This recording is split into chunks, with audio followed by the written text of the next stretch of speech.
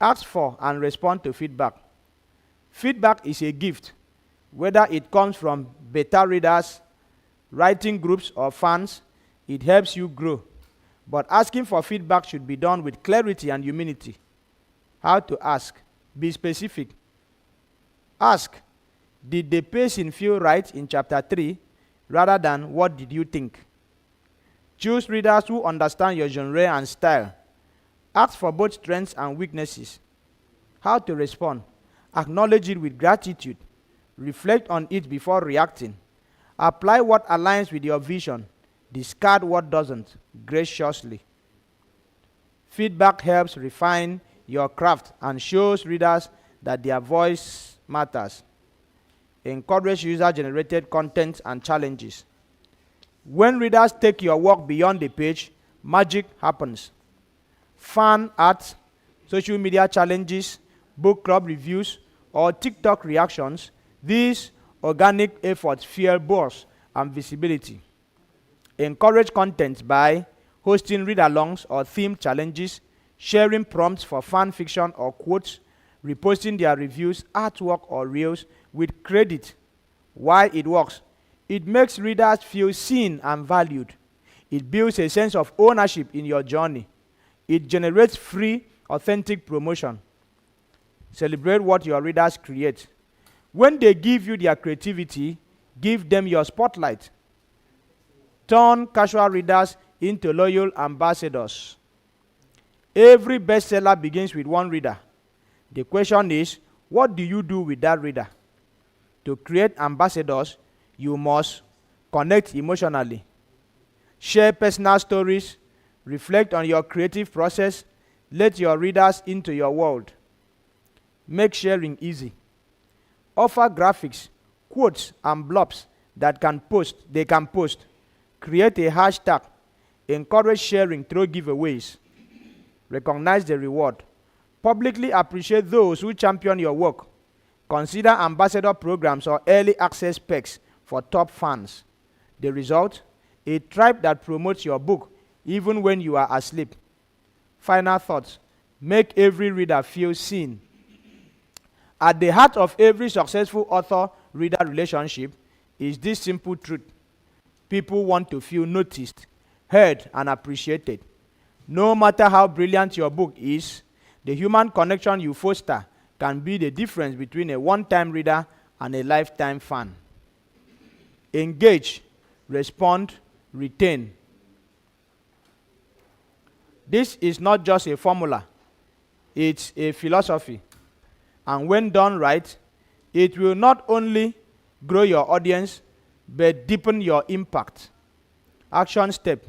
Make a weekly connection plan. Choose one day for social media interaction, one for newsletter updates, and one for feedback response. Small, consistent efforts build lasting relationships.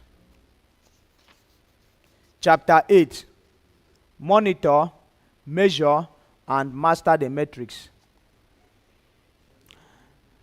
Peer-to-peer author support and tracking book launch progress. In today's ever-evolving publishing landscape, launching a book requires more than just writing a compelling manuscript. It demands strategic thinking, careful planning, consistent engagement, and above all, a data-driven approach. For authors, especially emerging ones, mastering the art of peer-to-peer crowdfunding while closely tracking launch progress can make the difference between a book that merely exists and one that thrives.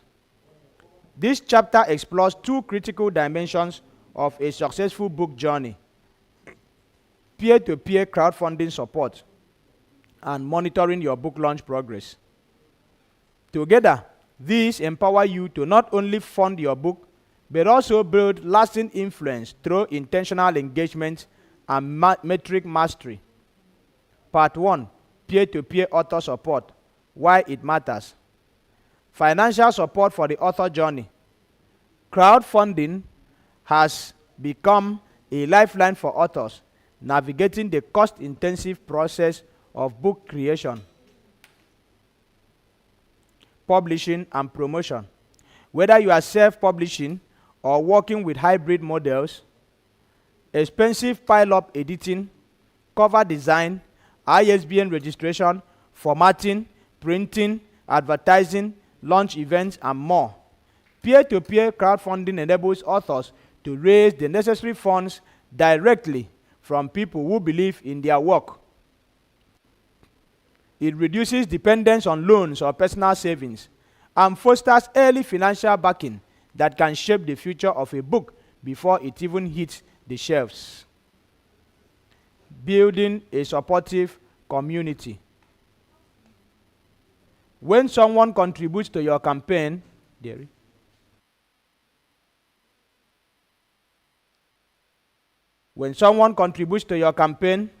they don't just invest money, they invest emotionally. Crowdfunding creates a community of readers, friends, and fellow writers who are personally invested in your success. These backers are more likely to promote your book, attend your events, give reviews, and encourage others to support you. This network becomes your first audience, your launch team, and your organic marketers. Over time, you cultivate a relationship with them built on trust and shared excitement for your message. 3. Validation and feedback mechanism. A successful crowdfunding campaign validates your message. It tells you there is interest, that your idea resonates, and that people are willing to pay for it. This feedback loop allows you to refine your pitch, adjust your manuscript, or rethink your branding. Through interactions with backers, you also gain clarity on what your readers want, the topics that draw attention, and the best way to position your message for maximum impact. Number 4, built-in marketing and visibility boost. Every crowdfunding campaign is a story waiting to be shared. When done right, your campaign becomes a powerful marketing tool that raises awareness and anticipation for your book. With social media promotion, email newsletters, teaser videos, live sessions, and referral incentives, you are not just asking for support, you are building momentum. Campaigns often get featured on platforms or within niche communities, offering exposure you may not achieve otherwise. The campaign itself becomes a journey your followers want to be part of. How to succeed with peer-to-peer funding, crowdfunding. To make the most of this opportunity, authors must be intentional and strategic. Set realistic and inspiring goals. Begin by setting, number 1, set realistic and inspiring goals. Begin by setting a clear, achievable funding target. Break down the cost involved: editing, cover design, printing, promotion, and share this openly. Transparency builds trust. Present your campaign in a compelling, heartfelt manner that shows both the value of the book and the impact of backing it. 2. Engage with backers regularly. Crowdfunding is not a one-time post or plea. It's an ongoing conversation. Send regular updates, express gratitude, share progress, and showcase your journey. Engaging backers makes them feel seen and appreciated. It also encourages them to continue supporting and promoting your campaign. Offer attractive and thoughtful rewards. Your reward tiers should reflect appreciation, not just transaction. Think beyond the book. Offer signed copies, behind-the-scenes access, video shout-outs, workshops, exclusive content, or a personalized thank you note. Rewards should excite your supporters and make them feel special. Promote relentlessly, but creatively. Don't wait for the crowd to find you. Reach out through every new available channel: social media, WhatsApp broadcast list, email newsletters, blog posts, and podcast interviews. Make videos, write updates, and celebrate milestones. Let your energy and passion attract more supporters. Popular crowdfunding platforms for authors. Here are some trusted platforms authors use to raise funds and connect with supporters. Kickstarter, well known for creative projects including books, offers a structured campaign with high visibility. Indiegogo, more flexible than Kickstarter, allowing multiple funding options and design freedom. Unbound, a dedicated platform for book crowdfunding, offering editorial and promotional support. Patreon, perfect for authors wanting ongoing support from fans through monthly subscriptions. Publisher combines crowdfunding with publishing support, ideal for pre-selling and gaining publisher attention. Litaco, literally Authors Cooperative Multipurpose Society of Nigeria, a Nigerian-based platform fostering community support and cooperative book funding among local authors.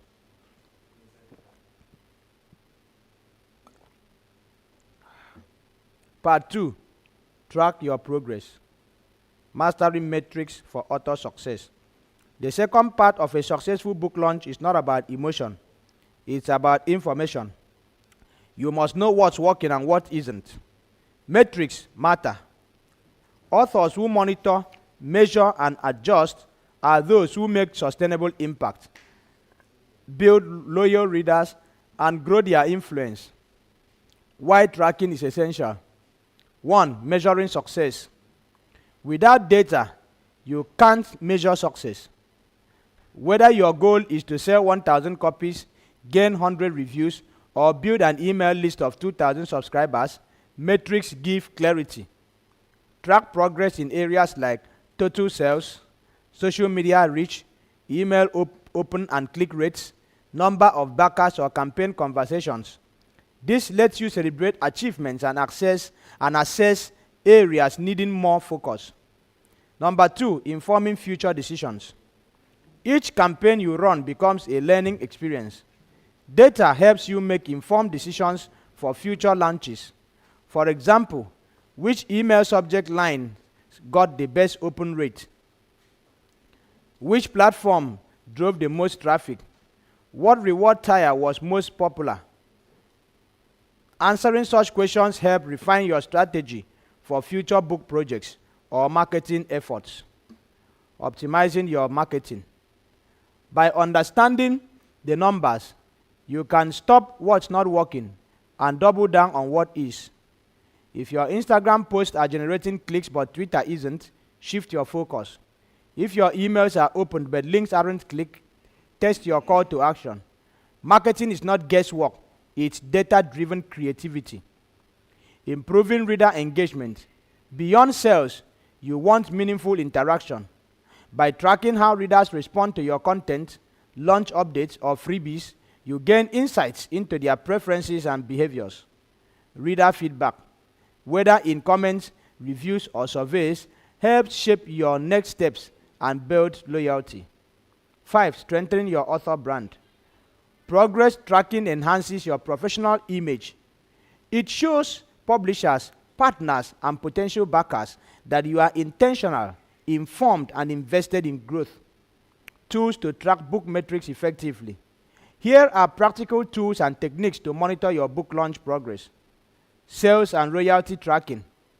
Amazon KDP reports. View unit sales, royalty earnings, and geographical data. Draft to digital or Ingram Spark. If you use multiple distribution platforms, track consolidated reports. Amazon Sales Rank. Monitor your book's category rank as a real-time indicator of visibility. Audience and engagement tools. Google Analytics. Track traffic to your author website or campaign page. Book funnel. Measure downloads, reader engagement, and email conversions.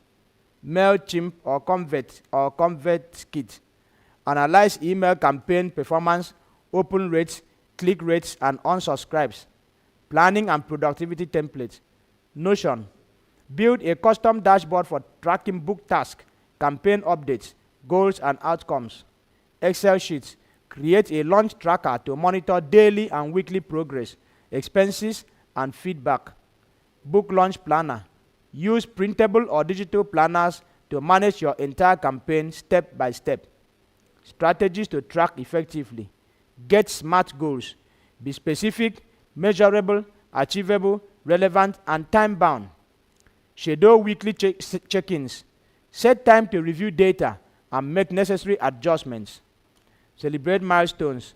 Acknowledge achievements. Example, 100 sales, 50 reviews, and share them with your audience. Track reader feedback. Pay attention to reviews, survey responses, and informal feedback to improve the reading experience. Stay flexible. Be open to pivoting if something isn't working. Adaptability is a powerful advantage. Final thoughts. A great book launch is never accidental. It's the result of smart preparation, active engagement, and deliberate evaluation. Peer-to-peer crowdfunding offers financial empowerment and relationship building, while tracking your progress ensures that every effort is aligned with your long-term goals. As an author, your voice may be unique, but your strategy should be intentional. Monitor your campaign, measure your progress, and master your metrics. This is how you build not just a book, but a brand, a movement, and a legacy. Let numbers guide your creativity. Let people fuel your passion, and let progress be your proof. Chapter 9. Post-launch power moves. Sustaining the buzz after your book launch. The launch of your book may feel like the grand finale, but in truth, it's only the beginning. While the pre-launch and launch phases build anticipation and ignite initial sales, the post-launch period determines whether your book will fizzle out or flourish. This crucial phase involves strategic, sustained efforts to ensure your book keeps reaching new readers, remains relevant, and continues generating income long after the launch buzz fades. In this chapter, we explore essential post-launch activities every author should embrace, from ongoing marketing to reader engagement and performance tracking. These activities serve one ultimate purpose: longevity. Whether you are a first-time author or an experienced writer, mastering the post-launch phase can turn your book from a momentary success into a lasting achievement. 1. Ongoing marketing efforts. Don't go silent. It's tempting to relax once your book is published, but going quiet after launch is a costly mistake. Ongoing marketing keeps the momentum alive and ensures that your book remains visible in a competitive market. Social media campaigns. Post-launch is the perfect time to deepen your connection with your audience. Don't just announce that your book is out. Tell stories around it. Share snippets, quotes, behind-the-scenes moments, or reviews from early readers. Create countdowns for related promotions or discounts. Use hashtags specific to your genre and run themed content series that align with your book's message or plot. If possible, consider running paid ad campaigns to reach new audiences. Email marketing. Your mailing list is gold.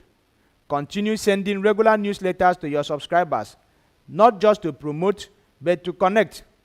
Offer them value, writing tips, inspiration, updates on your next book, or personal reflections. Use the power of storytelling to remind your readers why your book matters. Include call to action that prompt them to leave a review. Share your book or recommend it to friends. C. Book blog tours. Book blog tours are still relevant in today's digital age. A virtual tour allows you to feature on several book blogs over a period, providing interviews, guest posts, and book spotlights. These blogs already have established audiences interested in your genre, making them a strategic platform for visibility. Consider hiring a blog tour coordinator if you are not sure where to begin. reviews and endorsements fuel for long-term credibility. Positive reviews and endorsements are like digital word of mouth. They build trust and influence new readers. Request reviews. Don't be shy to ask. Politely encourage your readers, especially those who have expressed appreciation, to leave a review on platforms like Amazon, Goodreads, and BookBub. These reviews influence future buyers and often play a role in how platforms rank your book. Create a simple review guide or checklist to help readers know what to say. Offer incentives for reviews, such as entry into a giveaway, as long as you are not paying for the review or requiring it to be positive. B. Seek endorsements. If you didn't get endorsements before launch, it's not too late. Reach out to authors in your niche, industry experts, thought leaders, or media personalities. A positive mention or testimonial from a respected voice can significantly boost your book's credibility and expand its reach. Feature these endorsements on your website, social media pages, or in future editions of your book. Content creation. Keep the conversation going. Creating fresh content related to your book helps you stay relevant and gives your audience more reason to stay connected. Behind the scenes content. Let readers in on your journey. What inspired the book? What challenges you faced? How you developed your characters or research and lessons you learned. Readers love authenticity. It helps them feel emotionally invested and often compels them to share your work with others. B. Short stories or bonus content. Consider offering short stories, bonus chapters, deleted scenes, or downloadable worksheets related to your book. This adds value and gives readers a reason to stay engaged beyond the main text. You can offer this content exclusively to your email subscribers or use it to incentivize book purchases. C. Author interviews. Get featured on podcasts, YouTube channels, Instagram Lives, Twitter Spaces, or online interviews. The goal here is not only to talk about your book, but to talk about the message behind the book. Connect your personal experiences or professional expertise to broader conversations within your niche or industry. 4. Community engagement. Turn readers into loyal fans. Publishing a book is not just about selling copies. It's about building a community. The authors who succeed long-term are those who treat their readers as collaborators, not consumers. A. Reader engagement. Respond to reader messages, comments, emails, and reviews. A simple thank you or thoughtful reply makes a huge impact. Host regular Q&A sessions, reader polls, or ask readers to share photos of your book. Feature some of them in your stories or newsletters. This not only makes readers feel seen, but also encourages others to join the conversation. Online communities. Join forums, Facebook groups, Reddit communities, or WhatsApp groups related to your genre or topic. Share insights, recommend books, not just yours, and contribute meaningfully to discussions. When people see you as a valuable voice, they will naturally become curious about your work. Just avoid hard selling in these spaces. Authenticity is key. Live events. C. Live events. Post-launch is a great time to schedule live book readings, signings, webinars, or panel discussions. These can be done physically or virtually. You could also create a book club edition and offer to appear in virtual book club meetings. Interacting with readers face-to-face or screen-to-screen personalizes your brand and leaves a lasting impression. Analytics and optimization. Measure, adjust, repeat. All your efforts should be backed by data. Monitoring what's working and what's not allows you to adjust quickly and avoid wasting time or resources. Track sales and analytics. Use platforms like Amazon KDP reports, BookFunnel, Google Analytics, or email campaign tools like MailChimp to monitor sales, website traffic, open rates, and click-throughs. On social media, pay attention to engagement rates and follower growth. Which posts are driving the most interaction? What kind of subject lines get more people opening your emails? What platforms are giving you the best returns? These insights are gold. Adjust marketing strategies. B. Based on your analysis, tweak your strategies. If Instagram is bringing more clicks than Facebook, invest more there. If your email subject lines with questions perform better than those with quotes, use that knowledge moving forward. Experiment with new approaches. A/B, test your content and continuously refine your message. Bonus tips for long-term impact. Here are a few more strategies to maximize your post-launch impact. 1. Repurpose content. Turn your book into blog posts, tweet threads, Instagram carousels, or video snippets. One chapter can generate weeks of content if repurposed creatively. 2. Pitch to the media. Send press releases or pitch articles to newspapers, magazines, and online publications. Position your book as timely and relevant. Tie it into current trends or discussions and that matter to your audience. 3. Launch seasonal or thematic campaigns. Use seasons, holidays, or international days like World Book Day, Mental Health Day, etc. to run special promotions that align with your book theme.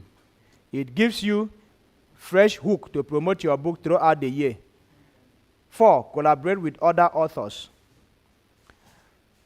Partner with fellow authors to cross-promote books. You could run joint giveaways, bundle offers, or co-host events. This expands your reach to new readers who already love books. Conclusion: the journey doesn't end, it evolves. Launching your book is only one milestone in the life of an author. The true reward comes from building something that lives beyond the initial excitement: a loyal community, consistent sales, and long-term influence. Post-launch activities require intentionality, persistence, and creativity, but the results are well worth it. Think of your book not as a finished product, but as a seed. Water it regularly with engaging content, nurture it with community, expose it to light through marketing, and prune it through feedback. In due time, it grows beyond you, touching lives, crossing borders, and standing as a lasting testament to your voice. So don't stop once you publish. Keep showing up, keep speaking, keep promoting. The world needs your words. Chapter 10. Author Support Systems. The Literary Authors Cooperative Multipurpose Society of Nigeria. Creating a movement, not just a message. Every author needs more than a pen and a laptop. In today's competitive publishing world, the power of collective effort cannot be emphasized. No writer is truly self-made. We all need others to grow, thrive, and succeed. We all need others. The Literary Authors Cooperative Multipurpose Society of Nigeria LITACO exists for this very reason, to create a strong network of writers who lift one another, not just with words, but with resources, strategy, and mutual support. Since its registration in 2018 with the Lagos State Government, registration number LSCS 16557, LITACO has become a movement, a community built on shared values, vision, and victories, what it is and why it matters. The Literary Authors Cooperative Multipurpose Society of Nigeria is a legally recognized society designed to support Nigerian authors by providing financial aid, marketing collaboration, publishing education, and long-term entrepreneurial growth. Litaco matters because it bridges the gap between writing passion and publishing success. For many authors, especially new and independent writers, the journey from manuscript to market can feel lonely and overwhelming. This cooperative introduces a support system that empowers writers, reduces the financial burden of publishing, and fosters accountability through a thriving network of like-minded authors. With over 100 committed members, Litaco isn't just a society. It's a platform for collective achievement and a family of determined creatives transforming Nigeria's literary landscape. Membership and participation. To become a recognized member of the cooperative, you need to complete a simple registration process. You pay a membership registration fee, one-time full payment, or payment in installments. And once your payment is completed, you are officially added to the VIP members group, which gives you access to premium benefits, cooperative savings, and author-focused opportunities. Monthly contributions. Active members are required to make a compulsory monthly savings. This saving earns a 10% annual interest and contributes to a pool used to support members' publishing projects. Dividends are distributed every 6 months. Please note, as a legally registered cooperative, Litaco's activities are monitored by the Lagos State Cooperative Office, and failure to meet their financial commitments leads to removal from the VIP group and loss of active status. Benefits of joining the the Cooperative Society, Litaco. The benefit of joining Litaco go far beyond financial support. Here is what you stand to gain. 1. A Joe book project support. Members support one another financially, especially during book launches, whether through Adopt a Reader campaigns or bulk book purchases, e-books or print. The cooperative ensures no author works alone. This author-to-author support model helps you launch your books with confidence, knowing your community is behind you. Access to 100 copies sold a day award groups. This special initiative celebrates and motivates high-performing authors. It also provides mentorship and strategy for members who have successfully sold large volumes in record time. Monthly savings with interest. The compulsory savings each month earns you 10% interest per year, and this helps you grow personal capital while contributing to the cooperative's pool of resources. You receive dividend payout twice yearly, and financial assistance for authorship projects. Through pooled savings, the society supports authors with funding for editing, printing, marketing, and distribution. It's a sustainable model where contribution today becomes your blessing tomorrow. Book publishing, promotion, and marketing support. Members are taken from manuscript to market. Whether you are self-publishing or seeking traditional routes, Litaco provides guidance and practical support to publish, promote, and profit from your books. 6. International publishing opportunities. Litaco exposes members to global publishing deals and platforms. This includes connections with international publishers, publishing grants, and cross-border promotion. Promoting reading culture. Litaco champions literacy and reading advocacy through school visits, community reading clubs, author tours, and campaigns to place books in libraries and homes. Building author brands and entrepreneurs. Litaco helps members develop unique author brands and embrace entrepreneurship. From branding strategies to monetization techniques, Litaco equips authors to learn consistently from their books. 9. Anti-piracy advocacy. Litaco engaged key publishing stakeholders to create awareness and implement actions to fight piracy, ensuring authors retain the rights and profit of their hard work. 10. Professional trainings and capacity buildings. Workshops cover Amazon publishing, email marketing, blogging, book promotion, and digital sales. These sessions equip members with the skills needed to compete on a global stage. 11. International consultation. Get one-on-one access to experienced consultants for tailored book marketing advice. Sponsorship and grant support.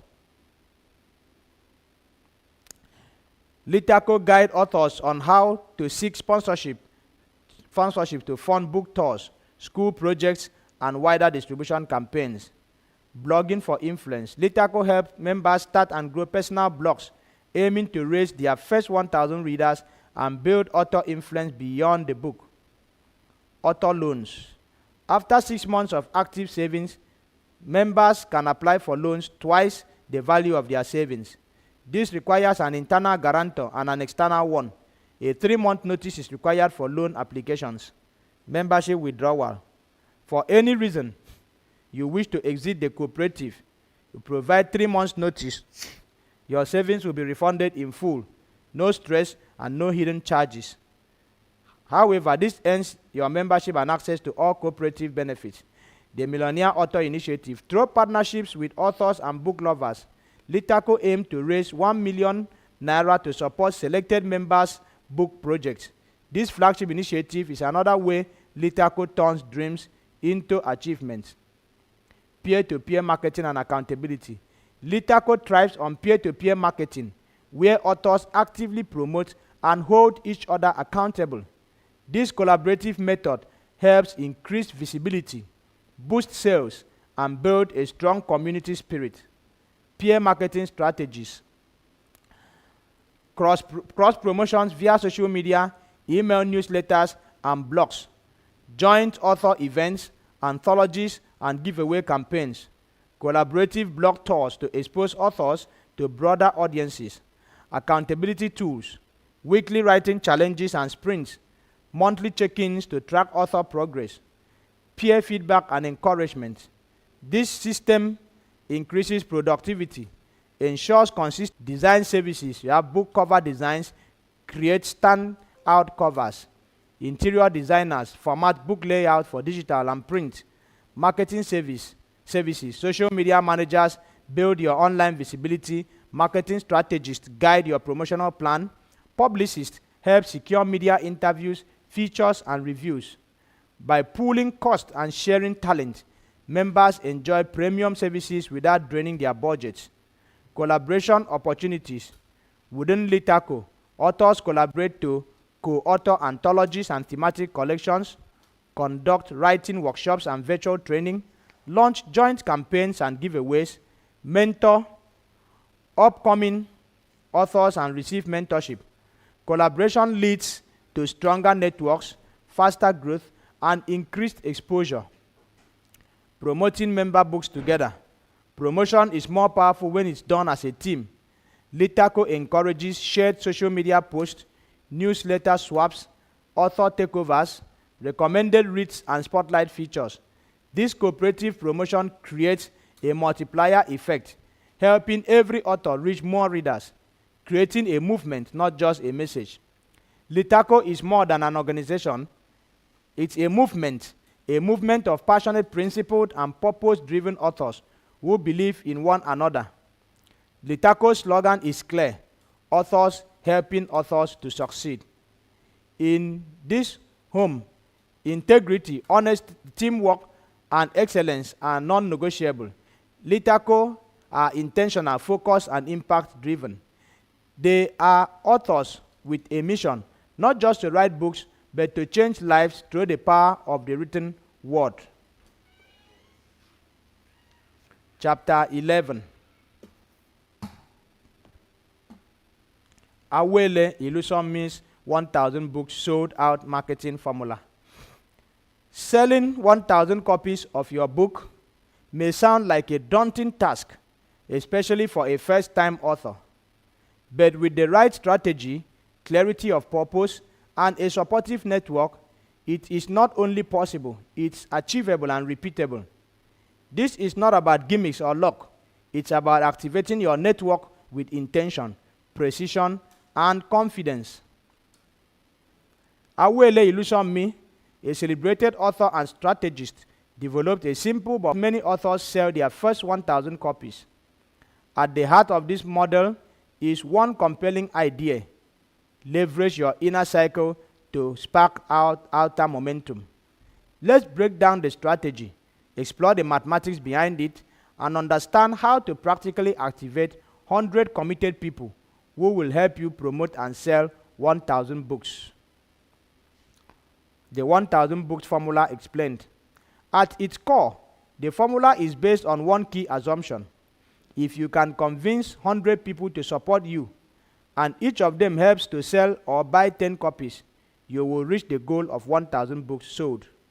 The formula: 100 people times 10 books equals to 1,000 books sold.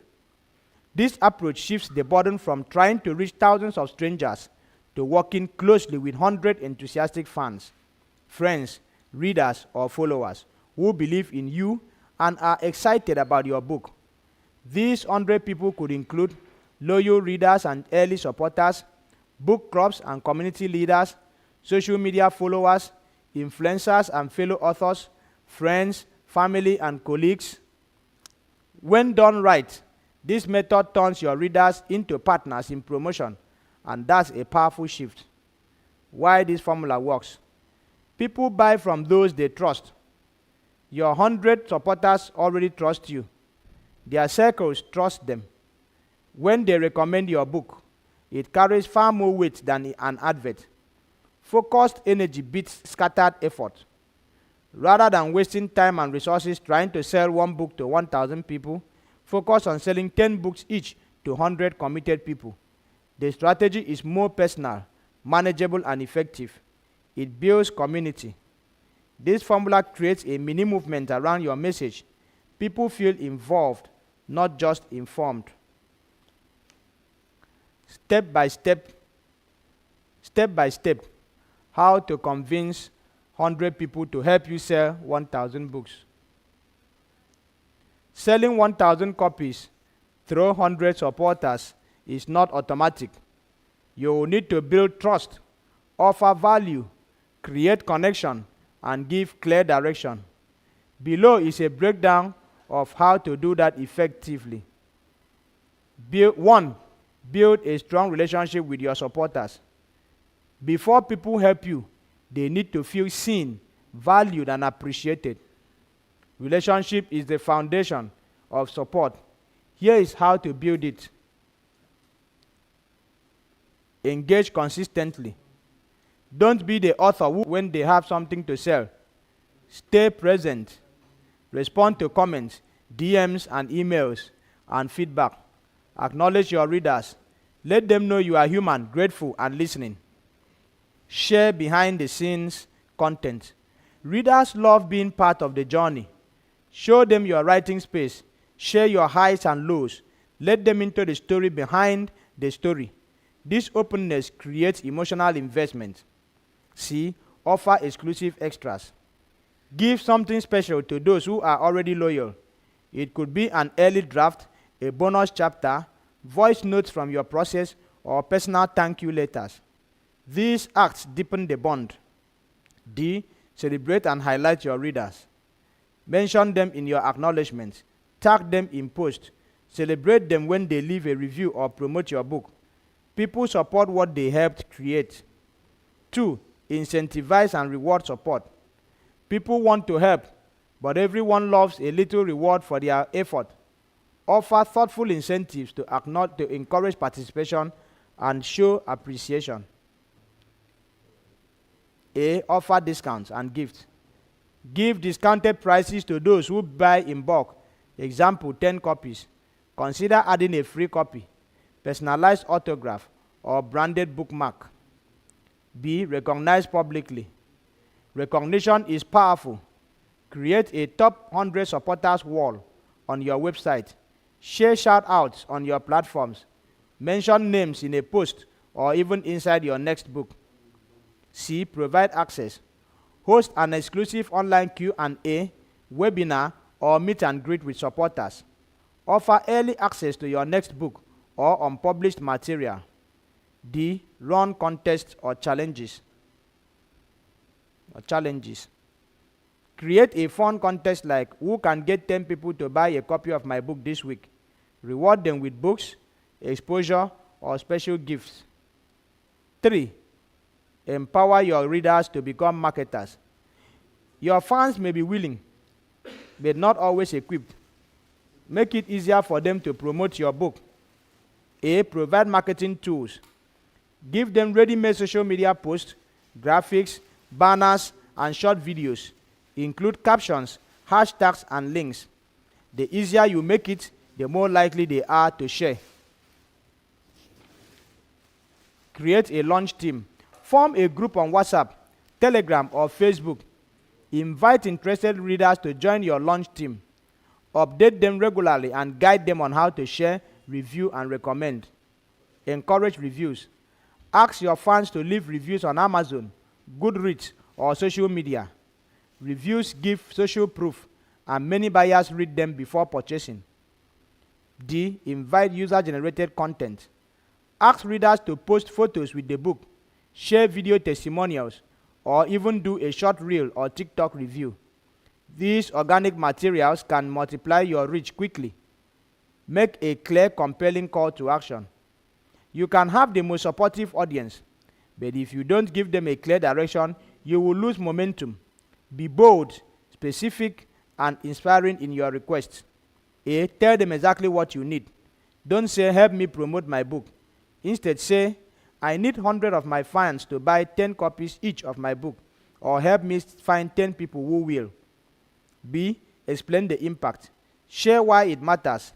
Let them know they are helping to fund your next project. Open doors for your message and place your book in the hands of people who need it. C. Provide step-by-step instructions. Tell them where to buy, how to pay, what to say, and where to post. Don't leave them guessing. Example. Step 1. Order 10 copies at www.myauthorsite.com. Step 2. Share this flyer with your circle. Step 3. Send me the names of the 10 people you gifted. Step 4. I'll send you a signed thank you note and bonus story. 5. Develop a support tracker. Create a simple spreadsheet of who is helping and how many books they've sold or helped distribute. This helps you stay organized, measure progress, and follow up. Include columns like name of supporter, contact info, number of copies purchased, date of purchase, bonus incentive sent, referrals made.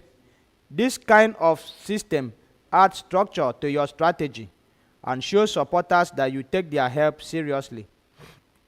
Multiply the momentum. Once you've built your 100-person base, keep nurturing the momentum. Turn supporters into ambassadors. Ask for referrals. Encourage each supporter to recommend others who can buy or help. Referrals work faster when they come from people already in your camp. B. Expand your institutions. Encourage your fans to present your book to their local schools, book clubs, churches, companies, or libraries. One connection can lead to bulk orders. Celebrate your milestones publicly. When you cross 200, 500, or 1,000 books sold, announce it. Tag those who helped. Create buzz. This social proof brings more people on board. Conclusion: the mindset behind the formula. The 1,000 book formula is more than just maths. It's a mindset, a way of seeing your book not as a one-time event, but as a movement. You are not just an author. You are a messenger, a community builder, and a brand. When you focus on people, not just numbers, you will find that one loyal supporter is worth more than 1,000 indifferent strangers. And when you treat your supporters as partners, they will not only help you sell books, they will help you build a legacy. This is the power of Awele Ilusomi's marketing strategy: intentionality and community. Intentionality, community, and clarity. So start today. Identify your 100, empower them, reward them, and together you will sell your first 1,000 books with joy, purpose, and momentum. Chapter 12, your book launch team. From planning to promotion, building the right tribe for your book. Launching a book is like launching a rocket. It requires preparation, support, coordination, and most importantly, a powerful team. Behind every successful author is not just a good manuscript, but also a solid support system that champions the book from behind the scenes. One of the most effective tools in an author's launch arsenal is the book launch team. What is a book launch team? A book launch team, also known as a street team or launch squad, is a carefully selected group of enthusiastic readers, fans, and supporters who will help you create awareness, generate buzz, and spread the word about your new book. This team acts as your frontline promoters before, during, and shortly after the book launch. Their mission is simple: help your book succeed. Who makes up a book launch team? A well-rounded book launch team can include various roles, each bringing unique value to the success of your launch. Beta readers. These are early readers who get access to your manuscript before it's published. They offer honest feedback on clarity, tone, content, and flow. Their insights can help you fine-tune your work and correct errors before the book goes public. Street team. Members of this group are your ground-level promoters. They use social media, WhatsApp groups, book forums, and online communities to spread the word about your book. They post graphics, reviews, quotes, and links, creating valuable organic publicity. Advanced Reader Team, ARCs. These are readers who receive an early copy of your book, either in digital or print format, in exchange for an honest review.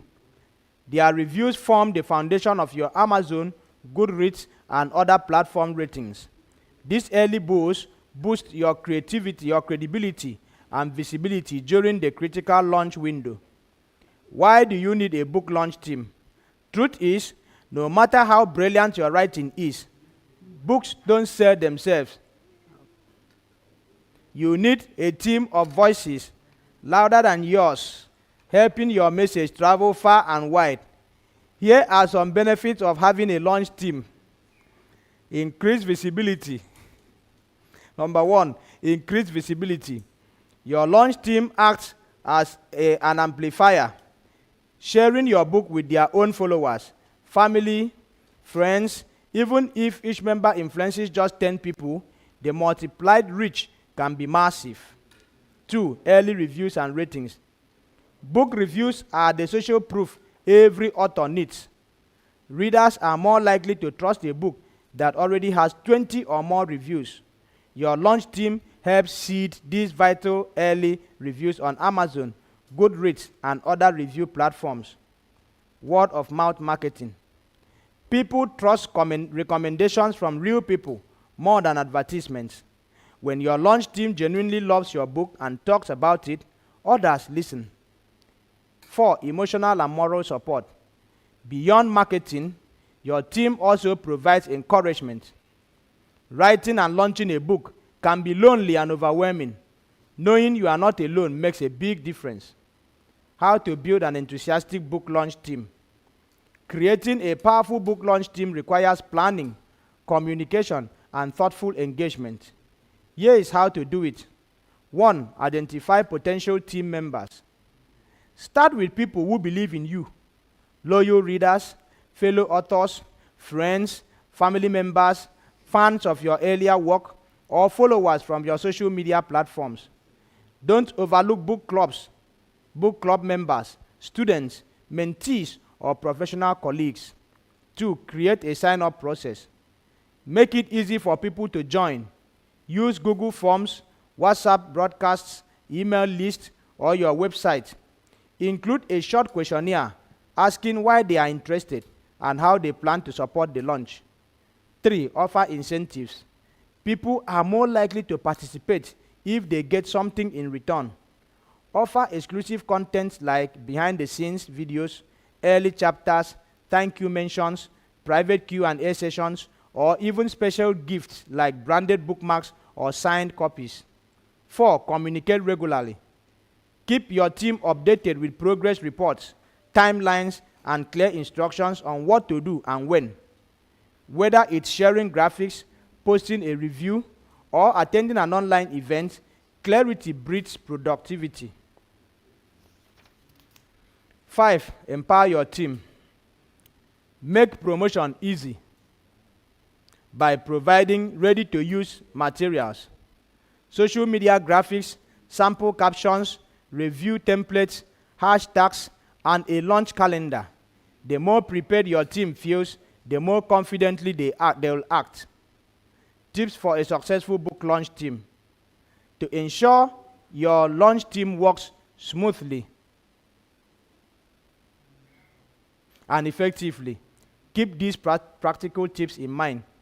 1. Define roles and expectations clearly. From the beginning, let your team know how to promote your book. Create a launch toolkit with banners, images, one-liner pitches, links to pre-order or purchase, and relevant hashtags. The easier you make it, the better results you will get. Recognize and appreciate your team. Recognize and appreciate your team. Gratitude goes a long way. Mention them publicly. Send personal thank you notes. Host a small Zoom appreciation session, or offer a discount on future products.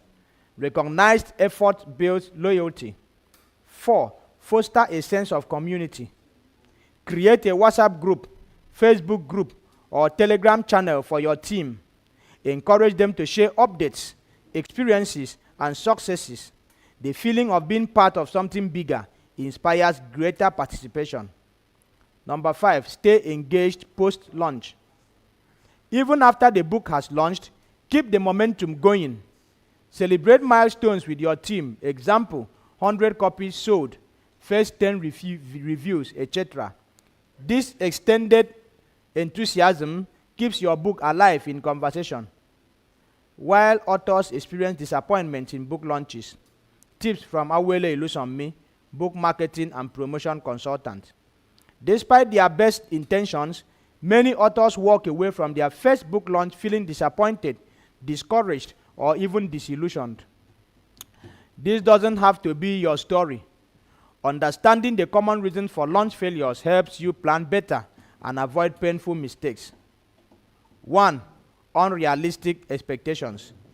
Expecting to sell thousands of copies within a week or make it to bestseller list overnight sets authors up for heartbreaks. Successful launches are built on strategy, not wishful thinking. 2. Poor marketing strategy.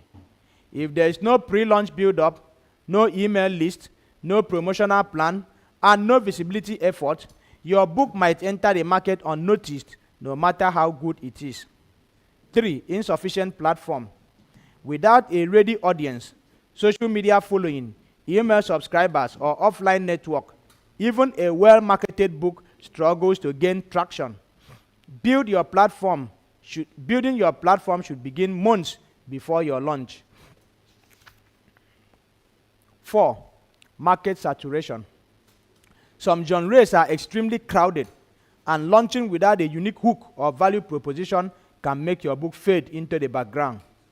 5. Low quality book production. Poor editing, formatting, or design can instantly discredit your work. First impressions matter, and readers are quick to abandon poorly presented books. 6. Weak book description. If your book blurb doesn't grab attention within the first few lines, potential buyers won't click buy now. Your book description is your online salesperson. Make it work. 7. Lack of reviews. Books with few or no reviews lack social proof. Readers may hesitate to buy, assuming the book isn't popular or worth their time. 8. Bad timing. Launching during major holidays, exam periods, or political crises can drown your book in noise. Strategic timing helps you stand out. Limited distribution. If your book is not easily accessible online or in key bookshops, you lose potential sales. Distribution strategy must go hand in hand with marketing. Number 10, author mindset issues. Fear of self-promotion.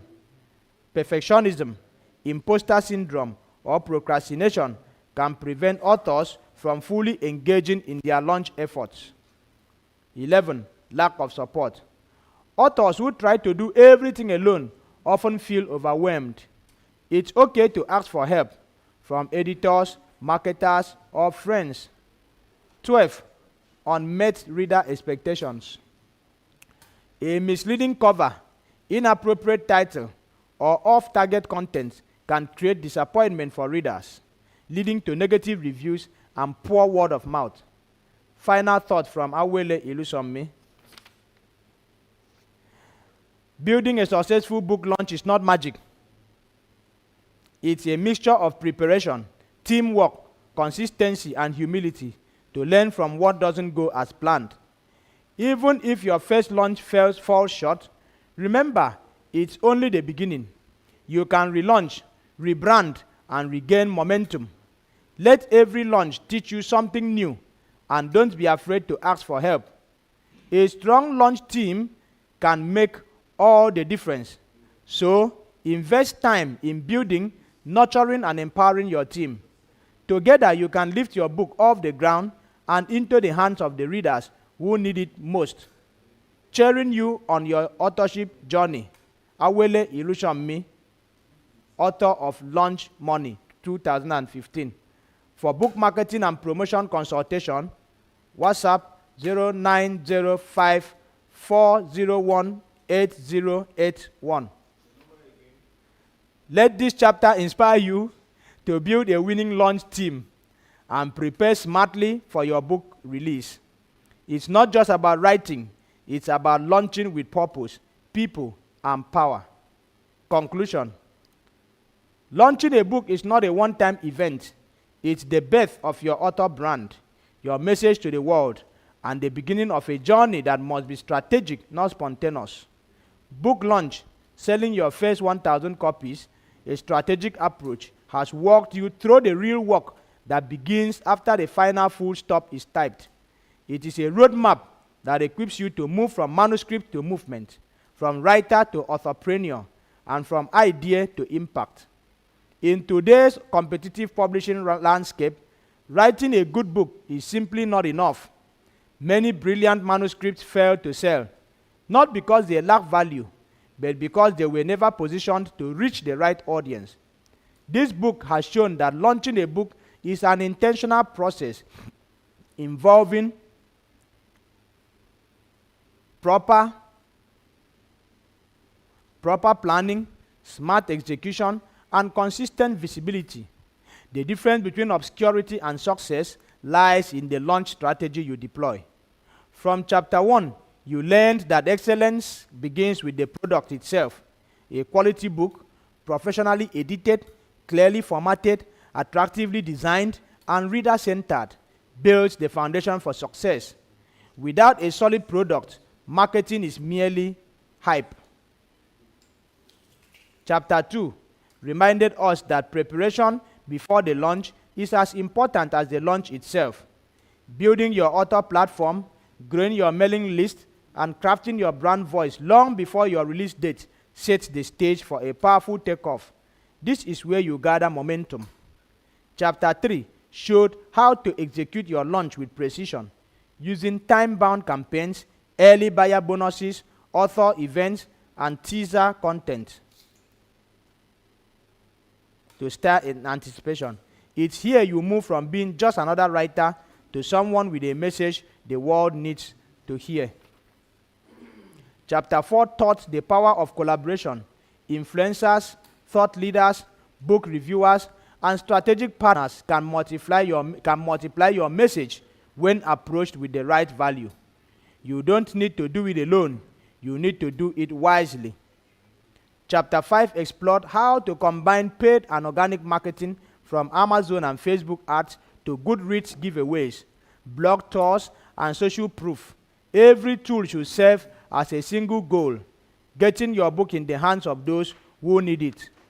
Chapter 6 highlighted your strongest marketing asset, your network, friends, family, readers, and fellow authors can become your unofficial sales team. Mobilize them through referrals, cross-promotions, and community outreach. Mobilizing them through referrals, cross-promotions, and community outreach gives your book a human touch no advert can replicate. Chapter 7 focused on nurturing relationships. Selling is just the beginning. Retaining readers and transforming them into brand ambassadors is where legacy is built. Every reply, newsletter, thank you message, and online conversation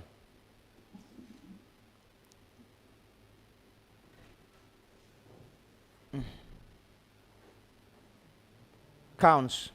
Chapter 8 helped you master the metrics that matter. Data is not just numbers. It is the story of your progress. It tells you where to improve, what to amplify, and when to pivot. Chapter 9 reminded you to stay consistent after the excitement dies down. The true mark of success is not in a strong start, but in sustained action. Keep showing up. Keep refining your message. Keep marketing your book like it's new. And in chapter 10, you discover that you are not alone. The Literary Authors Cooperative Multipurpose Society of Nigeria, LITACO, is a support system for authors who want to grow beyond individual effort. It offers peer accountability, shared resources, joint promotions, and the opportunity to create collective impact. Now, here's what truly matters. Your first 1,000 copies are more than sales. They are proof of belief. Your belief in your voice, your message, your purpose. They are not the end goal, but the opening chapter of a greater narrative. With every book sold, you are building visibility. With every reader gained, you are earning trust. With every review, referral, or repost, you are turning readers into raving fans. This is the journey of the authorpreneur. Part writer, part marketer, part leader. You are not just launching a book, you are launching a brand. You are creating a platform for influence, income, and impact.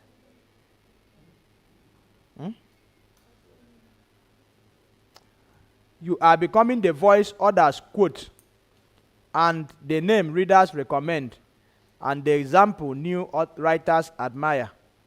Let this book remain your guide, a strategic map you can revisit at every stage of your writing career. Whether this is your first launch or your fifth, the principles remain the same: clarity, consistency, creativity, and community.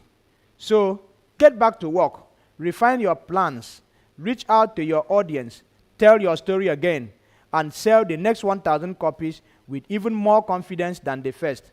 The journey has only just begun. Launch your book, launch your brand, launch your legacy. The end.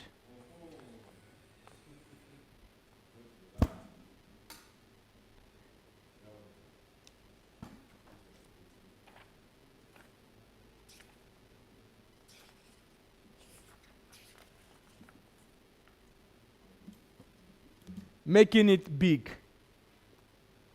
Lessons from a Life in Business by Femi Otedola. Introduction. On 18 December 1958, in North London's St. Pancras Borough, a modest wedding ceremony took place between two unlikely lovebirds. One was an introvert, the other an extrovert. One a journalist, the other a caterer. The wedding between Michael Obolade Otedola and Christiana Adedoja Onakomaya was attended by a few family members and followed by a modest reception and lunch.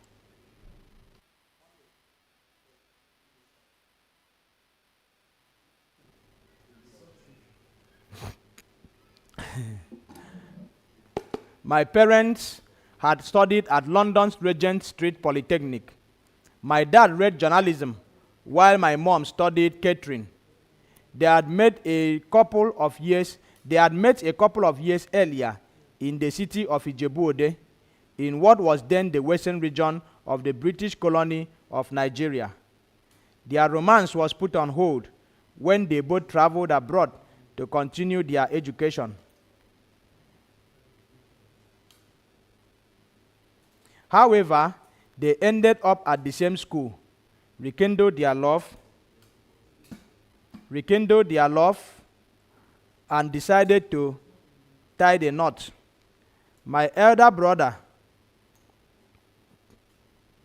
Ayo, was born in London in 1959, a year before Nigeria's independence from British colonial rule. My dad, who had joined the Western Region Public Service as an information officer in 1953, later working with the sage of Nigerian politics, Chief Obafemi Awolowo, as a press secretary, returned to Nigeria that year to continue his career in the city of Ibadan. He edited the Western Nigeria Illustrated before joining the Western Nigeria Broadcasting Corporation, WNBC, the first television station in tropical Africa, as its PR manager. Mom wanted to further her studies, but sacrificed that for the family. They returned to Nigeria on 15 August 1959, Assumption Day, a major feast in the Roman Catholic Church. By this time, Mom had converted to Catholicism. I was born on 4th November 1962 in a paternity home in the Jericho neighborhood of Ibadan, capital of the Western region in those days. My mom teased me to this day that I am an Amala boy because I was born in the city that is home to the popular Yoruba staple of smooth yam flour paste. We moved from the Bodija housing estate to Lagos, the capital of the newly independent country, 2 years later. The Bodija housing estate was the first housing estate in Nigeria, built in 1959, when the regional government decided to increase the number of modern houses available in the city. It was built on 400 acres of land in the area known as Bodija. Mom got a job as catering manager at the University of Lagos, which had been recently founded in Akoka, a neighborhood in the Yaba suburb, often regarded as the heartbeat of Lagos mainland. Yaba is one of the most popular suburbs located in the Lagos mainland local government area. The students loved Mom. They called her Madam Efficiency because of the quality of her service and her warm relationship with them. My parents enrolled me at the University of Lagos Staff School in 1968, and at the age of 6, Kola Abiola, the first son of Chief Moshood Abiola, the future business magnate and presidential campaign candidate, who was at the time an accountant, sat beside me in class. But there was something about academia and me. We were not compatible. I finished primary school in 1974 because I repeated a class. Even when I was allowed to pass, I consistently anchored the bottom rungs of our end-of-term examination results. My interests were definitely not in academia. I proceeded to Methodist Boys High School on Broad Street, Lagos, for my secondary education. The school had been founded almost 100 years earlier, in 1879. Alumni include grand names in Nigerian history: Benjamin Nnamdi Azikiwe, Mobolaji Johnson, Olaro Timi, Fola Adeola, Olusegun Osoba, and Ezekiah Oladipo Davis. When I joined the students' body in 1974, the principal was D.A. Famoroti, who had taken up the post in 1963 and would leave in 1980. I started from Form 1 at age 12 and was there for 3 years. In 1977, I was packed off to finish my secondary school at Olivet Baptist High School, a boarding school founded by Southern Baptist missionaries in 1945. Its 4 houses, Atanda, Adetayo, Lockett, and Pinnock, were named for Baptist preachers. During the time I was there, my principal was Chief S.O. Omitade and Chief J.I. Popula. My parents' thinking was that all my siblings were boarders, and they seemed to be doing well. They thought this change would help turn around my attitude towards academia, but nothing changed.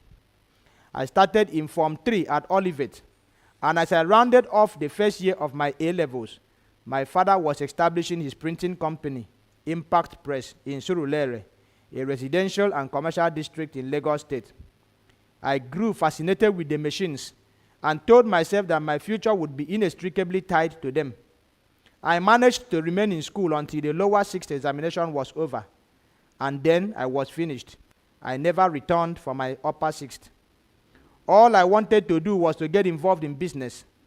My father kept watch over me and drew me close. My sister taught me shorthand. I knew how to type and began typing letters for my father. I prepared all his business correspondence. I was fascinated by the way printing machines treat paper. The white paper is placed on one end, and the ink and plates are fixed, and printed material comes out of the other end. It was captivating. Despite the protests and tears of my mother, who could not accept that I wouldn't be returning to school, I started working full-time for my father's printing operation at that point. I became the managing director there in 1987, around the time I turned 25.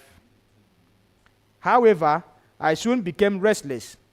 I had immersed myself in all aspects of the business and learned the ropes at my dad's right hand. I certainly enjoyed the job more than grappling with the Pythagoras theorem and struggling through homework at Olivet. As time went by, though, I also thought it was time for a measure of independence from my dad. I still wanted to work for him. I really enjoyed hearing the rumbling of machines and savoring the smell of freshly printed material. But I also wanted to do things differently. I told him I wanted to become a sales consultant for the press, and he agreed. He said he would pay me a commission of 10 to 15% on any work I brought in. That was a significant break for me. I invested my money in buying cars for sales and marketing outreach, and moved on to the next phase in my nascent professional life. I was bringing in jobs from big companies and almost all the big advertising agencies, as well as calendars and diaries. We could hardly keep up with the demand. Our unique selling point was quality, thanks to the state-of-the-art machines we owned. We were also always on time with job delivery. We were engaged in healthy competition with Academy Press, a company located in the Ilupeju area of Lagos. I served as my dad's sales executive up until 1991, when he started his Lagos State gubernatorial campaign. It was a run for office, ultimately successful, that I had initiated. In November 1993, my dad became former governor, as the military took the reins of power in an ongoing political crisis following the annulment of June presidential elections won by my former classmate's father, Chief Abiola. After things calmed down, I set up my own business in 1994 with working capital of 10 million. Named Center Force Limited, my company gave out short loans to small businesses and individuals. It was a loosely run makeshift operation, to be sure, but it earned me my first ₦1 million as an entrepreneur. Center Force was also an investment company. People would bring in ideas, and we would look at them, and we would then agree to invest in some. It was not too big, but things were clicking. I had a lot of money in the bank and was living off the interest. On top of that, I am naturally a very contented person, so all was right in my world. I indulged in clubbing at night and sleeping during the day. I went out partying one Friday night in 1997 and came back at 5 a.m. My wife, Nana, was upset. I had just bought a new Mercedes-Benz and could not resist going out again on Saturday to show off the car. I came back on Sunday, Central Business District of Lagos. It did well, and she established 3 additional branches in Lagos, 2 on Victoria Island, and 1 in the wealthy Lekki neighborhood. The startup loan was dutifully repaid. At the time of our wedding 7 years earlier, Nana and I did not know we would both end up entrepreneurs. I was my dad's personal assistant, and she was the assistant's wife. But we both longed for something more, and we had the drive and determination to make it so. Even though I was making money from Center Force, I did not find it challenging, and was soon looking for something else to do. That was how I came up with the idea of Xenon Petroleum and Gas, which was registered on 10 March 1999, and was where I made my first $1 million the following year. It was also where I made my first $1 billion 4 years later. In 2009, Forbes valued the company at $1.2 billion US, and it was valued at $1.8 billion US in 2016. I would also buy African Petroleum, the successor company to the Nigerian branch of British Petroleum. BP's downstream assets in Nigeria had been consolidated and renamed in 1999 as part of the country's Nigerianization policy. I rebranded it to Fort Oil. I would eventually sell my stake for a handsome sum years later. I also went into the power sector by buying Geregu Power PLC, an electricity generation company. It has been quite a journey for me, from my little adventure as a kid, charging my parents' guests to cut their nails, to leaving school, becoming an apprentice in my father's print shop, and ultimately setting up the businesses that have made me a multi-billionaire. My children, Tolani, born 21 April 1986, DJ Kopi, Ifeola, 11 November 1992, Temi, 20th March 1996, and Fewa, 2nd June 2000, have all followed their own paths. I have always encouraged them to pursue what will give them fulfillment in life. They are free to express themselves, to be whatever they want to be. Society typically builds a mold that it expects people to fit into. Only God knows how many people would have been happier and felt more whole in life if they had been allowed to follow their hearts and minds. Whatever I have been and whatever I may become, I look back and say, thank God I did not fit into the mold. Thank God I chose my path, and with encouragement from my dad, I stayed the course. This is the story of my life. Section 1. In the beginning. Cutting my teeth, finding my feet, putting my best foot forward. Lesson 1. Start small, keep dreaming. One weekend in 1973, my father's bus strolled into our living room on Victoria Island's Festival Road in Lagos.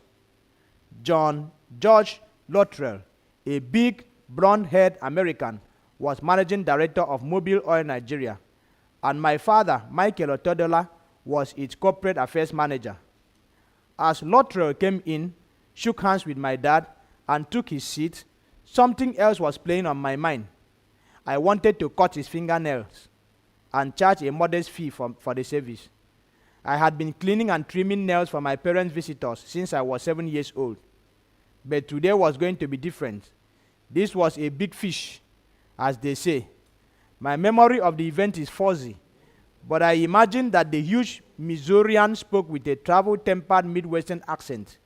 He hosted Christmas and Boxing Day parties for the company's employees at his home in the opulent Ikoyi neighborhood of Lagos. He would go on to become Mobil's youngest MD and run the company's operation in places as varied as Libya, Nigeria, and the UK, retiring as Vice President of Worldwide Exploration and Production. And here I was, an 11-year-old who wanted to give his dad's boss a manicure and pedicure. I was prepared. I had a nice set of clippers and an invoice and receipt book that I had started using with my bemused customers. I was shy but confident, self-assured enough to sell my services to anyone who entered my turf, but reserved enough to know the line that separated cute from intrusive. I did not hesitate to ask my father's big boss if I could cut his nails for a modest fee. Perhaps he was just being kind to me, or maybe he genuinely wanted to have his nails cut that weekend. I would never know. He stretched out his hands, and I started the job. He then stretched out his legs, and I completed the job.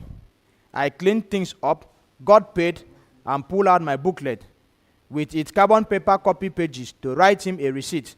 I cannot remember the exact sum, but I think it was 20 kobo, about 13 cents. That was the beginning of my entrepreneurial voyage.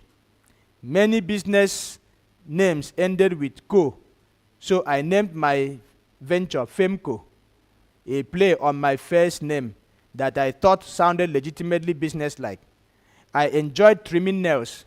It was fun, and as icing on the cake, I was getting paid for it.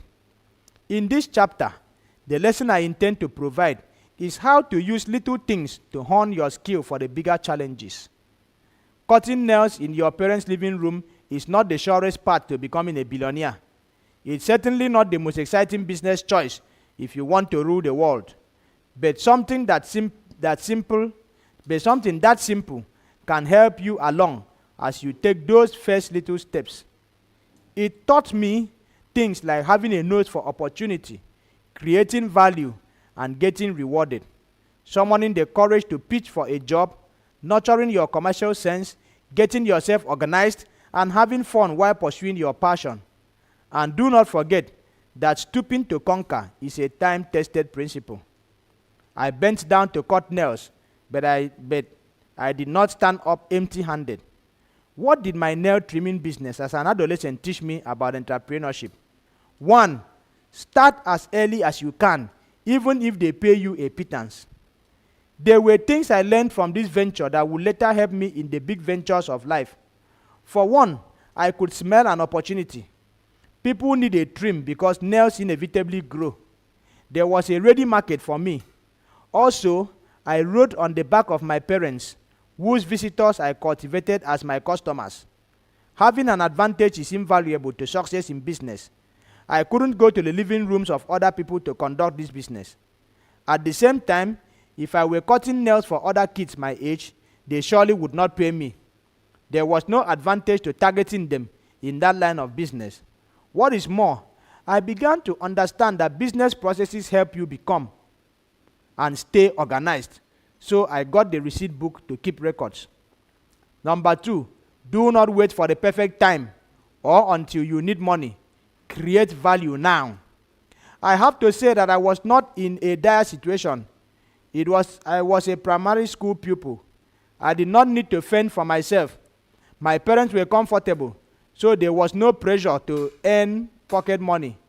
However, I possessed an instinct for commerce that would not be tamed or clouded by any sense of comfort or feeling of youthfulness. My parents were receiving visitors, and I was not going to let them come and go just like that. I saw the value in cutting their nails and making their fingers look good. One of the fundamental drivers of business is the creation of value. The moment you have something to offer, no matter how seemingly little it is, you can use it to activate your business sense. 3, identify, encourage, and nurture business acumen wherever you find it. My parents knew all along that I was business-minded. My father in particular identified that trait in me very early in life and did not make any attempts to dissuade me. He didn't deter me from marketing my nail-cutting venture to his guests. I had many customers, and all of them were his friends, mostly from Mobile. I saved my coins in a kolo, a piggy bank that I bought with my income. I kept the money there until I opened an account with Federal Savings Bank, which catered to low-income earners and students. With my savings growing, I began to think big. The more I cut nails, the more I grew in confidence. I was the managing director and chief executive officer of my own business. I was making money in my little way, saving it when my mates would rather spend years, and still getting my regular pocket money from my parents. What else could a little boy ask for? In no time, I started carrying a briefcase. My friends and classmates at the University of Lagos Staff School would laugh at the sight of this kid with a briefcase. I had asked my father to give me one of his old ones, which he did so with no questions asked. I wanted to look like a big man, a businessman, like the entrepreneur and senior officials in the private and public sectors who all carried briefcases. That was the profile of a successful executive. I cannot remember how long I carried the briefcase, but I stopped trimming nails when I got into Methodist Boys High School in 1974, tapping into a huge opportunity. I zeroed in on another opportunity in the early 1990s, and it led to the birth of my first real business. My pseudo-financial institution was cropping up in my country in the late 1980s and early 1990s, promising their depositors unimaginable returns of up to 100% a month. Some of these, which were nicknamed Wonder Banks because they promised mythical returns, were paying depositors 50% interest upfront. It was all the rage, driven by the harsh economic realities of the day in Nigeria. People needed to make money, and this was all too easy. No hard work, no stress. Just give your money to a Wonder Bank, and you'll be pocketing ridiculously high interest. It was too good to be true, but too tempting to resist. In Port Harcourt, capital of the country's oil-rich River State, there was a Wonder Bank on Agri Road named Resources Managers Limited, nicknamed Umana Bank. It was owned by businessman Umana and was paying 100% monthly interest on deposits. This attracted thousands of customers who kept spreading the news about the wonders of Umana. In Lagos, there were more than a dozen Wonder Banks, the most prominent being Forum Mortgage Finance Limited, set up by Duro Owolabi, an accountant. The Wonder Bankers seemed to have the world at their feet. They rented big offices. Their employees drove flashy cars and dressed ultra stylishly.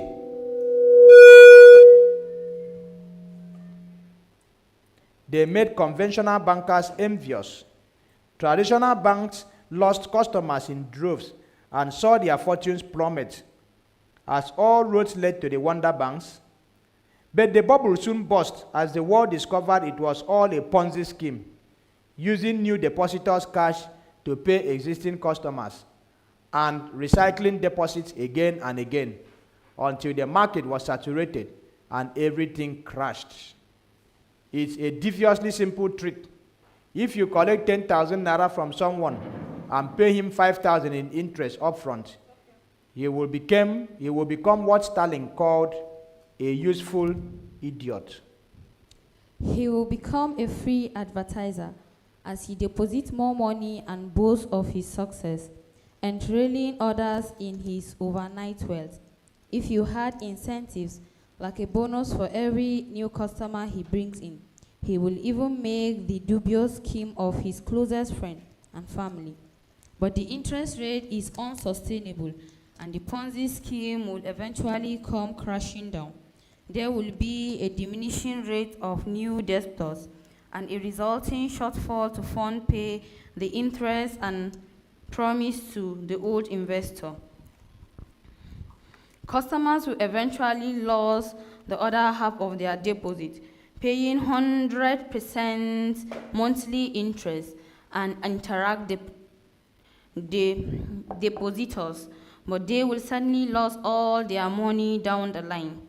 There are those who suggest getting in a Ponzi scheme early and cashing out early. Before everyone catches on, I say to them that by the time you hear of a Ponzi scheme, it's already too late. It is a surefire losing preposition. The Wonder Bank phenomenon set me thinking, and I concluded that since people always needed money to finance businesses and a desired lifestyle, I could offer them credit for a little monthly interest. These were the factors that led to setting up Center Force and the vital business lesson I learned along the way. Take advantage of poorly executed model and clean it up. As the fly-by-night financial houses crumbled like biscuit tails of wolves by customers who had lost their life-saving dominate the news. As I read these stories, it dawned on me that people genuinely needed fast cash for personal need, but were finding it hard to secure for reliable resources. Regular banks wouldn't give them loans, and the lending rate was sky high for those who were lucky enough to get one. Some needed funds to do quick business, such as financing LPOs, but the banks were unfriendly.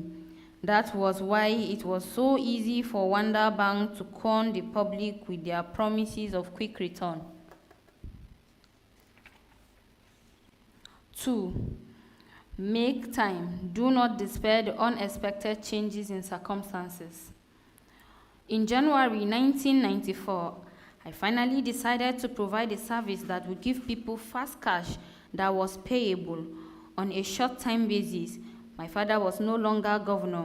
I needed to start something on my own, having served more or less as his assistant from his campaign period to when General Sani Abacha, a Nigerian military officer, overthrew the democratic government in November 1993.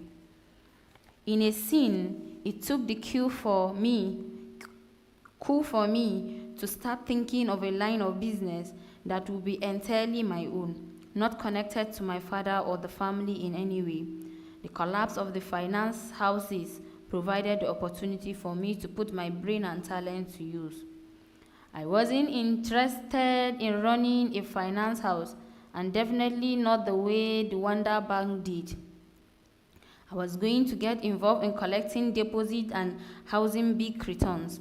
I obtained a license from the local government to set up a money lending business. That was how Center Force, a much bigger preposition than nail trimming, was born. The concept was similar to, but different in many ways, from what it's today called microfinancing. 3. Meticulously execute your idea and never fail to ask for help. Center Force was a small setup that I started with only 2 employees, Bola and Idowu. They were responsible for sales and marketing. They put the word out, bring people in to apply for loans. Our office was a bungalow in the Victoria Island Extension, business district of Lagos. I had limited capital, and as demand grew, we soon ran out of funds. I underestimated what I was getting into, and it became clear that I needed help. I had borrowed once before, but it was a personal bank loan for just 1 million. Now I needed much as 30 million to sustain and expand my new business. With a steep dose of courage, I approached the Societal General Bank of Nigeria, SGBN, for the loan. It was certainly a steeper step than asking to cut the fingernails of a family friend.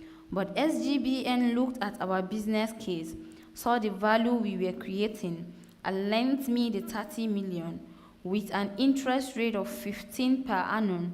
This was a huge help.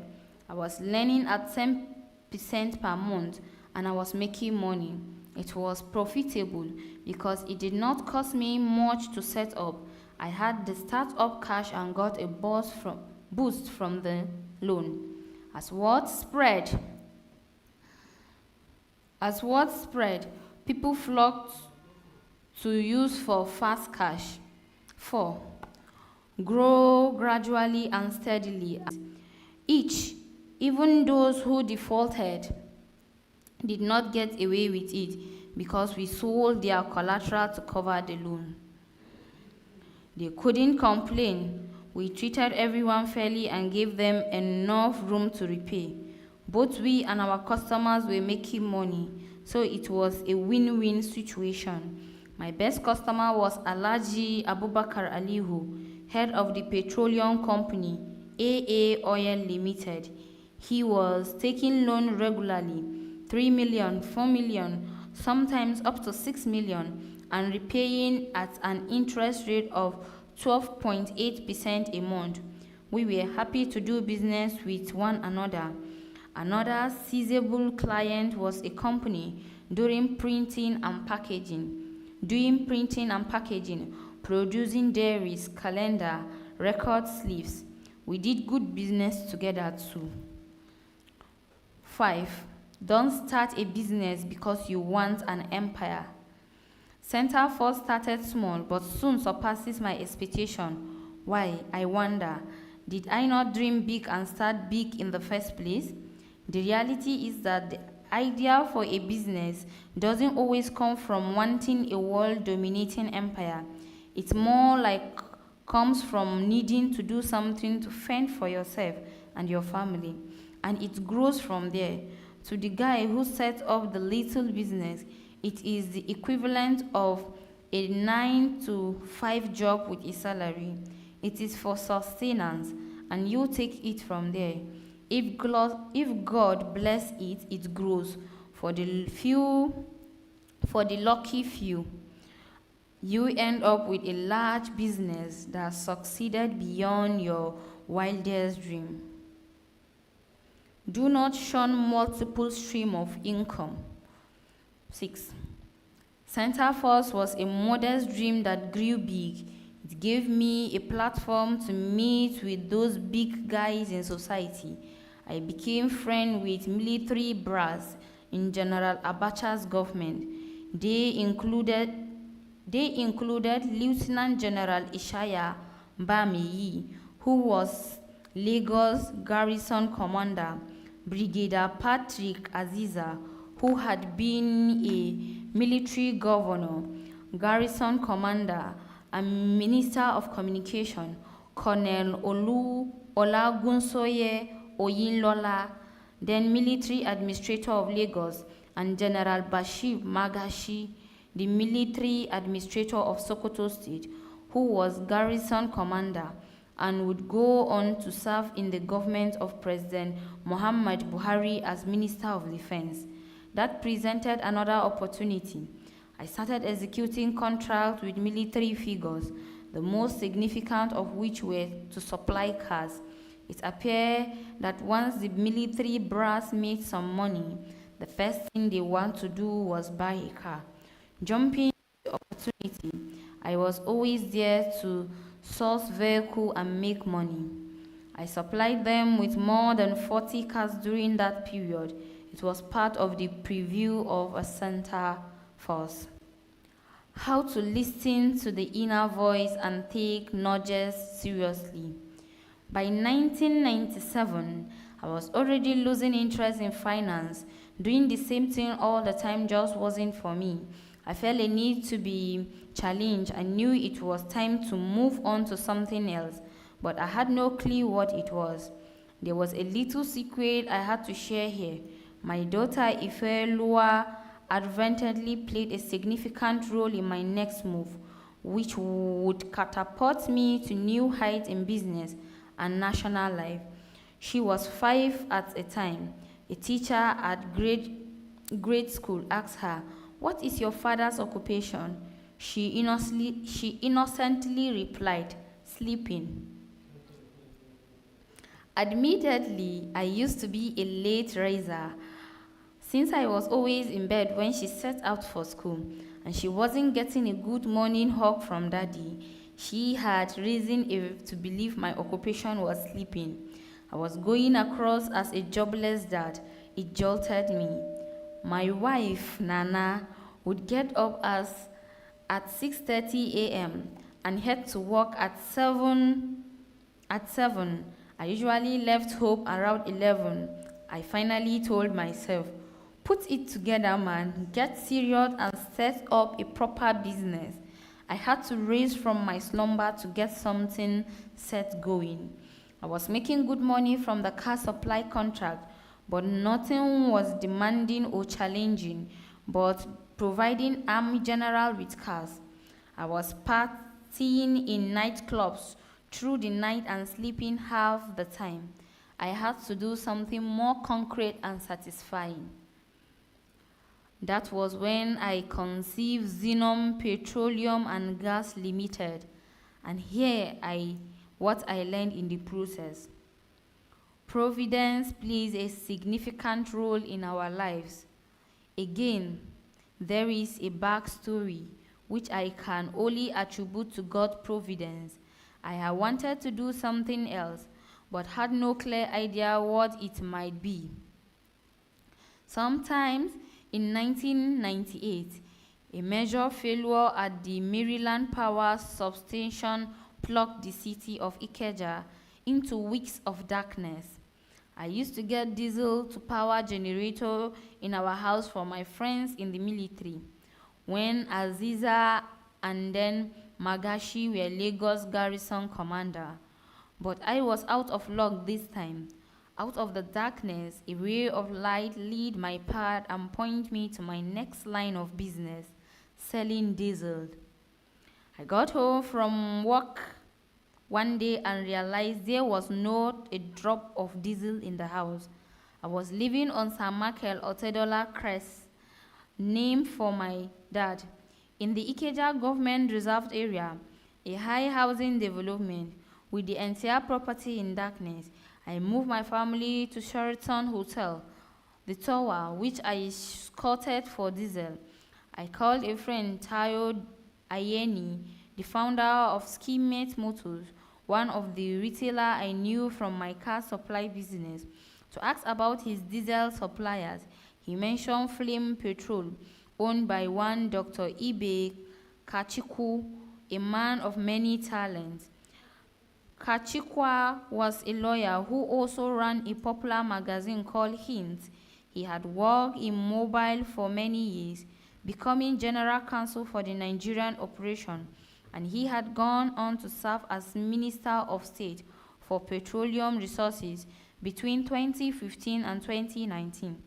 I asked my officer to contact his company and learn if they had diesel at 14 naira a liter. We paid for 2,000 liters as to have my home reservoir filled. The fuel did not show up as scheduled, even though I had paid in full. The following day, still no diesel. 3 days, the same. On the 4th day, I was driving home from my office in Victoria Island and saw a broken down truck with a Flame Petroleum logo on the 3rd mainland bridge. I parked and approached the driver. "You were supposed to bring me diesel days ago," I said. The guy checked his chart, located my name and replied, "Tomorrow, we will come tomorrow at 11 a.m. This time, they came as promised. My house was new, and the way I had designed it, I had a clear view of the outside through an all-glass wall. I saw an ancient, dirty truck drive into my compound, linking engine oil and diesel. This really irritated me, and I rushed downstairs like a man possessed. "Move the truck out of here," I shouted. They pushed it out, and we spread news and rags on the ground to protect it during a second attempt. As the truck moved back in the discharge and dieseled, still leaking here and there, I stood and watched intently. I knew instinctively that I could do this better. I told myself the business was not well managed or presented. I could clean it up and give it a good image. I had trimmed and cleaned fingernails before. In a sense, another man's opportunity was staring me in the face.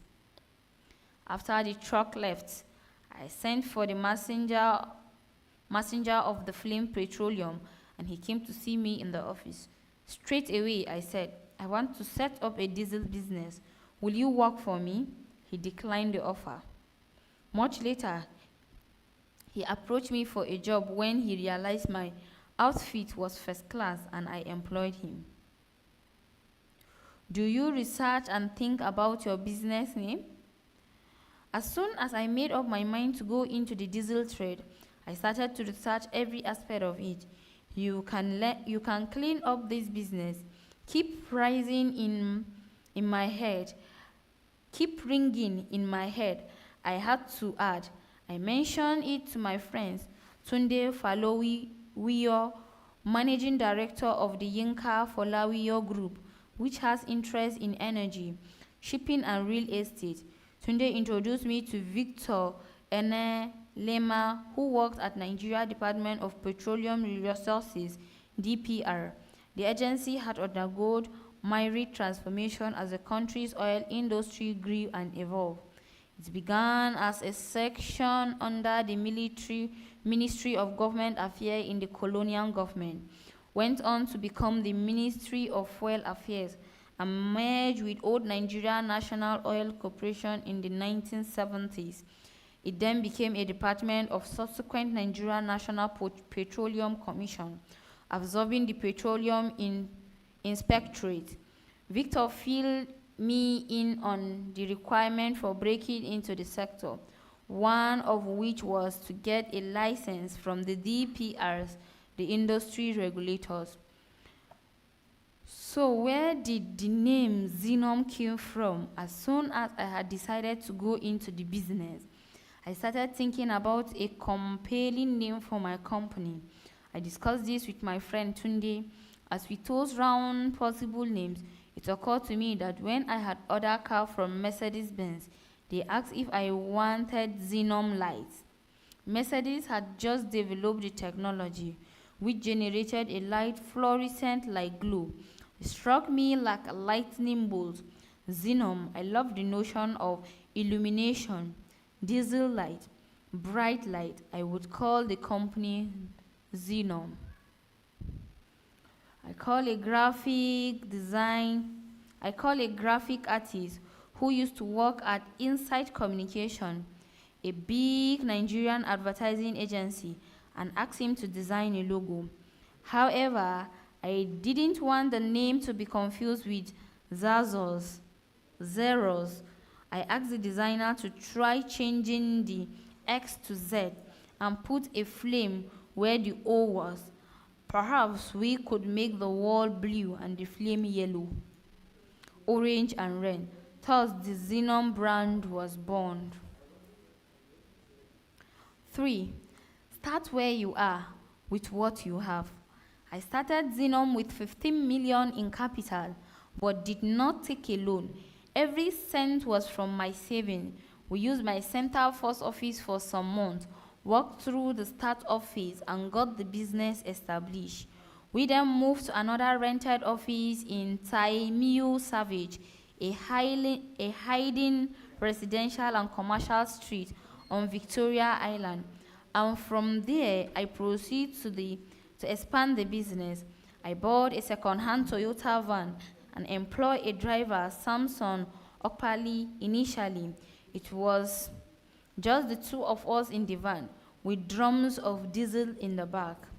My mind went back to the encounter with the rundown, leaky truck, the delay in supplying my house during my sustained blackout, the diesel sustained on my front yard, the cleanup afterward. I was certainly not going to serve prospective clients in beat-up vehicle. I hired Gilbratra Construction to fabricate 2 fuel storage tanks, but they weren't delivered on time. I complained and was told again and again that they were on their way. The tanks were ultimately delivered 6 months behind schedule. The business was growing. We need to scale up our facilities and capacity, and the delay in getting the storage tank installed was a real setback. There were already some influential players in the industry. One was Jacques Meyer, a Frenchman who owned Mecca International Limited, who was on top of the industry, founder of Obat Petroleum Oil Limited, who would go on to become the traditional ruler of his people, the Ubo Kingdom of Ilaje in Nigeria, Ondo State. The three were the most prominent people I met in the business. I would go up to Mayor's place to buy truckload of diesel, which I would pump into drums and drive to customer location for delivery. In addition to the initial van, I also rented various trucks before eventually purchasing a fleet of vehicle. 4. To prosper, accept that nothing is beneath you. In the beginning, I went around pushing diesel, riding the van beside Samson, the driver. I also wore jeans and polo shirt as we went from door to market or deliver the product. When we met at nightclub on weekend, my friend would tease me with the question like, "Where is your truck?" They laughed when I talked in and asked, "Are you here to sell diesel?" I took the wisecrack instead. I didn't feel the selling diesel was beneath me. I had my wife and children to look after. There were school fees to pay. I had to survive and face up my responsibilities. 5. Maximize opportunities and expand to meet demand. After I had started this small scaling selling, I came to realize that the entire country was running on diesel. Home, office, factories, trucks, trawlers, the energy situation was there, with constant blackout and shortage, and the demand for diesel was enormous. The opportunity was suddenly there. We had to raise to the occasion. I got to work on an ambitious marketing strategy. I employed 14 scale executives, all young, brilliant, and driven women, and gave them new cars. In my experience, female salespeople were more effective in convincing prospective clients, perhaps because of their commitment, ability to charm, and reluctantly to take no for an answer. It helped me that the new truck I had ordered from the Turkish manufacturer BMC had arrived, which we started using for delivery. With the marketing team out on an aggressive scale drives, the order came. Rushing in, I had given them a list of big companies: Nestle, Coca-Cola, Flour Mill of Nigeria, the Dangote Group, and they closed one deal after another. I paid the marker and Urafuric for supply. They would send trucks loaded with diesel, and I had had my margin, which came to about 8 naira per liter. 6. Ask for help when you need it. When I realized in late 1990 that I need a truck to meet the insatiable demand for diesel, I asked my dad for a loan. He gave me £250,000 at 1% interest with a 5-year note. You might expect that he would provide me with an interest-free loan, but he was a shrewd businessman and wanted me to learn the ropes properly. In real world, nothing is free. I would have paid double-digit interest if I had gone to a bank, and the term would likely have been less than 5 years. I jumped at my dad's generous offer. I started buying diesel in bulk and renting storage tanks. It was a significant leap for me. I still need to buy trucks as we kept expanding. I decided I was not borrowing anymore, so I sold my house for 40 million, intending to use the proceedings to grow the business. I had built it for less than 11 million in 1996, but I had to get a loan where I ran out of cash, and I still had 20 million I still had 2 million debt left to pay in 2000, so that was not bad in the scheme of things. We moved from the beautiful mansion in Ikeja to rent a 4-bedroom house in Victoria Island, just behind the Mega Plaza shopping mall.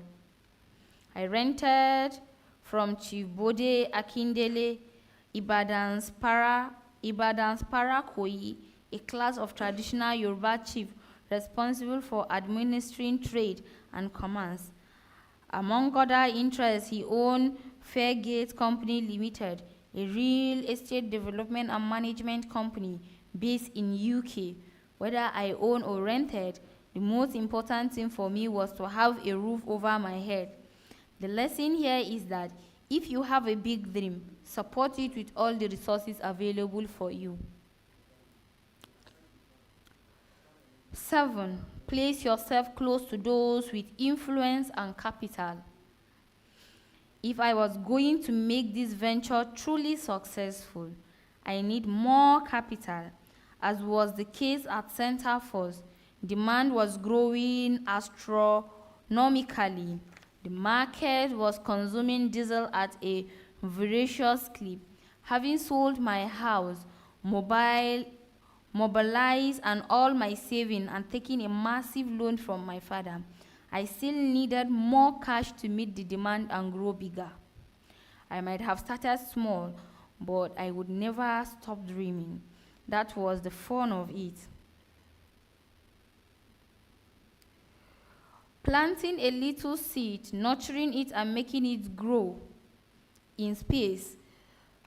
Despite my early vows not to borrow from bank, I needed extra liquidity, and it had to come from the big traditional leaders. Many Nigerian banks had their head office on Victoria Island, where their managing director lived. Moving there and living close to banking executive would help. No banker would approve a 1 billion loan for your business without knowing your house. No banker would come and meet me in my old Ikeja neighborhood. Location is critical in corporate packaging. I remember a party I had at my Ikeja house. It was attended by the up-and-coming young business people of the area. They include Bokola Saraki of Society Nigeria, and future governor of Kwara State, and eventually Senate President of the National Assembly. Shegun Agbanje of Guaranteed Trust Bank, and Tayo Amusan, the property developer, who was chairman of the retail and real estate giant Prasitans Nigeria Limited. They left my house around 5 a.m. to return home to Victoria Island. These guys liked me. I realized that why they drove all the way to my part of town for the get-together, but I need to move, if only to be close to the banking chief, who didn't yet know or like me. I had to strategize anything. Anything could go wrong with the calculated risks I was taking, but you must take risks at some point in life, especially when you are young and can discover quicker if things goes wrong. Relocating to Victoria Island was also for personal convenience. I used to leave my Ikeja home at 5 a.m. and get to the office on Victoria Island at 6 a.m. I had worked there until 9 p.m. I would then drive to the fuel depot near the seaport in Apapa to survive operation until 1 a.m. I was sleeping just a couple of hours a night. For somebody whose primary activity had until recently been sleeping, as my daughter had observed, that was a radical change, but things were booming and I love it. Moving to Victoria Island made sense to many levels. In any case, I had lived there before when my dad worked at Mobile. We live on Festival Road from 1972 to 1977. That was, in fact, where I had started cutting nails and writing invoice. In a sense, I was returning to my root, to the former HQ of Femco, this time, though it was with a heavier briefcase and a much bigger legend. 8. Keep an eye on your debtors. Don't be afraid to demand repayment. We faced many challenges in those early days, but we reasoned through them, solved the problem, and continued to build capacity. Although we were getting orders, some of our customers were not paying, and that tied up capital. At the start, when the scale team brought in purchase order, I would say without hesitation, supply them, but time and again, they failed to pay. Meanwhile, I owned the bank. Interest was piling up. Exasperated, I went early one morning to the office of the MD of a major civil engineering and construction company. When I arrived, I saw 50 people, poor women, asking for their payment for work that they had done. I was heartbroken. I was yet another service provider that this company had failed to pay. We had been told that the government owed them for some big contract, and they in turn could not pay others until they recouped all those revenues.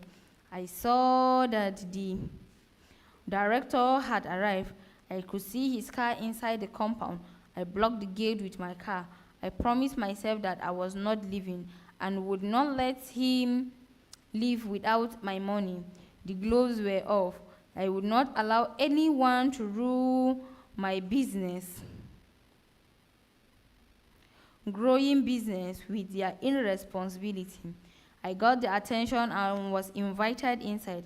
I met the MD, a German, and told him of, "Look at the poor people you owe." I shouted at him, "You are a big company. You collect money from the government. Take it abroad and leave these people high and dry."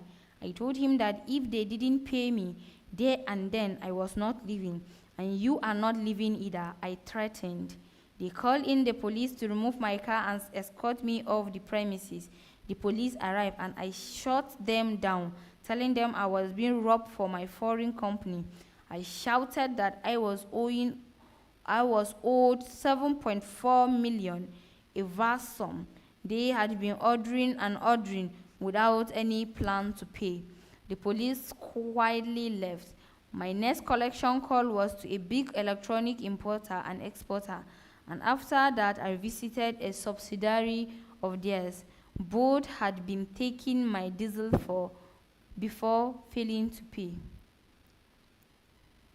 I was ultimately able to collect what I owe for the 3 companies and properly blacklist them. With such customer, your business will die. I will not need them to survive. Many responsible, upstanding customers were accounting me because diesel was in such high demand. Industry CEOs were beating a path to my door.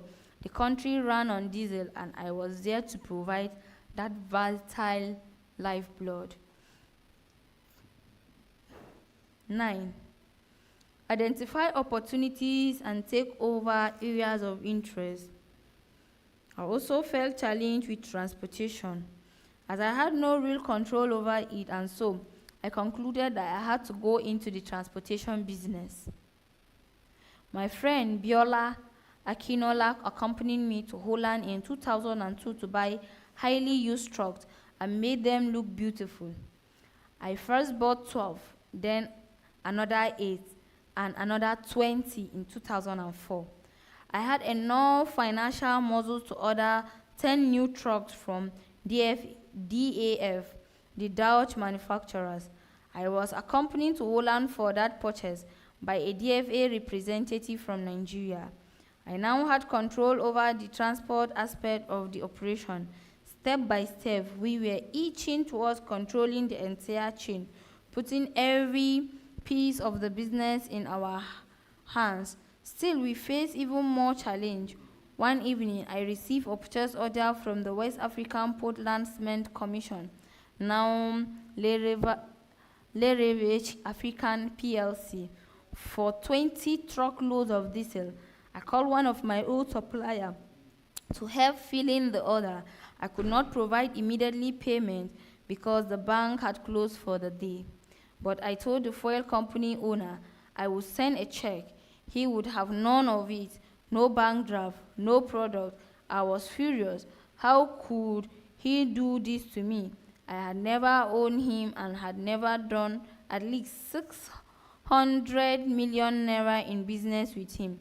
I now had a situation and had called upon someone I considered trusted supplier. I couldn't believe I didn't have 20 truckload of diesel to deliver and lost the contract. It was painful. That day opened my eyes to another reality. I told myself things had to change. I could not be beholden to these unreliable distributors. Where were these guys getting the diesel from? I assumed it had to be from NNPC, the Nigerian National Oil Company. I vowed that day that I would no longer be reliant on them. I took my loss and began casting a wider net for crucial diesel supply. I met Chief Harry Orodinium of the Oil and Gas Company, Hesmon Nigerian Limited, who agreed to sell me in bulk. He was getting his allocation directly from NNPC. I also brought from businesswoman Nike Adebayo, who got her product from Obat Oil and Petroleum Limited, which, like Hammo, got it directly from NNPC. I established good working relationship with them and others and broadened my supply base, allowing me to reliably execute more orders. I also started renting storage tank so we wouldn't have to be running around crazy and trying to fill supply order. 10. Be available to your customers 24/7 and service their need ASAP. One advantage I enjoyed was that even if a company CEO called me at 12 a.m. in need of diesel, my driver were on standby around the clock, ready to load and deliver. It was a big plus for us, and we developed a reputation for being super reliable. Unfortunately, I learned that the drivers were stealing diesel. I dealt with them appropriately. Anyone caught in the act was immediately sacked and handed over to the police. This served as a deterrent. The crime carried a punishment, and we enforced the penalty. Meanwhile, I also made sure to befriend the leaders of the tanker drivers union. In return, they were supportive to Xenon. 11. Reverse, consolidate, and shun extravagancy. One thing I also did was tell myself not to live extravagantly. I will plug everything I made back into the business. This formula worked well. As Xenon grew in capacity and efficiency, before I knew it, I was in control of diesel supply to all the big companies. At that point, I decided it was time to stop renting storage tank and building our own. The tank owner were known for taking money from customers and disappointing them. It made sense to not be part at the mercy of this guy. I went to my friend Tunde, whose family had a cement factory. They had surplus space, and I asked if I could lease it. Tunde asked his dad, Chief Wahab Folawiyo, who agreed and invited me to his Ikoyi home. Emma Jafire, he encouraged. Don't foot drag. He wanted the project to take off immediately, and he gave me his blessing. Tunde later handed me a month's bill of 30 million. I almost fainted. If I had to pay 30 million for rent alone, the business would die. Tunde then cautioned, what if the refinery starts working? I did not respond, but clearly understood the implication. If the refinery started working, there would be no need for middlemen. I needed to build my own tank. I decided to go to Ofka Ibro's season of a family of businessmen that had large land holding close to the port in Lagos. He only had space for a single multi-liter tank, as the plot behind Iboru was set aside for a shipping container. However, he suggested I approach the container business owner and if he would do a deal with me. The plot was next to my space, led by Mecca, where Jade Cloud Mayer had just completed his 300 million state-of-the-art fuel storage facility. I approached the container company. To my delight, they gave up the land, and so in 2000 I built my first, second, and third storage tank. My total investment was 100 million that year, but that was just a start. I continued building tanks. I had also expanded enough to start renting ships. Xenom had blossomed into a major bulk buyer of diesel. The people I bought from shipped product down to my jetty to discharge, but still I was at the mercy of suppliers. If only I could bypass them and get the product directly from NNPC, the sky would be my limit. Fairness and willingness to give more can get you a bigger chunk of a market. How did I break into NNPC? In a country where connection seems to count more than competence, I knew I could not just knock on the door of the National Oil Company and boss. See how far I have gone. See how big I have become. See how many big companies I am supplying. See how efficient I am. If you are using capacity and competence as criteria to allocate diesel, Xenon Petroleum and Gas should be number one on your list. Things didn't work like that in Nigeria. In other developing economies, you always need a push from a well-placed someone. Most of those things getting allocation did not even own a truck or a tank. I learned that the man in charge of diesel allocation at NNPC, Adekoho Akume Akausibo, was the person to lobby. I didn't know him, but was chatting one day with Dapo Abiodun, who would go on to found Hedin Petroleum Limited, and brought up the matter. I was delighted to learn that he knew Akaisabo. Dapo arranged a call, made the introduction. My son Fewa was born on 12 June 2000 in a hospital in the UK. On 9th June, I traveled for his naming ceremony in London, planning to return to Lagos the following day. Several of my friends attended. Tunde Folawiyo Dele Mahmudu of Aviation, the Society magazine, Demola Adekwebe, Tony Saraki, Bukola Saraki's wife, and former First Lady of Kwara State, the lawyer, Tony Pinhiro, a few others, but duty called back in Nigeria the day after the ceremony. I grabbed my bag and told my wife I was going my way. She was angry. You just came and now you are leaving, Nana half shouted. She asked me to stay longer, to be around the new baby and keep her company. I said that I couldn't, as I had a business to run. I left for Victoria Station and caught a train to Gatwick Airport. I felt guilty leaving my wife and newborn, but they were in good hands and work beckoned. I was at the airport with my friend, Tony Pinheiro, when I saw a guy approach us. He said hello to Tony and completely ignored me. As he walked away, Tony said, "Doesn't your company Xenom sell diesel?"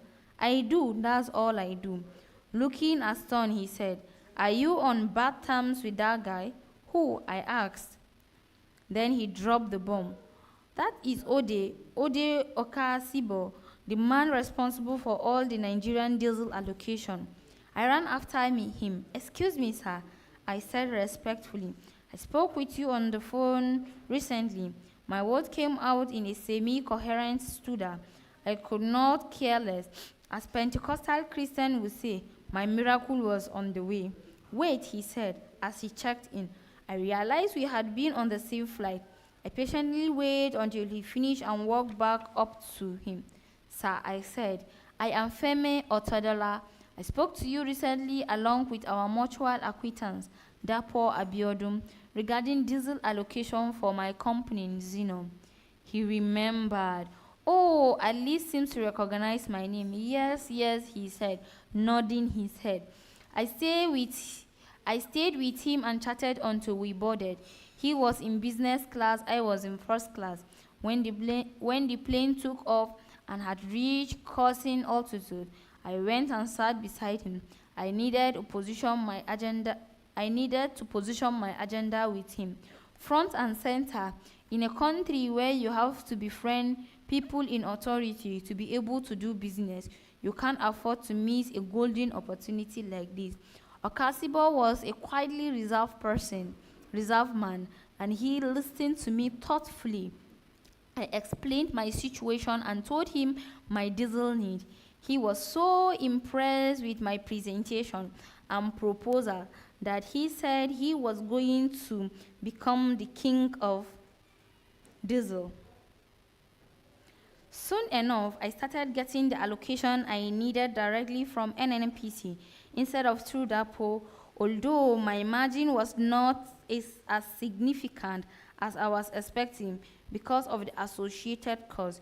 It was still better than buying from intermediaries, but the relay business thrived on volume, and I started getting huge quantities of fuel from NNPC, which made all the difference. Okasibo was so impressed with me that he even began advising others to do business with Xenom, from someone who had initially ignored me, and I almost missed the chance to speak with him. This was nothing short of a miracle. 13. Always be prepared to take advantage of breakthrough. Things would only get better when Nigerian President Olusegun Obasanjo deregulate the diesel market in 2004. NNPC would no longer be nation's sole importer. That was most significant breakthrough in his business. With the enormous store of fuel Xenom has stockpiled over 4 years, building immense storage capacity, renting ship, and amassing prominent clients, we were in the best position to control the market. There were no antitrust law, so a winner takes all instinct rose in me. Indeed, it took Xenom just a few years to take full control of the country's diesel market. This was how things stood. We had gone from selling small quantities of diesel out of drums in 1990 to greater than 90% market share. I had gone from striving around in June in a shorthand van next to Samsung to employing more than 500 workers. I had gone from begging Maka in van to supply me with 20 trucks to building and running depot that could supply 2,000 trucks a day. I had gone from literally running after the man in charge of allocation at NNPC to import diesel inside our own ship. I remember a line in a TV commercial for a popular drink in the 1990s and recite it back to my one spectacle friend. Great things start from small things. Of course, everything starts small. It all begins with an idea. You start small and then grow. And we grew and grew and grew. Takeaways. The first step to awakening your inner entrepreneur is to recognize an opportunity when you see it. It is good to start small so you can learn, grow, and scale up in a controlled, orderly fashion as your market expands. Create value to make your product or service attractive and utilize any advantage you have. Be courageous in making business decisions and don't be afraid to keep dreaming. Lesson 2. Lead from the front and then take a back seat. There are new things to do and new challenge to tackle. Because my house in Ikeja and the office on Victoria Island, 30 kilometers southeast of home, I always had to set forth before 5:30. The journey encompasses 2 bridges, and if I left it any later, I would get stuck in early morning traffic on 3rd Mainland Bridge. It still takes me at least an hour on average, but that is better than the 2 or 3 hours I will be facing if I ignore the alarm. My typical morning didn't involve an alarm going off, so much else. Before I start Xenon Petroleum Gas Limited, those were the days when my daughter had embarrassingly described my occupation as sleeping. I ran Center First, dispensing short-term loans, but it needed little attention from me. I could even decide not to be in the office for a few days at a time, as long as my staff tackled all the relevant boxes in process loan application.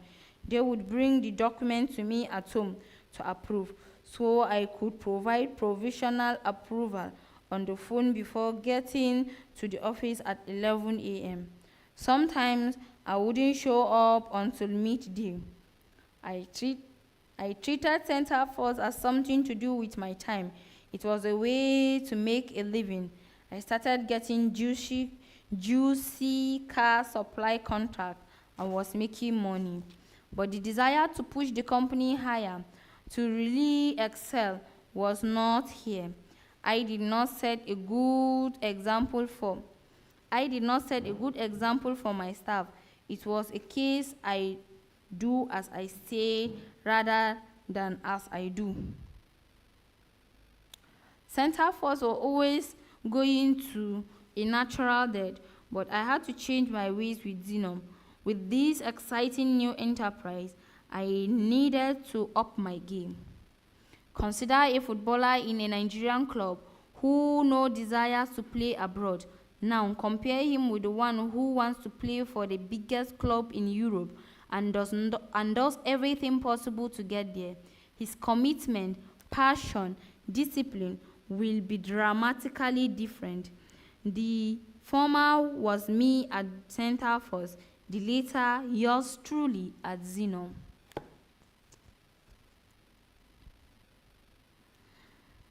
It's no exaggeration to say that I was in a new me at Xenon. I wanted to supply diesel to end users where and when they needed. Dirty, cheap, and with unerring efficiency. I identified a big hole in the supply chain that I could fill, and I did so.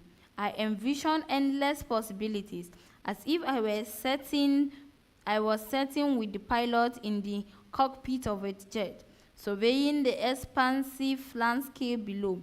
I felt newly energized. Xenon needs to be on sound footing, doing business differently. I had to be in front, truly leading, steering things in the right direction. I was not going to become the king of diesel by spending more of my time at nightclub and sleeping until lunchtime. My intentions were clear from the beginning. Samson, the driver, was the pilot of the plane. The second-hand van I I bought to distribute drums of diesel. I sat beside him in a cockpit and we made our round, reaching out to client and delivering product.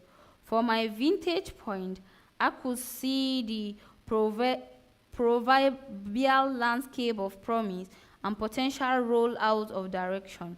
I was a country tripped by an erratic and I saw home darkened. I saw factory engine silent.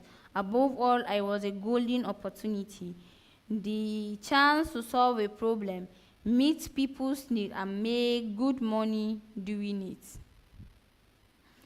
They said that problems and opportunities are the same thing, and I came to see the wisdom in that.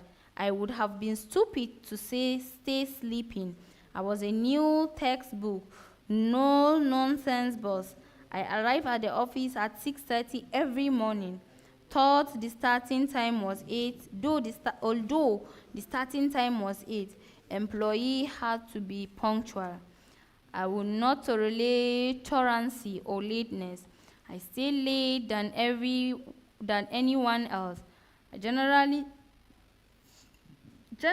until 7 p.m., but often late at 9. As mentioned earlier, I had then head to the port and terminal west of Lagos Island to oversee operation at the Apapa depot. The daily visit was primarily to supervise the loading of the products by my trucks. I had been there until 2 a.m., sometimes 3 before leading home. There is a lot of hard work and sacrifice behind my worthwhile achievements. Not many know this behind the scene origin story of the Xenom and how we came to dominate the market. Some seem to think we came out of nowhere and were headed a monopoly on a silver platter. In fact, there is a story behind every success. Dr. Sam Adeyemi, the pastor and leadership consultant, once said, "Don't envy my harvest. You were not there when I was planting my seed." It took blood, sweat, and tears for me to build Xenon from the ground up, but many only got to know about us after we had made it big. They thought we just stood up to the podium and received the trophy. If Nigeria had been working well, I would have no business controlling the diesel market. There was no reason for diesel to be scarce in an oil-producing country, but scarce it was. I simply saw a gap and capitalized on the efficiency in the system. If the power sector had worked as it should have, diesel would only be for trucks and ships. It wouldn't have been necessary for homes, offices, and factories. The demand was huge due to millions of people needing these resources to survive. Because there was a reliable electricity, still dominating the market required hard work and maneuvering the investment. Give your business the attention, time, and energy it requires. Your goal should be to take it to the next level. My midday adventurers were no evil killers. They were a necessity. See me work until late night every night. MTO Nwogu, the NNPC operation manager, became quite supportive of me. At times, he would even call in the wee hours to inform me that it was time to pick up the product. I was always by my phone, waiting for the golden call. "Get ready to receive," he would say, or "the weather is calm, pull your ship alongside." He would be there to help me when it was time to load. As a result, I could not afford to sleep. I had to be in constant communication with my ship's captain to pass this information on to him. Before deliberating, NNPC was the alpha and the omega of diesel. There was no other source. It was the agency inefficiency that made scarcity inevitable. For instance, if total demand was 2,000 metric tons per month, NNPC would import only 80,000, less than 50 of what was needed. Because the countries for NNPC owned and operate refineries were out of commission. They were not producing petrol, much less diesel. Nigeria were in perpetually short supply. To beat your competitors at the monopolies Atlas covered jetties, you need to be working, alert and ready to move. At any given time, there were 40 ships lined up and waiting to load. By midnight, when everybody else would be sound asleep, I was on standby, waiting to call from Onukogu so our ship could position itself at the front of the queue. I would have designated an employee to oversee those midnight operations, but I couldn't guarantee that they too would not be sleeping. This delivered numerous benefits in addition to being first in line. More luck came the way of the prepared. Late night, when I was overseeing a fuel transfer at the depot, I saw another vessel out at sea, maneuvering to come in. It was the Ocean Changer, owned by Wale Tinubu, CEO of Owando PLC. The ship was going to supply diesel to someone, but I had other idea for it. Around 1 a.m., I called Owando operation guy and asked him to sell the load to me. He told me that wouldn't be possible as it was embarked from one of their customers. I would not take no for an answer. I immediately called Wale and threw him a juicy proposal. That cargo, how much do you plan to sell it for? I will pay an extra 6 per liter. I told him. Without hesitation, he asked them to discharge it into my tank. Like Don Cullen's famous line from The Godfather, I had made him an offer he could not refuse. 4. Conquer your fears and always look for better options. One major problem I encountered with NNPC was my location. I was living in Lagos while Ode Okasibo, the man in charge of diesel allocation, was in the nation capital, Abuja, where the National Oil Company was headquartered. After I started getting a direct supply from NNPC, I needed to develop a smooth working relationship with him. They were always meeting an event in Abuja that he wants me to attend, but I was afraid to take local flights, which were exactly known for their safety. Interestingly, I had been fighting for such things before. It only took hold when I started making money. At this point, I was worth about 100 million US dollars, and out of an inflated sense of self-importance, I suppose I developed an acute fear for dying. Yet I knew it would be advantageous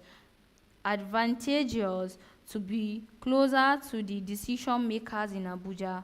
Akasibo used to call me Alaye, Yoruba slang for chairman or strongman. So I knew I was on a radar and he took me serious. Come on, Alaye, he had said. What is 40-minute flight? What is 45 minutes flight? Come on. One day when he was in Lagos, he called me and said, we are going to Abuja on a Chance Changi airline. First flight out in the morning. It was not a suggestion. I took it as a command. I could not sleep that night. I ran until 6 a.m., showered and got to the airport in the hope that I had drove my fear of flying. As we walked towards the plane, I could feel my legs shaking. The liquid courage was failing me. I could not climb the gangway. I slumped to the side. A total wreck. It was very embarrassing. Alaye Okasibo backed. Let's go. I just could not mother the wheel to climb. He boarded in anger and the plane left. I told my guys, let's go to Abuja by road. We left around 9 a.m. When we got to Ibadan, a city located about a quarter of the way into our drive, I called Okasibo on my mobile phone, but he didn't answer. We reached Abuja in the evening and went straight to see him. To my greatest relief, the incident on the runway was seemingly forgotten, and we got back down on business. Ironically and quietly sad, Okasibo died several years later aboard in Bellevue Airline flight that crashed in October 2005. Anytime he requested a meeting after the Chanchangi's fiscal, I would go to Abuja by road, setting out at 8 a.m. and arriving at 4 p.m. I had stayed at the Transcorp Hilton in Maitama, a lefty upscale district of the capital dotted with embassies. I soon realized this wouldn't work. Government officials would not come to business meeting in a hotel, and so I decided to buy a property from Alhaji Aliyu Abubakar, the man behind AA Oil. The house on Asoko Drive cost me $2 million, which the company paid for. This proved to be adventurous, as I could stay in Abuja for a longer period, receive distinguished visitors in style, and dedicate more time and attention to lucrative business deal. I used to stay for a month at a scratch. Being in Abuja gave me a strategic advantage over my key competitors, Abad and Ascon, as they were not in the capital that frequent. They would fly in, leave the following day, and not return for another month. Like me, they were rightfully scared of the domestic air travel in our country. Xenon was now growing in stature and making $5 to $6 million every month. At the time, the exchange rate was 112 naira per $1. That came to more than 600 million naira a month for a company that was making just 100 million a few years earlier. That was something. The limitation of leading from the front. As heady as things seems, leading from the front has its limits. I started getting many things wrong, and spectacularly so. These were later combined to bring Xenon from its multi-billion-dollar height to complete ruin. In retrospect, I made 3 significant mistakes with the business. Here is what I learned from these missteps. Former company structure is critical. Xenon was a top-heavy enterprise without much structure or delegation. You might have noticed that I have interchangeably referred to I and Xenon in the narrative.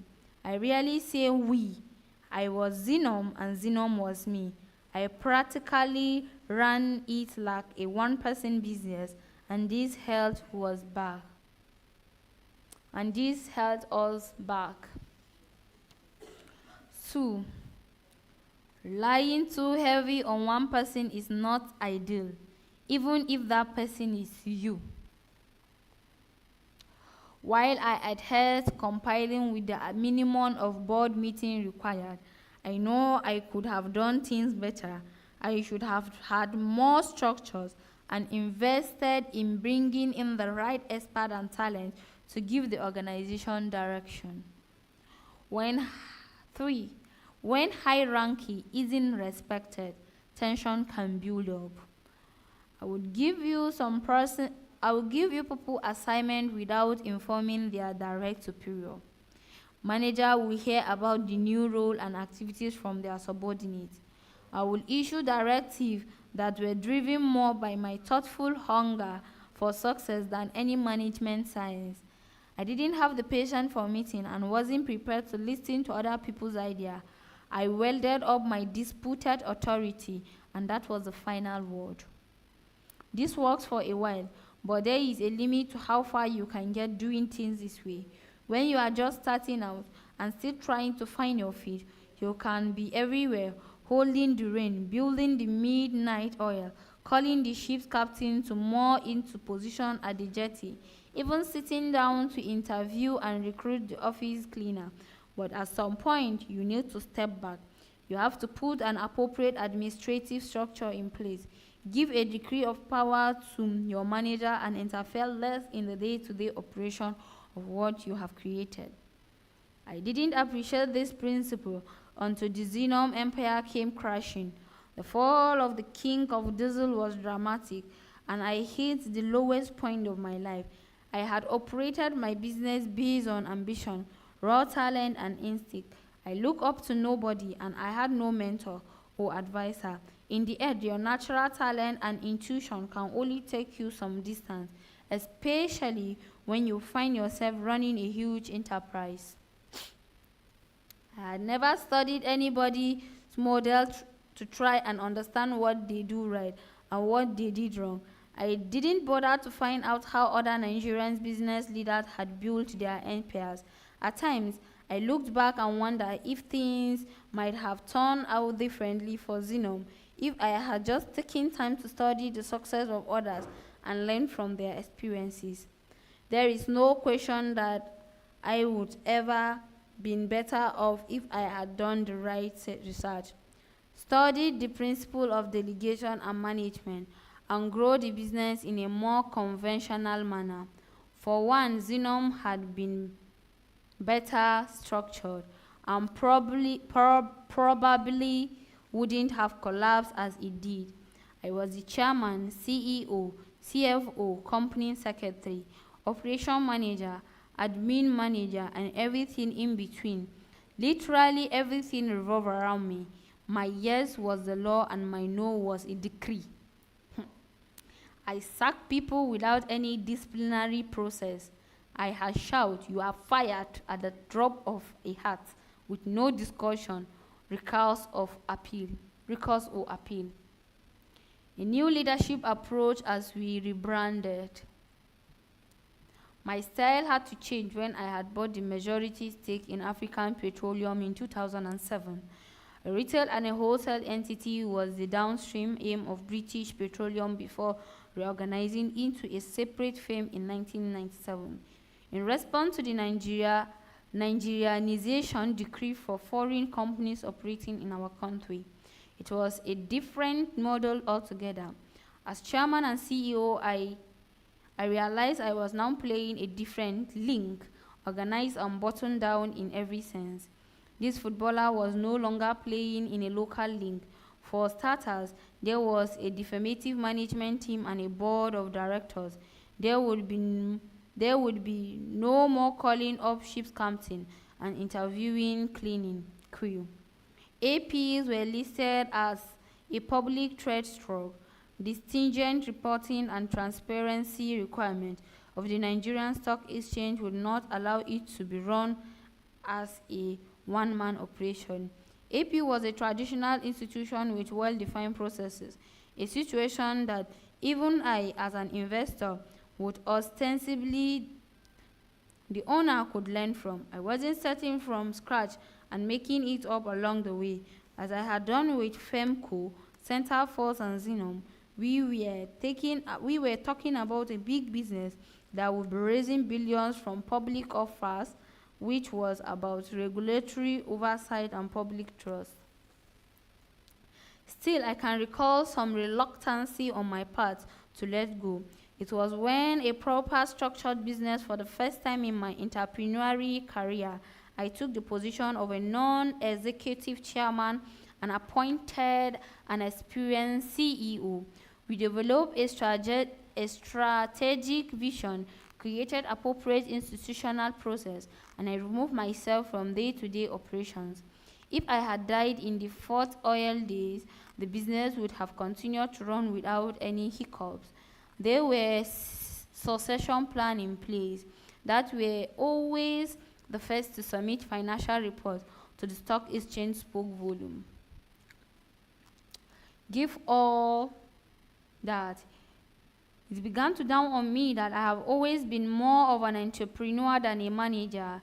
I had a lot to learn and steadily had to fine-tune my style following the Xenom experience. Leading from the front doesn't mean you have to recruit the receptionist. Leadership doesn't always entail reporting to the office at 6 a.m.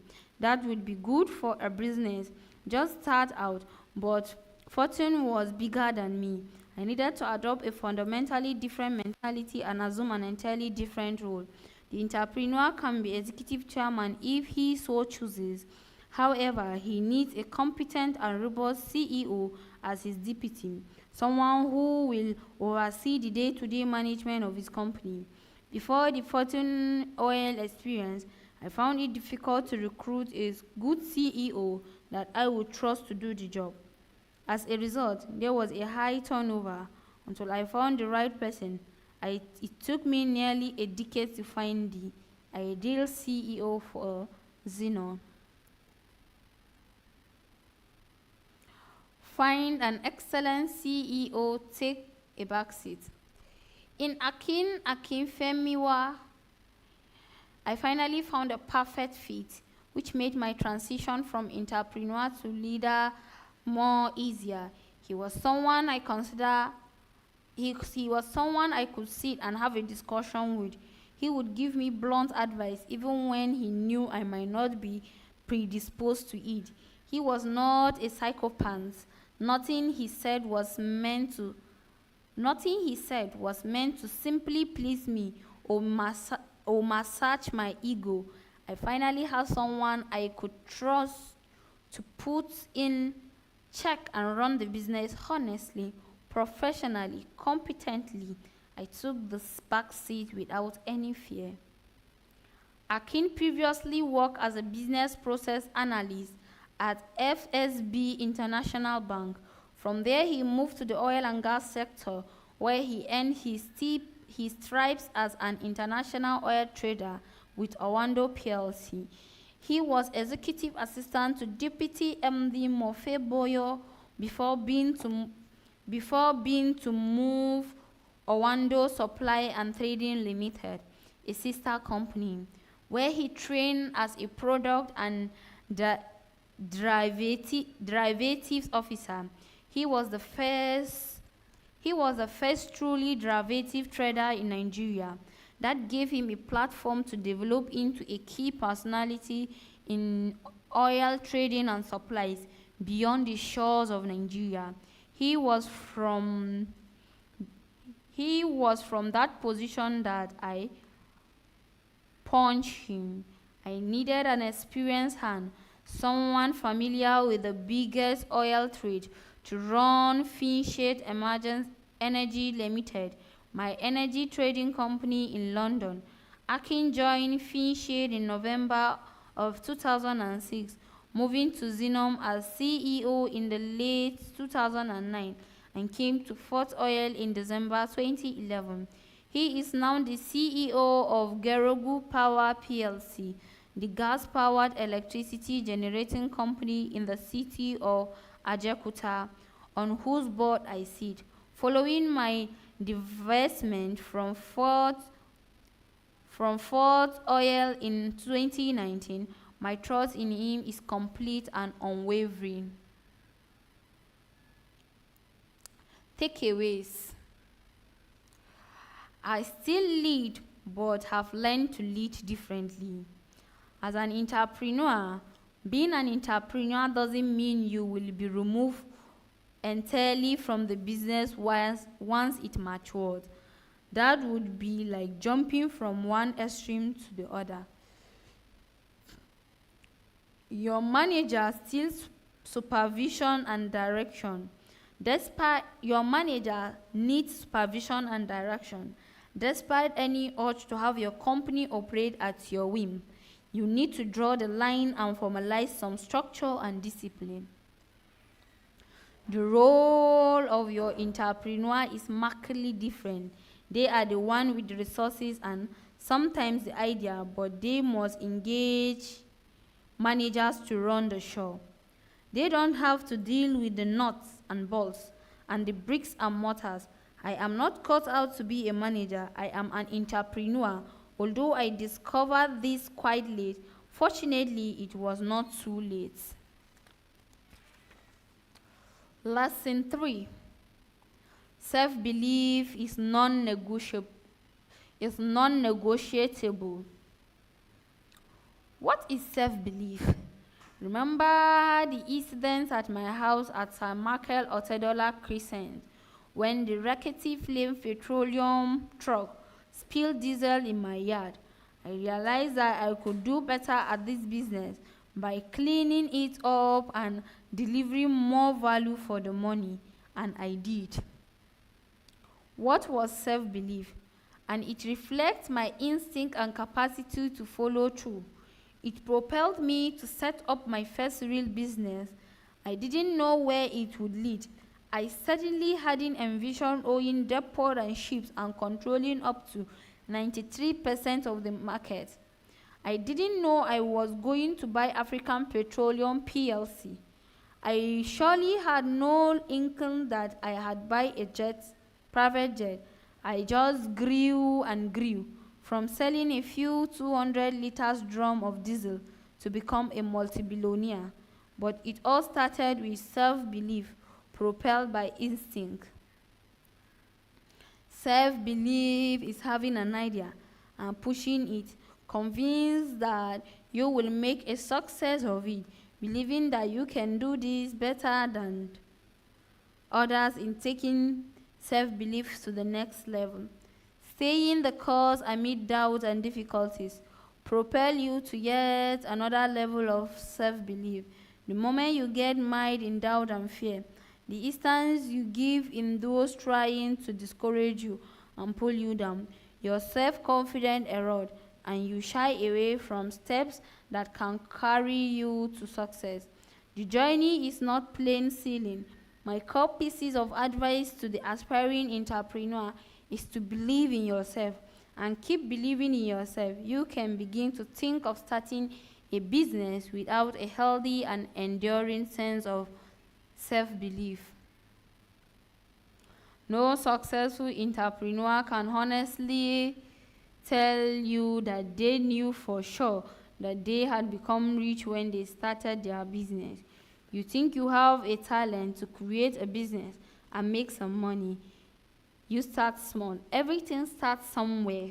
Sometime before you know it, things click and money start flowing in, perhaps beyond your projection. Now, a warning. This is where many people lost it. They were too expecting this wealth and didn't plan for it, so they spent it recklessly. Many people made that mistake at some point in their life. As the money rolled in, you can afford what you could not before. You realize you are now rich. Many will fall prey of selfishness, greed. You want to make more money and begin to think about controlling the market.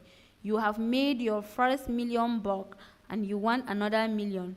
Soon you want 10 million and then 100 million, and then you won't be satisfied until it's a billion.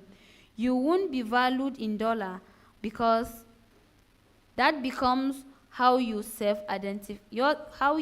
How you self-identify.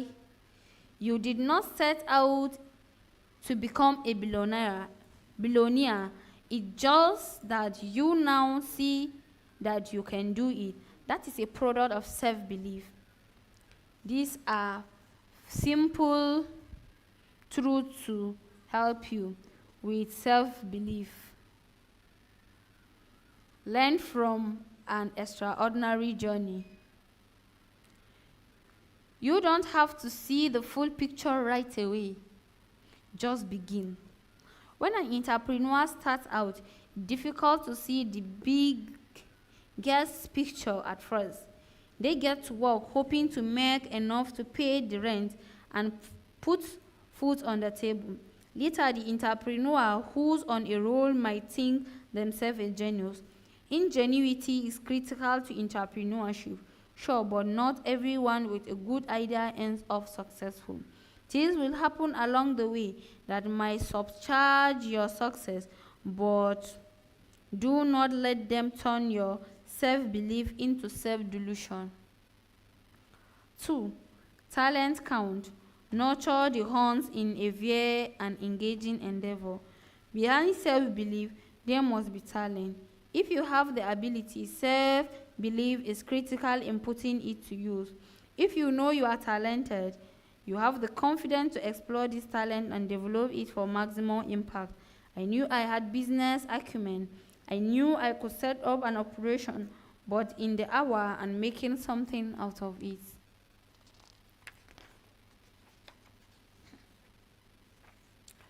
Identify that killer instinct and be willing to risk more.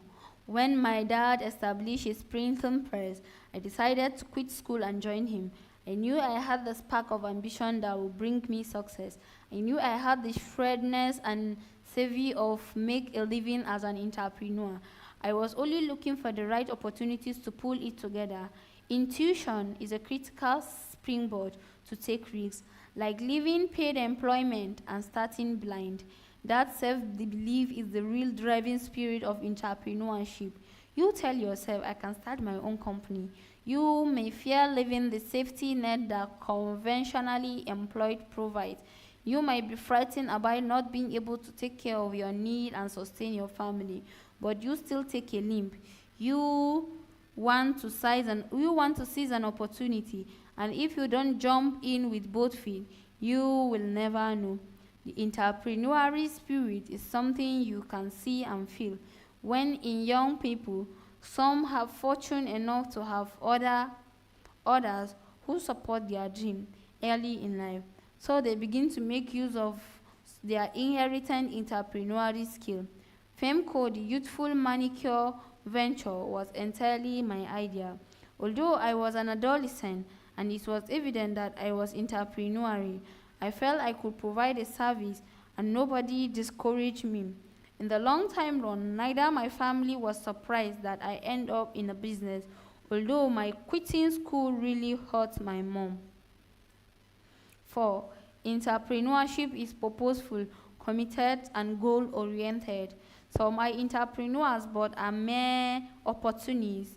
Yes, entrepreneurs do go for opportunities. They see an opening, seize the chance, and try to make the best out of it.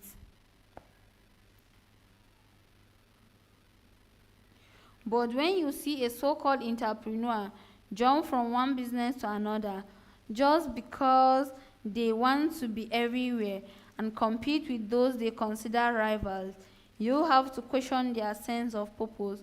An entrepreneur must be committed and goal-oriented. That means their energies will be focused and well-directed, and they can measure their progress against their goal. They are not doing things just to compete with or copy others. They are purpose-driven. 5. Entrepreneurs are visionaries, even when they seem crazy. It is tough to be an entrepreneur, and I am not just talking about my field. Often, it's not until you are successful. My decision to go into the energy sector was fueled by things I noticed and propelled by self-belief.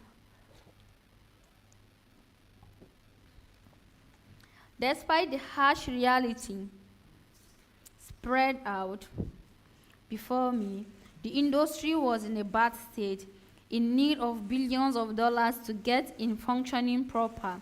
The government was in control, partly because of the enormous capital that large-scale power generation required. But I realized that the government would take its hands off at some point, and the field would open up to those ready to invest. The sector had to be fixed and facilitate the economic development of Nigeria. I thought deeply about it, the problem and the prospects, and conclude that if I didn't get in, it would be tougher, if not possible. In the future, it took the plug. It is not like the tank farm business, which was an all-commerce affair. I was invested in storage tank facility when I set up Xenom, and suddenly 150 people followed in my footsteps. The price for entry was more or less zero. The bank were essentially giving away money for the power generation business, though you need more than 500 million US dollars just to open the door. I could see a massive opportunity in front of me and was ready to go for it. In 2013, I decided to buy into Geregu Power PLC. The vehicle I used was Aparion Power Distribution Company Limited, a subsidiary of Fortune Oil. I somehow saw into the future. This was my destiny. Aliko Dangote, the richest person in Africa, according to Forbes 2002 ranking, is a textbook example of an entrepreneur who can see into the future. When he was paying 20 billion to acquire land for his refinery and petrochemical complex, he was driven by self-belief and a vision others didn't possess. Many thought crazy, but he had a clear picture in his head. In many cases, it takes a crazy mind to conceive such an idea. In 2 years, he completed construction of 160 kilometers of road, and in 20 years of democracy, the government of Nigeria has not delivered 80 kilometers of the new road. How to build self-confidence. Others can help you boost your self-confidence. Can self-confidence be built? Yes, but it's infinitely easier if there are people who can help your dream along. In charting your entrepreneurial path, you will encounter people who are writing like angels to open the door, who are waiting like angels to open the door. The other intend on slamming it shut to your face. They are inevitably players in your story, the good ones. The benevolent helpers will suffer at the right place and time. Akin Femiwa and Chris Adeyemi did so for me. Knowing that someone has your back can enhance your self-belief and push you on a bigger and better things. Hone your ability to identify how much person you meet could affect your journey and try to surround yourself with those who will support you. Integrity strengthens self-confidence. Building personal integrity can enhance your self-belief. When you deal with people fairly and genuinely, they will come away with a good impression of you. This will spread by word of mouth, enhance your reputation, and reboost your confidence when you approach people for businesses and for any other purpose in life. When you embody integrity, honesty, and a fear of God, you will know within yourself you are walking the right path. In return, this will embolden you to confidently walk through any door. You might take time. It could take 20 years in the trenches, but you will get there. How to nurture your instincts. 1. Take time off to reflect and meditate. Self-assurance requires trusting your instincts. You can nurture your inner compass if you are a deep thinker, and someone who meditates intuition resides deep inside of you. It drives you like an inner spirit, and you are not completely in control. With confidence, you will act on that inner voice when it tells you that if you embark on that project, you will succeed. Unfortunately, some people take things for granted. Maybe they have been fortunate all their lives and expect their good fortune to continue. But what happened Longer term, how everything sorts out years down the road is what really matters. Ending well as an important as starting well. Train yourself to be fair and generous. At times, it's difficult to explain that in driving you cannot point to spectacular things, but it helps you to try and gain an understanding of your needs and wants and motivation.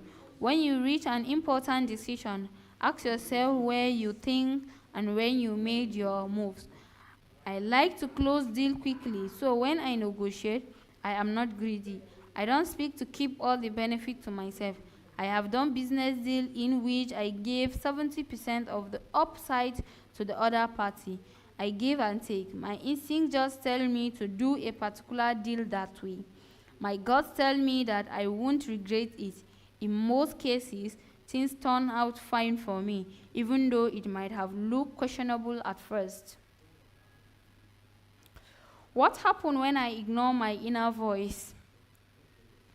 A friend once asked if my instincts told me Xenon was going to be a trouble. I must confess that my inner voice failed me in that instance. It happened overnight. All prices collapsed and ruined me. I was monitoring the market on my computer and saw oil at 147 per barrel 147 per barrel US dollar. I had already ordered diesel worth 500 million US dollars. Then just like that, it began to go down. It dropped to 110 US dollar, 110 US dollar. I thought it wouldn't possibly dip below that. I calculated the odds and felt I would still be okay. But right before my eyes, it crashed to 37 US dollar. The diesel I had ordered when the price was astronomically high was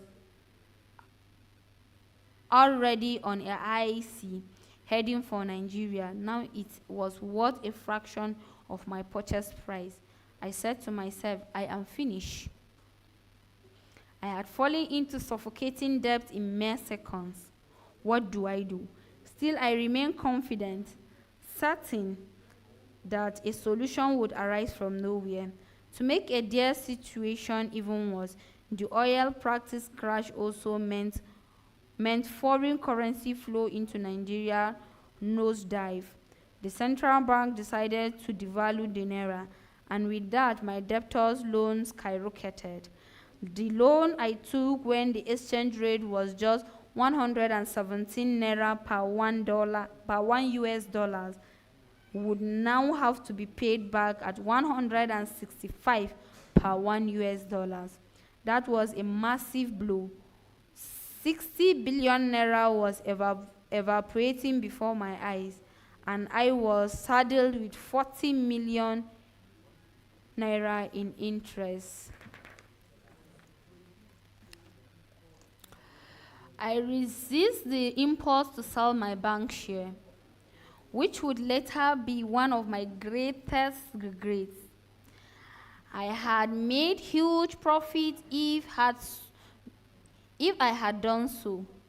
I had bought into Zenith at 12 naira per share and have made 110 billion naira if I had exited when the price rose to 60 naira. I own 2.3 million shares, which represented an 80% ownership stake in Zenith. I had 60 of the United Banks of Africa, and I would have crashed out with 81 billion. In total, I would have reaped a 190 billion naira windfall, but that was not to be. My total debt from oil crash catastrophe was 220 billion. The stock market crashed because of the oil price. And those shares were what regarded those who advised against doing so and jump at the opportunity. The time comes when you have to concede. If you sink, you sink, and if you grab onto a life preserver, you will stay afloat. On this occasion, I was ready for it. I gave up extensive property, whole storage, tank farm, nearly a papa. I gave it all up to start anew. The experience showed me that there is no absolute certainty in life. If God wants to take everything from you, it will not take him 1 minute. Look at me. My financial life was upended in the span of 1 week. Great wealth can be wiped away from the book in the blink of an eye. I looked back and concluded that I had no experience what I had to be able to move to the next phase of life. I was now free of debt and was more introspective about entrepreneurship. I suppose it had to happen at one point or another in my life. If I did not happen then, it would later. Let's assume that oil prices had not collapsed. I would have gone upstream. I would have continued taking on more debt, pursuing more high-flying opportunities. One day, at some point down the road, oil prices would eventually crash because the market is cynical, and I would have found myself in even greater debt and bigger trouble. I suffered to learn and am better off than I was before the Xenon crisis. Sometimes you need to focus on being pragmatic.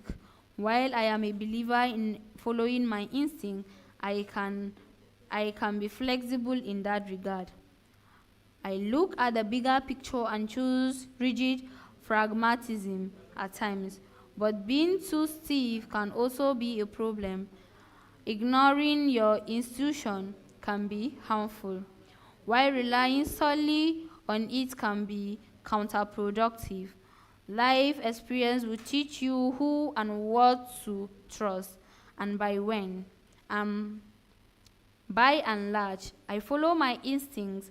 I am pleased with my decisions that were based on my visceral sense of what to do, such as settling my debts with my property. That's the best decision of my life. Separating family from my business and was another excellent decision. Heading over management to a new team of professionals was also the right way to go. I followed my instinct. I am better for it. Takeaways. If you realize your potential as an entrepreneur, you must believe in your ability. Take this self-confidence is critical, allowing you to follow your instincts and take the plug into the unknown. Many people have shied away from doing big business because they focus more on the limitation than the opportunities. Be better than that. Self-belief is the antidote to doubt and indecision. Lesson 4. Hire with caution, fire without regrets. It took me nearly 10 years to find the right CEO for my business empire. I expect that puts me in a good position to talk authoritatively about hiring and firing. Yes, I missed hiring several times until my final got it right. I never gave up, and when I got it right, the system began to run smoothly, independently of me. I had my peace of mind knowing that the right person is at the wheel is one of the most satisfying experiences an entrepreneur can have. There are 3 feasible ways to recruit. 1. Advertising. You can take a transparent, formal approach by advertising, opening, and giving everybody a chance to compete. You can then pick the best person to fill the position, or you can engage in professional agency to recruit for you. This will come at a cost, but you will expect a good field of candidates. Either way, by way of people who talk a good game during an interview but fail to deliver once they are on board. They might be great interviews, but they won't be good employees. Referrals. There is no shortage of recommendation and referrals calculating in business cycle, chiefly by word of mouth. While this is co-effective and probably saves time to compare to the open system, there is no guarantee that is a professional referral will provide to be the best decision. People may make recommendations for all the right reasons, but they would also be driven by wanting to do a favor for someone. It might even be you doing someone a favor, trying to establish a consolidated commercial, social or political relationship. You might end up with poor feet or an influence spender who will be out of control because they know a key client. Headhunting. You can decide to headhunt. You, your staff, friends, or associates can identify a particular individual and get all over to convince them to join your company. Targeted recruitment could originate with a recommendation, but merit, the candidate proof skills, attribute, and track record should be an overriding consideration. Headhunting is usually focused on your competitor's employee, in which case the candidate will already have a good knowledge of the sector. The target might not be actively seeking to move to another job, so you could have your work cut out for you in trying to lure them to your corner. You should be ready to pay a premium. You can't expect to attract up talents anyway away from their job just like that. Headhunting does not always yield the desired result. It is a gamble, but when things work out, it can pay off in a big way. My experience with recruiting, hiring, and firing has quite a lot to teach anyone interested in looking at it closely. How I poached Akin Femiwa from Owando, my best recruitment ever. Akin Fewa, the CEO who helped turn Fortune Oil into a world-class company. I paid a premium to punch him from Owando PLC after a colleague had recommended him.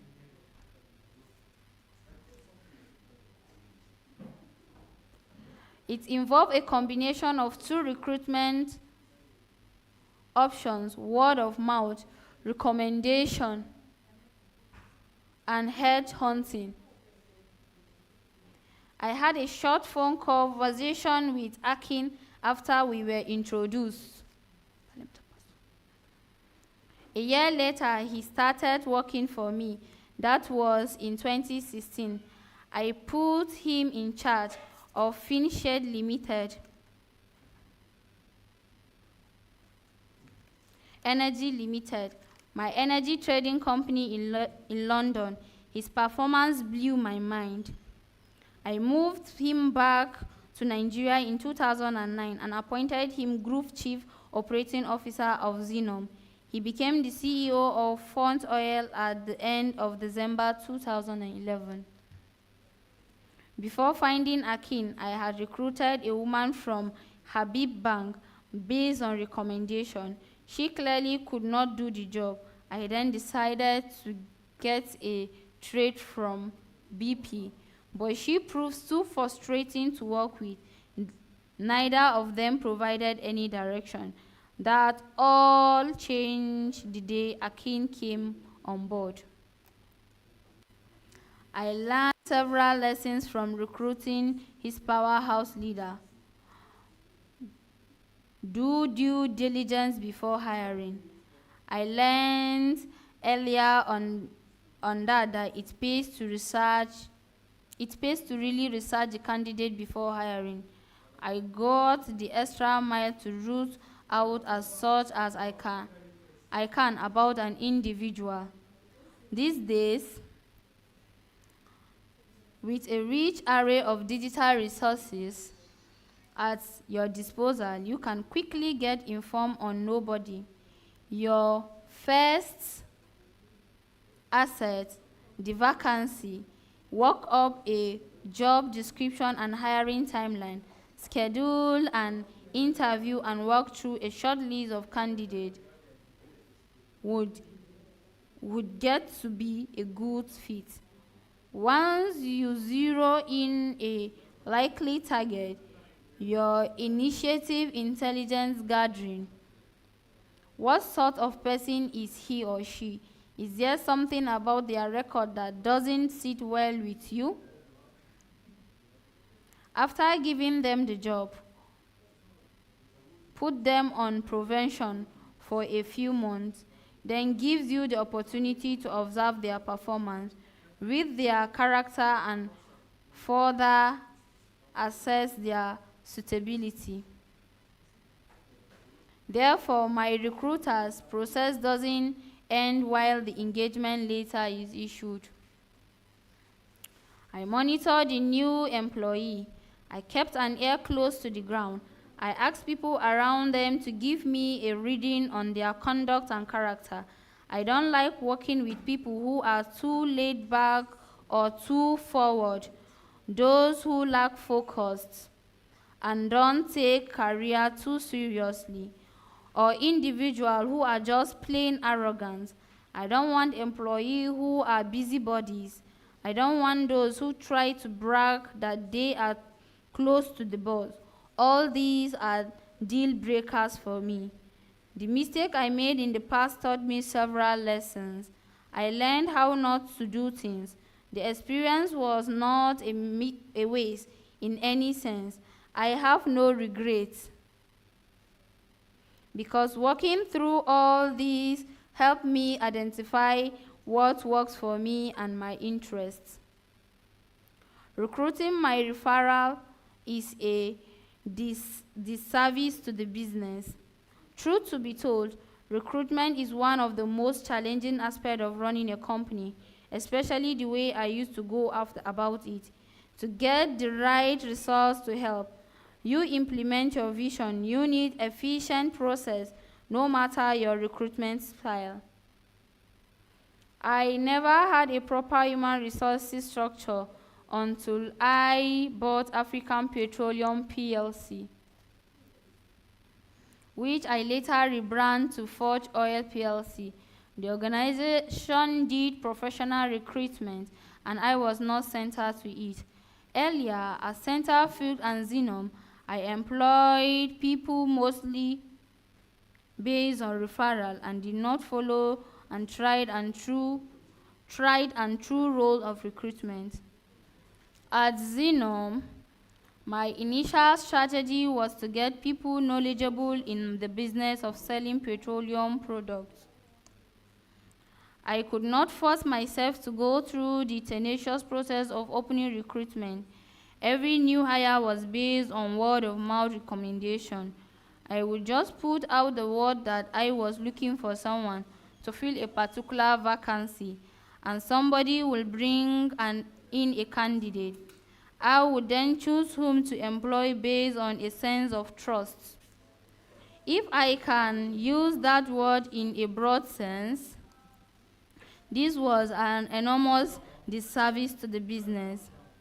It is not going to be easy to get the right candidate this way. People will simply steer their friends and dependents to you. They will send their cousin, brothers, sisters, nephew, and hangers-on and tell you they are suitable for the job. It's not until you bring them in and put them to work, then you realize they have been dapping on you. Xenom acquired a lot of dead weight in that way, which I eventually realized was hurting the company.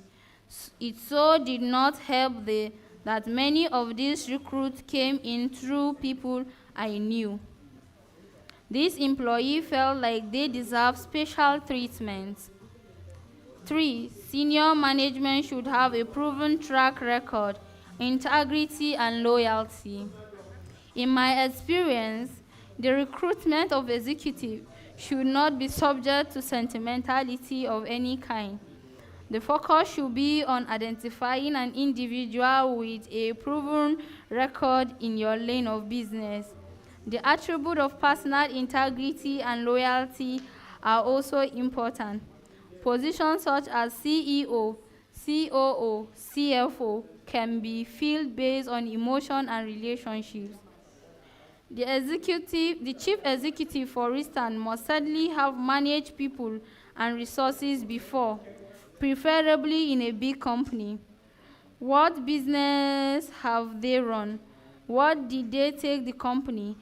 How have they dealt with crises? How innovative and creative are they? What are their life values? Do they take pride in their work? Do they have a reputation for honesty and integrity? If there are any gap in these credentials, think twice about installing them in your company most important position. 4. Let a financial savvy professional get you a CFO. If you are borrowing heavily to finance your business, I have nothing against allowing the bank to appoint the CFO for you. This is not a typical recruitment method, but it is the one way of putting yourself in check and allowing the bank to feel secure that their money is being well managed. It is a way of telling them that you have nothing to hide.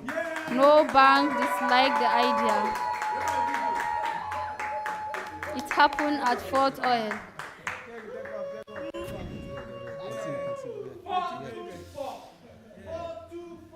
I interviewed the candidate. I invited Shegun Agbaje, head of GTB.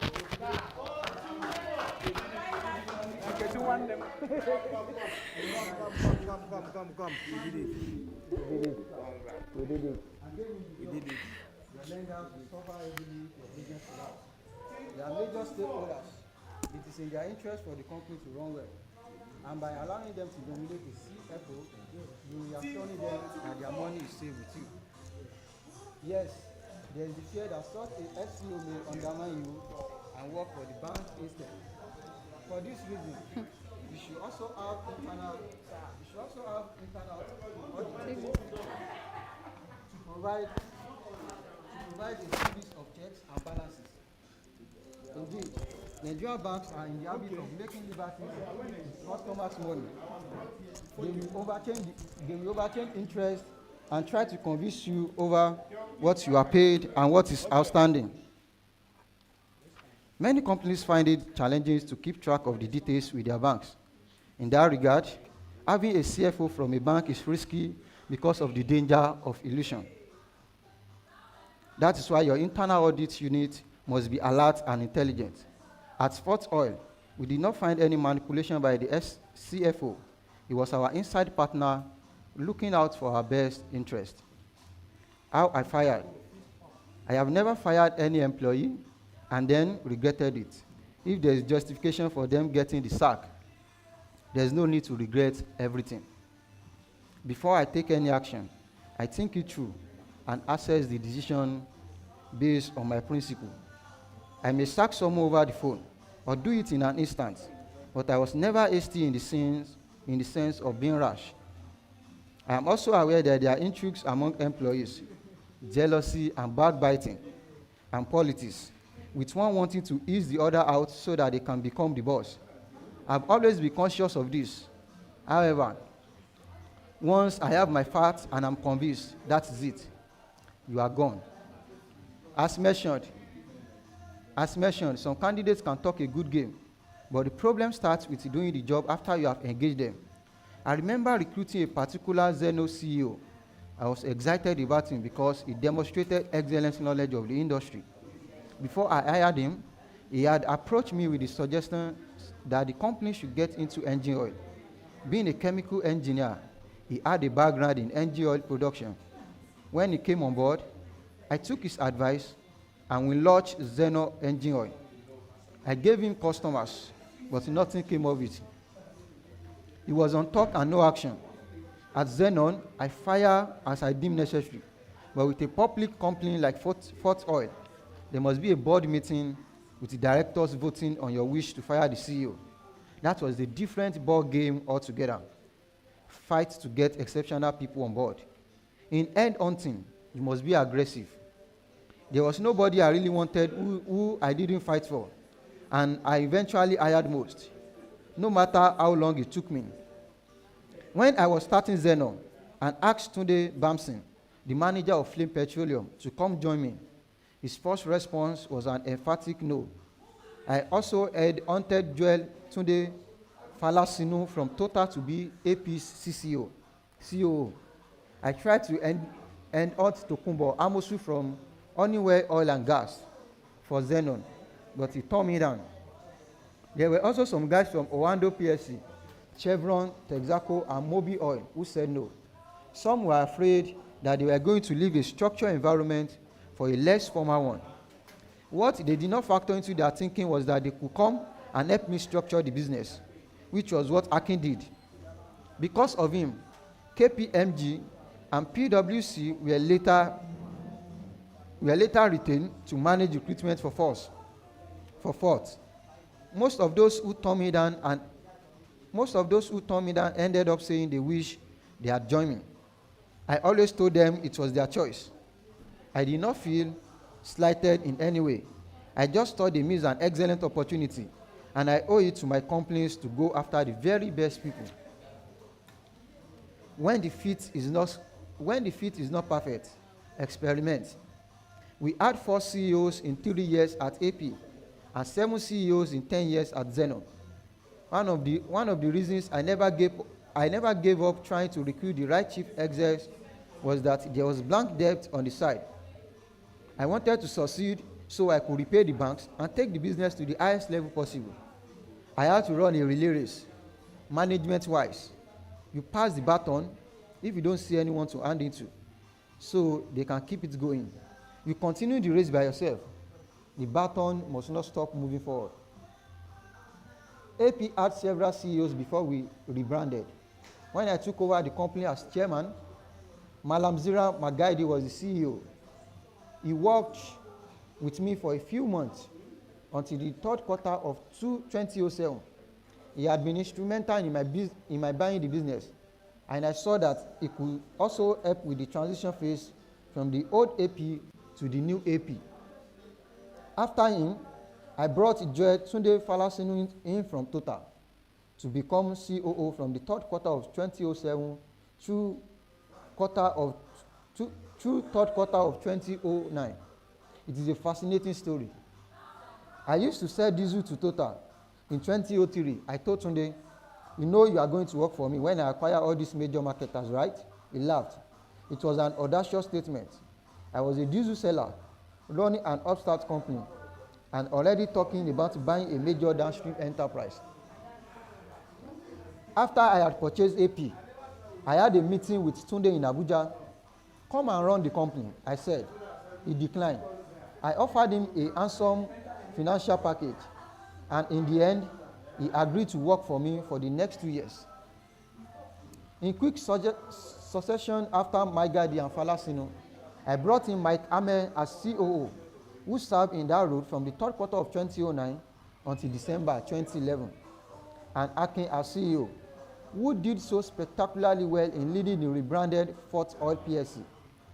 In Xenon's 1999 to 2009 run, my CEOs included Biola Ogorombi, Pastor Oretope Paul, Dr. Adeyinka Akimbami, Steve Katin, Idowu Adebowale, Biola Babalola, and Akin Akinfemiwa. About staff honesty and loyalty. What makes me fire people? Dishonesty is the primary offense. Indiscipline is another. Greed and selfishness are also high on the list. No matter how competent you are, the moment I uncover an act of deception, you are gone. How can you and I be in the room, sitting across from each other and discussing the fortunes of the company? Then I know you are a common criminal in a shirt, and tie. It will be possible for me to keep you as employee. Most of the people I have fired were not upright individuals.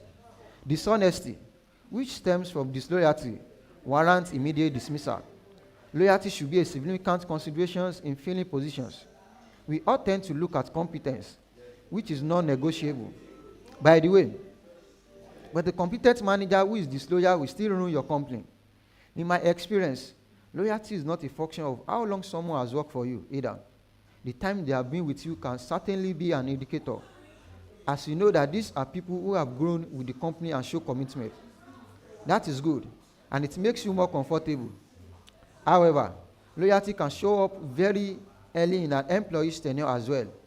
They don't need to have worked for you for a full year before you spot it. How does loyalty work?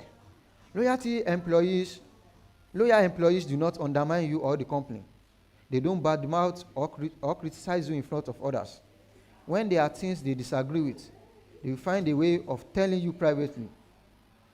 They watch out for you and the business. They go the extra mile to make things right. They never seek to take advantage of you or the system. Instead, they want to see how the company can grow, how you can position it better in the market, and how to cut costs. They are ready to forgo their own comfort and privileges when necessary. They place the company above personal interest. If they want to leave, for whatever reason, they will broach the subject with you in confidence. Disloyalty is not dissimilar to a cancer that will spread far and wide to ruin an organization. I had a CEO who snuck around behind us to ask one of our biggest clients not to buy diesel from Xenon, and explaining that he had his own company that could supply them instead. How could you keep such a manager in your business, let alone your CEO? It will make more sense to shut down your company and apply to work for ease. There are people out there who will do anything to grow their own business on the side and chase you out of the market, all the while standing with you and smiling. If you don't know what they are doing behind your back, you wake up one day to discover that you don't have a business anymore. How to assess loyalty in an interview. I value loyalty because I want to be sure my employees have my back.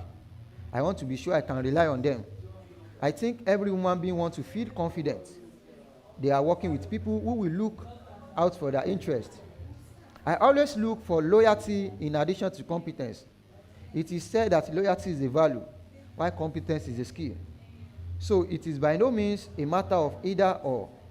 You can train to acquire a skill, but a value is a personal ethic, which is not malleable. Getting both competence and loyalty in a new employee is the ultimate dream. Then you can sleep with both eyes shut, knowing you are in good hands. Unfortunately, you cannot gauge loyalty at the recruitment stage. There is a level of faith or trust required in deciding to engage or not. Still, there are some signs to watch out for at the interview. A quick look at someone's CV will reveal how many places the candidate has worked at and how long they stayed on each job. There may be a red flag there, but that cannot be conclusive. People change jobs for various reasons. Perhaps they are not overly motivated or the company is too limiting. Maybe they are looking for a place where they can express their aptitude with a sense of fulfillment. Asking a few simple questions in an interview setting and watching the person's body language can be revealing. You can ask why they keep changing jobs, although you may not be able to verify their claims. A truthful candidate is more likely to answer probing questions quickly and confidently. An untruthful person will take their time, biting their lip and stammering on simple and straightforward issues as they think about what to say. The way they speak about their previous work and bosses can give something away about their character. If you see signs of disrespect towards past employers, especially if it is with more than one, this is a concern. Most principal employees would avoid bad-mouthing even those who deserve it to a stranger. How I noticed things were off. I have had varied experiences with employees. I once had a senior executive who came highly recommended. I gave him a new car. The day after he got the car, he started misbehaving.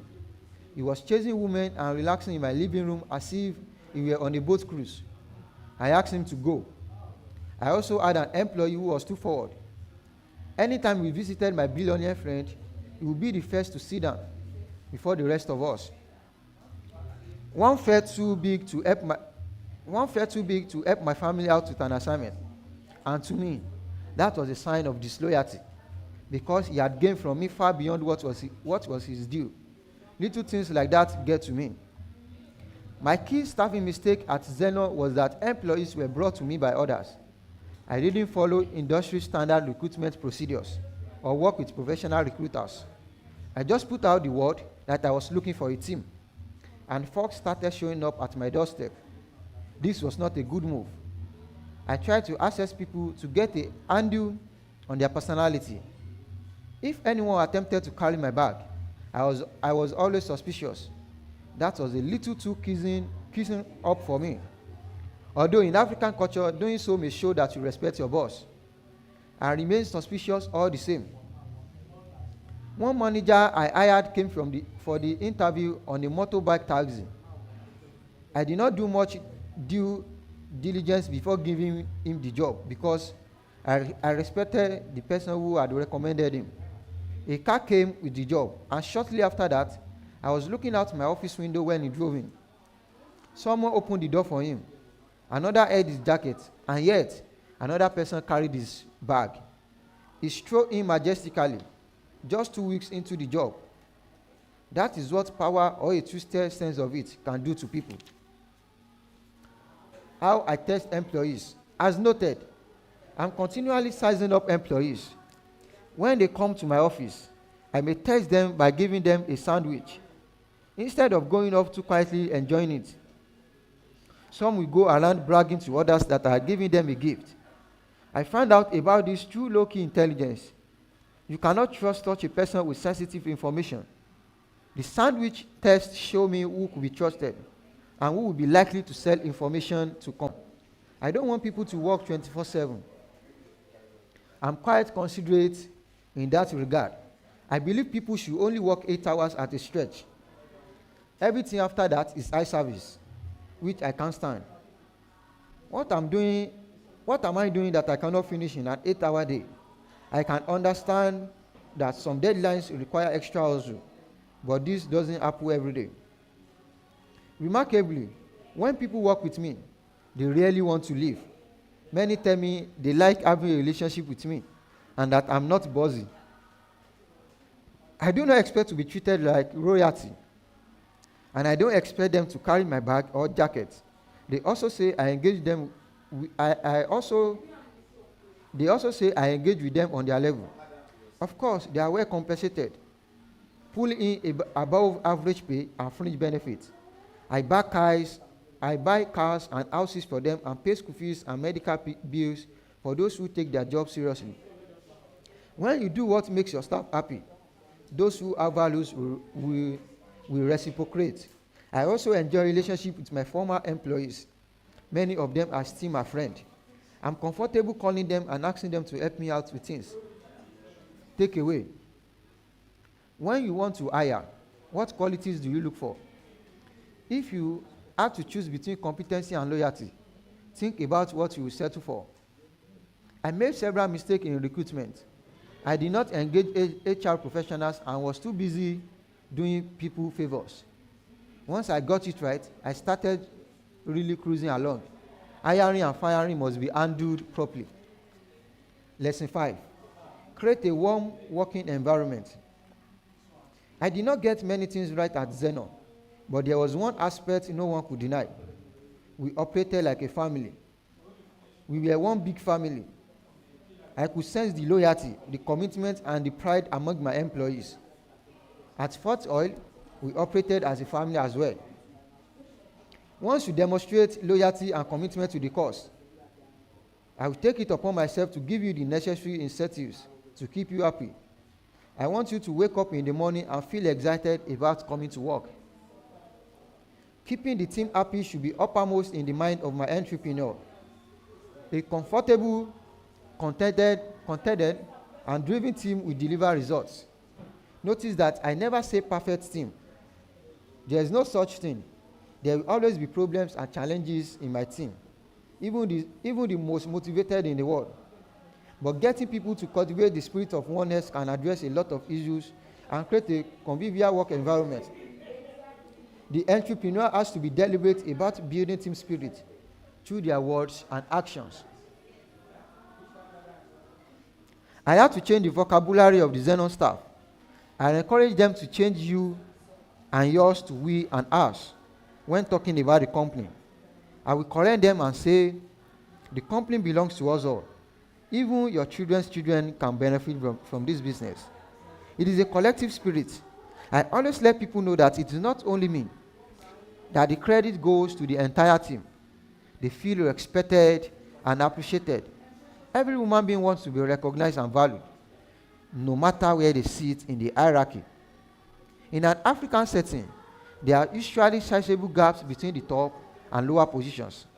This tends to cut off the entrepreneur from team members who are on the lower rungs of the ladder. There must be a deliberate effort to bring everyone into the circle, to make them feel at home, to enable them to work comfortably from whatever position they occupy. From Xenon to Fort Oil, we had in place numerous incentives to ensure they were pleasant, welcoming places to work. This gave us a significant edge over our competitors, setting us apart in many ways. Here are a few examples. 1. Incentives promote loyalty and commitment. Incentivizing the team is critical to building dedication, commitment, and camaraderie.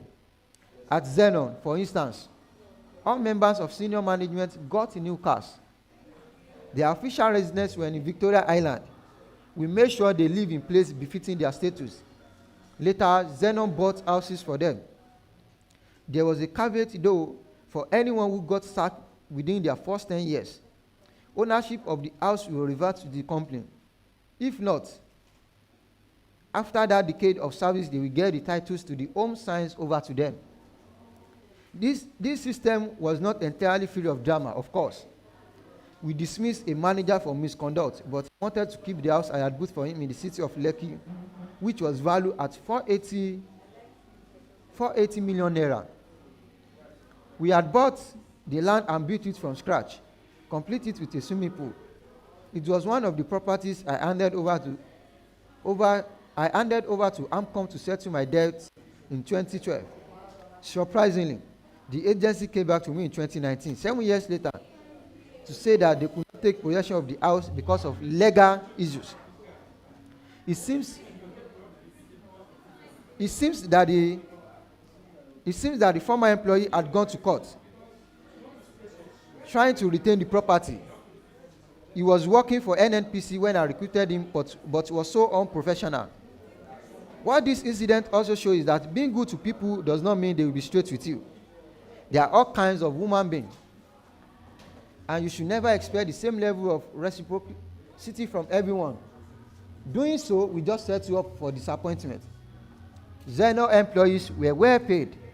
Our salary scale was the best in the industry, even better than deep-pocketed Moby downstream. I had no regret about paying them so well. I did not want to hoard all the benefits. Most of them worked as hard as I did. I wanted my people to be happy. Their official cars became theirs after 4 years. We took good care of our staff, but there were Judases among them. Once you can reconcile yourself to the fact that this is human nature, for better for worse, you are better able to handle any treachery. 2. Incentive improved performance. Overall, our incentives led to better performance. You could see the smiles on the employees' faces. They never look frustrated, which is essential for a smooth running work environment. People want to be happy. Imagine that you have a car that regularly breaks down, sometimes in dangerous places. You can't do your work as you would like. If you have a reliable new car, you are eager to go to work in it. You even enjoy the commute.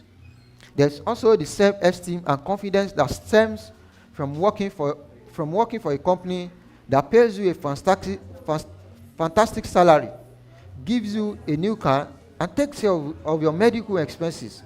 I even flew certain employees abroad for treatment when they took it.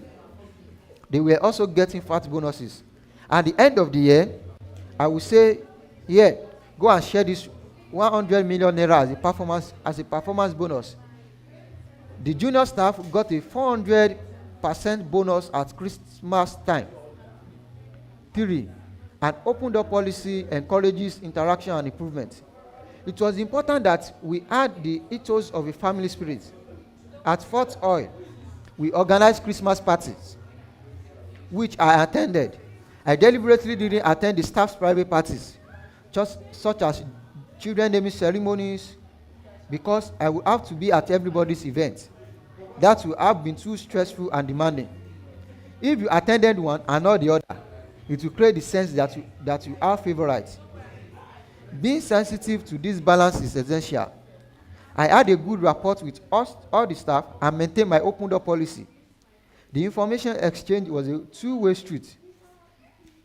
I was a lot wiser for that. They had access to the chairman, and I knew what was going on at ground level. Still, you have to recognize that even this is open to abuse. In Zenon, I noticed that because of this informal, family-like setting, some employees started coming in late. Some started dressing overly casually. In Zenon, there was nothing I could do. But in Fort Oil, they were far more disciplined. I had put a more formal professional look and feel in place from the start. 4. Extend a helping hand to those you value. Scholarships for children of long-standing staff won me their hearts. The kids of employees who have been with me for 20 years get scholarships. I am paying the school fees of the children of all the first-generation staff through universities, from a bachelor's degree to a master's or PhD. Only 2 of them have qualified so far, both drivers, but this motivates everyone to remain loyal and committed. A few of them enjoy foreign training trips. At Fort Oil, some attended the Lagos Business School or headed to Oxford. We ran Fort Oil professionally and provided well, so that employees were not inclined to abuse the generosity. It was no longer child play. I had learned my lesson. Fort Oil was a public company. Even though I owned 80% of its stock, we had to deliver value to our shareholders. After I sold Fort Oil, the severance package for all those who did not want to stay on following my exit was mouth-watering huge. The CEO, CFO, company secretary, and my personal secretary were handsomely rewarded. They also sold the stock I gave them, reaping far profits. If the people who are there now decide to depart tomorrow, it will be Andover PSC, the company's new name since 2020. That must settle their severance package. That is the employment condition. This was part of why they were ready to work for Fort Oil, the way we structure our terms of engagement. Because I was not on a salary, I didn't get a single penny in severance. In severance, the company was going to buy me a bulletproof vehicle, but I declined. I rejected all perks. I did not even collect diesel. If the company gave me free diesel, the CEO will also take diesel. All of them would. So I refused all the perks. I kept to my dividends. 5. Free lunch is appreciated and it enhances productivity. Fort Oil was the place to work. Everybody wanted a job there. All my friends' children want to work for us. The prayer was enormous. The salary scale was well above the industry average. But I told Akin to make it even more attractive. No oil company could pay what we are paying. One of the perks they loved was free lunch every day for everyone in the company. There was a caterer. Frankly, I don't know how much it cost. I ate there only twice. The canteen was a bungalow at the back, and it was an excellent operation. They fed everybody. Also, there was free lunch at the depot. The CEO, CFO, and everyone else ate there every day. In fact, I had instructed the executive to eat there as a bonding move to help sustain the family atmosphere. Previously, people had to drive far to eat because there was no restaurant of any sort nearby. They would come back from lunch late because of traffic. It was so disruptive and stressful. Establishing a cafeteria on the premises was a good move. The staff appreciated it, and this too enhanced their productivity. While I meet potential employees, at Christmas parties, I will give my employees the microphone to speak their minds. I encourage them to open up and talk freely. If you think the company is missing an opportunity, speak up. Given the open environment we have created, they were not afraid to do so. But I made sure I did not undermine their bosses. If the CEO was firing someone, I didn't get involved. The chief executive had carte blanche to hire and fire. My only requirement was that I wanted to meet anybody about to be employed by Fort Oil before they started. It was vital for me to become familiar with them and size them up before they joined the family. We outsourced some positions, but when it came to staffing the management ranks, I talked to the applicant personally and did my assessment. I could tell many things just by looking at them: their personality, how forward they were, their composure, and so forth. I will ask probing questions about where they had come from, what they had done, why they left their previous employer, and what they saw in their future. Once they left my office, I will comment yes or no on each applicant. With this employment exercise, I could put a face to every name. Even when I could not remember their name, I could identify the person as someone who worked for us. And this would help me guide the CEO in dealing with people and their activities. At the height of Fort Oil, we had more than 12,000 employees, including those employed indirectly as contractors and subcontractors. With an average of 12 staff per station, a manager, pub attendants, and security guards working in 2 shifts, recognizing them all would have been impossible. But that initial face-to-face encounter was important to me and appreciated by all. Takeaways: practice the golden rule. Treat people well, and you will most likely get loyalty in return. Rewards: from simply expressing appreciation for contributors to handsome salaries, perks, and uncommon incentives, give a company the edge it needs. Embrace openness and allow dissenting voices. You gain insight from others' perspective. Section 2. Growth and expansion. Finding fame and fortune. Becoming unstoppable. Coasting to victory. Lesson 6. Know your market. Our parents advise us to be truthful and save when we start earning income. They tell us we should own property as soon as we can. They drum it into our heads that as a starting point, we should build a house for ourselves. They emphasize the significance of acquiring as much property as one can manage, wherever there is a favorable real estate market. They always stress that the best investment, the most rewarding legacy, apart from a cherished name and good breeding, is to leave property as an inheritance. They warn against living large, splurging on frivolities, and chasing excessive pleasures. They also admonish us to live simply, far below our means, with warnings such as, "Don't eat with 10 fingers." I took all this to heart. I did not go crazy with owning property. I learned about some aspects of the market early. I supervised building projects for my father. This was an education for me. My dad opened my eyes to the intricacies of construction. He filled me in on the plots and tricks of the type of contractors who fleeces his clients. He called them Baba Mukaila. He described the bricklayers, the Baba Mukailas, with their white skull caps and acrid cigarettes, as a necessary evil because, in the end, they would deliver the goods, despite the trickery and deceit. Drama was never in short supply in the building trade. I had a little construction experience when I embarked on having my personal house built. When I bought a plot of land on the street name for my father in 1996. A former employee of the G. Kappa Construction Company headed up the crew.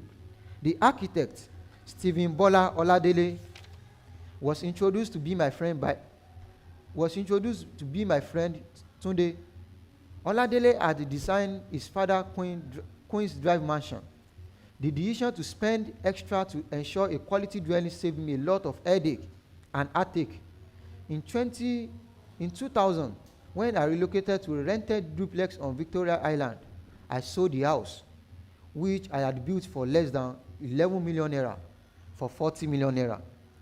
As noted, that move cut my commute time and strategically positioned me closer to the captains of finance. As fortune smiled on Xenon, diversification was next. Building a property portfolio came to me as naturally as breathing. Nobody prods you to start investing in property. It comes with the territory when you have extra income. As I have said, we are taught not to keep all our money in banks, but to spread the risks across different sectors and portfolios. Friends and associates were constantly bombarding me with tips on land and building for sale, as they explained how lucrative real estate had become. Nigeria was experiencing an economic boom, and the population swelled in cities like Lagos, Abuja, and Port Harcourt as Nigerian expatriates returned from jobs in Europe and North America. There was also an upsurge in the middle class. After getting a good education, the upwardly mobile filled the rank of well-paying jobs as start-home blossoms. My friends were heavily into real estate, building high-rises that were bursting with luxurious apartments for rent or sale. My acquaintances, Aliko Dangote, Tayo Amusan, and Bukola Saraki, were all getting rich off the go-go real estate sector of the Obasanjo years. They were pulling in huge rents and profits from sale. It was predictably the next step for me. As a younger man, I had adored my friend Tunde's father, Wahab Folawiyo. I was enamored of his portfolio of beautiful houses in Apapa neighborhood of Lagos. I had the good fortune of interacting directly with this man, who was worthy of the moniker Baba Dini, an exalted chieftain title. He advised me to diversify into real estate, and I decided to build luxury flats in the best sections of Lagos, Abuja, and Port Harcourt. There was high demand for exclusive apartments, selling for $2 million or more in the poshest part of town. That niche market, the super luxurious space, was my target. The mantra in real estate has always been location, location, location. In Lagos, the hotspots were Ikoyi and Victoria Island. In Abuja, it had to be Maitama. Port Harcourt was a different case. There, I bought a property that had been forfeited to the EFCC by the previous owners. Apart from the fact that the choices of location attracted the highest rent, the next thing was not to compromise on elegance. My target market was the cream of the expert crop and executives with exquisite taste, who were ready to pay for top-notch pad with luxurious finishing and furnishings. I hired CG Dosekun Partnership, one of Nigeria's foremost architectural firms, for the design. For construction, I turned to Kappa and D. Abato, an old Nigerian construction company founded by Italian immigrants in 1932. I trusted them, knowing that they would deliver first-class buildings and that I won't be disappointed. Once a building in a good location passed the luxury and functionality test, the rest was easy. Clients line up with their wallets in their hands. My business model for apartment sales had me delivering a fully furnished flat for 80 million naira. On the rental side, an annual apartment lease would be about 16.7 million naira, which was equivalent to $100 at the time. In 5 years, I basically made my money back with a total income of 83.5 million naira. Meanwhile, I owned the building, essentially free and clear, And because I had paid for first-rate construction and outfitting, it required minimal maintenance or renovation. Subsequent rent will be straight-up profit.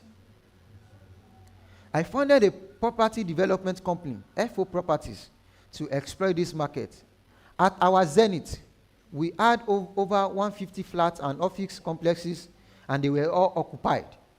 In Lagos, they range from Owando Building, a twin block of 15 floors on Adjose Adiogun Street, to apartments on Cooper Road, Temple Road, Bayo Kuku Road, and Agodaba Avenue in Parkview, and several others. There were similarly nice residential and commercial spaces in Abuja and Port Harcourt. The property business in those days was sweet indeed. But times have changed. The Nigerian market is a different story. All these years later, today, you need more than 35 years to recoup your cost. And with a glut of properties and an uncertain global economy, deep pocket tenants have disappeared, leaving some of the building with just 25% occupancy. Rental flats go for as little as $10,000 a year. I exited the market after I forfeit my holding during the crippled recession of 2008 and my 220 billion naira debt relief agreement with AMCON. There are lessons to be learned from my experience in real estate. To succeed in the high-end property game, I recommend focusing exclusively on quiet, posh locations, insisting on beautiful architecture, and being willing to pay for first-class construction with top-of-the-line decor.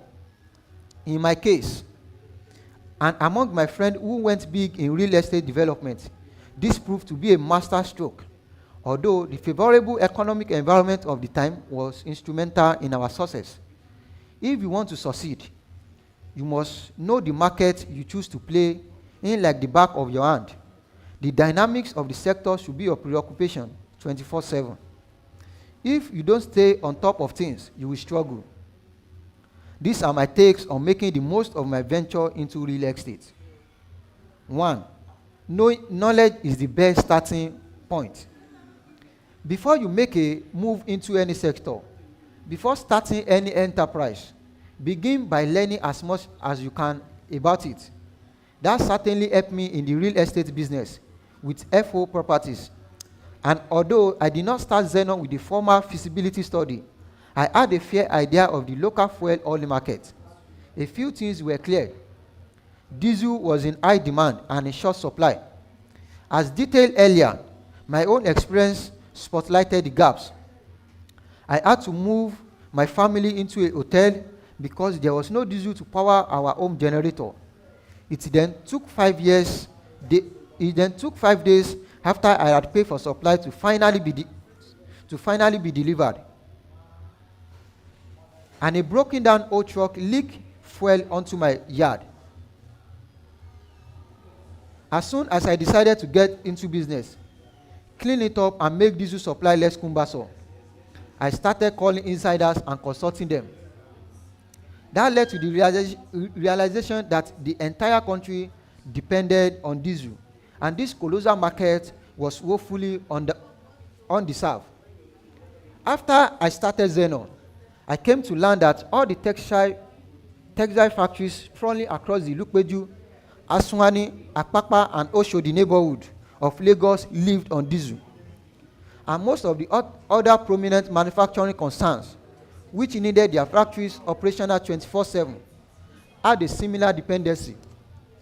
With the government monopoly unable to fill the need, the magnitude of the opportunity became apparent. The entire country was hungry for diesels to power homes. To power homes, offices, factories, mills, and fishing trawlers, as well as every sort of vehicle and heavy-duty equipment. That fired my passion. 2. Knowledge gives you an edge. I quickly find out who had diesel to sell. It was the middleman who offloaded in bulk, who didn't get down into the nitty-gritty of delivering and end users. They didn't want the headache of logistics, buying vans or drums, or investing in storage tanks Many were content to look for bulk buyers, honest and trustworthy customers with cash to set their allocations to and pocket the commission, and that buyer was me. All the hawkers of allocation papers needed was a connection in the NNPC, be it a girlfriend or an uncle, or someone with ties to the presidential villa or the National Assembly. I learned who wanted to sell allocation papers and who, like Obert Oil and Petroleum, had the product in their tanks, ready for me to buy on a retail basis in one fell swoop. Sometimes I would buy from importers like First Fuel Abdurrahman Abdurazak, who at the time of this writing is governor of Kwara State. I was lucky to buy large quantities of diesel from him, and he gave me generous discounts. There were also 2 independent retailers, apart from the majors. They were Flame Petroleum, which I mentioned earlier, and Sea Petroleum, owned by Senator Stella Odua. Knowing where to buy allocation or bulk retail and cultivating a warm relationship with my suppliers and rivals provided the edge that helped me become a prominent player. 3. Knowledge affords you a more precise, long-focused vision. As the weeks rolled into months and years, I became a keen student of the diesel sector. This understanding of the market and knowledge of my competition helped clarify my vision. When I started selling to individuals' homes out of drums, my father was my first customer. I delivered 10 200-liter drums to his house in the Odora Guzin ward in the town of Ekpe. Suffice to say, the humble early days of riding in the van I have described set the stage for so much more. I learned the language of the trade and the metrics. If the volume a truck carried was 33,000 liters, I used to tell myself that one day I will have 33 million naira, and then 33 billion naira, 330 billion naira, and eventually 3.3 trillion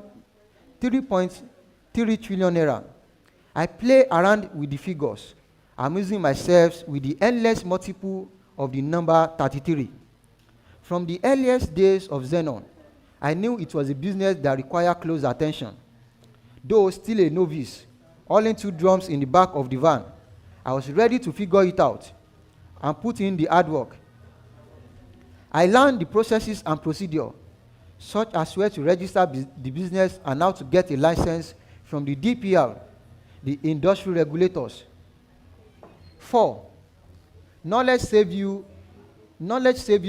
resources and time. Being knowledgeable is essential in order to know where to reliably get whatever you need at the best price.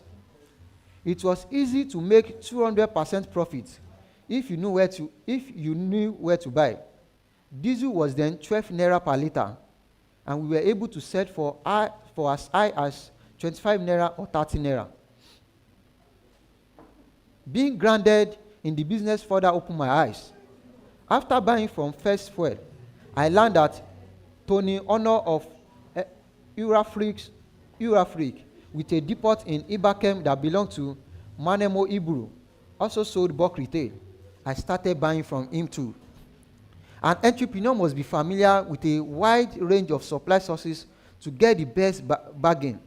It pays to know about market capacity, such as how much customers are consuming in aggregate, the low and high seasons, and much more. I met people in our industry who didn't know that 1,164 liters of oil make a ton, which was the capacity of a shipload. Conversely, you needed to be able to divide the tonnage by 1,164 to get the number of liters in each shipment, and work through a series of other calculations from there. That was necessary to factor out what you have been paying, your subsequent markup, how many customers you will be able to service with the load, the profits you will make, and so forth. That was the heartbeat of your business. I learned that sales were high during the Christmas period because households kept their generators running, and many people traveled across the country at that time in diesel-powered buses. During the rainy season, demand was low because public power often improved, which better performance from the hydro stations, which stabilized electric power generation. The knowledge I acquired over time also led me to realize tremendous efficiency, savings, and profitability as I acquired 4 ships in quick succession. This included MT Sir Michael, 8,500 tons, MT Lady Doja, 17,200 tons, a flat-bottom craft that was one of only 5 in the world, with the advantage of batting in shallow waters, MT Nana, 20,000 tons, and MT Zeno Conquest, 10,300 tons. They all ferry diesel from larger tankers that could not berth at the port. Understanding the market and competition gave me insight into when to empty and when to fill tanks and ships, and when to sell. People paid in advance, and at one point, I had 2 billion from depositors awaiting diesel. They like to settle in advance because it was a first to pay, first to load proposition. I had built a reputation for trust, so people were confident that they would get their product as agreed. With the first come, first serve promise, I was also giving them an attractive incentive to engage, pay, and come back again. Use today's issues as inspiration for tomorrow's expansion. The expansion of the business started with trucks, but we still grapple with irregular supply from tank farms and those peddling allocations. And only 2 companies always had diesel, Maka and Webico, an oil and gas firm originally funded to provide the tar-like petroleum derivative bitumen for road construction. But Webico, whose primary focus was not diesel, only had storage capacity for 5,000 tons, which was not as reliable a source as Maka, which could stockpile 20,000 tons. Many of the suppliers talk a big game, but drag their feet in providing the goods after collecting money for an essential commodity that was in high demand.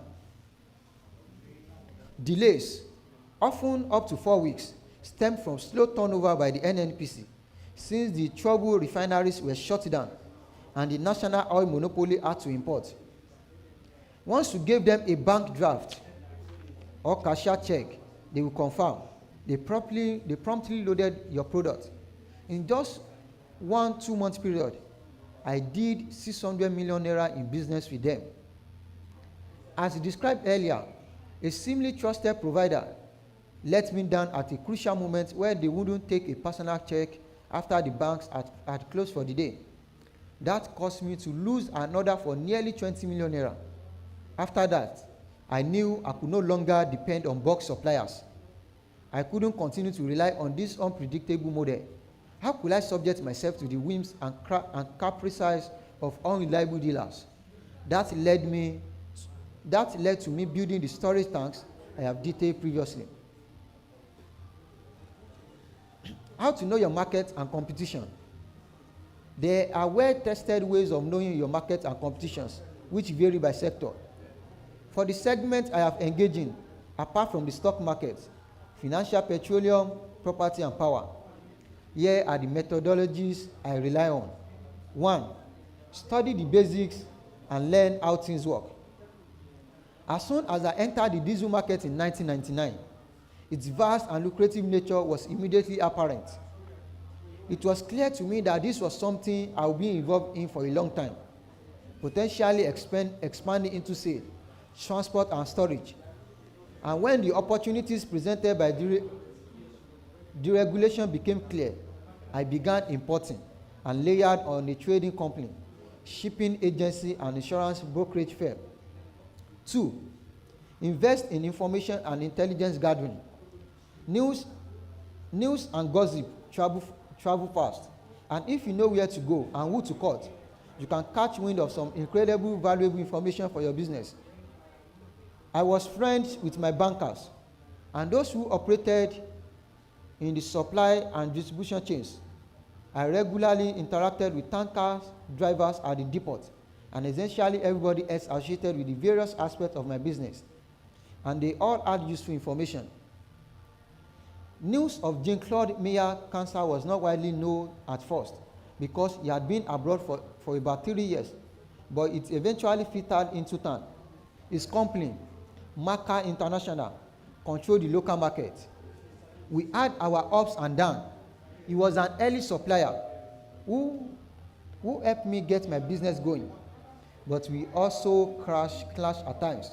When he passed away at the age of 47, his death created a vacuum. His son, Oliver, who stepped into to manage the business, was not interested in the oil industry.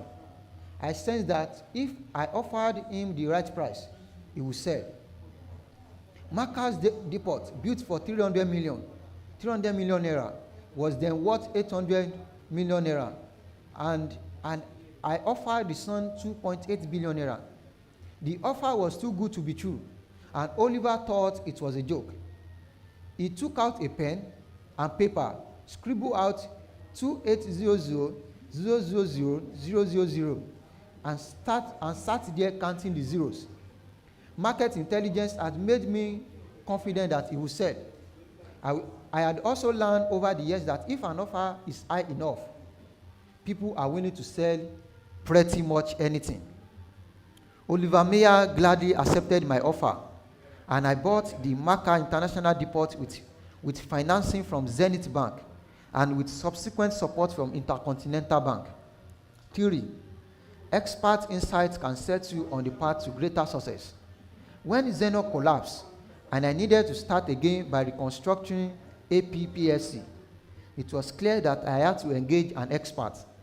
I needed the advice, counsel, and guidance of a veteran in the oil sector. The brief was simple and straightforward. I wanted to basically sack myself, rebrand, start from scratch, and do it right. Who do I choose? Olumide Onakoya, who had for years been the MD of the Mobi downstream operations in Nigeria. He had been responsible for everything that happened between oil and gas production and the point of sale. And he went to work, detailing what he needed to start anew. He was surprised I was ready to pay 7 billion naira in severance package to my old staff, but I knew what I wanted.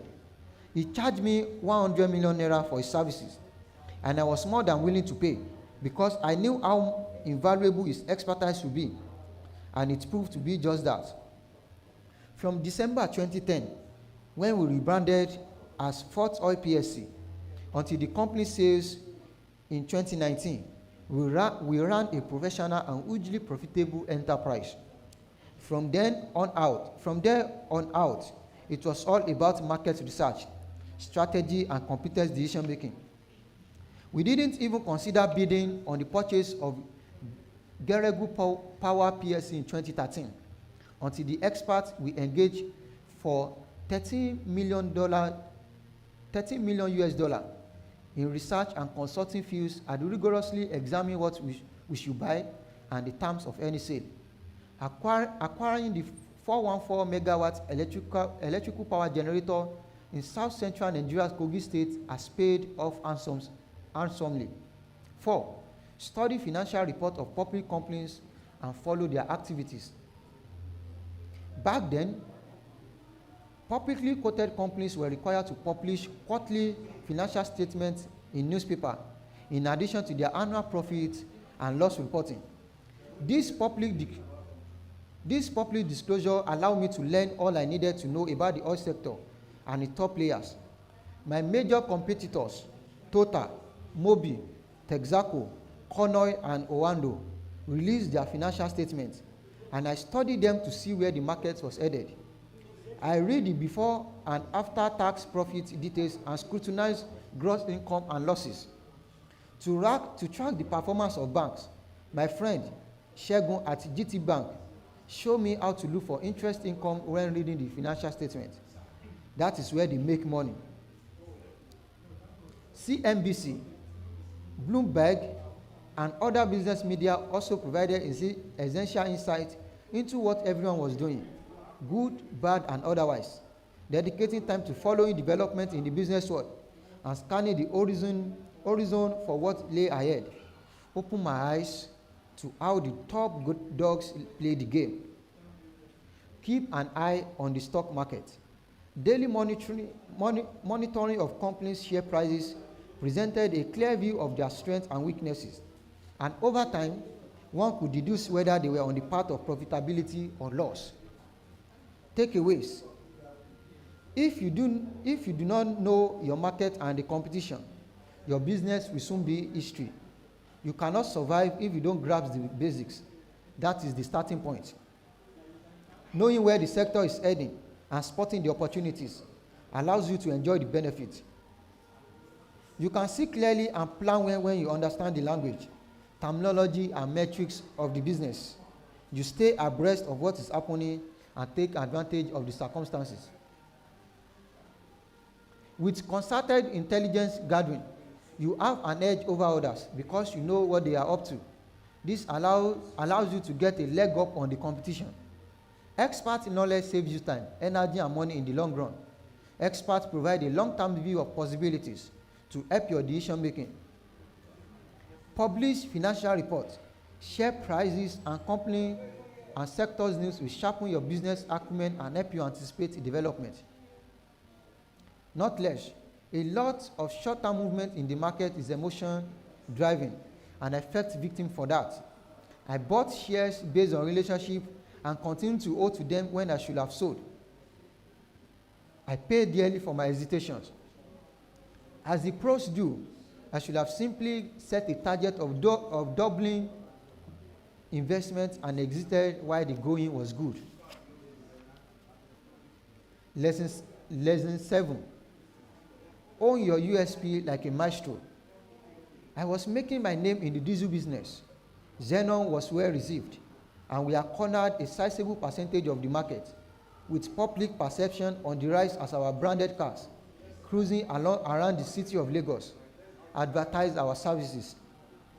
Those whose businesses and homes depended on this fuel valued us beyond words. But the market was huge, and I wanted to increase our share of it. I was not motivated by greed. I had the product in mass quantities at the best price and had the biggest clients buying from me in volume.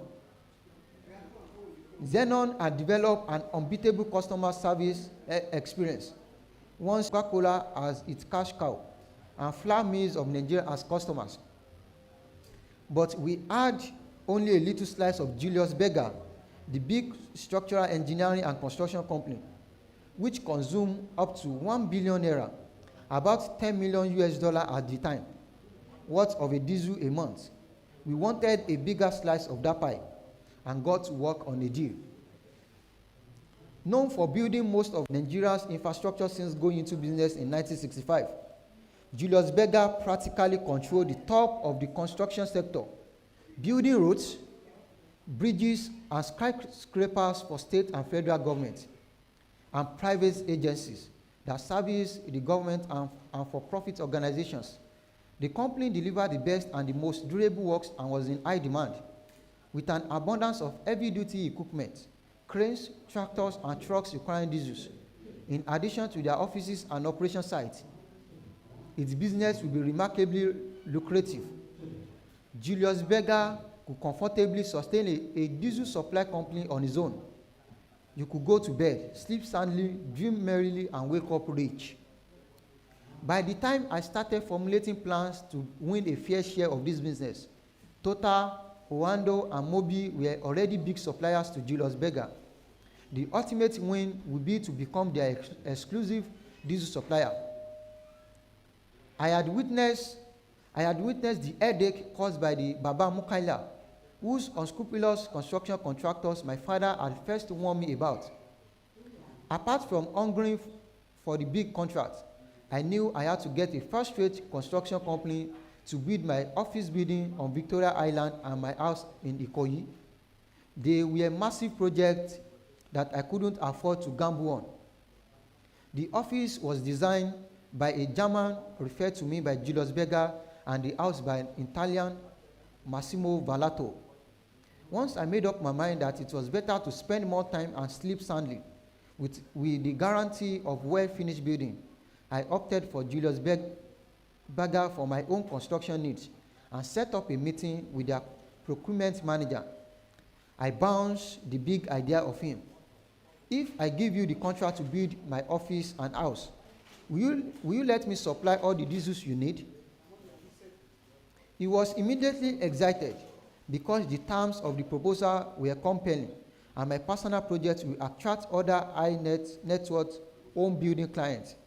The diesel contract was enormous, worth 3.5 billion naira, 35 million US dollar at the time.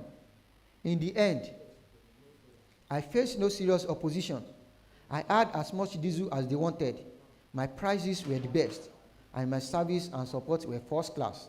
What is more, my USP, which we'll talk more about below, toward about all others. I was ecstatic when we signed the contract. It had a 20-year maintenance clause for the buildings. I paid the deposit and in turn received exclusive right to provide Julius Berger's diesel supply of some 1 billion a month. I was winning on many fronts, making money with their business and getting buildings with their elegant signature finish. Once the contract commenced, it was a mutually beneficial engagement. Both parties were quite happy.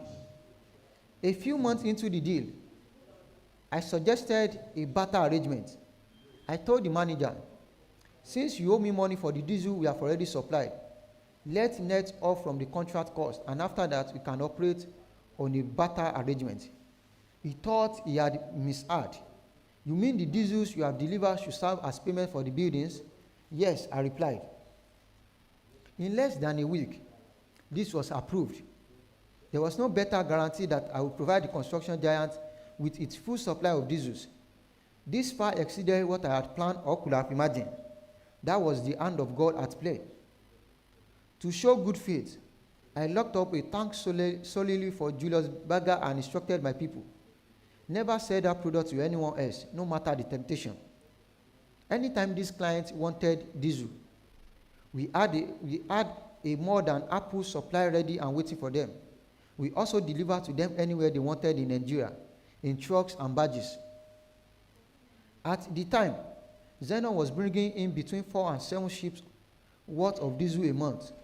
So there was no question of any shortfalls as Julius Berger worked on major construction projects at a rapid clip. On their side, the customer had locked in the contract cost. It was fixed, no matter the vagaries of the market. The deal was the usual breakthrough we all pray for in our businesses. It grew from a 35% chunk of business to 90% of our total volume, pulling in around 3.3 billion naira a month. Our USP was sharply owned, and we continually exploit additional advantages we could deliver. We were laughing all the way to the bank. The concept of the USP was introduced by American advertising pioneer Rosa Reeves in the 1940s, although it was given that name much later. That came in 1961, again from Reeves. He stated that the object of advertising is to conclude a sale by showing the value of your product to consumers. The one reason they should buy your product and not your competitors' offerings. The concept was expanded into a broader business concept by Theodore Levitt, a German American economist, to comprise all that differentiates a company product from that of its competitors, such as price, being the first of its kind, quality, or the solution it provides. It encompasses everything you are offering that the competitors cannot. From Femco to Centerforce, Xenon, AP, Fort Oil, and Gregory Power, I learned that successful businesses thrive based on the unique value they deliver. In my case, this was the wholesome customer service experience we provided. We always strive to exceed expectations, to give more than we promised, and to be respectful and friendly. To that end, Here are my biggest tip. 1. Low pricing will entice customers to try your product. To make consumers look our way, we promise attractive prices and ready supplies, and we deliver without any problems. To those who gob diesels in large volumes, always look for bargains, provided the product is genuinely sourced, not adulterated, readily available, and meet their specifications. A lower price will give you an advantage. Xenon had the best rates because of the huge volume we handled. We were also in control of the supply and distribution chain with our trading company and shipping agency, insurance and trucking business, storage tank farm, and 4 ships. By scaling up my capacity, I could take less profit and pass better prices on to my customer. I was not greedy, so I worked with tiny margins that others would have struggled with. As business boomed, I invested in supply chains that gave me better control of availability and pricing. And with deregulation, I mastered the intricacies of the industry to my advantage. I could lower prices at will, as I've described. I soon controlled 99% market share. And even the majors like Total and Oando bought diesel from me. They became middlemen. 2. Prompt delivery and efficiency are always appreciated. Cash flow sustain businesses. You must generate sales so you can cover your production cost, and whatever is left is profit. In a bulk commodity business, without selling sizable quantities, the business will be in jeopardy. And to conclude a sale, you have to offer your customer more benefits than your competitors.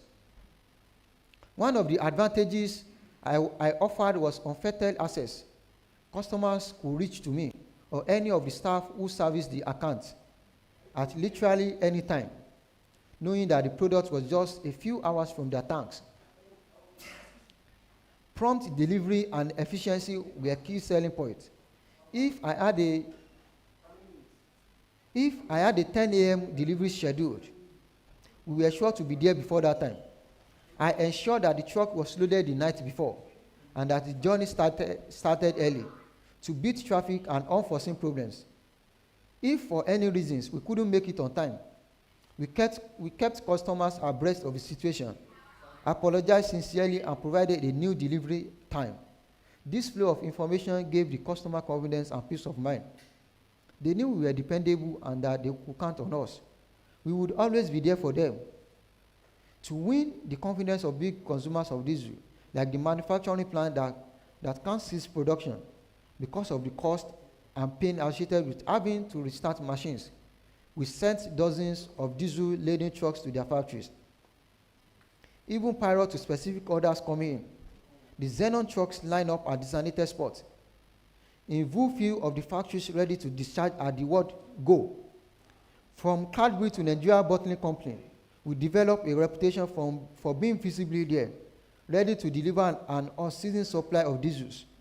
3. Personal customer relations go a long way. One way to improve the customer service experience is to personalize your interaction with clients. Early on, I learned the value of personally courting and wooing customers. I sharpened that skills as I grew into business of selling diesel. In those early days, riding along in the van with my driver, I interacted with the security guard or anyone else who took delivery. We chatted, got to know each other, and came to have that up close in personal relationship. As the business grew, I taught my staff how to speak with customers, win their confidence, and smooth out the relationship with those who paid us money for our product and service. My employees knew how to open closed doors and speak to those in charge of procurement. They knew what price and conveniences to offer. They learned to maintain cordial and professional working relationship with those who were important to their work. 4. Quick decision-making aid service delivery.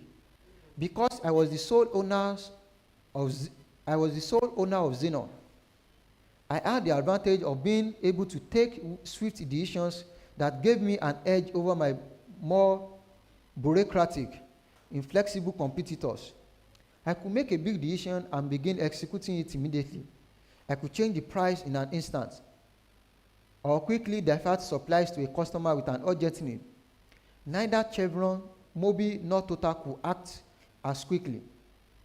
They had more rigid, cumbersome processes to follow, which formally regimented decision making. Sometimes they had to get approval from headquarters in the US or France on a particular matter, which could take days or weeks. These multinationals had a board of directors in Nigeria, but the majority of their shareholders were abroad and major decisions emanated from there. Even when my petroleum business became more structured, with Fort Oil PSC, we still cleave closely to the concept of streamlined decision making. My managers were well aware of the way I reason. They could make independent decisions based on my philosophy and style, while taking full responsibility for their actions. 5, make use of payment incentives where possible. Once we began dealing with larger volumes, our objective was clear: become the sole supplier of every substantial diesel consumer. Given our size, we had to service those with high consumption, or our business model will fall apart. To land those massive companies I've mentioned, we had to offer more value than our competitors. We started by providing 30-day credit when the product was not scarce. It became a standard incentive for big, reputable companies. They will pay. So why not extend the credit line to make them a more attractive supplier? Others didn't take that risk. Out of fear of catastrophic breakdowns or because jeopardize their short-term cash flow. Sometimes, if the competition matched our credit incentive, we stretched the time out to 90 days. It was a win-win. We had to sell the product that was being continually replenished in our time, and we kept our major customers happy. Higher focus, motivated go-getters. We ran a company driven by target. The sales team to facilitate their pitches to procurement managers, had goals to meet and use all the resources at their disposal to win sales. I regularly spoke with the head of each department, explaining my vision of how we could conquer the market. If there was a particular segment or client we are targeting, we research their payment style first, and if they were worth getting, we move in. We had personable men and women on the sales team who worked hard to bring in new customers and win accounts away from our competitors, and they did. Our company's stellar reputation for price, abundant inventory, and prompt, efficient delivery made their job relatively easy. 7, don't neglect branding. I have always been passionate about sales, the whole process of making your pitch, winning over customers, and closing deals. And one of the best ways to sell more is to work on the public perception of the company. It is easy to get prospects to buy your product when they know of your positive image and trust you to deliver on your promises. To this end, the unique Xenon name generated curiosity and exciting buzz, fueled by our beautiful logo, with the O replaced by a drop of yellow, orange, and red oil. When we rolled out our new Volkswagen cars onto the roads of Lagos, Audi A8s, Polos, Boras, Touareg, and Golfs, emblazoned with our logo, they were hard to miss. Even if you are not a customer, Xenon had claimed its spot in the public consciousness. It had a recognizable name, and the business was we are 30 years old in the business. Woo! Yeah, I'm sure when we clock 30 precisely next year, I want to see all these faces here. You will all be there, sir. We'll call you to come over and rejoice with us. So like I did say, essentially that was what our business is like. And the publishing business, what we basically do is to ensure that we convey readable materials to the markets. And when we say market, whom are we talking about? The schools, school children, bookshops, and other distributors. So as it is, I can say we are a kind of an intermediary between the concept and the end users. The concept, those that come up with the concept are the authors, then the end users. And for the school business too, we are strictly guided by the curriculum. We just can't come and publish anything. So a regulatory agency in the government is there to tell us what to publish. So we'll give you the finesse it needs in order to have that appeal for the reading public. Let me stop here for now. Okay, so thank you so much. Madam Amara. Thank you very much. Well done to the team. You guys have. When I saw 424 hours, I was wondering. Remember I went to post our video, and I was like, John doesn't learn. He wants to go back again. So Purple Shelves Literary Services is best described as a book company. To just say that it is a publishing company is to do it a disservice. So yeah, we publish traditionally. We also offer publishing services to authors who can fund their publishing themselves. We publish traditionally as well. The two books on the table were traditionally published. Can we spotlight those, the books on the table? Years of Shame and See Morocco, See Spain. Wow. Okay. Yeah. I am an editor. Before I even became a publisher, I have been editing for over a decade and a half. That's impressive. Yeah, and so as an editor, I have offered editing services or consultancy to a lot of publishing companies. I did a lot of that before I even got into publishing. Okay. That's at the part of getting the books ready, getting our books, right? Like he said, from concept to final. Yeah, from manuscript to book. But sometime in 2017, I realized my children read, right? I've raised them to read, but I realized that their friends were not reading. And if children are not, they don't have contemporaries doing things, then that habit doesn't stay. The reason why a lot of children do Roblox today is because all their friends do Roblox. And so I wanted my children's friends to read as well, so that reading would trend among, yeah. So I went to their school and I volunteered to run a book club for free. Oh, wow. I did that in the first year, and by the second year, by the next year, the school adopted it as part of their curriculum. That's amazing. And so, yeah, and so right now that's another service that Purple Shelves offers, because we have other schools that have signed up to the book club, and in 2021 we ran a book club for Access Bank as part of their CSR. Can we give a round of applause for her? Thank you. So we also offer book reading. We also offer book club services. And then in 2019, 2018, I started a thing where I, every year since then, I've given out 1,000, I give 1,000 books out every year to children. You're already on board with our campaign then, before you came. Yeah, to children in rural communities, orphanages, juvenile prisons. So yeah, that's also another thing. So we don't just produce, we also make sure that books end up in the hands of the children themselves. Yes, that's wonderful. I think actually you've answered part of my leading question, because I wanted to ask what you think the role of publishers is in ensuring the literacy culture really sticks in Nigeria. So I think you've already answered parts of my question, but if you would like to expand, I would really love to hear. What do you think publishers can do to really push the literacy culture in Nigeria? Okay, so I think that one of the first things is for the publisher to understand that you're not just there to produce books. Yeah, the author writes, but publishers are like gatekeepers. You're like the determiners of culture.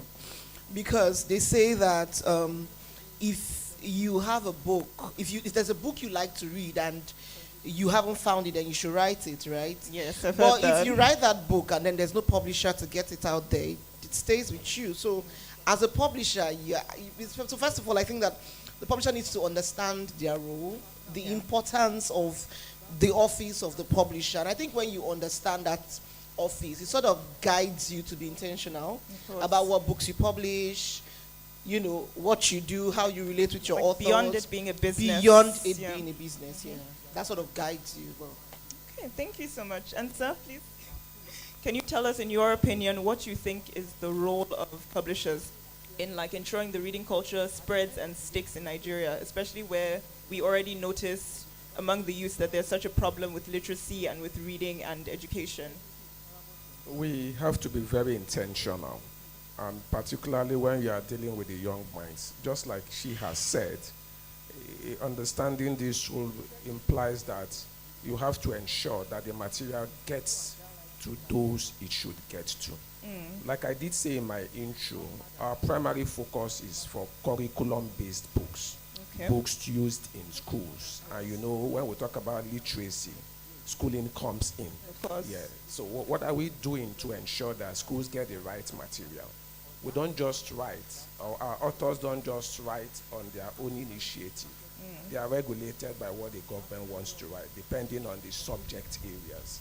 So ours is to ensure that these materials that have been written by the authors, we let them go through the editing and publishing process so that the finished product will be worth the while. And we also have to do that with respect to our contemporary times. A book you are writing for a preschooler is different from the one you are writing for a teenager. So what is the appeal? That's the question you ask yourself. And as a publisher, you have to be very conscious of that, because there are so many distractions, particularly for our teenagers these days. So what is the best mode that you are going to use to ensure that this material appeals to them? If you are writing for a preschooler, they are easily attracted by pictures. So the quality of the material should be such that it captivates their attention. Pictures, it should be generously illustrated so that they will be interested in what they want to read.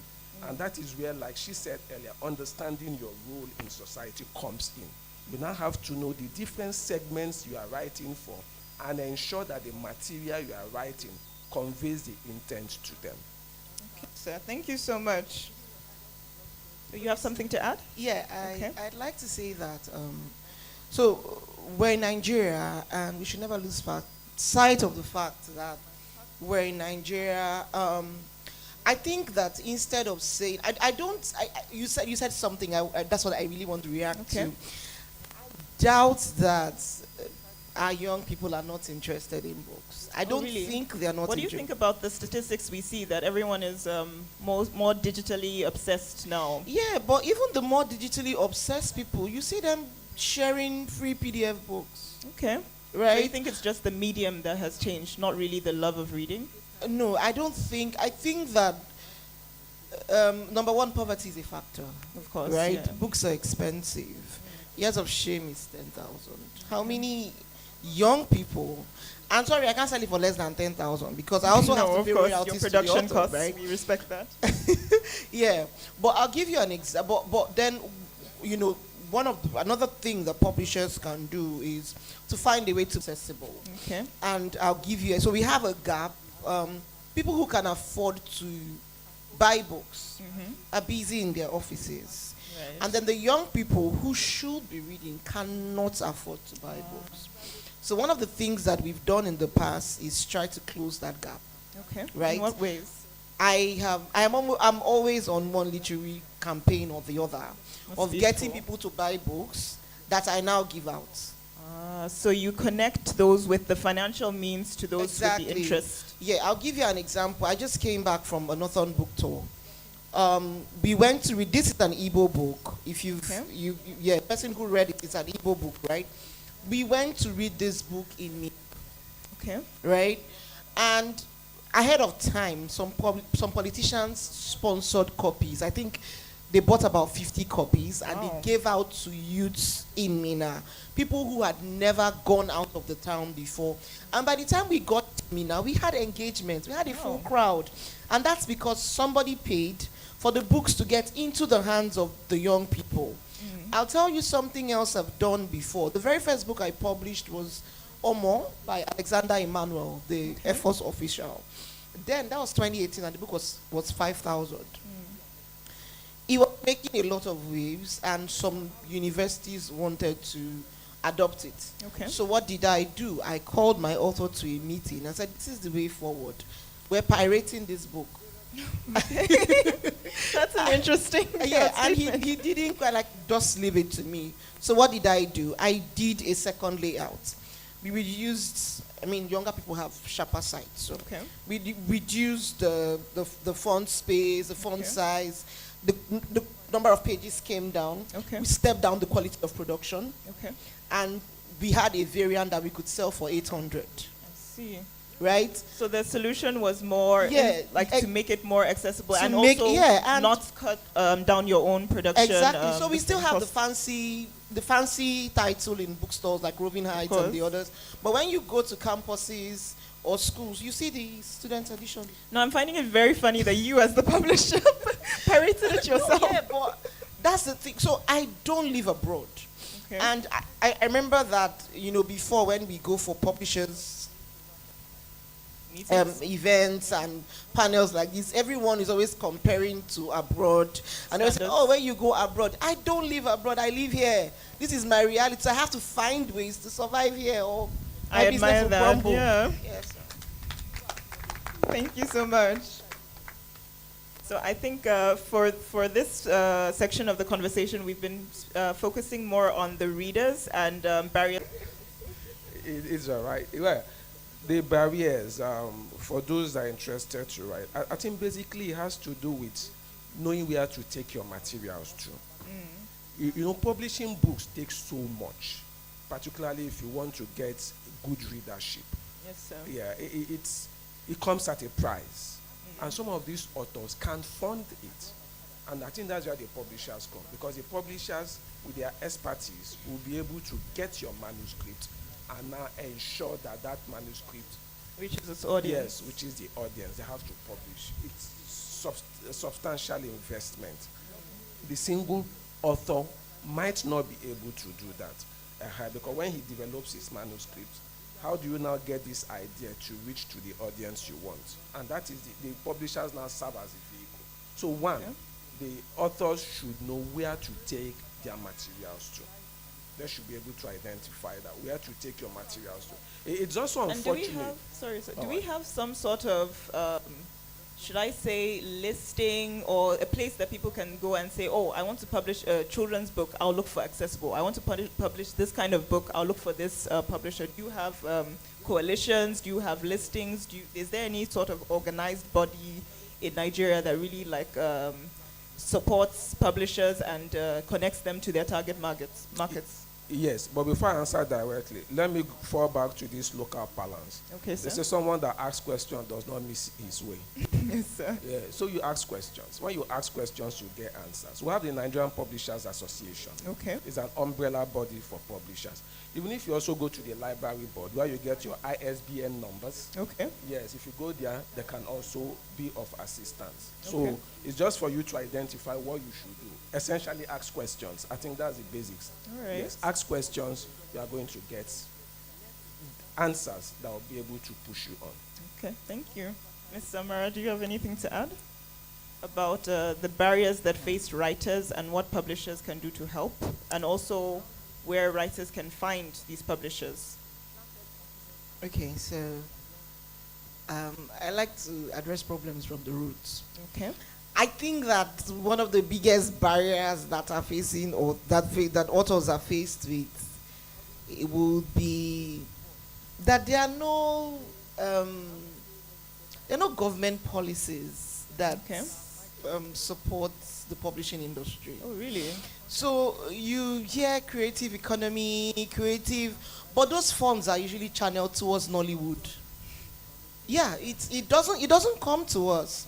Why I'm saying this is because, okay, I'll give you an example. Last year, Purple Shelves did a call for submissions, Okay. and we had a lot of beautiful, well-written books, Okay. but I could only pick 2 How come? because of my budget. Right? So you think the government should Yes, play a role yes. in If there are policies that makes the publishing climate a little better, okay, if I know that I have the funding to do, say, 10 books, then I'll publish more stories. Okay. Right? You get to know more authors. There's that support. There's that lack of support from because we cannot exonerate the government. Okay. You cannot just, point at publishers. So yeah, what can the writer ask the question again about Okay. writers? All right. Okay. So, what are the barriers that they face, and what can I know you've stated government too. So I think we should emphasize that. But the publishers themselves, what can they do to like clear these barriers? What's like the biggest barrier that you would state right now? Rob a bank. Okay. I think we need to come back to the statement.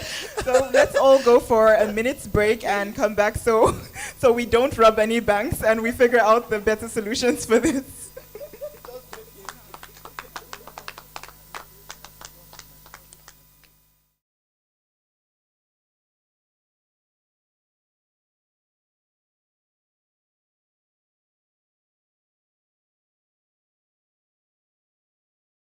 Than anything.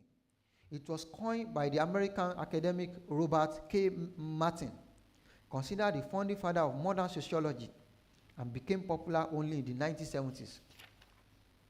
The mentor brings many attributes to the table because he walks the talk, he guides patiently and teaches sympathetically, ensuring that you process and learn from moving on to the next stage. When I asked for one of his briefcases as my school bag, he obliged. There were countless other examples, all helping to move me forward, propelling me toward my destiny. Discerning but easygoing, his support when I opted out of high school softened my grieving mom's heart. She was inconsolable when she learned I was not going back to school. In her eyes, I was jeopardizing a future that was all but assured. Ọlọ́run ló mọ ṣé àṣelà, my dad reassured her. Only the Almighty knows which endeavors are rewarding. He sought what no one else perceived. My mother always calmed down when she grasped how comfortable and unperturbed my father was with my decision. As described earlier, the only subject I had paid attention to through secondary school were business related. I was fascinated by factories and how machines work together in perfect harmony to produce goods. I was also intrigued with private and public companies, pondering the history of retailers like Sears, Roebuck, and Co., and look forward to lessons in commerce. In insight, it gives you a purpose and expects fulfillment. It can only direct. You go into military and fulfill your mission. You go into business space and change lives and fortune. Many wealthy Nigerians, from Chief Adiola Odutola, the first president of the Manufacturer Association of Nigeria, and Prince Samuel Adedoyin of Doyin Group of Industry, to Alhaji Razak Okoya of the Eleganza Group, did not attend university in those days. Many successful people around the globe don't have degrees. I was pleased at $18 billion in 2019 dollars. The founder of Standard Oil Company went to work at age 16. At its peak, his company controlled more than 90% of the US oil market. It later split into 34 entities, including ExxonMobil and Chevron Corporation. Henry Ford, 1863 to 1947, with no formal education in engineering or business, built his first car in 1896. He left the family's farm at 16 to become an apprentice in a Detroit machine shop. The revolutionary industrialist who pioneered mass production in assembly lines, transformed global transportation. Soichiro Honda, 1906 to 1991, quit school at 15, become an apprentice auto repairman in Tokyo. He spent 6 years learning the trade and returned home at 22 to start an auto repair shop, first producing piston rings for Toyota in 1937. He founded the Honda Technical Research Institute in 1946, and in 1948 produced motorized bicycles with his Honda Motor Company. Motorcycles followed in 1949 and cars in 1963. Raymond Abbott Kroc, 1902 to 1984. Raymond Abbott Kroc dropped out of high school at 15, and during World War I became a Red Cross ambulance driver. He joined the fledgling McDonald's hamburger stand business in 1954 and opened his McDonald's in Illinois in 1955. In 1961, he bought the company from founders Richard and Maurice McDonald for $2.7 million US. He transformed the brand, turning it into a global behemoth with 2021 revenues of $23.2 billion US. William Henry Gates Tillich, born 1955, is from Seattle, Washington, where his father was an attorney.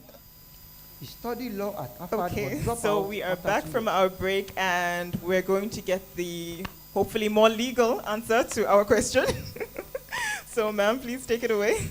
Okay, so first of all, I think that the publisher, one way to promote literacy as a publisher is to publish diverse genres.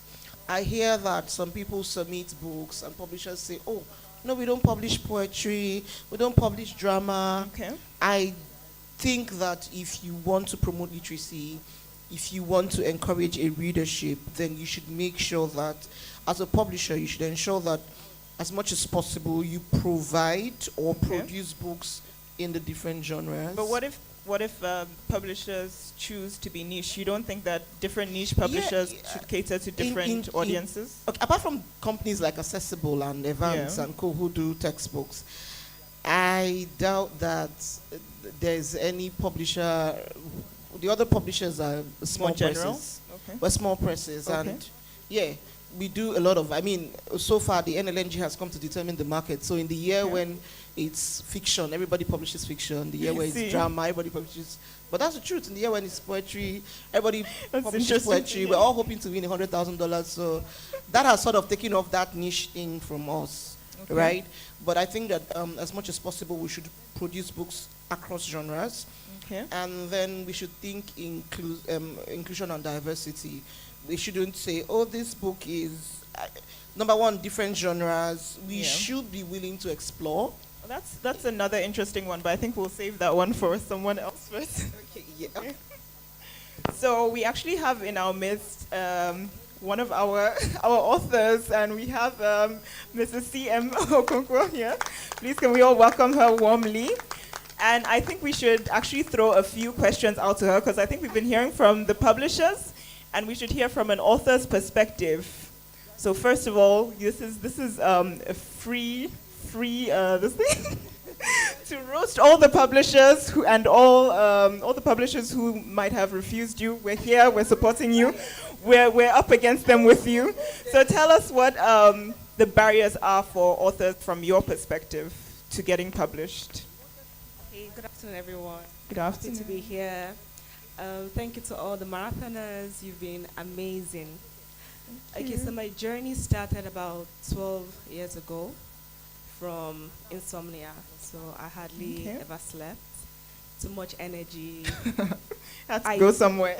Ideas, and I started writing. So the first barrier was getting a publisher. Okay. Right? So I don't remember all the publishers now, but I sent my work out about 12 years ago.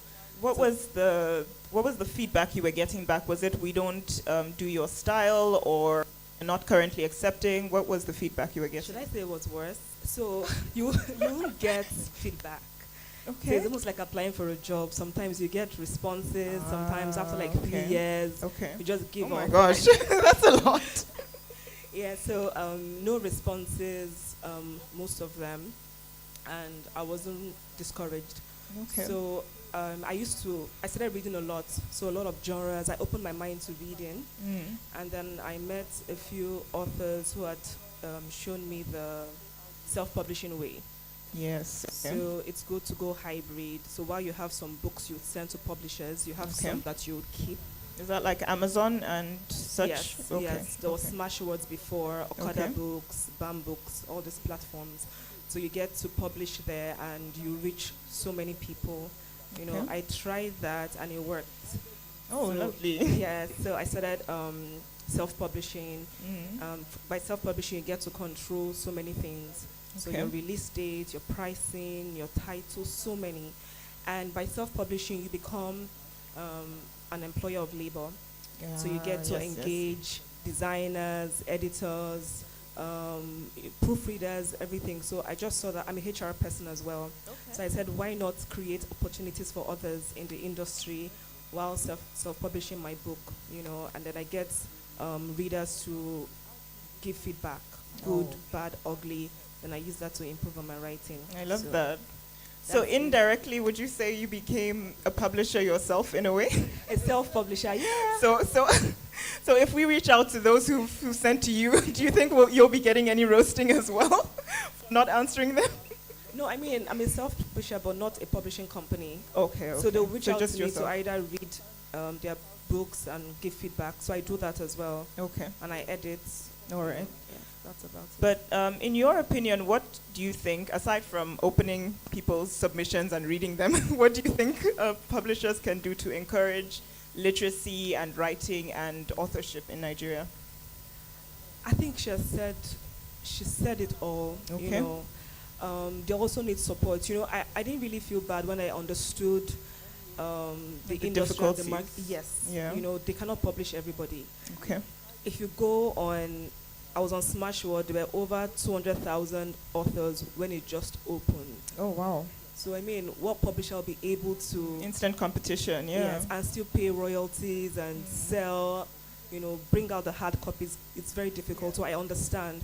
So after I had that, you know, knowledge, I stopped looking at publishers. Some kind of... Yes. You feel vindicated? Yes, I stopped looking at them, you know, so, yeah, it can be difficult, so I understand that. So when I see publishers, I'm proud of them as well, you know, because the goal for writers, for publishers, is to get the work out there. Yeah, as So long as that's happening. Yes, That's so, the important so that's thing. it, you know. I also give out free books to students as well. That's So lovely to hear. mostly like what she's doing, you know, when I sell books to readers, those who can afford, and whenever they Yeah. buy, I give out free books to students. That's lovely. So you're supporting on both sides. I love that. Please, round of applause for her. Thank you. And please, I believe one of your books has been read by us, or you gave us one of your books to read. Yes. Can you tell us a little about your book? Okay, so we spoke about various genres. Yeah. Somewhat. One of our proud. marathoners is leaving. Let's wave her goodbye. So proud to be in this generation. I used to always imagine authors like Chinua Achebe. I think they were limited by their Genre, publishers. yeah, okay. No, publishers back Okay. then. I could just imagine he would have so many stories in his head, but he's told that he has to write maybe African, or realistic typical, fiction, yeah, and yes. he has to stick to that. You know, so I write almost all genres. So I think I was actually very excited when I met you. I was like, oh, we have crime writers and such in Nigeria. I was very excited. So I think this is a great platform for you to like promote that for us, for those of us who like unusual genres. Exactly. So everything, romance, crime, erotic thrillers, everything I imagine, I write. I've written lovely. plays, poetry, non-fiction, everything. Wow. You know, so the ideas come to me, and I do not limit myself to just one genre. Okay. You know, so I write several genres. And will you tell us a little about this particular book? Yes. So I worked in the construction industry for about 3 years. Okay. So we're going to hear from the marathoners too what they thought about it. No one died. We have a lot to say, it seems. No one died. So when I joined the company here in Victoria Island, I went to site one day, Okay. and I was just looking around. I was like, I can actually bury a body here, Oh, and no one will find there's out. a lot of illegal activity happening in this circle. Should I be scared? We're stealing and murdering. So that's why I had the idea, and then after 5 months of working, the industry usually closes for the year in Okay. December. And in 2 weeks, I wrote this one. Amazing. Wow. I feel intimidated now. Okay. Yeah, so I couldn't sleep. The whole idea was there. So characters from other stories, detective. Wow. Yes, I invited one of them. I engaged with my characters Oh, wow. a lot. Yeah. Yeah, so it was mostly based on experiences from the company. Okay. Yeah, and imagination as well. So it was a mix of both. I was able to get the story. Wow. Also, the inspector is named after my son. Oh, that's cute. I hope he did good things in the book. Oh yeah. He's really Okay. he's really good. Yeah, Otherwise, fighting for his rights and being slandered in that book. yeah. So basically about how can I say the story without giving out the story? No spoilers, but just give us like an overview. Vague. Be very vague. Okay, so construction sites, we know that, I mean, it looks so beautiful, building houses, office companies, but a lot goes on behind, especially for business owners. So things go missing, materials, time, there's all sorts going on. Okay. So one of the senior engineers is under pressure to complete a project, a very expensive project. Okay. And he goes to hire a foreign Company? No, a foreign engineer Okay, engineer. to work on site, you know, and she's wonderful. Okay. But nobody likes her because she's policing them, you know, everything is going micromanagers. well. Then she goes missing. Oh, okay. And you know, when she goes missing, they send in a detective from the UK to assist the Nigerian detective to find her because she's worked for the government before. Okay. So a lot of characters on site. We know how the sites can be. Too many characters, too many people, too many workers. And the inspector has to start looking for clues. So one of the clues I'd mentioned to someone when I came in. Okay. What helped me, one of the clues was that I only write with blue ink. That's an interesting one. Okay. Yeah, so one of the characters here only writes with a certain color of ink, and someone signed out for her. So it was easy to source with that a different, person out. Okay. a different ink, so they knew that it couldn't have been her. So Very interesting. So every piece of information in the book, from history, from dates, from money, plays a role in the story. I love that. I think this is a motivation for all Nigerian writers who want to write unusual genres. We readers were out there. Please write it. So please, a round of applause for her for that. Thank you.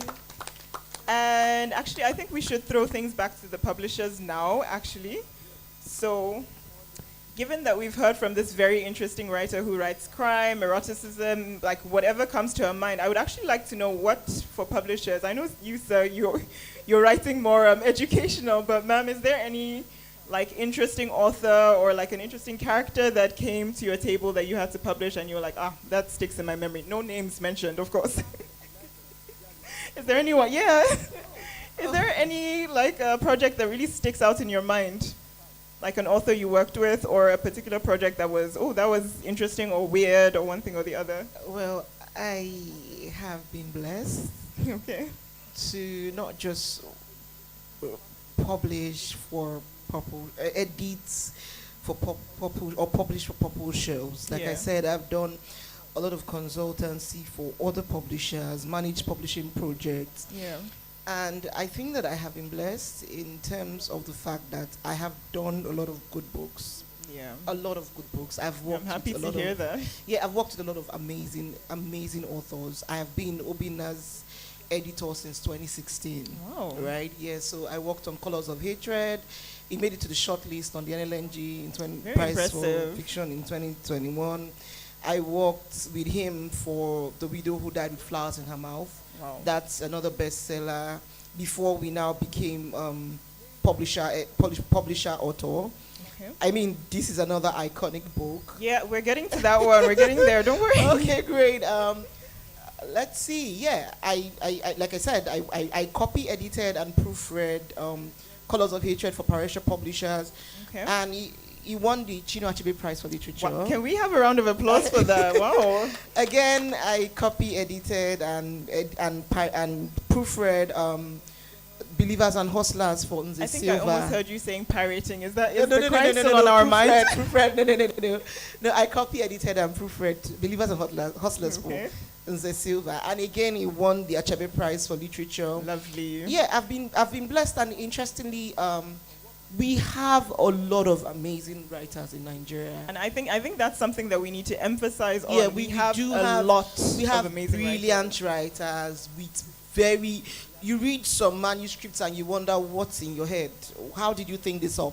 Absolutely. Right? Yeah. So I think that because I am not just limited to purple shelves, I have been exposed. I can't say that there's one that has stood out. That would be an insult to the Nigerian publishing space. I will agree. I'll agree with that. I've That's done fine. a lot of really good. I don't books. want you to pick favorite children. No, Don't worry. I can't. They'll beat me. All right. Thank you. Round of applause. So I would like to actually build on that, but first let's take a moment's break, please.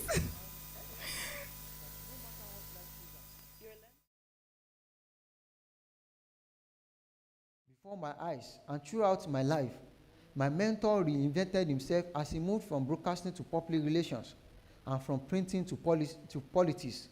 He never grows over misadventures or misfortunes. He was quick to turn rotten luck into fruitful endeavors. He never dwelled on the past, but always learn from it all before moving on. I was privy to his ill-fated 2 million naira investment in a French fluorescent lighting company. Then the equivalent of $2 million. I was the one who delivered the check to his friend, which then disappeared into thin air because the devaluation of the currency at the time saw the business collapse. But it did not damage their friendship. He also showed me how to spread my portfolio and keep my savings in different banks and countries to manage risks. His relocation from Victoria Island to the less exclusive Surulere district, which he established the press, had the look of a downgrade in living standard, but it did not seem to faze him. He powered through a cheerful disposition. My friend lives like king, escorted in luxury, but they never laughed at the changes in our family circumstances. My dad's humility and unassuming nature was always apparent, no matter who he was dealing with. His way with his employees, whose livelihood he provided, was a lesson in modesty. That rubbed off on me from a young age. At Impact Press, the staff were like a family. They didn't see me as the boss son. I interacted freely with them. We ate together, shared stories, laughed, and walked through our low point together. In fact, I had hired most of the large Ghanaian workforce myself before the government ordered explosion of undocumented immigrants in 1983. My father also ensured that I worked my way up the ranks, unlike the children of business owners who springboard to the top without any experience or qualifications. His strict adherence to schedules and appointments was endearing. He didn't tolerate tardiness and was always ready for any engagement ahead of time. I pick up his habit of never keeping anybody waiting. Instead, I will be there early for an appointment waiting for them. I can't imagine being deliberately late to show how important one is, because my schedule is meticulously organized, sometimes of a quarter of a year ahead. I live by that credo. What it's like to have proteges. I have proteges too, my children. I find time to share with them the lesson my father taught me, as well as things I have picked up along the way. Sometimes we take time off away from Nigeria and go through nuggets of wisdom that can make a difference in their lives, just as my father instilled in me self-belief and confidence in the face of life's hurdles. I have also imbued in my kids the courage to conquer. I remember our time together in Monaco in the summer of 2019, where we bonded through our after hour of mentoring. I invest in my proteges in other ways too. My father lent me the 250,000 pounds that scaled up Zenon's business, and I have provided my kids with financial support to keep their dreams alive. I bankrolled the first DJ Copies and Davido show, my musician daughter and her friend, with 10 million naira. When they were just 16, it flopped. A handful of older people came. The former Cross River State Governor, Donald Duke, was there with his wife, Onari, as was lawyer and power broker Jide Coker. But young people didn't show up, and the hall was practically empty. Papa, people aren't coming, my daughter lamented. Open the gate and let them in for free, I replied. It was a lesson in tenacity and perseverance, and today they are both successful entertainers. Seek inspiration in role models. I mentioned earlier that I took an early interest in pioneering businessmen, and these role models taught me a trick or two. I lionized my friend Tunde's dad, Wahab Folawiyo, and was privileged to study him up close. As a young lad, I remember counting postal orders used as a means of payment at the time. Well, into the night with Tunde. In my adolescence, I asked the elder Folawiyo about how they did things in his early days, what it was like at the port, how difficult imports were, and whether they had to pay bribes. I was focused more on the challenges his business faced, so I could learn how to avoid pitfalls, and I benefited from his wealth of experience. After he passed away, I learned even more about Inka Folawiyo Group from Tunde. Another business luminary who piqued my interest was Greek shipping magnate Aristotle Socrates. All right, everyone, welcome back. So we're here talking to our publishers and our esteemed author, and we actually want to take questions next. But first, I think a very vital aspect of publishing is the marketing, and I think Sir here mentioned that before. He mentioned that when you write the book, you can be ready to get it out, but if it doesn't get to the right audience, you might have written it in vain.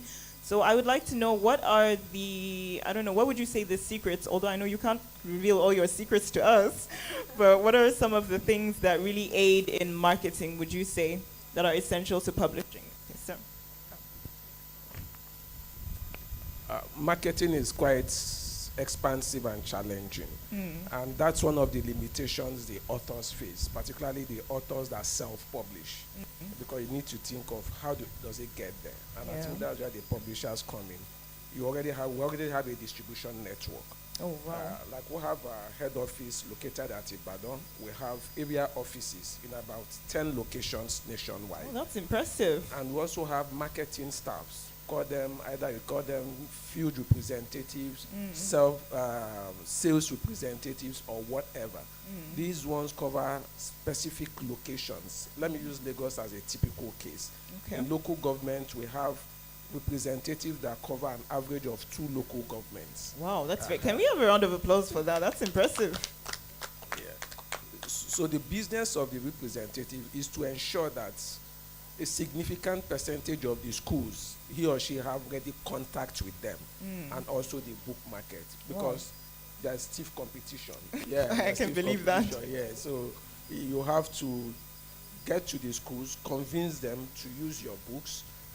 You also now have to also get to the market, the bookshops, establish your presence with them, so that when customers come, parents come, they know whom to call for a particular book. Wow. And there's another killer, pirates. Oh, I think I see some Pirates. some enmity potentially here. Pirates, they are potential killers. And why do we say so? You see, it takes so much to publish. The publisher goes to bank, gets the loan, Yeah. The publisher pays the royalty to the authors. Yeah. He takes care of the marketing staff, ensures that they are giving their transport allowances to do all the rigmarole. And once the book becomes a fast-selling book, Yeah. the pirate catches on it. What he simply does is goes to China or Malaysia, brings it here and starts selling. But I'm sure you can agree that our ma'am here, her situation is not at all. No, like, she's not. yes, She's not a yes, pirate. of She was course. just pulling Yeah, her yeah. legs. She was just pulling her She's legs. just, Yeah. So you see, that's a very potential challenge. And unfortunately, we know we live in a country where it's like crime is celebrated. But would you also say, I have to fight for my Nigerian brothers and sisters, would you also say that, as she mentioned before, poverty is a big factor in that piracy, that not everyone can afford? No? No? See, you cannot rationalize crime. That's the way No, I I see it. agree. You can't rationalize crime because essentially you are killing a cycle. No, absolutely. Because when you are getting returns for what you didn't invest in. You don't know the author. You are not paying royalty. You are not paying taxes to the government. You are not paying the sales representatives. People are hearing, if you're pirating, stop it all. You're not paying the representatives that have gone to do the marketing. Yeah. And one thing is this: if a book Okay, you is have not something to fast selling, pirates don't pirate them because it's of no use to them. So they only pirate books that are in high demand because they know the customer. There's a market for it. But who created that market? It takes a while to create a market. It takes so much ingenuity. So after the publishers have done all of these bits, you just catching it's very it's criminal. It's very criminal.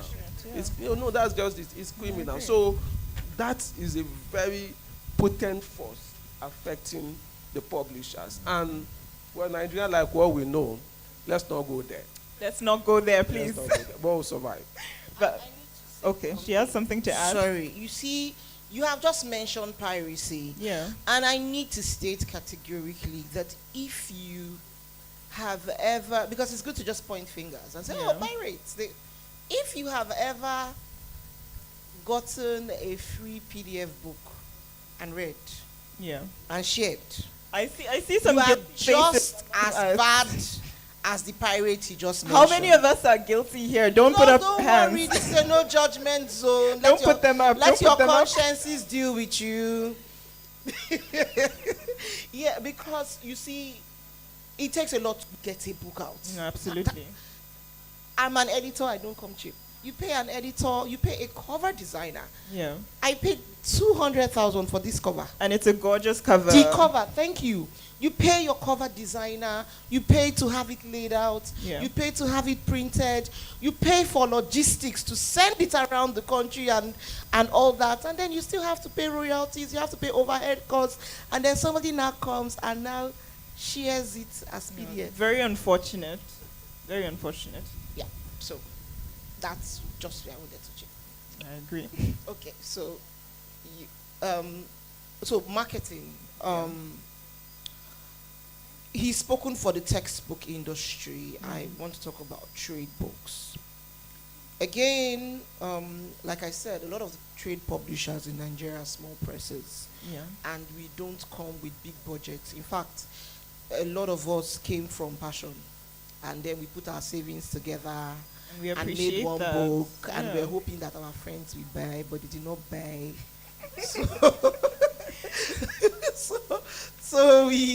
But then we already started, and we cannot go back. They say you don't do business for your friends and family. You go outside. I'm telling you how it started, though. But now we have already entered. We cannot now go now and now go and say you want to go to banking and not that. So you just have to fight the way there. That's why some people are sitting. Mama, are you speaking for yourself? Just joking, no. Okay, but the thing is this. So because we have small budgets, sorry for digression. Because we have small budgets, we cannot. I think that a lot of people will do these things, but then they cannot do it because the budget is not available. Yeah. But then you see, a book is a product. Okay. Yes, it is an intellectual property. Yes, it is a cultural piece. But once it becomes like this and you need to sell it, it is a product. Of course. And so, as a publisher, I often have to switch off my love for the book and every other thing and wear the hat of a marketer. I tell authors, right? I tell authors, you have to get to the point where you carry your book like gala on your head. Please. The way they run around in traffic and chase you. Oh, but that is how you have to, right? When you see the book as a product, okay, so for example, a lot of the books that I published, I have to edit them. When I am reading, I am thinking of the core. Okay. Right? What is the core of this story? Yeah, what is the core of the story? And from there, I think of marketing campaigns. Right? How they like. I'll give you an streamline. example. There's a book we did in 2018, The Diary of a Boy Soldier. Okay. It's about obsession till the year the book was published. Interesting. Yeah, and so you have people buying because my father's name is there, my grandfather's name that is there. is really my brother's marketing. name is Okay. there. She just revealed one secret to us. You people should catch this. Yeah, and that book never stays. Like Wow. once it's coming out, somebody is buying. People were even more. So you had a lot of old boys, That's a lot of old NMS boys just buying the book because number one, it was nostalgia. Number two, their names were at the back. Oh, my father went. Oh, I want to send my brother a copy. So Oh, when want to send I my want father- to publish my own, I should just gather all my neighbors' names and put No. in the It back. depends on your story, because if your story is not pointed in that direction, then Don't worry, they'll see their names, they'll buy it. yeah, okay. Like for Years of Shame, we're doing like a book tour. We just came from the north, Very interesting. right? Okay. Yeah. So I think that one thing is that I think it's easier for me because my very first job was an insurance marketing job, and as you know, if you can sell insurance, you can sell ice to an Eskimo. So when it gets to this book, when it becomes a product, when you've passed all that stage, then I think that, and then if we can afford it, I think that in some areas, publishers should be able to say partner with branding companies, Okay. right? Because what you want is visibility, and you want to sell a product, Of course. right? Yeah. Thanks. Okay. So I think we'd also love to hear from our esteemed author here, like in your opinion, because she said you need to carry your book like gala on your head, and you have personally done that since you marketed for yourself. So what are like the highs and lows of self-publishing, I would say, for those out there who might want to do that? Okay, so for the highs, I think I already mentioned that you'd have control over your book, price, cover, what it should look like, when it should come out. For the lows, we also have the problem of piracy. Yeah. Even if you're self-published, you'll still need pirates. But I know of, I think an American author, self-published, so he uploads his books on pirate sites. I don't know why, but he said that why? he sold a lot eventually, because the first book he uploaded there, he had over 10,000 downloads. People thought they were So we're hearing downloading. very odd marketing methods today. So his next From book, me and my neighbors' names to this. so he started. So those who had downloaded the pirates and all, they came to buy his next book, but he was only online. Okay. And I think on KDP, that's Amazon's page, so you can't actually download the books from there, but you can read them. So he had So to people who use- wanted personal copies now went the extra mile. No, his subsequent books. Okay, So that okay, first one was already pirated. Okay, so so that he first used one he that just as- like that was publicity. Yes, as Very publicity, interesting. and he used that. So piracy and just getting in front of readers, because in the online space we have so many books. Everyone is publishing something, Okay. and there's no control. Someone says to me that how can we have over 200,000 authors? What are they writing? How can we filter Please, through? there is room in the sky for all the birds. Exactly. So how can we filter through all these authors? Most of them 10, 15 books. I have 45. So Wow, that deserves a big round of applause. yeah, so that's basically it. So we've been encouraged as authors to copyright our work. Okay. You might not be able to get all the pirates, but when you get one, That's something. then you blow. Thank you so much. So I think we would actually love to take some of the marathoners' questions on our, I think our best books. What do you think our favorite books from both authors, from our publisher here and our author. Which do we speak on? I saw a lot of talk going on around these two. Should we look into those? Okay. Yeah, I think we didn't read this one. Oh, even okay, you didn't read that. The other one. It's also very interesting. Dishonorable, honorable. It's very So let's start with Murder on Sight. So here is our author. Tell her whatever you have to say, but keep it PG for us, please. Okay, ma. Apart from you saying that you once worked in the construction site, I guess you worked with the crime commission or any investigation agency, because the route you took us investigating the death of the murder of Mrs. June, it kept us on suspense. At some point, it's as if you're very close to the criminal, and then at some point, it's very far. It helped me to appreciate the process in which the crime commission used to undergo in order to fish out the criminal. It's really an interesting read. Round of applause for that. Thank you. Mr. Guremi, would you like to say anything? Comment or question? Either. Okay, I have some questions. I also have a comment, but I would like to start with a question before we come back to comment. In the story, even myself at a point, when I was to take over from Precious Light, Okay. she was like, her time was not up, but she couldn't control her laughter. So I just had to. She was just too far in the spirit. Just to switch, It means that, like she said, Nigerians are actually creative. And that brings me down to my first question. Being that we've seen this work as work of non-fiction, imaginative, and they are creative. But then there's this other genre, the non-fiction itself, where people tell real stories. Yeah, motivation and all that. I don't think we actually read any book here during these 424 hours that is non-fiction. Okay. As a publisher, what is the publishing company doing towards, putting out a real story? One book that will be closer to it, I would say, would be Ake. But Ake now cuts through. Cuts through both what is reality and what is fictional, something in between.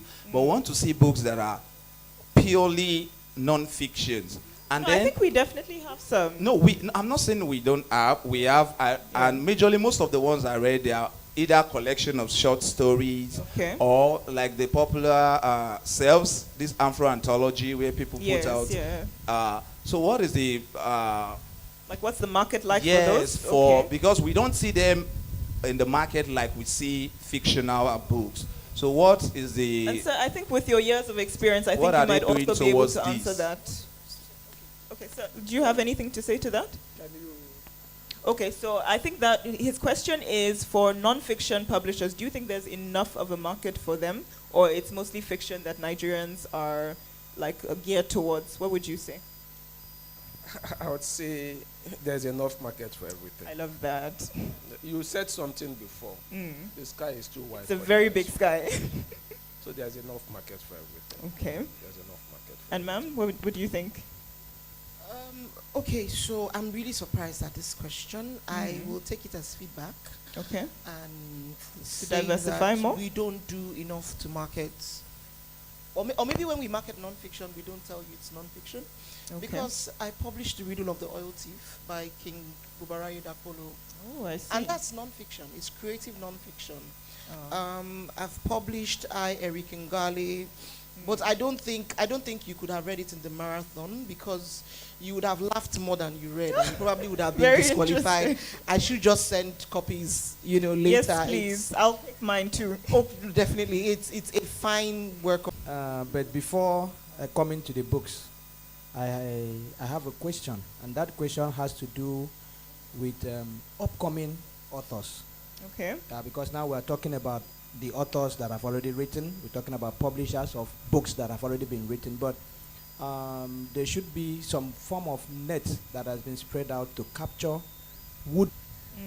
Last year, 2024, I became an author officially. Oh, yeah. A round of applause for that. Yeah, because I have my book listed on Amazon, but I have not published. Self-publishing you're talking about. Many of the publishers have very prohibitive costs to publishing.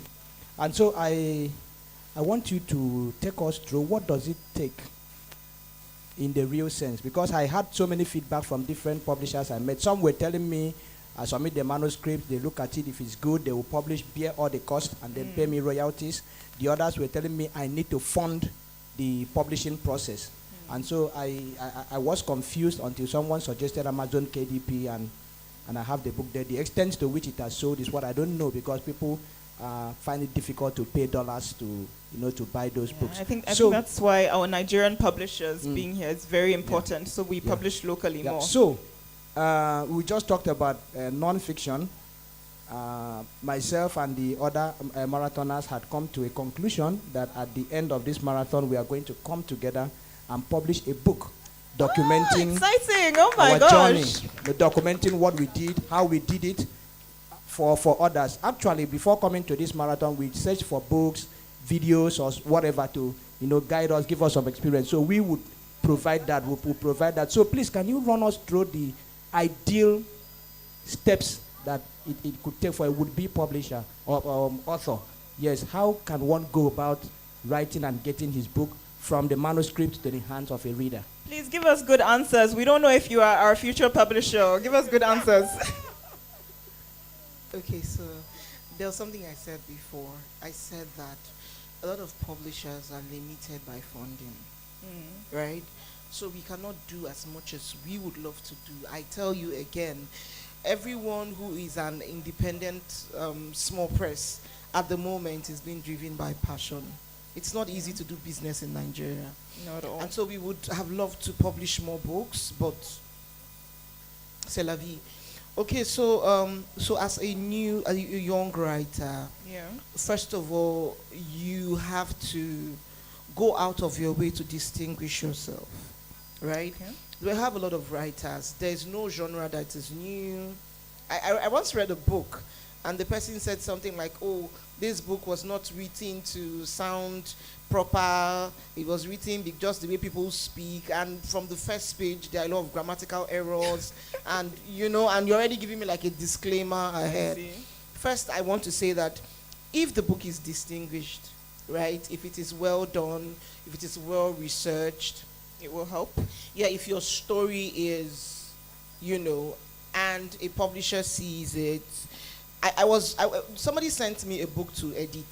She paid for editing. Okay. And by the time I was done editing, I gave her a publishing offer. Oh, lovely. Okay. Yeah, so again, so if the book is number one, it has to be well done, it has to be well researched, it has to be beautifully written, right? So you have to develop yourself as an author.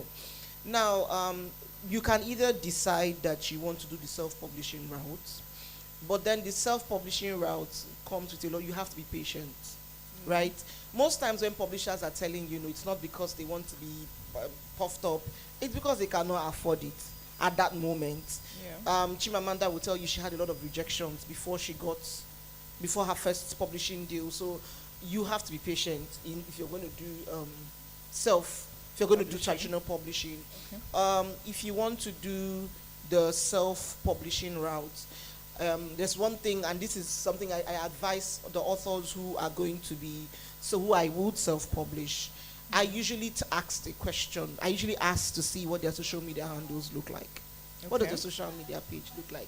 As far you're not posting, you're not commenting on people's pages, and then out of the blues one day you now put up a poster to say, oh, I just published the book. With no community behind it. Seriously, yeah. Okay. So usually what I tell them is, I give a time frame and say, okay, this book will be out in 4 months. Between now and the next 4 months, for the next 1 month, just comment on people's posts. Just like people's posts. Be visible. People are jotting down these secrets we're giving away. And then after that 1 month, start curating content. Start posting content. Start being intentional about being seen. So that when you now eventually put up your book and say, oh, you'd have people who at least like your posts. Yeah. Right? So you have to, and that's one thing that has worked for Obina. Obina has this online presence. And we launched that book on June 26th. We've sold almost 2,000 copies. Wow. Right? Yeah, for this book. Amazing. So the thing is, number one, as an author, you have to understand that you are a business person. you have a product to sell, and so you should be intentional about how you carry yourself online. You go to an event, oh please smile at people, say hello, so that when they see a book, oh that's John's name, they will just buy out of goodwill, and offer to put their names in your books just in case, so that they'll buy. Because I remember there was a time when one of my authors and I were laughing, like half of the people who have bought this book, there was a book we sold, and we did an online campaign where people were snapping and posing with picture copies with their copies. Okay. And the book was just selling, and we knew that the people who were buying those books, they were not reading it. They were just buying because it was trendy to do so. And we're like, please God, we want this kind of customer. Just buy it. We don't care whether please, we want real readers too. No, but I know, like I told you, I should be able to separate myself as someone who wants to business sell person, and a passionate author, book publicist. So that's number one. So when you go to the publisher sometimes and they say, okay, you have to fund it, I think that if you already have a relationship with the person, or even if you don't, you can suggest and say, okay, is there a way we can split costs, right? Okay. So say you do this and I bear this. Is that something that they would typically be open to? Yeah, it's called hybrid publishing. Oh, interesting. Yeah, so instead of, say, a lower royalty or something, you find a marking point, but then you should also be willing to negotiate, right? Yeah, you should be willing to negotiate. At that point, the publisher is not doing you a favor. You're not doing the publisher a favor. Joint effort. Business, yes, joint effort. So you should be willing to negotiate and say, okay, so what if I can't fund it all by myself? What if I can raise money for printing? Okay, can you help me take care of this cost? And then as the book sells, but you should be open to. And then when the book is finally out, right? I've heard authors make such arrogant statements as, oh, it's not my job to market the book, it's the publisher's job. My dear, if you want the money, it's your job. You and that book will sleep there, right? You have to go all out. Yeah. Go to book events. I see some authors or people in the literary space, they don't attend book events if they don't invite them. But that's really wrong, right? You go to book events, the book the book I was talking about, the non-fiction book, I, Eric Ngali, is written by a Cameroonian, right? How did I hear about that book? The book was mentioned I attended the Hay Festival in Abu Dhabi, and it was first mentioned there, right? And then it was mentioned again, and I listened to the man, and I found him on Twitter. And I said, I want your book in West Africa. So that's what you were saying about if you are distinctive exactly, enough, they will come to you. I looked for him on Twitter, and I sent a message, and today we have that book. Now, how did Hay Festival get to hear about Eric Ngali? Because he's a Cameroonian who just finally escaped Russia with a 60-year-old man's passport. Amazing. Wow. Yeah, so I will send copies of that book. But how did he do that? He went to the Hay Festival, and he was giving out copies of his book. Right? Wow. Yeah, and somehow he got to the hands of the festival director, and he read a few pages like, no, I need to have a conversation with this person. Amazing. Right. So you don't say, oh, because I wasn't invited or something. At some point, you have to throw away your pedigree as an author. Yeah. You have to throw away and then you have to be able to relate to people. You have to hawk your gala. Relationships do a lot for people, right? Yeah, so so number one, make sure that your book is well written. Number two, be open to options. So if the publisher has given you this, you can say this. If the publisher has given you that, you can say that, right? And then I know somebody who has gone to a printer and said, okay, let's do this. Okay. Maybe the book will be more expensive, but if you print, we print on POD, so people order. Yeah, there are a lot of options that if you sit down and think, and you're not just stuck or rigid in how something should be, you definitely find a way. But then when it comes out, I believe that if you can push as well as, in terms of pushing, there was a time when, in the last 1 month, anytime you come online on Facebook, you are seeing Years of Shame. Wow. Anytime you come on, whether you are following Obina or not, you must see something about Years of Shame. Wow. And that's because we are intentional about pushing the book, right? So you should also be intentional about hawking your gala. Okay. Thank you so much. This has been so informative. You have something else to add? For her. Okay. She said something that interests me. Though it was a question, but then she answered my question somehow when she said that she's just Okay. coming from the north for a book tour. Okay. So that has answered part of my question, but then I still have a request. Yeah, Because go she on. says she does book donation for underdeserved community. Okay. And that this is something of interest of me because I used to advocate for library in orphanage home and underdeserved community. Oh, that's lovely. And then I would love to say that I would love to work with you. I'm from the Oh, we're north. creating partnerships here. I love it. Yes, ma. So, it's So of we have interest to me conversations because the whole after thing this. is a campaign, and I believe the attempt is just the beginning of it. Absolutely. So going back, yes. we have to continue to promote this very thing. Yes, definitely. So I would love to work with you, ma. That's wonderful. Thank you so much. Big news, big news. Thank you. So thank you to all of you for being here and for all your answers that you've given us. I definitely know that there are people who both want to publish traditionally and want to publish by themselves who have gotten so many answers here. And I hope that going forward, they can also reach out to you guys. I think we'll provide the information on our various social media platforms so that anyone who's interested, who has any follow-up questions, can reach out to any of our wonderful publishers or our author personally to follow up. And thank you all for watching this, and I hope it will be a lot of help to all of you. We have a lot of exciting things going forward, so please stay glued to this page, and we are going offline right now. Bye.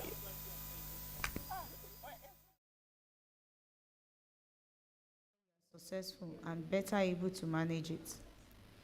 The key is to start preparing early because you will grow older and weaker, and the excesses of youth will take their toll. No matter how much energy you expend earlier in life, you won't be able to do the same in your 50s and beyond. So prepare to slow down and observe a healthier lifestyle. 3.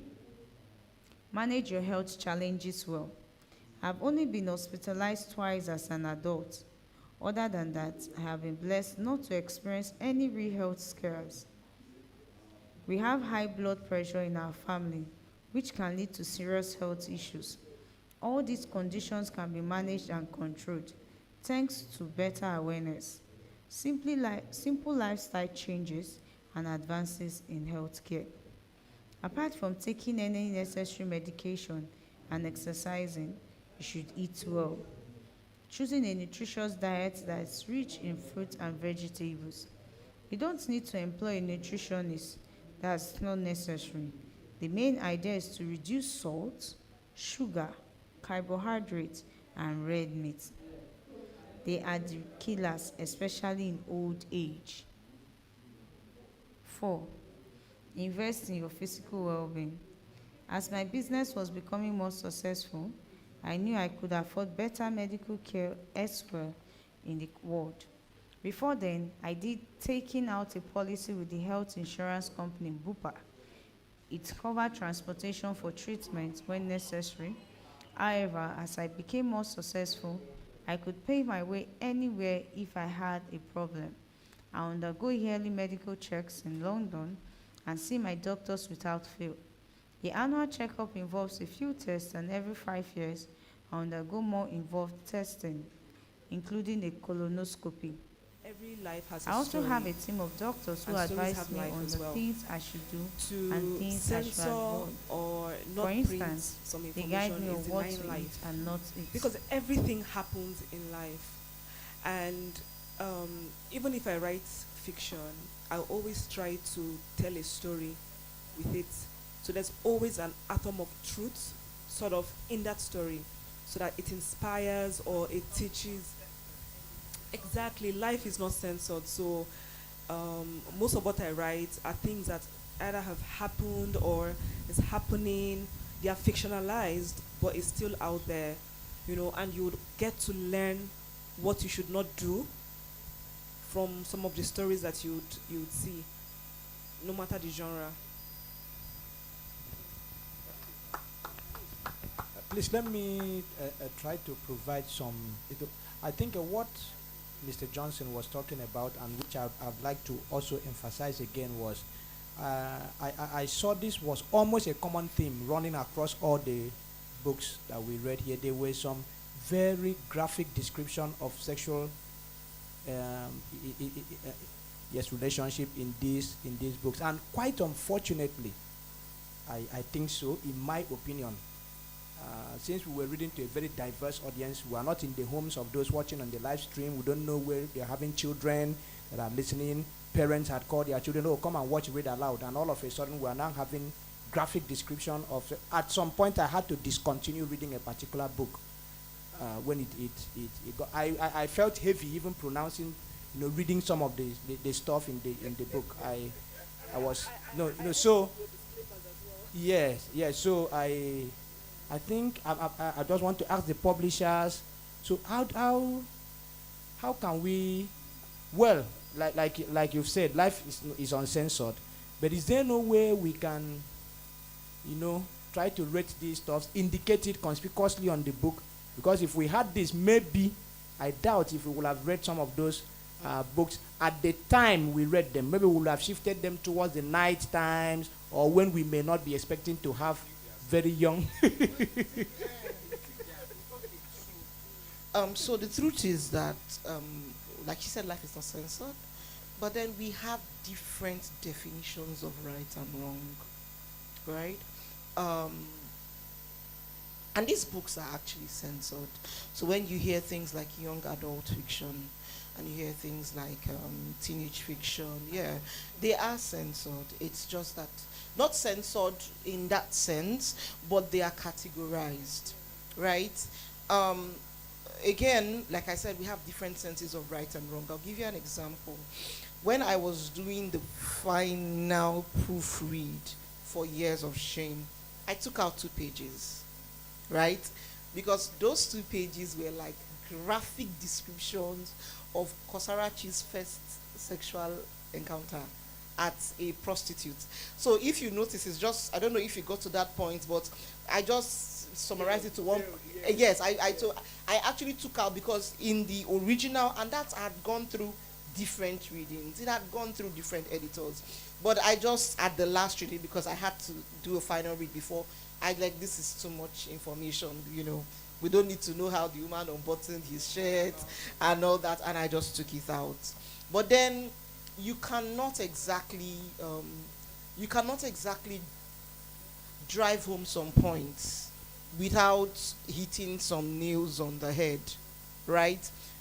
It's just now for you to decide how far is too far, right? And then what are the moral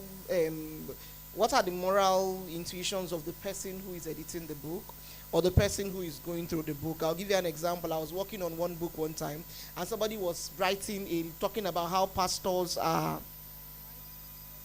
deceive people. And he went on to do like a long list, and he mentioned names. And that book, I was now the editor, and I'm a Christian. I deleted the list of these are confessions. Yeah, and I just put a comment and said it's not necessary to name names, right? Somebody who has a thing against the church will leave that there. Like I said, we have different definitions of right and wrong. And so, but do you think to some extent there are some censorships? Like, for instance, now, I won't say you stated a bias, but in a way you kind of did. But would you say that by censoring in certain ways, you are actually restricting the message of the writer? Well, that's I think one of the reasons Nigerian books do gain a lot of traction in international waters is because, like, the contrast between our society, where we are very, we tend to be very conservative, we tend to be very hushed about certain matters, especially sexual, spiritual, things like that. And then in our books, we finally get the chance to express those things. Do you think it's kind of reversing the progress that we're trying to make, certain types of censorship? No, not exactly. Literature is supposed to be a reflection of society, right? If it's going to be realistic, then sometimes you have to say some things. Yeah. And so because, like I said, so even if the book that is traditionally published is censored, because it has to align with the house style of the publisher, who will censor the self-published author? True. because I think maybe before, when more books, when we had more of traditional publishing, Yeah. we could have that. But that's one of the advantages of self-publishing, because you can tell your story as you want to tell it, Exactly. as you think it should be told, right? It now depends on how moderate you are, or how, what your biases are. That now determines what you tell out. And then if you're talking about what should be written or not, if I'm writing erotica, will I not tell will I not whole give story, you the yeah? details? Yeah. So I think a great answer to the question we've asked is it depends on the genre, the market. Yeah, it depends on the genre. But it would be the great if we market. could eventually indicate more clearer, or young adults. Yeah, I think or that's this, a or feedback as well. that kind of Yeah, thing. that's a feedback as well, because I know that even when you want to publish on Amazon, you have to specify. Yeah. the So target. that's something that I think that we should start doing, and that's something that I've taken from this. Okay. Right. Hope other publishers have taken note of this. Round of applause for everyone for participating. Thank you all for being here. And once again, this is ReadFest. Please stick around with us, and we're gone for a bit. Goodbye.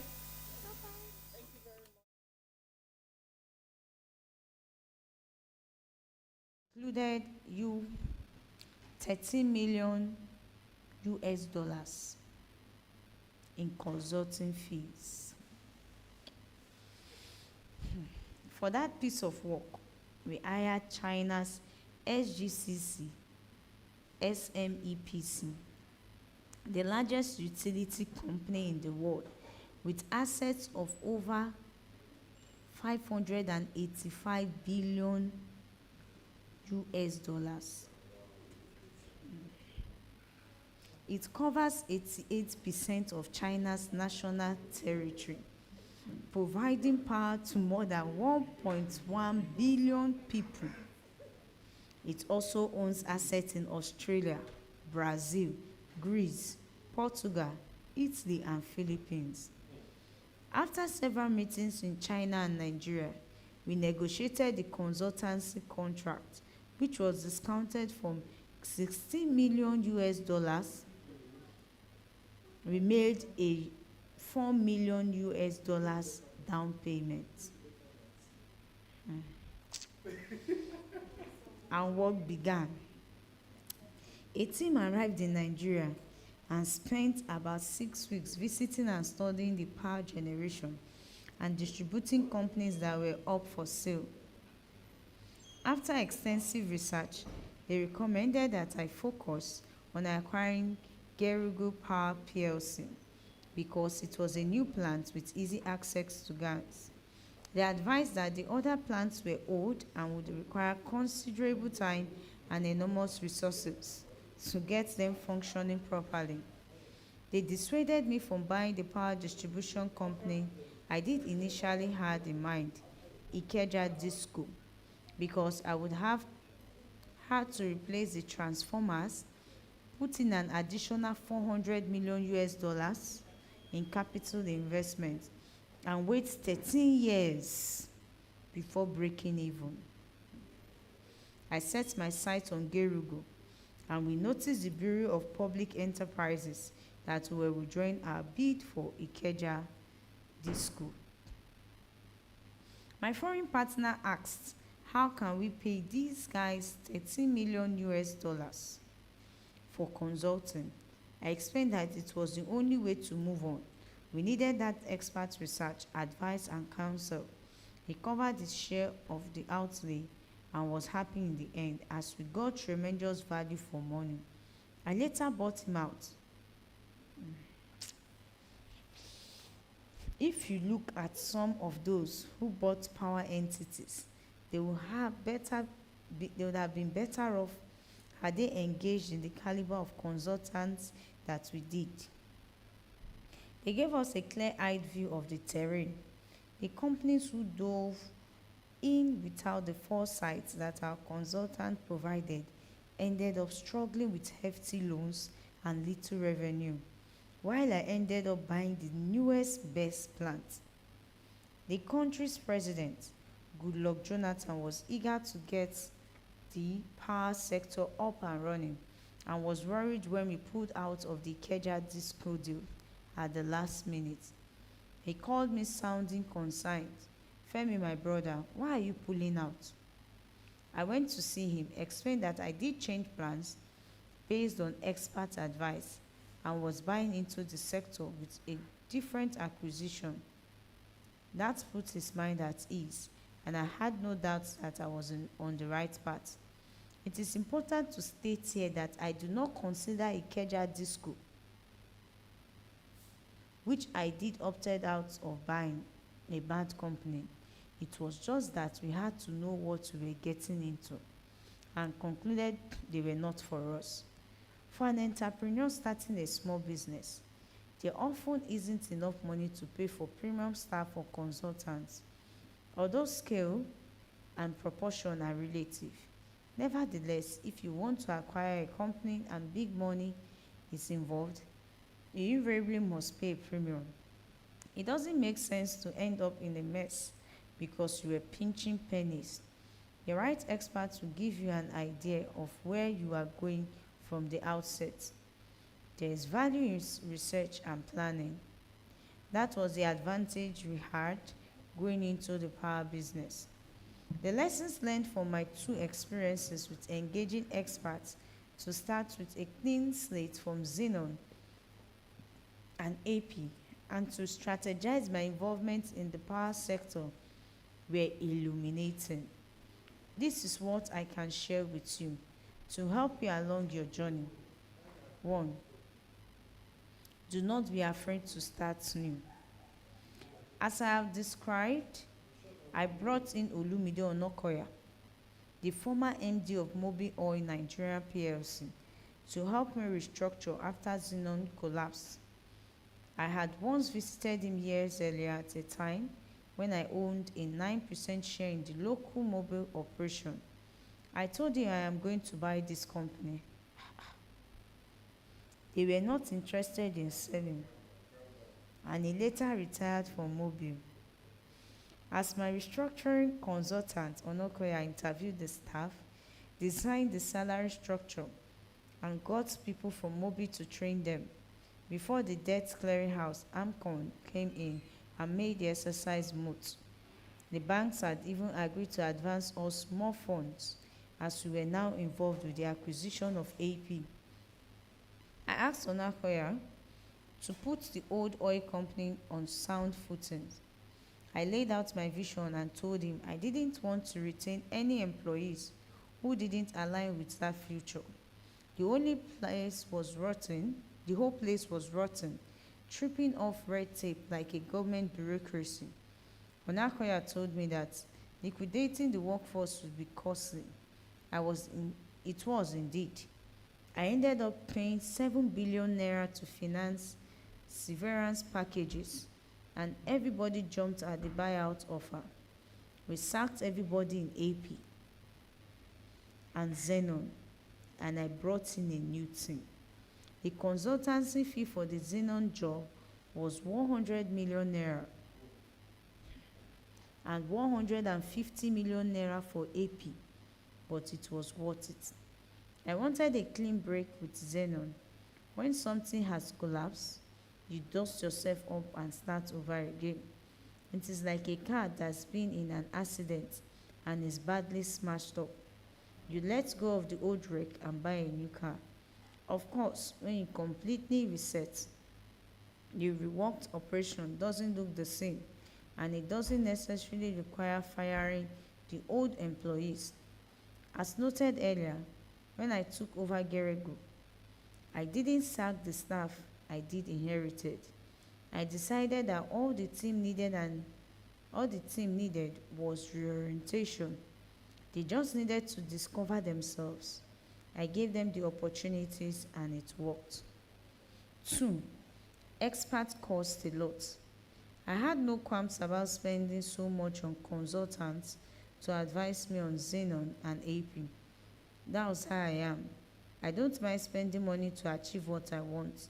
Some people ask, why pay more if you can spend less? I simply don't think that way. When I set my mind to accomplishing something, I put my best foot forward, and expert assistance can be a big help. If I did hire someone subpar, just so to pay less for the restructuring consultancy. I could have gotten terrible advice and found myself back at square one. Good things are costly. That is an absolute. 3. You must separate ownership and management at some point. Having an expert hand at the helm is essential. I have described how I was no longer CEO after restructuring faults. I couldn't ignore my consultants' recommendations after paying them so much and their advice stepping away from day-to-day operations. The time had come for me to end my lone wolf business style. I no longer went to the office as I used to. I would stay in my own private office, elsewhere in the building where Fort was headquartered. That was the extent of my involvement. They knew that the owner was up there on another floor, but that was all.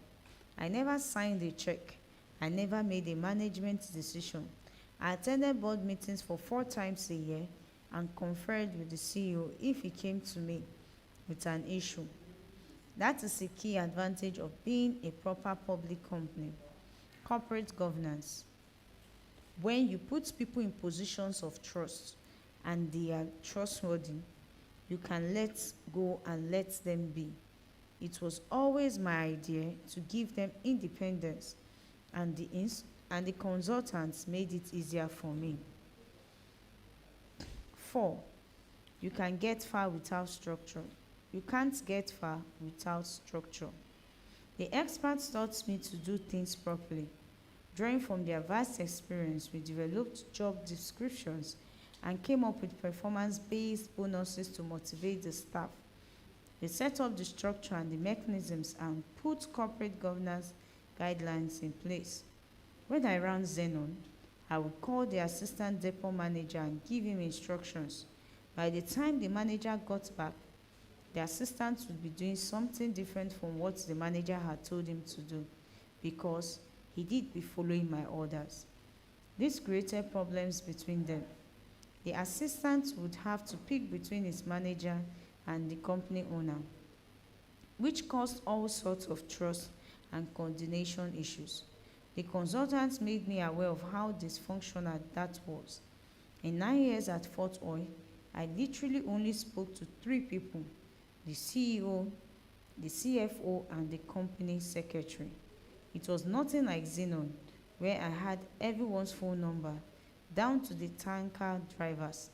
Despite my good intentions, that had created many problems within the organization. 5. Everything has a price if you are willing to pay. As I have said, I abide by the principle of not fretting out the cost of quality.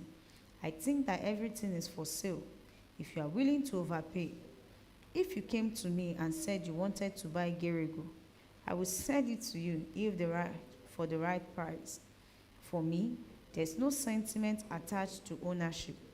Mark my words, the owners of this world's biggest enterprise would sell in a minute. If a buyer was willing to astronomically overpay, paying a premium for quality applies to staff as well. You have to offer more money for the right employees, especially if you are poaching them. I remember how I lured Joe Tunde from Toto to become COO and Executive Director of AP in 2007. Years before, in the early days of Xenon, when I was just a buyer of his firm's diesel, he did laugh off my first offer of employment. The day I approached him to work for AP, a member of the Nigerian House of Representatives, Samuel Amidele Aro, was with him. When Tunde was alone for a minute, I told him, if you resign from Tutu tomorrow, I'll give you a great financial package and incentives. He consulted with Aro in private and came back to tell me that although Total had promised to make him MD of Total Ghana or ED for Nigeria, he would become my new COO. Takeaways. 1.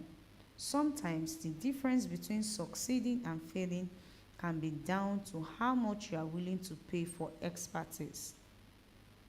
2. If you neglect to do your research or fail to choose the best in the field, you aren't saving costs but setting yourself up for failure. 3. Make sure your company structure is optimal. And 4. Entrepreneurs, remember quality costs money. Lesson 12. List your company, watch your loans. Xenon was cruising at a high altitude at a very fast clip, but moving ahead on an even keel, we maneuvered through our share of turbulence and reaped the rewards. The supply and distribution chain were working in harmony. I was doing well, far better than I could have imagined when I did enter the diesel market. My primary objective was to keep busy. I would provide for my family while I enjoyed the little extras that come with modest success. I never knew I could get so big, so fast, selling fuel. But God and faith favored me. I was grateful but still hungry. I was anxious to conquer and soar. I wanted more. I was looking for ways to do my business better and better. We were big and already had created C4 Shippings, 2001, Atlas Shipping Agency, 2001, FO Properties, 2003, Fine Shade, 2006, and acquired Nigerian National Shipping Line, 2007. We did also acquire majority shares in Visa Phone Communications Limited, where I was the second largest shareholder. Zenith Bank PLC, where I was the second largest shareholder. UBA PLC, one of the fifth largest shareholders. First City Monument Bank, one of the fifth largest shareholders. Stanbic IBTC Bank, Oceanic Bank International, Intercontinental Bank PLC, GT Bank PLC, one of the fifth largest shareholders. African Finance Corporation, where I was the largest individual shareholder. Access Bank, Bank PHB, one of the fifth largest shareholders. Mobi Oil Nigeria PLC, where I was the second largest shareholder. Chevron Nigeria PLC, where I was the second largest shareholder. I was hugely involved with Transcorp, a mega company founded by a group of businessmen as a Nigerian play on the South Korean Chobo trading community concept. And I was involved in NITEL, the privatized national telecoms company, and the Port Accord and Kaduna refineries. The reality that I had reached and surpassed my objectives set me thinking I could aim higher and test new grounds. In 2007, I began to toy with the ideas of listing Xenon as a publicly traded company. As soon as I knew it was a possibility, I started consulting and eventually invited in experts to look into my books and advise me. I wanted to divest 49% of Xenon and still hold controlling shares. The consultants looked through my books, analyzed the pattern of profit and growth, and valued the assets. They arrived at $1.2 billion as the value of the 49% I wanted to sell. We conferred with the banks, and they were ready to underwrite that amount, giving me the cash balance for the unsubscribed shares. As the discussion to issue the stock moved ahead, with all the details laid bare, I got cold feet. The more they told me about becoming a public limited liability, limited company, the more convinced I was that it wasn't for me. The prospect of putting together a board of directors that was subject to approval by the Nigerian Stock Exchange, holding regular board meetings and annual general shareholder meetings, filing closely scrutinized quarterly financial reports, and so much more set me thinking. I knew I was not yet ready for such rigorous corporate governance, so I suspended the project. I backed out of listing Xenon in 2007 for three reasons. One, a limited liability company enjoys independence. I love the freedom of owning our independent company. The other directors were my wife and children. I had the independence to run the company freely. No one breathed down my neck or questioned my decisions. I was the boss and did things my way. Although I had an MD and top management staff, they worked for me, followed by directives, and rarely took issues with my plans and decisions. If I wanted to raise or lower the price of a product, I didn't need their approval. I expanded the business on my terms. Going public meant the free rein I enjoyed would end. Even minority shareholders could raise issues that I did be required to deal with. I was not ready for that. 2. You need to adapt your idea of ownership. I wasn't prepared to let go of being an unsupervised owner. I had experienced the sweet joy and adulation of running companies for a decade plus, with more than 4 years at Centerforce and almost 8 years at Xenon. And I had become used to being called boss. More than that, there was the whole ego angle that was associated with owning a company. I was still attached to the idea of outright ownership. Diluting it with other stakeholders made me uncomfortable. Once I divested, I could no longer lay claim to being the owner. I was a control freak who enjoyed leading from the front, dictating where the company should head. 3. A public company involves transparency and corporate governance. Being listed required meticulous observance of rules and regulations stipulated by official bodies that supervise companies.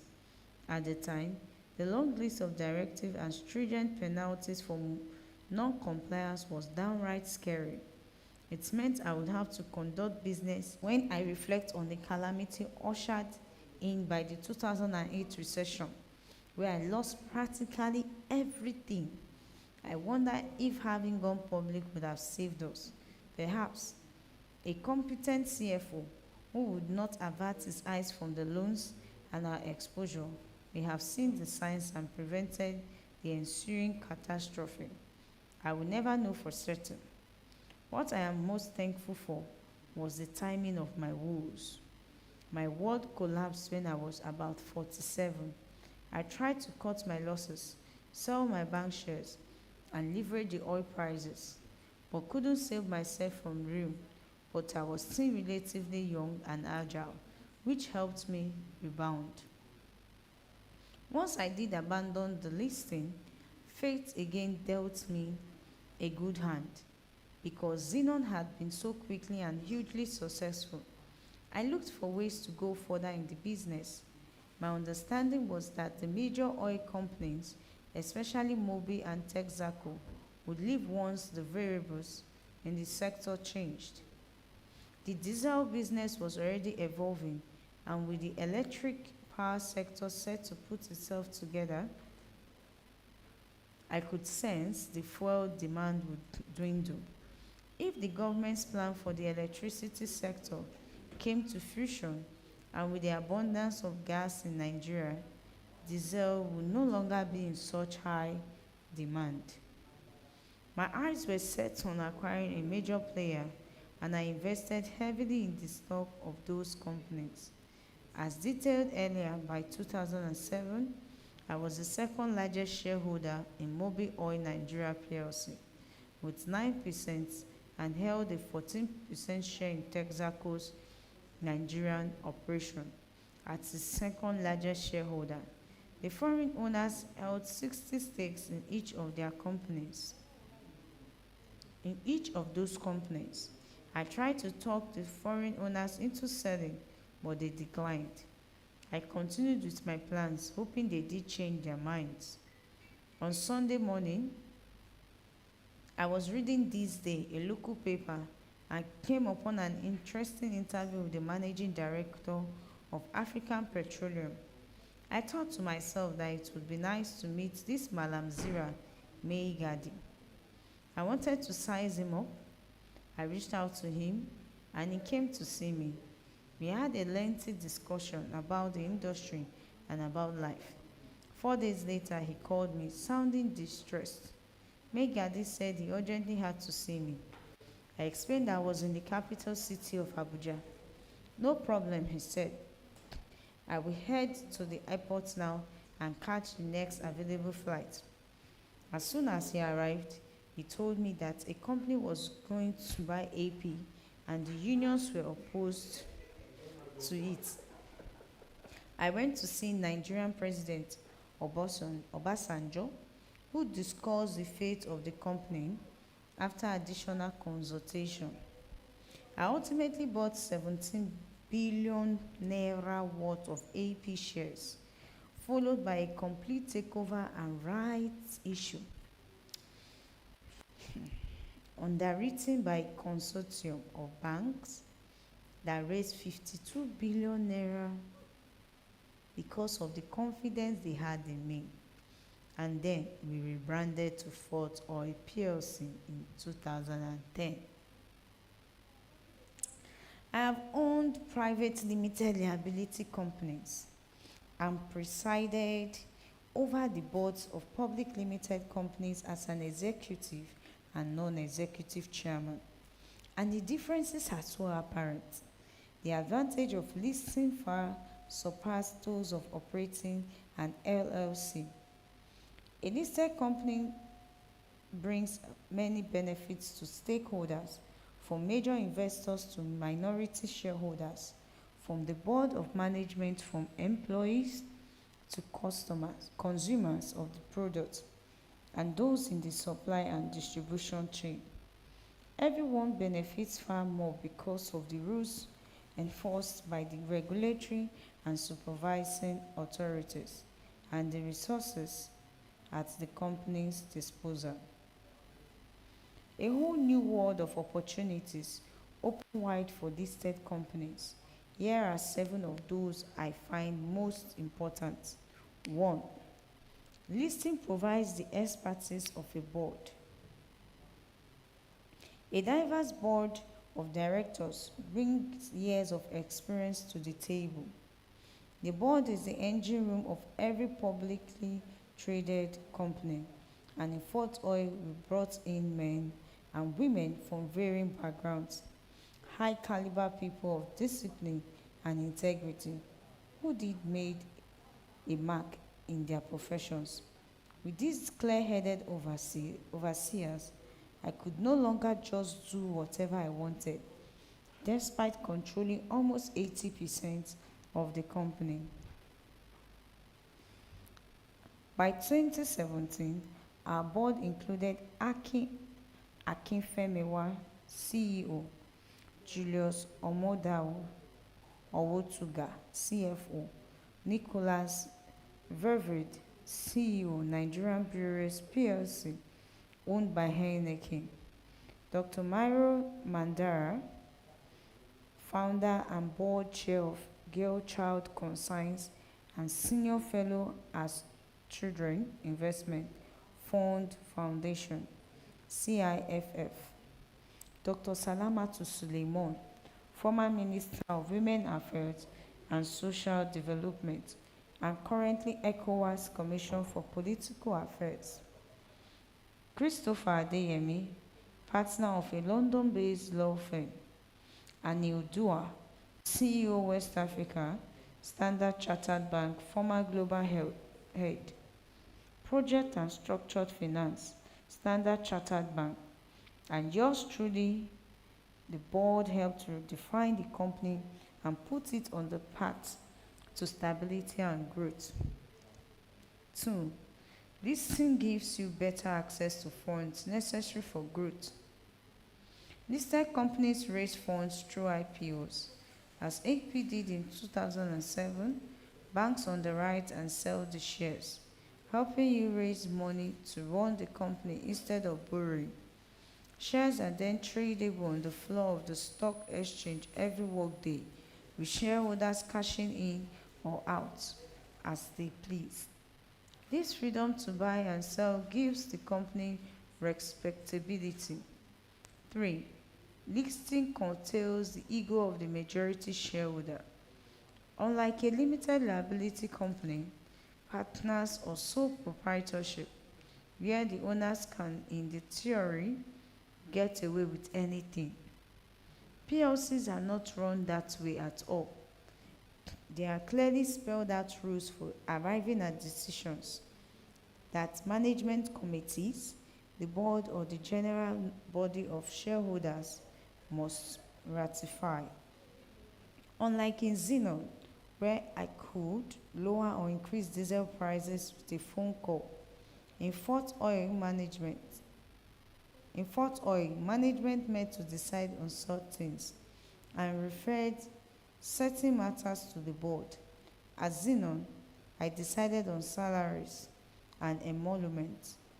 At Fort Oil, there was a committee that took on that role. It was an entirely different ballgame. 4. Corporate governance fortifies the company. Eagle-eyed regulators protect stakeholders' interests, and best business practices are encouraged to the benefit of all. No group or individual enjoys special favors, and the entire country benefits as the appropriate taxes are assessed and paid. Nigerians are better off because of fault. 5. For PLCs, risk management is a top priority.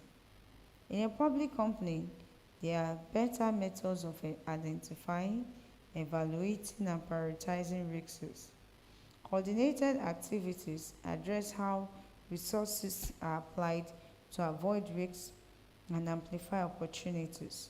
The board and management meet regularly and can better assess uncertainty in the financial markets, anticipate problems, and take action to avoid or minimize risks. They identify opportunities on the horizon and strategize how to leverage and profit from them. 6. A PLC is more likely to outlast the competition. With the wisdom of the board, experienced management, and diverse shareholders, it is easier for a PLC to outlive its owners. And the less organized competition, the sponsors don't have to run the company. A talented group of resources, professionals manage it. Once the salary and emoluments are right, and managers are given clear and measurable goals, the company can operate profitably for decades. This allows owners to pass their holdings down generationally, while others in the industry fold. 7.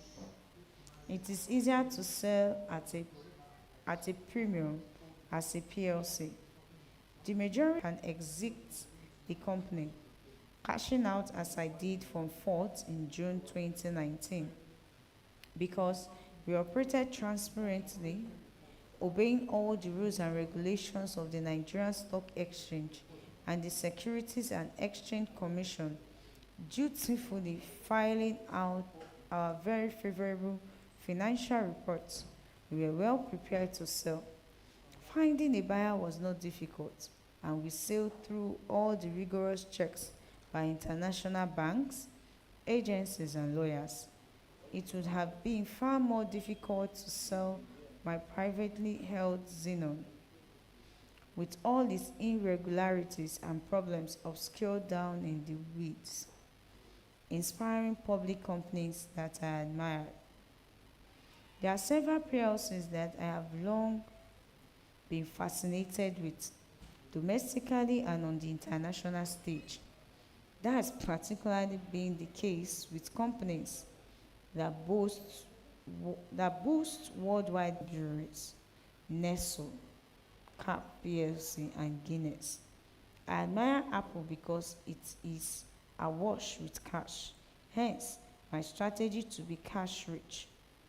As noted earlier, when I was young, I adored Roebuck and Co. and Mercedes-Benz Group. Many public companies have lasted for more than a century, and Sado Energia, the Genoa-based firm I signed a maintenance agreement with in 2019, and the biggest power company in Europe, was founded in 1853. Look at J.P. Morgan, Hilton, Mercedes-Benz, Rolls-Royce, Nestle, Guinness, Heineken. They have been up and running for many generations. The Hilton Hotels Corporation chain was founded by Conrad Hilton in May of 1919 in the small railroad town of Cisco, Texas. Today it operates more than 5,700 properties in 113 countries, spanning 6 continents. However, the Hilton family no longer owns the company. It was taken public in a December 2013 IPO. The Mercedes-Benz trademark was registered in 1902 by Ernie Jelinek, whose background before entering the auto business was in insurance, stock trading, and diplomacy. But the company itself has its roots both in German engineering company Daimler Motoren Gesellschaft, founded in 1890, and in the work of auto design Carl Benz, whose 1885 vehicle made history by featuring the first internal combustion engine in a self-propelled vehicle. Another legendary car maker, Rolls-Royce, came to be in 1904 when factory owner Henry Royce and car dealer Charles Rolls forged a partnership in Manchester, England. They unveiled their first car just a few months later at the Paris Salon exhibition. Rolls-Royce was incorporated in 1906 and is today owned by BMW. It also manufactures aircraft engines while remaining a leader in the luxury auto market. Meanwhile, Guinness Stout was introduced in Dublin, Ireland, back in 1759. It made its way to Nigeria in the 1940s, and in 1963, the first bottle rolled out of the Ikeja plant. The first Guinness brewery outside of the British Isles, Guinness Nigeria PLC, which was listed on the Nigerian Stock Exchange in 1965, is the sole beverage only company in Nigeria producing and selling spirits, beer, and non-alcoholic drinks, including Smirnoff vodka, Bailey's Irish Cream, Hap Lager, and the African favorite Malta Guinness and Origin. All of these companies have benefited greatly from being superbly managed, publicly owned enterprise. Watch your loans like a hawk. My father never ceased drumming it into me. He who goes a borrowing goes a sorrowing. As I have said, Dad always lived for below his means and only looked for a loan once to start Impact Press, and he did not rest until his last day on the job. In our private moments, he warned me never to use a personal house as collateral. This admonition stuck in my head. It is impossible to run a business without loans, be they from family, friends, associates, or financial institutions. But there are rules to that game. You must deny yourself luxuries, avoid frivolities, and never show off until you have paid off the loan. You must always deal in trustworthiness. Without trust, you cannot go far. I, I enjoyed having a line of credit long before I established Zeno. In the early days of Center Force, I took my first loan service from Society General Bank of Nigeria, where my friend Bukola Saraki was an executive director. I applied for a 1 million naira loan to finance a project and quickly paid it back.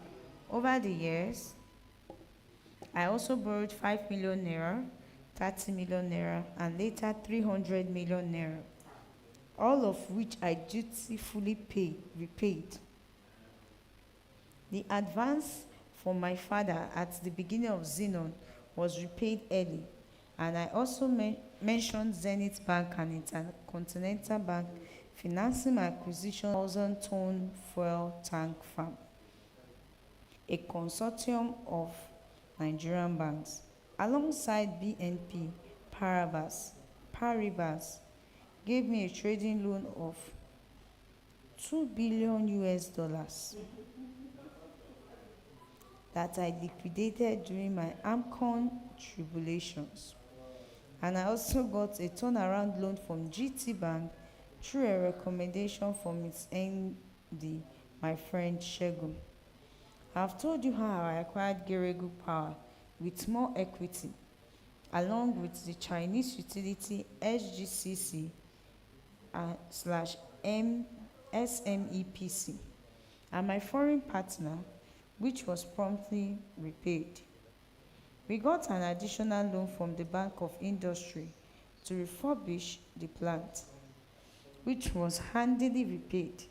Having said all that, I could have borrowed so much more through my long career. No matter how tempting and accessible loans are, you should take them wisely. Have the discipline to only do so when you definitively need them to grow your business, after weighing the costs and benefits. At Center Force, Xenon, Fort Oil, and Geregu Power, I found loans to be useful, utilizing them sparingly to grow the companies.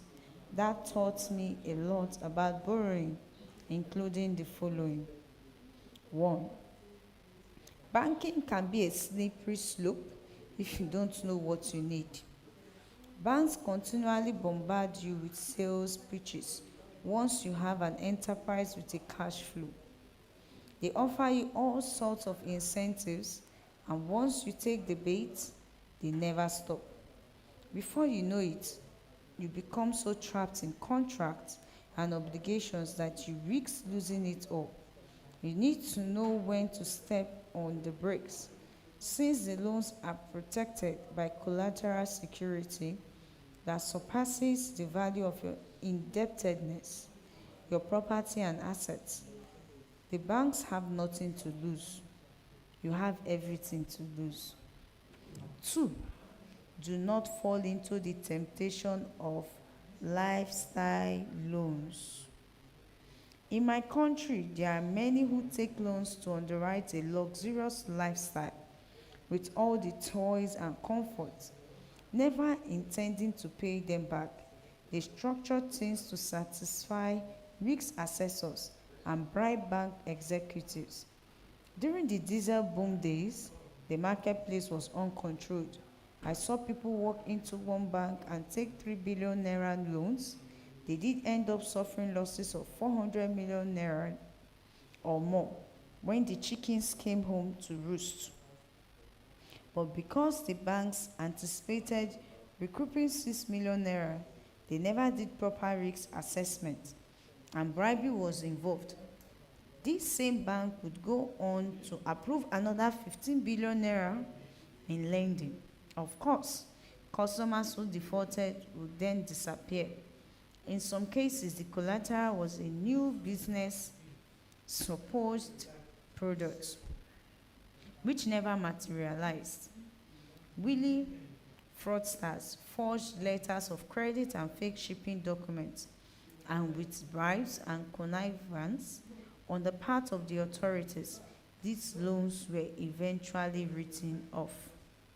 Others don't get their numbers right.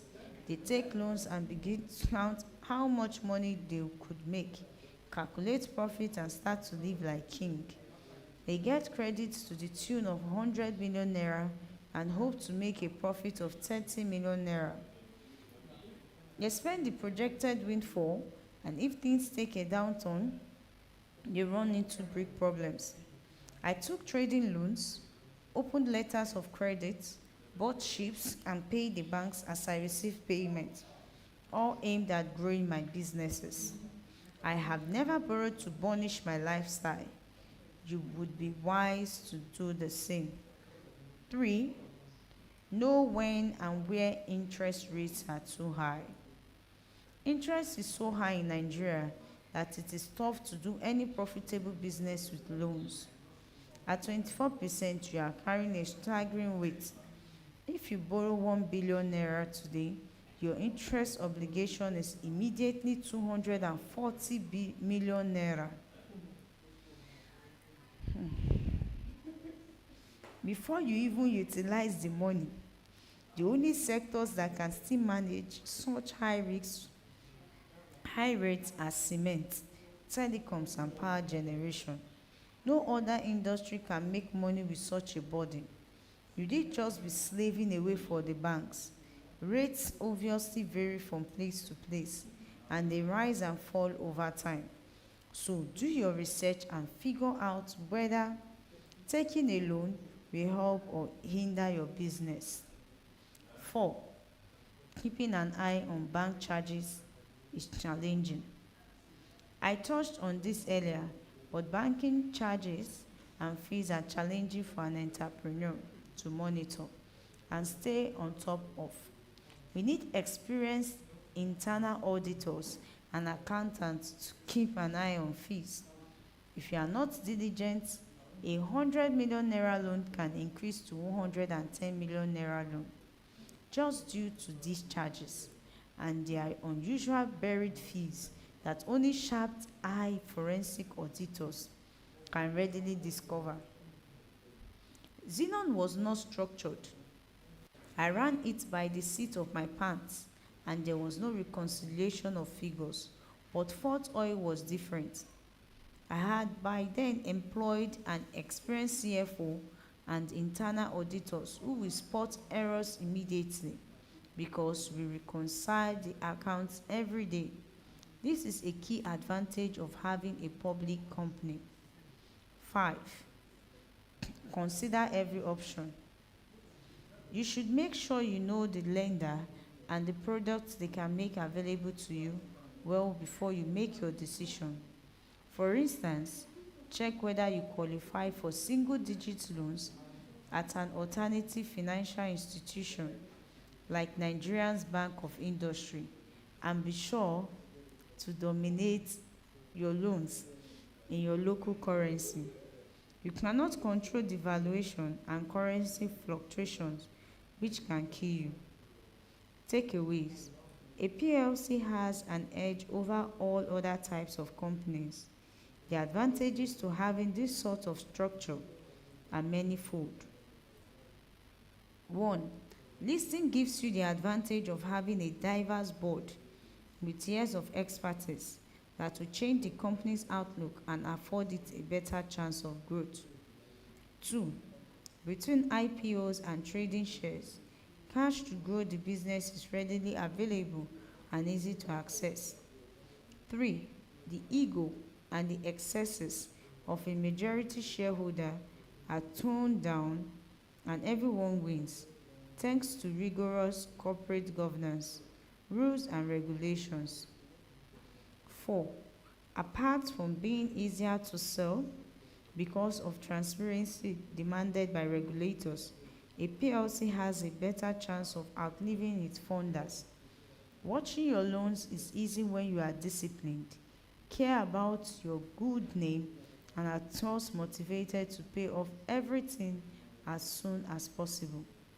Loans are difficult to track when you don't pay attention and don't have sharp auditors on the lookout for manipulation. To make the right choices, consider these steps. 1. Get internal auditors. Recruit a capable CFO and do daily and weekly reconciliation of bank transactions, capturing credit, debit, and all other charges. Never divert loans to bankroll your lifestyle. Do not spend projected profits. Pay off your debt first before you start living like a king. Never delay payment of loans because interest will compound.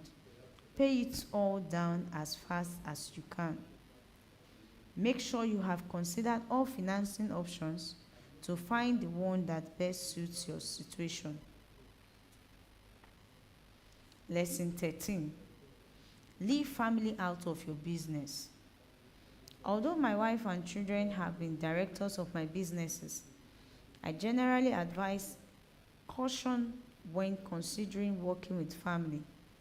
In the booming glory years of Xenon, from 1999 to 2007, my children were in school and too young to work for me. The eldest was a teenager and the youngest still a baby, so their working at the company was clearly out of the question, even though I had made up my mind long before not to bring any family member into my business. I have seen the ruins friends, offspring have made of their empires, and read how institutions were battered to their needs by families' coins. I did make an exception in 2007 when I acquired majority shares in AP. The takeover was rancorous and stressful, at one point nearly even costing me my life. On 15th July 2010, in the thick of the ordeal, I was in an elevator that fell violently after ascending to the top of our Broad Street headquarters on Lagos Island. I was stuck in the lift for about an hour and a half with 6 other people, all of us badly bruised and battered. The president of Nigeria at the time, Goodluck Jonathan, ordered an investigation by the Inspector General of Police. The IG's investigative team discovered that the lift had been sabotaged and arrests were made. Because of the pressure of keeping an eye on my 17 billion naira investment, having resolved to work there every day from 8 a.m. to 1 p.m. and resume at the Xenon office from 2 p.m. to 7 p.m., I knew I needed someone to help me out at AP. I figured that only a trusted family member could handle this. There was no better ally than my sister Lola, who had worked at Commerce Bank, Zenith Bank, and FCMB. She was experienced enough to take on the role of finance manager and later director, keeping a watchful eye on the cash register. I reckoned she would relieve me of the stress of having to constantly look over my shoulder. She would stay with me until the firm's management underwent a restructuring several years later. Looking back at my time at my father's growing printing business, despite my fascination with machines, lack of desire to return to school, and desire to assist my dad, I had lost interest in 1987. I managed to hang on there for 4 more years, scaling back to the commissioned marketing consultant role I described earlier. Still, everyone seemed to think I was fit to take over the press and probably expected me to do so. They did see me stare, wide-eyed, as reams of blank paper were fed in from one end, slid through rollers and ink, and clean, colorful images appeared on the documents at the other end.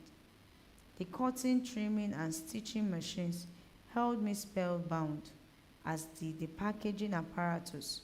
But in the end, after working in almost all the departments, I got tired of it all.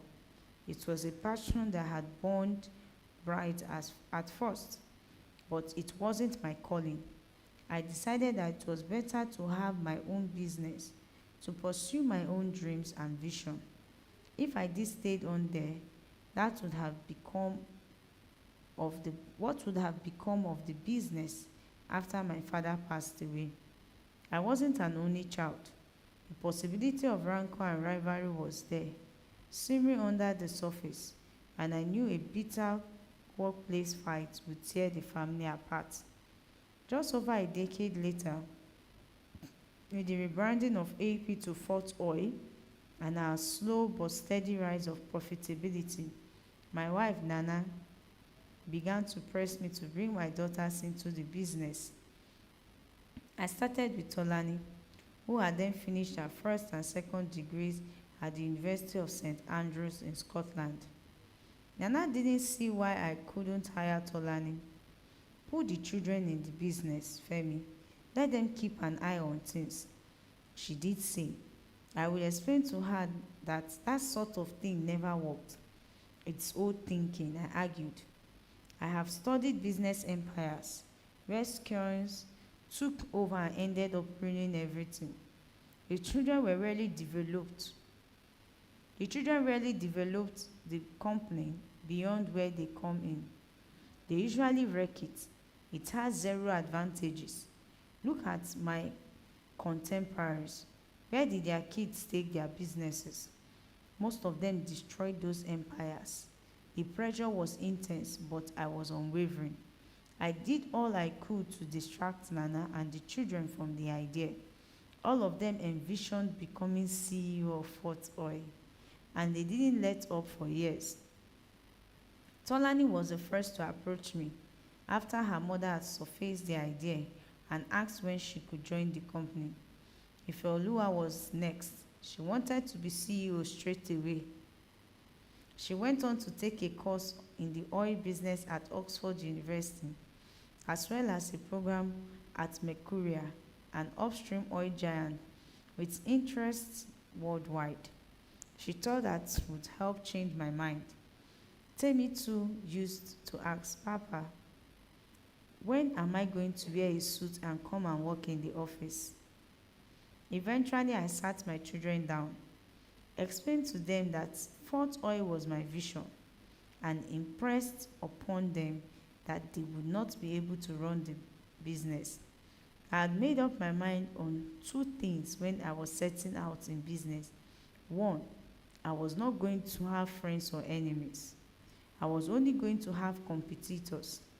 And two, no children or family would ever work for me. There are 1,001 reasons why having family in your business is a bad idea. Here are just a few. 1. They usually lack the required experience and skill. Succeeding takes years of dreaming, planning, working hard, and learning along the way. That learning process involves falling flat on one's face, getting up, and then trying again, and again, and again. As a business struggles and survives, it takes more years of hard work and good luck to break through. They do not see the experience gained on the job and on the streets in any classroom. The skills you acquire aren't buried in books. No matter where you educate your children, they do still need years to learn the skills and experiences necessary to contribute to the family business. Joining the company as an executive director wouldn't cut it. Quick promotion to CEO certainly wouldn't put the company on the path to greatness. 2. It is neither their passion nor calling. The children who stepped into their father's businesses were likely railroaded or smitten by ego. I have seen successful people tailor their kids' upbringing and education to the family business, despite the offspring's evident lack of interest. Sometimes, selfish desires propel them. When deep interest and genuine passion are missing, and the next generation takes the helm, the company stands no chance. Without the calling, failure is all but assured. It takes more than curiosity or wanting to please daddy or thirst for riches for a business to succeed in troubling times. and the darkest of days when you struggle and fret and lose sleep. Only the deepest passion keeps you going. 3. It causes unhealthy rivalry among siblings. With more than one child, who becomes the MD of the company? What criteria would one use to pick the CEO? Will it be education, interest, experience, or age? Rivalry will be sown in the hearts of siblings as they battle for control of the soul of the company. And whoever is picked to lead the family business becomes an enemy of the others. I have seen this happen time and again. And can you imagine how vicious it becomes if the children are from multiple marriages? It would be a relentless, withering fight. I sincerely prefer that my children find their voices elsewhere. They did, and now everybody is happy. 4. It encourages indiscipline. Family members can try to play on a father's sentimentality. If he is the head of a business, you really see this if it involves children with ego issues. And once you can't enforce discipline because someone feels they are above the law, the company slides into unruliness. Let's say a family member insists on disregarding schedules and violating company policies. Resentment arises, and the staff will grumble, shining a light on how unsuitable the family member is in their role. Those with good conscience will resign and pursue their fortune elsewhere, while the sycophants will stay, fostering greater discontent. At the end of the day, the company loses. 5. They are rarely prudent. Children of business owners are usually after the spoils. They can see perks as an entitlement and splurge on frivolities, or they may take risks with the company's money. It happened to me. I once took money meant for impact press salaries to a nightclub and sprayed the juju star Sashino Peters with the cash. I was overwhelmed with his praise singing and the propulsive upbeat music and lost myself in the moment. Needless to say, I regretted it come payday. Of course, there are exceptions to every rule. On rare occasions, sons, daughters, nieces, and nephews can pull off successful turnarounds and improve on the accomplishments of the founders of a family business. Some conditions I have listed below make such transformations possible. 1. A relative in your company should work his or her way to the top. Children simply cannot step into the shoes of their parents after a few years of tutelage and encouragement, and they certainly shouldn't be allowed to join as executive directors. They should start in at entry-level position, grow along the way, and be promoted based on merit. If they show an interest in the business, they should serve a requisite number of years at various levels and prove themselves qualifying for sequential promotion as any other able-bodied employee. A child should have the necessary passion and energy for the business. It should be clear from the onset how much time and effort he or she is ready to invest. Their buy-in and commitment is easy to discern. The glint in the eyes, the ceaseless energy, the extra hours of toiling, the mastery of the lingo and metrics, and much more. When the flames of passion are genuine and enduring, recognizing a child with a calling becomes easy. Remember my love of printing. It didn't last. God had a higher plan for me. It takes years to find out if the passion is indeed authentic and enduring, and even longer to confirm whether it is a true calling. 3. Take care when planning succession or wealth transfer. The same caveats apply when the entrepreneur is thinking far ahead. To matters of succession and wealth transfer, for that, it is appropriate to appoint one sibling or children to the board to ensure a smooth transition and protect their inheritance. but the family member must be suitable for the task, equipped with a good education, level-headed demeanor, and years of experience. When I am reflecting, I sometimes think about big businesses I grew up knowing and admiring. One of them that's still alive and well is Leadway Assurance Company Limited, started by Sir Olushola Hassan Odukale. His son Oye Hassan Odukale carried the enterprise many notches higher in his 3 decades there, taking the company public and rising to the position of MD, a post he held from 1994 to 2019.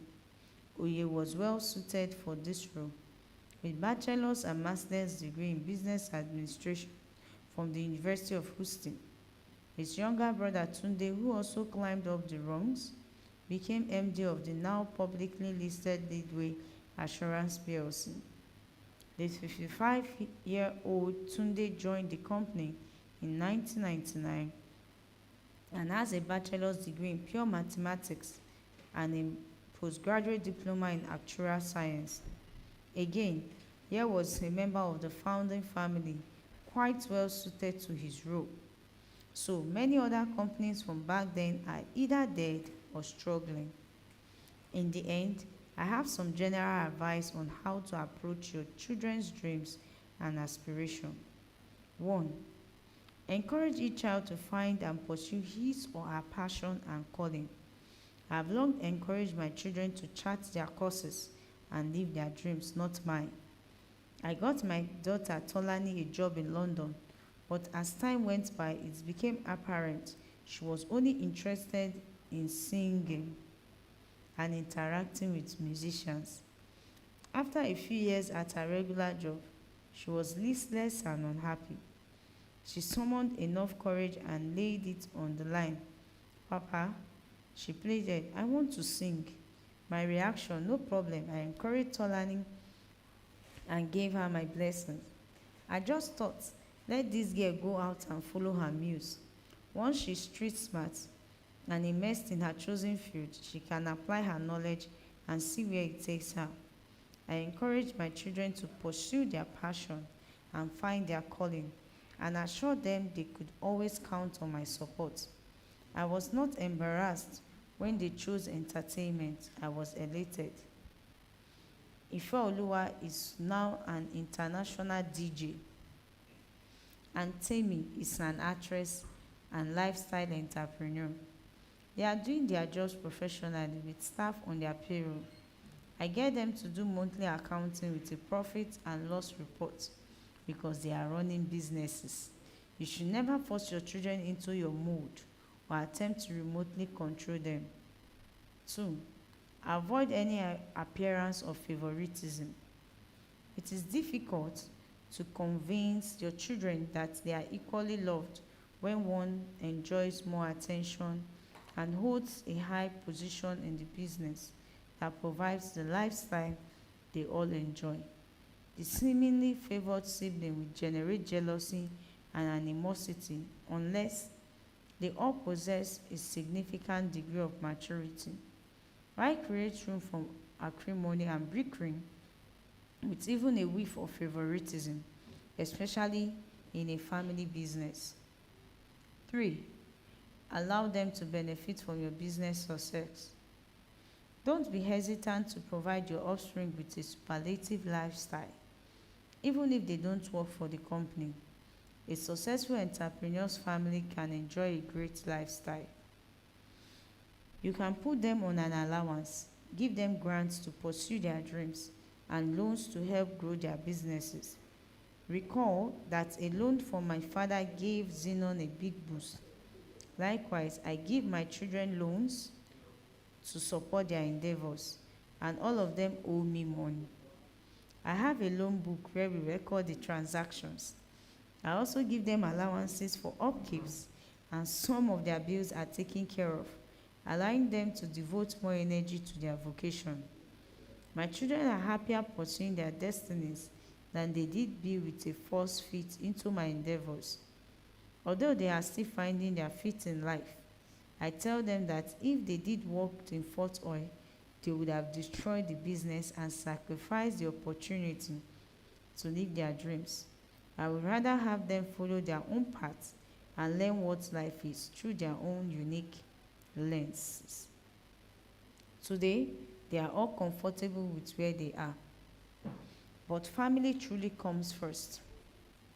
I got married and started my family in September of 1992 when I still served as my father's assistant.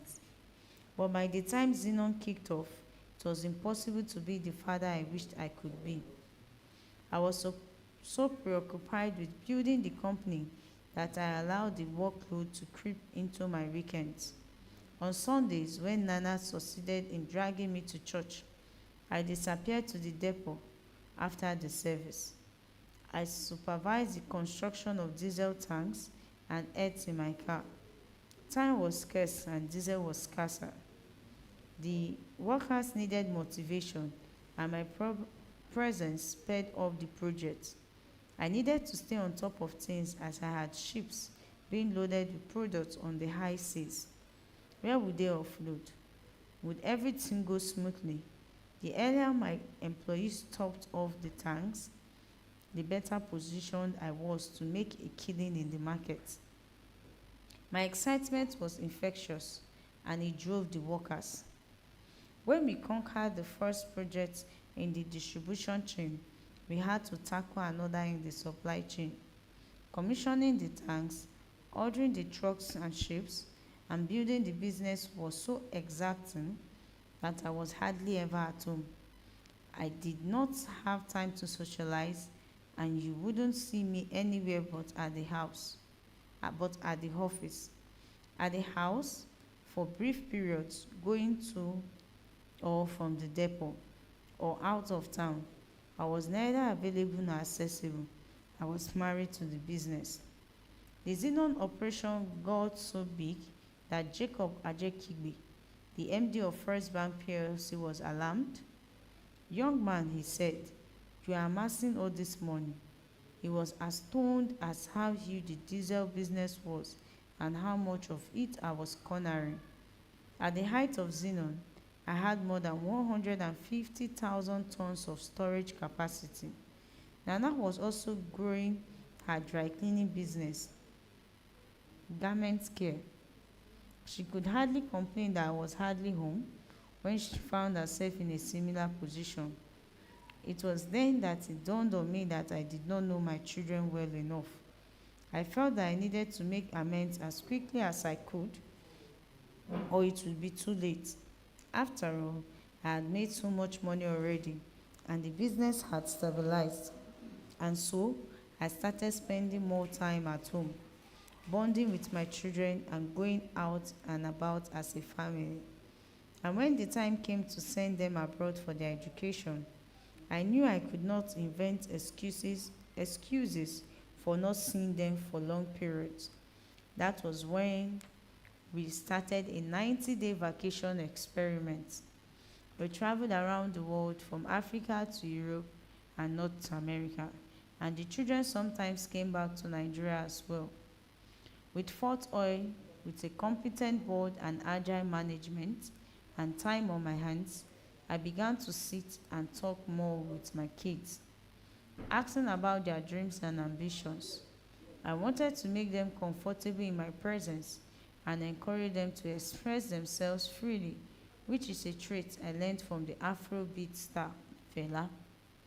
You have to be keenly interested in your family, concerned about their welfare and well-being, tuned into their dreams and ambitions, and aware of all the challenges life throws at them.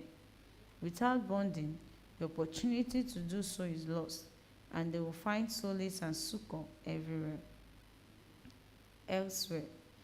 More often than not, if that is not with you, they will seek it in the wrong places with the wrong people. A father must be more than a figurehead. He is a provider, guide, and protector. His broad shoulders are the beams that support the house. These are just three of the many reasons why family comes first. 1. Family is all you have at the end of the day.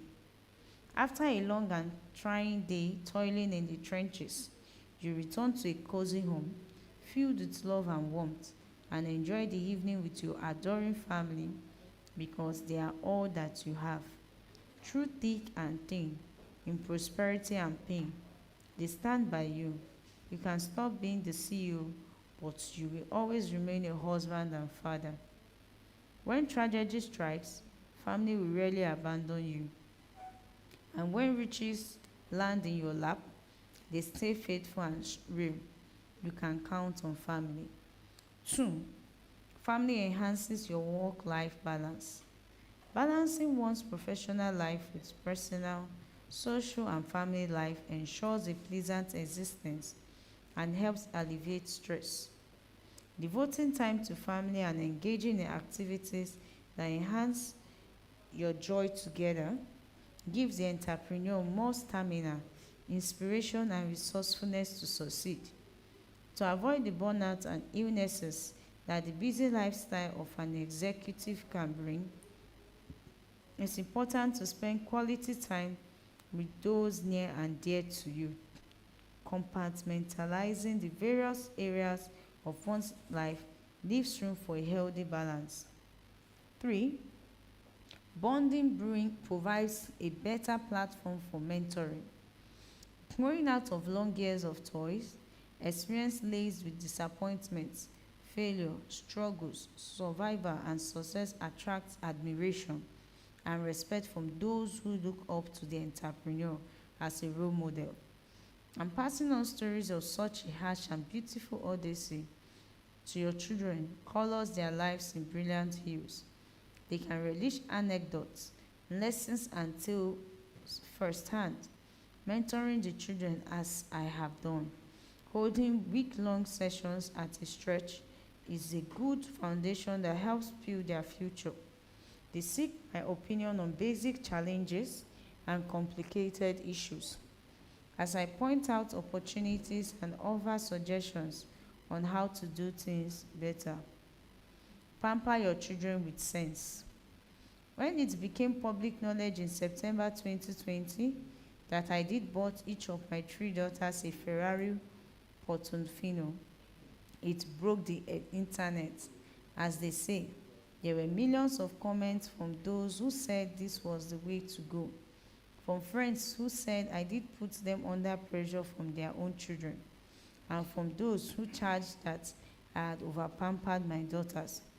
Some said I went against tradition because our society does not value female children as much as their brothers. But as should be crystal clear by now, I always do things as I like. I invest in knowledge.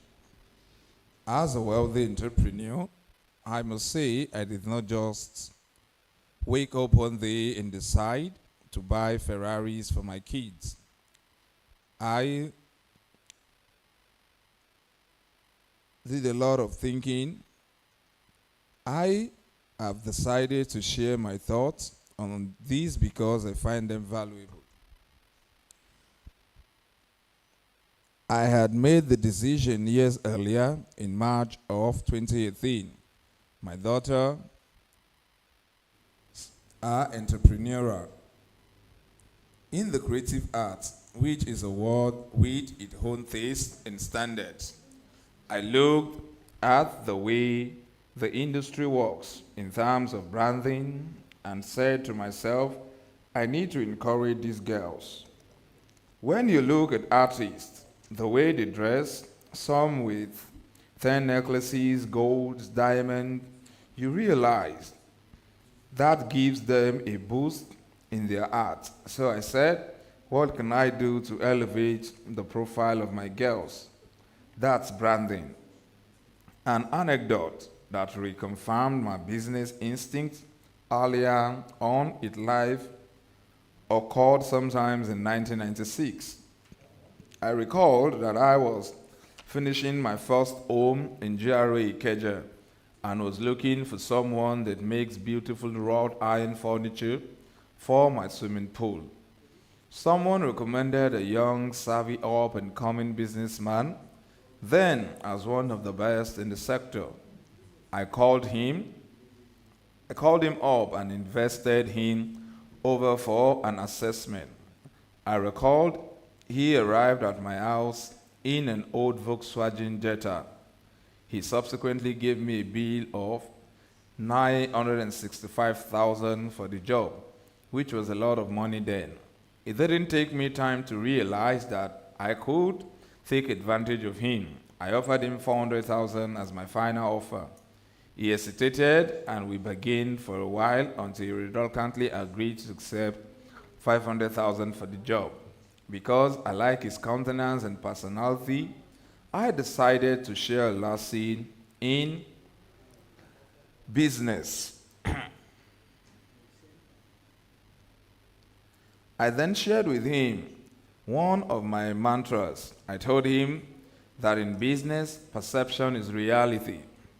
The way people perceive you is the way they relate and treat you. I then told him that he gave himself away when he drove to my house in an old Jetta. I recall telling him that my perception of him then was that he was still struggling with business and would gladly accept my offer. I told him that if he had driven in a brand new Mercedes, I would have treated him differently. He took my advice in good faith, and to back up my assumption then, I offered him a Mercedes-Benz E320 Bravos Cabriolet at a huge discount with a promise that it would impact on his business positively, and years later, he confirmed that it did. That young man then is Mr. Anselm Tabansi, the founder and CEO of Seven Galley Design Limited, one of the foremost furniture manufacturing brand in Nigeria today. That encounter in 1996 led to an enduring friendship that had lasted for 29 years. The second reason is that my daughters can sustain their lifestyles. As I have noted, I regularly look at the cash flow from their businesses, and that convinced me that they could manage the cars by themselves. I made the first insurance payment and the pay for the subsequent ones. There is thus a level of responsibility, that commitment that came with this gift. If they were doing 9-to-5 jobs and wouldn't have been able to cover the insurance and pay for maintenance of the cars, I would not have bought Ferraris for them. They would have needed to keep coming to me for one thing or the other concerning the cars, and I would not have set any of us up for that. The third reason is that they are good girls in their industry. They are a lot of wayward characters who get deeply involved in drugs and other nefarious activity and have no respect for anyone. My daughters are well behaved to start with. They don't do hard drugs, which is such a relief for a parent. Also, they listen to me. We have stayed very close. I could not have asked for more from them. I counsel them about life, offer them advice, and try to guide them. They respect me and show a high level of responsibility. Not many wealthy individuals can say that about their children. In a way, therefore, buying them the cars as my way of rewarding their good character. I always liked Ferrari as a young man, but my parents could never have afforded one. I now had that ability, and I went to a Ferrari dealer in London and ordered 3. The salesman there was incredulous, stammering, "Excuse me, sir." I repeated that I wanted 3 Ferraris and promptly paid a deposit with my credit card. The cars resonate with the girls' entertainment industry vibe. The sound of a Ferrari engine is something to behold. From gentle purr to hearty growl, you hear every beat of its 600 horsepower. No Rolls Royce or Mercedes come close. My daughters were quite excited when I told them on the phone what I was doing. When Ferrari started building the cars for me, the girls went to the showroom to pick their colors and interiors. I had initially wanted the gift to be a surprise, but since they had to personalize the vehicles and that wasn't going to be possible. It takes about a year and a half to build the bespoke car, a delay that was stretched out by COVID-19 crisis. Then I told my wife what I was buying for the girls. She said, Femi, Ferrari. Let them enjoy their lives, I told her. One of them said, but you just bought us Range Rovers. Don't worry, I told her. I am happy that I am able to give you everything I want to give you while I am alive. All these things I am giving you are to show my love and appreciation for you while I'm still here, including taxis. The Ferrari Portofinos cost £270,000 each. For the three, the bill came in at £810,000. At the apartment I was buying for them, the garages would now need to accommodate 2 cars. So the properties needed a bit of re-engineering. How much you pamper your children depends on what they are doing.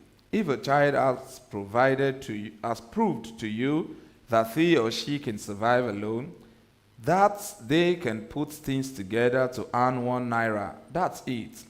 The sky is the limit for them. I also look at it this way.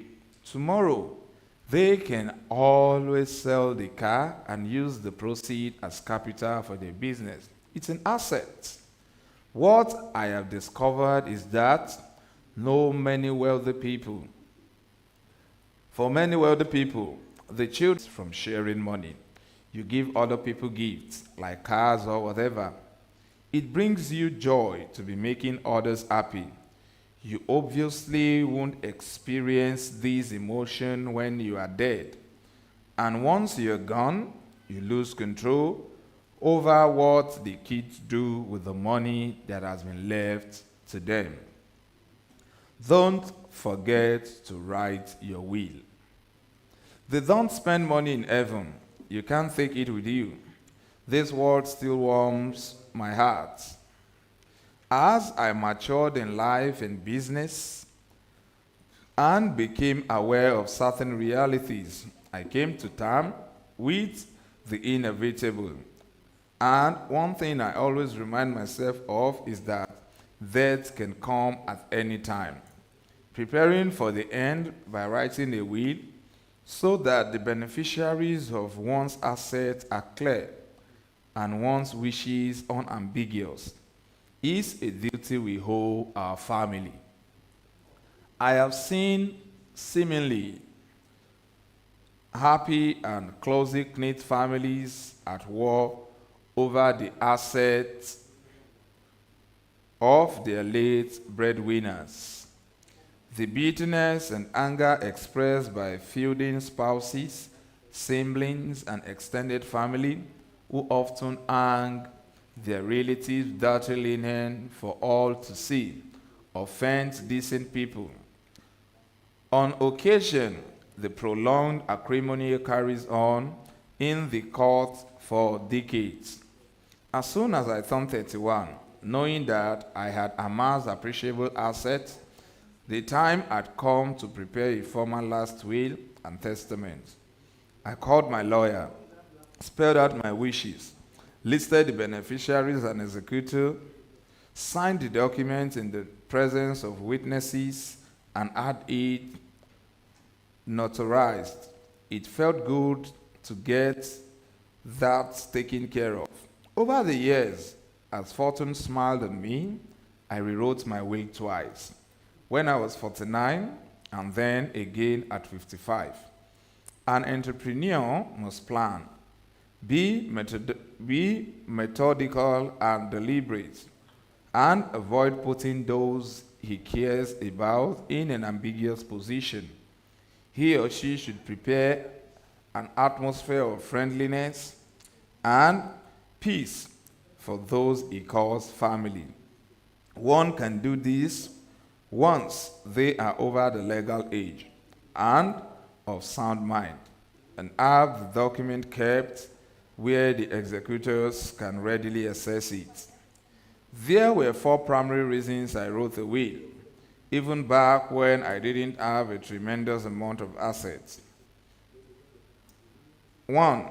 A will clearly express your wishes for how you want your wealth distributed, with no lingering question or potential print or dispute. A lot of planning goes into writing a will, and it shows that you are organized and pragmatic. 2. The will gives you the satisfaction that all you labored for will not go to waste or into wrong hands, and that those you care about can enjoy your wealth undisturbed. 3. Psychologically, a will reinforces the notion that you cannot take anything with you upon your death. It's a powerful reminder of that, which is an incentive to better plan your life and have your affairs in order, especially as you grow older. 4. It puts wealth accumulation in perspective, giving you the latitude to take or make decisions about what risks to take. It allows you to ask, is it worth it at this point in my life to invest in this line of business and take more loans? Or is it better to retire and enjoy the little I have? If you do not write your will and die in a state, the distribution of your asset is left to the dictate of the law. The state decides who gets what, which may not match your intentions, and it can all lead to a very nasty, prolonged fight. Marriage makes or mars. Marriage, and in fact, any exclusive loving relationship, is the center beam that stabilizes both partners. It's like a solid foundation buried deep in the ground that keeps a house standing, ready to withstand the harsh elements. Married life provides the backdrop for a mature life with happy children and an all-round fulfilling existence. Those who marry their soulmate have found the wind behind their sail. Being with Nana has been more than a blessing for me. This is because, 1, peace at home provides fertile ground for business to bloom. Nana has given me a peaceful and comfortable homestead, which makes striving hard as an entrepreneur possible. Since our wedding 30 years ago, I have risen high, fallen low, and soar again. And my wife has shown nothing but support through it all. I have had time to focus and pursue my dreams and vision unwaveringly, thanks to the encouragement, love, and stability she has provided through turmoil and triumph. 2, a happy partner looks after the children well. Because Nana is generally a happy person, she has taken good care of her children, and she is close to Tolani, the daughter I had before I met her. She has dedicated her life, like all good mothers, to ensuring the comfort and well-being of a family. Nana is the pillar that our family leans on in good times and bad. 3. Your spouse can be your good luck charm. Spouses can be the bringer of good. A husband or wife amplifies your fortune and multiplies your joy. Ties by faith. It is one spouse more than any other person who determines if the partner will laugh or cry in life. Your spouse's destiny is intertwined with yours, and whichever is more dominant, trained to lead the way for you both.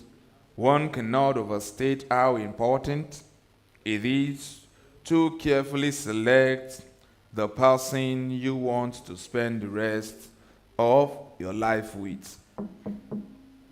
Marrying the right person means a lot to a partner who aims high. In choosing a spouse, it pays to keep the following in mind. 1. Marry for love, but with your eyes wide open.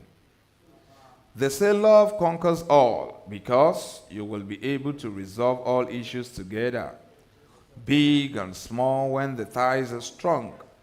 Nevertheless, your eyes must be open wide to the reality of who it is that you are choosing as a partner. 2. Put romance in your marriage and find time for fun. A partnership that works is the result of preparation and effort. You must make time to feed love, trust, and warmth. Supply the ingredients that make a relationship blossom, and give each other treats and memories that make being together not just bearable, but longed for and irreplaceable. 3. Allow your spouse some financial independence. Let your better half be financially buoyant and independent. Let them run a business or practice a profession, and encourage them emotionally and financially. Set up with a financial stake if you can, as I did when I gave Nana a loan of 40 million to start garment care, and she dutifully repaid it in full in 4 years. Takeaways. The love and support of family can make or break an entrepreneur, as it can fundamentally make or break you as a person. Along the way, there are a few things I recommend you keep in mind. 1. Marry for love. Invest time and energy in romance and support your partner financially. 2. Family always comes first. Cherish, pamper, love and support your children and your spouse. 3.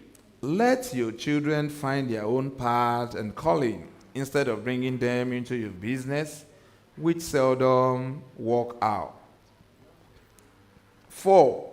Pamper your children, but don't overdo it. 5. Make sure you write a will and update it when necessary. Section 4. Collapse and rebirth. When it rains, it pours. Lesson 14. Recognize your limits. Cut your losses. The collapse of Xenon was the best thing that ever happened to me. I am, of course, only saying this with the benefit of hindsight. It was disastrous at the time.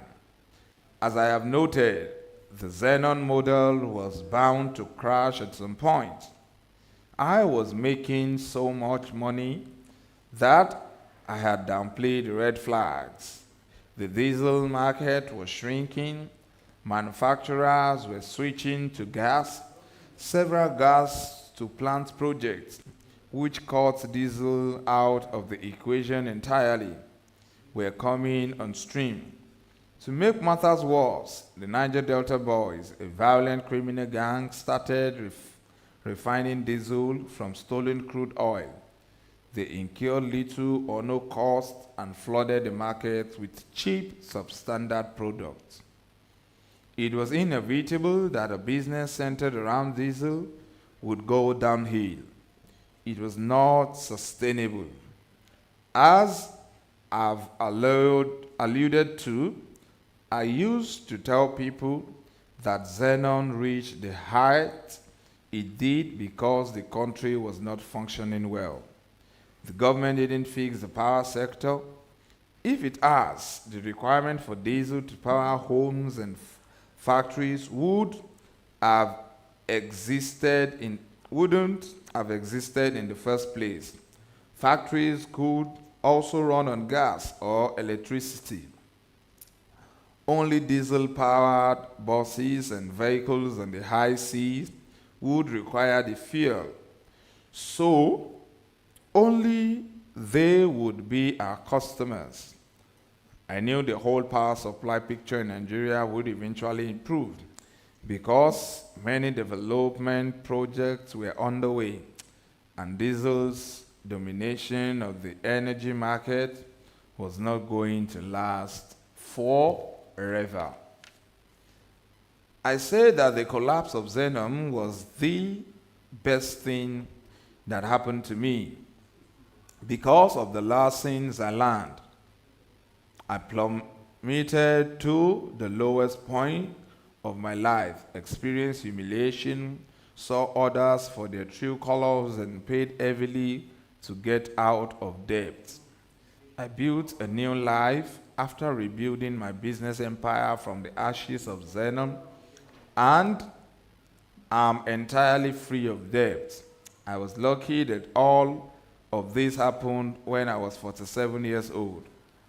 Some people experience such severe challenges in their 60s or 70s, when a downfall like mine would be completely and permanently crushing.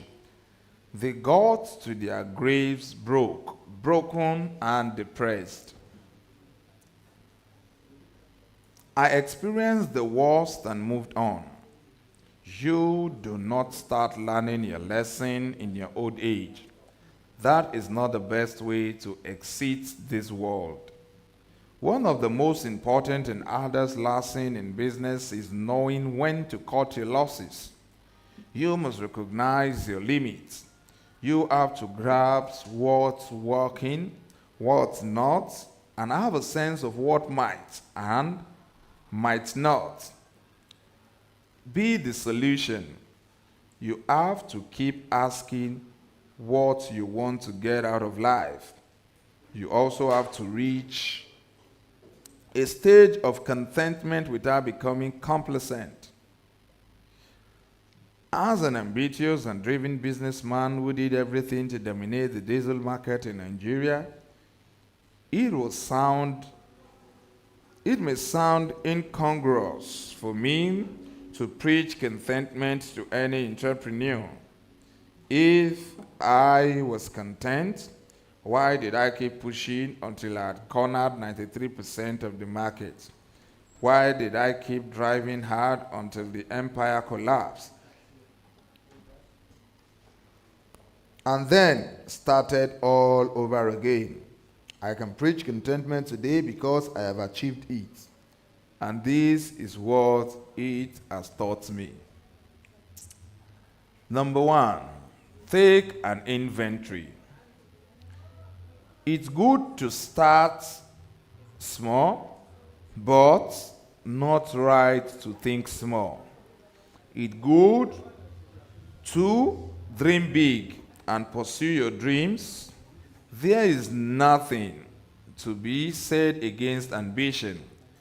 There is everything to be said against a lack of enthusiasm and against in a new direction. Maybe that calls for taking a sharp pivot or reserving course. Spending recklessly ahead without ever hitting the brake can kill. In football, when you have scored 2 goals and keep charging hard, hoping to obliterate your opponent, you also run the risk of getting snookered at the back.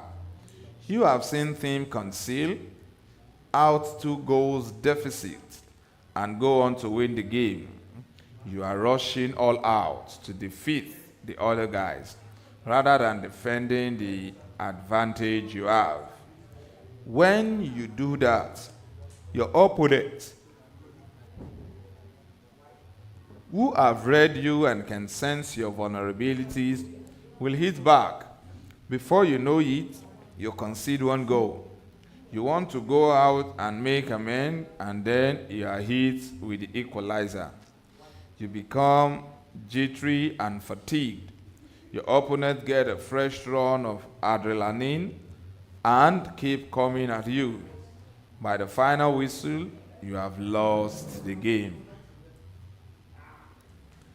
You will discover that keeping what you had would have been better than pursuing for more and losing everything in the process. 2, monopolistic pursuits can be your downfall. My desire for a monopoly wrecked Xenon. I plunged headlong into debt and lost it all. Yes, you are allowed to fail, but don't lose everything. If I had not experienced that loss, I would not have learned contentment. I would still be a ragging bull, charging at everybody today. Today, I am happy to take it easy. I am delighted to survey the landscape, calculate my risk, know my limits, cover my flank, protect my turf, and when it clearly makes sense to cut my losses, contentment is so important. But they do not reach it in a classroom. You need to experience life quandaries to understand what it means. Take a look at your life in your quiet moments. Ask yourself what your legacy will be. What do you want life? What do you want in life? What makes you happy? You have to put all these together to arrive at the destination of contentment.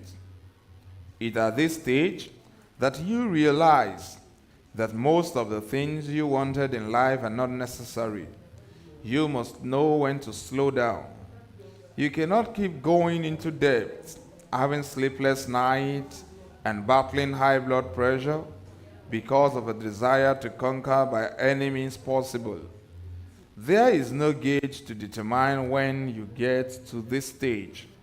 But if you are a self-reflective person, a simple check-in with yourself will tell you when you are crossing the line.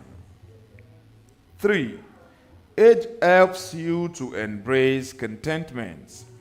In my case, as I believe happens with many people, age helped me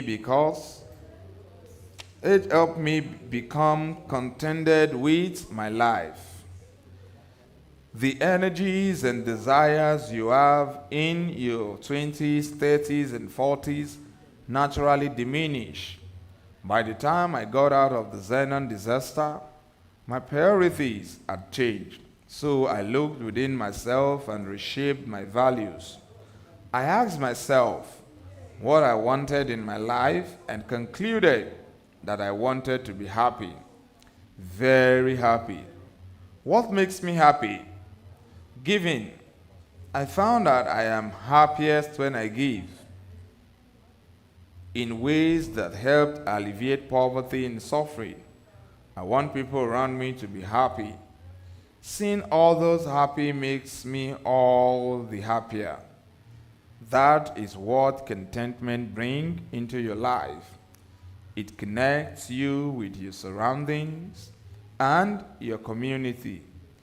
And you see that life is about so much more than personal attainment.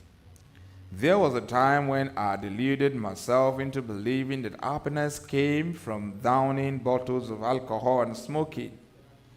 I have described the negative effect that had. If I drank to excess, which I certainly did. I would start canceling essential meetings and appointments or showing up late because of drinking's impact on my physical well-being and state of mind. I couldn't keep going like that. It's not as if stopping drinking and smoking is a piece of cake. It takes strength and conviction.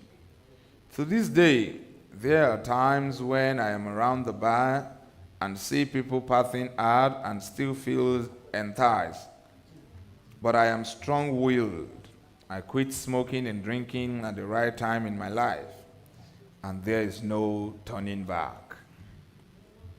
4, you ought to know when to stop the bleeding. When I talk about cutting your losses, I mean that you should stop doing the things that are obviously making you fail. If you are losing money or going deeper into debt, why keep going down that rabbit hole? We have talked about how entrepreneurs can be driven by ego and keep at it despite all the red flags. They are more about what their contemporaries and competitors would say than what's best for them and their ventures. You have to be pragmatic, regardless of any overblown ambition and projections. A time comes when you have to stop the bleeding so that you will have enough vital lifeblood left to see the next day. It also depends on the individual. Entrepreneurs typically believe they will succeed. So, to a certain extent, losing money is not big deal. They can lose money here and make money there. If you are decidedly not ready to lose money, you can't be an entrepreneur. You will lose it one point or the other. But you have to know when you abandon a losing proposition and move on to something else entirely. Just recognize when it makes sense to let go. I knew when that time had come to me. After all, I left the diesel business and kept trying until you find your grip on a particular market, but you must know when enough is enough. You have to know where to draw the line. What my second-hand car experience says about cutting your losses. In 1983, I bought an Audi 100 GLS for 8,000 naira. After spending 32,000 naira purchasing new part and fixing it, virtually spending more time at the mechanic workshop than on the road, I decided to sell it for 12,000 2 years later, and I moved on. I cut my losses. I accepted it was no longer efficient spending. I didn't need to keep losing money just because people would laugh at me if they thought I had made a bad decision. Some entrepreneurs keep borrowing just to put up an appearance.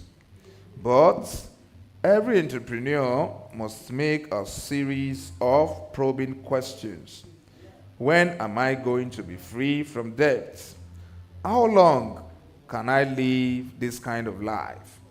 When will I stop being a prisoner to the banks? Some entrepreneurs can stop borrowing. They keep worshiping at the feet of the banks.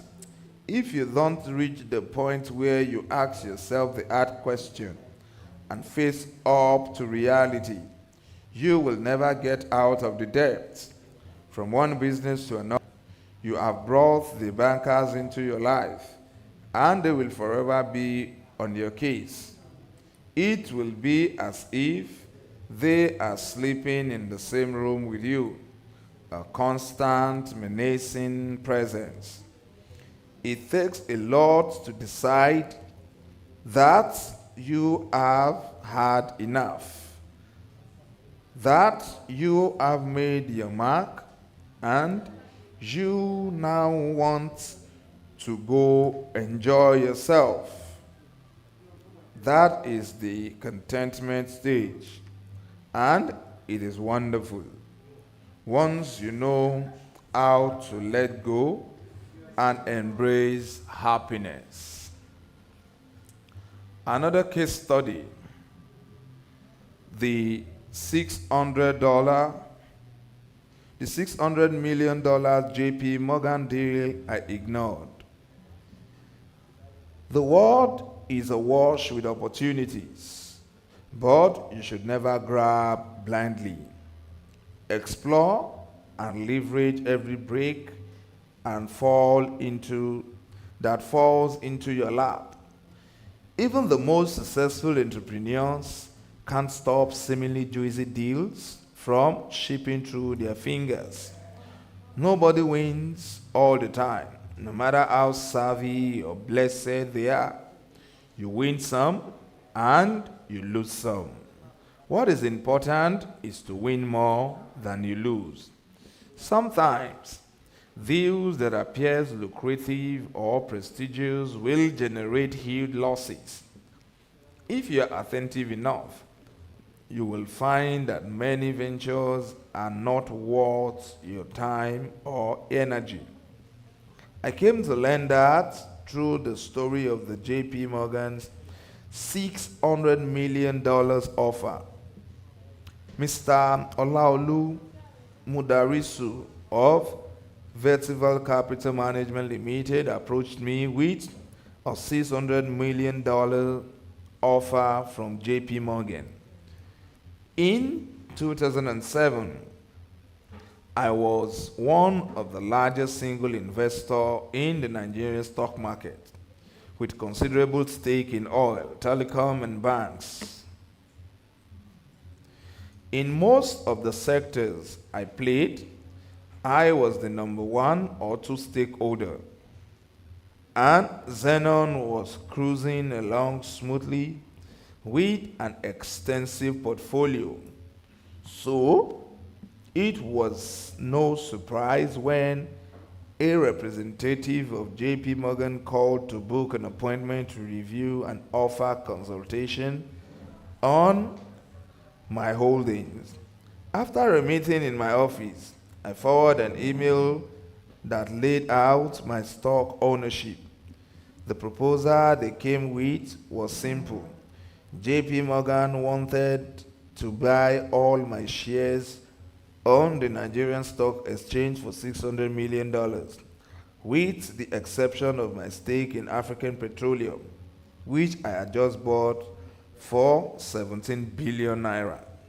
Soon after, Olaolu Mudarisu of Vertical Capital Management Limited approached me with a similar proposition. The conversation was short and sweet. Sorry, gentlemen, I advised, but both parties, I am not selling. I choose not to cash out of the stock market for 4 reasons. 1, it is not just about money. The shares were worth more than gold to me. I enjoyed having interest in the most lucrative sector of the Nigerian economy and contributing to their growth. It was not only about money, it was personally fulfilling to provide funds to companies delivering essential services to the people of my country. 2, you shouldn't settle for less than you worth. They grossly undervalued my portfolio. I would not sell for $600 million, not even for $1 minus my assets abroad. 3, you can say no when you don't need the money. The truth was that I did not need that big payday. I had many things going for me. My business was doing well, and I had just acquired a majority stake in Africa Petroleum PLC. I could raise money from a consortium of banks, as Jim Ovia, the founder and the then MD of Zenith Bank, demonstrated when he helped arrange the $2.8 billion trading loan that Zenith Bank, Access Bank, and Oceanic, among others, provided to Zenom. 4. A profitable investment is worth holding on to. My portfolio was profitable, and the companies were paying dividends. They pay dividends and bonuses frequently. The return were well worth my investments. If the JP Morgan offer had been a fair reflection of the portfolio's value, maybe I would have considered selling. But there was, of course, the possibility that I would have then invested the proceeds in other businesses and lost it all. True, I could have done so and doubled my money, but one never knows. Bad decisions, the bank shares. Before Zenom went into a tailspin, I had bank shares that I wanted to sell to clear up my debts. I had bought them during the bank's drive to meet the Nigerian Central Bank's minimum capital requirement of 25 billion naira between 2004 and 2005. If I had sold them off at the time I wanted to, I wouldn't have had any debt whatsoever. I would have caught my losses on the shares and moved on. But I was deceived into holding on to them. The way I was then, I would have built the debt up again. Debt is such a sweet seductress.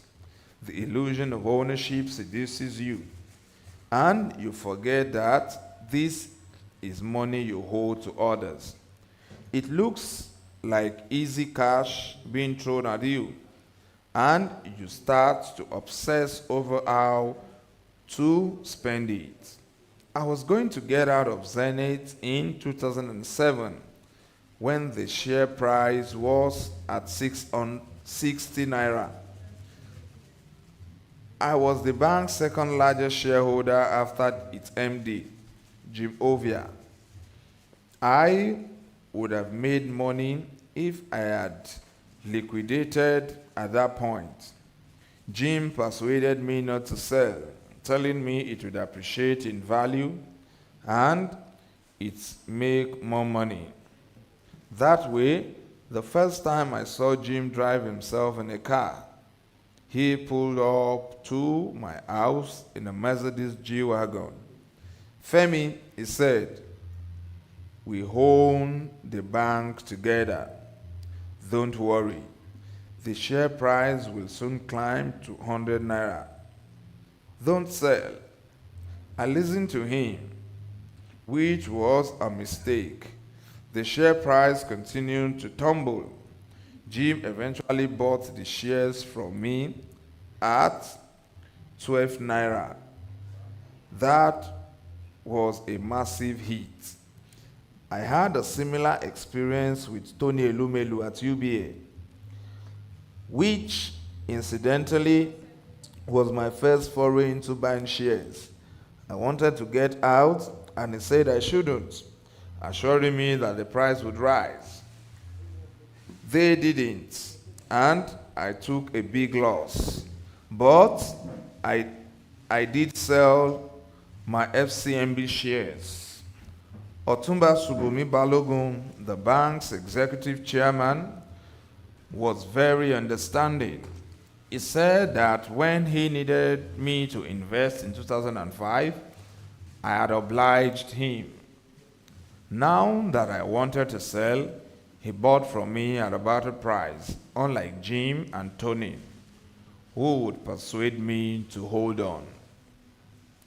I was also lucky to sell shares in the bank Stanbic IBTC, which I had bought for 1.4 billion naira. Founder Atedo Peterside invited me to lunch with his deputy MD Shola David Boha, and the two persuaded me to invest. A few years later, he was selling his shares and advised me to do so, and I sold at a profit, reaping 1.7 billion naira. On the other hand, Intercontinental Bank took my shares as partial payment for money I owed them. Francis Atuche at Platinum Bank also took some to reduce my debt. Access Bank and GT Bank did likewise. What's more, I sold a portion of my share in Access Bank, and GT did likewise. My share in African Finance Corporation, where I was the largest individual shareholder, to reduce my debt, Access Bank and UBA seized my shares in African Finance Corporation for a total of 6 billion naira, paying 3 billion each. Wondering what this stocks market adventure have taught me? 1. Learn to spread risk. As I have said repeatedly here, there are things about being an entrepreneur that you can't learn in the classroom. You need to go through it. If you're wise enough, you will pick up on lessons that will shape you, your thinking. For one, it's difficult to recognize your limit until you enter a hole. You won't even know these limits exist, or that you are about to pump up against them. It is like someone who drives at 180 kilometers per hour thinking himself a Formula One driver. It is only when he crashes and he will accept his limits. Experience is the best teacher. Is an old maxim that never goes out of date. 2. Don't keep all your money in one bank. I know from experience how unwise it is to put your money into a single financial institution. I also wouldn't consider keeping my money in one country. If you spread the wealth and Bank A collapses, Bank B will not necessarily fail. But if Bank B does as well, that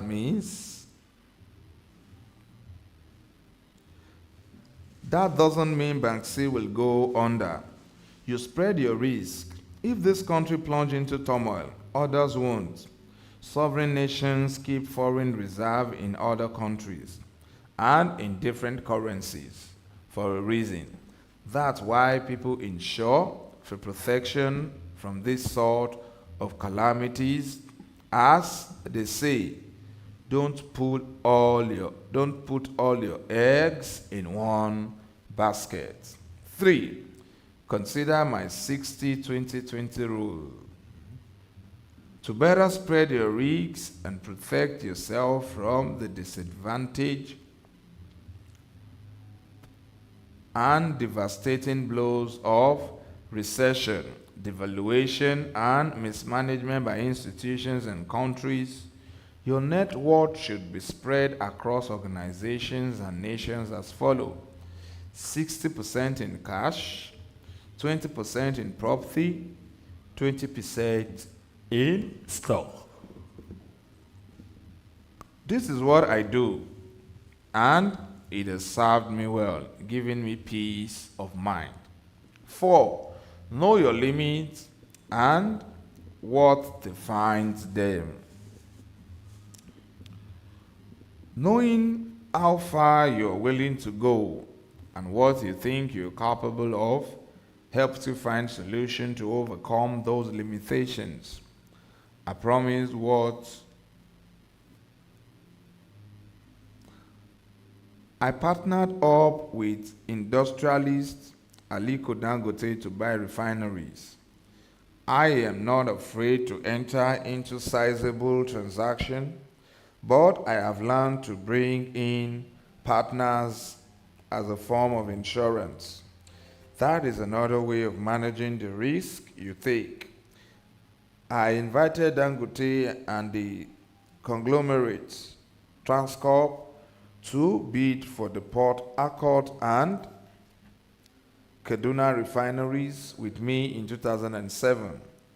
We formed the Blue Star Oil Services Consortium, with Dangote controlling 51%, Transcorp 10%, and me 20%, with plans to list the rest on the stock exchange.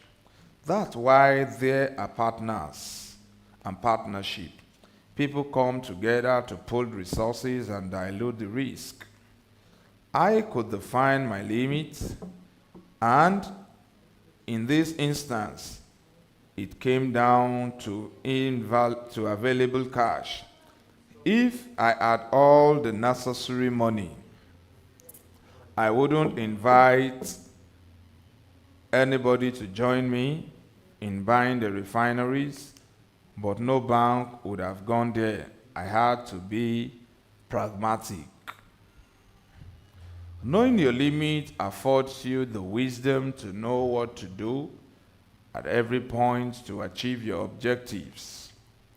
In addition to the refinery acquisition, Jim Ovia approached me to partner with him in building for the right to an oil block, a piece of land where petroleum can be extracted. The Port Harcourt and Kaduna refineries project failed and we lost heavily. Though our money was refunded, 561 million US dollar for Port Harcourt and 160 million US dollar for Kaduna, for a total of 721 million US dollars. I lost 17 million US dollars in bank interest and legal and consultancy fee. 5. Seeking outside help can pay off. A few years before the government announced the privatization of the power sector, Chris Adeyemi, whom I have mentioned earlier, as my lawyer and confidant, who I made a director at Fort Oil PLC, had been telling me about the opportunities that would present. He had painted a very promising picture of having a hand in electricity generation and distribution. On a journey to London in June of 2009, when I accompanied then Nigerian Vice President Goodluck Jonathan to an event chaired by the politician Baroness Linda Choka, Chris invited me to a meeting with his brother-in-law, Tajgiwa Osage, and an Irish associate who was interested in investing in Nigeria. The Irishman had worked at 3 top accounting firms, Arthur Andersen, Deloitte, and Ernst and Young, and knew a lot about the power industry. We met at London Hilton on Park Lane. Chris insisted that this was someone I needed to meet. The wheel of the power sector privatization were already in motion, and my interest was piqued. We had a fruitful conversation, and I returned to Nigeria intent on getting in on the action. Dr. Jonathan became president of Nigeria in May of 2010, and in August, he formally announced the privatization of the sector. We awaited the details and got ourselves ready to invest in the industry. I recognize that to succeed in Nigeria in such an enterprise, having a foreign technical partner and investor was an absolute requirement. I knew I needed a partner with years of experience and a depth of expertise. Apart from the warmth, apart from the wealth of know-how they had bring to the table, they would also put in equity and save me from borrowing. Between January and June 2011, Chris and Tad researched the biggest power companies in the world. They combed the internet looking for companies to partner with in Europe, the US, the Chinese company. And we were introduced to Amperion by Third Associates. This effort laid the foundation for the partnership, and we were invited to China for further talk in June. And so, Chris, Thaj, and Mike Ahmed, my Xenom COO, joined other partners and lawyers in traveling to China for the first presentation to SGCC, SMEPC. I remember telling Chris on the eve of the trip, don't come back with a no. The negotiation were tough. The Chinese were thorough and methodical, and at one point worked out. When they returned, our team resolved the areas of conflict and eventually left with a signed memorandum of understanding with SGCC and SMEPC. The success of the trip was reassuring and convinced me that we could play big in the sector with the big Chinese enterprise in the holding we would use to acquire Geregu Power PLC in 2013. When our Chinese partners visited Lagos after inking the agreement, we knew we had a solid partnership on our hands. What they saw impressed them, and they promised to deliver on their part of the bargain. I then flew to China, the first of my 4 trips there, and that cemented it.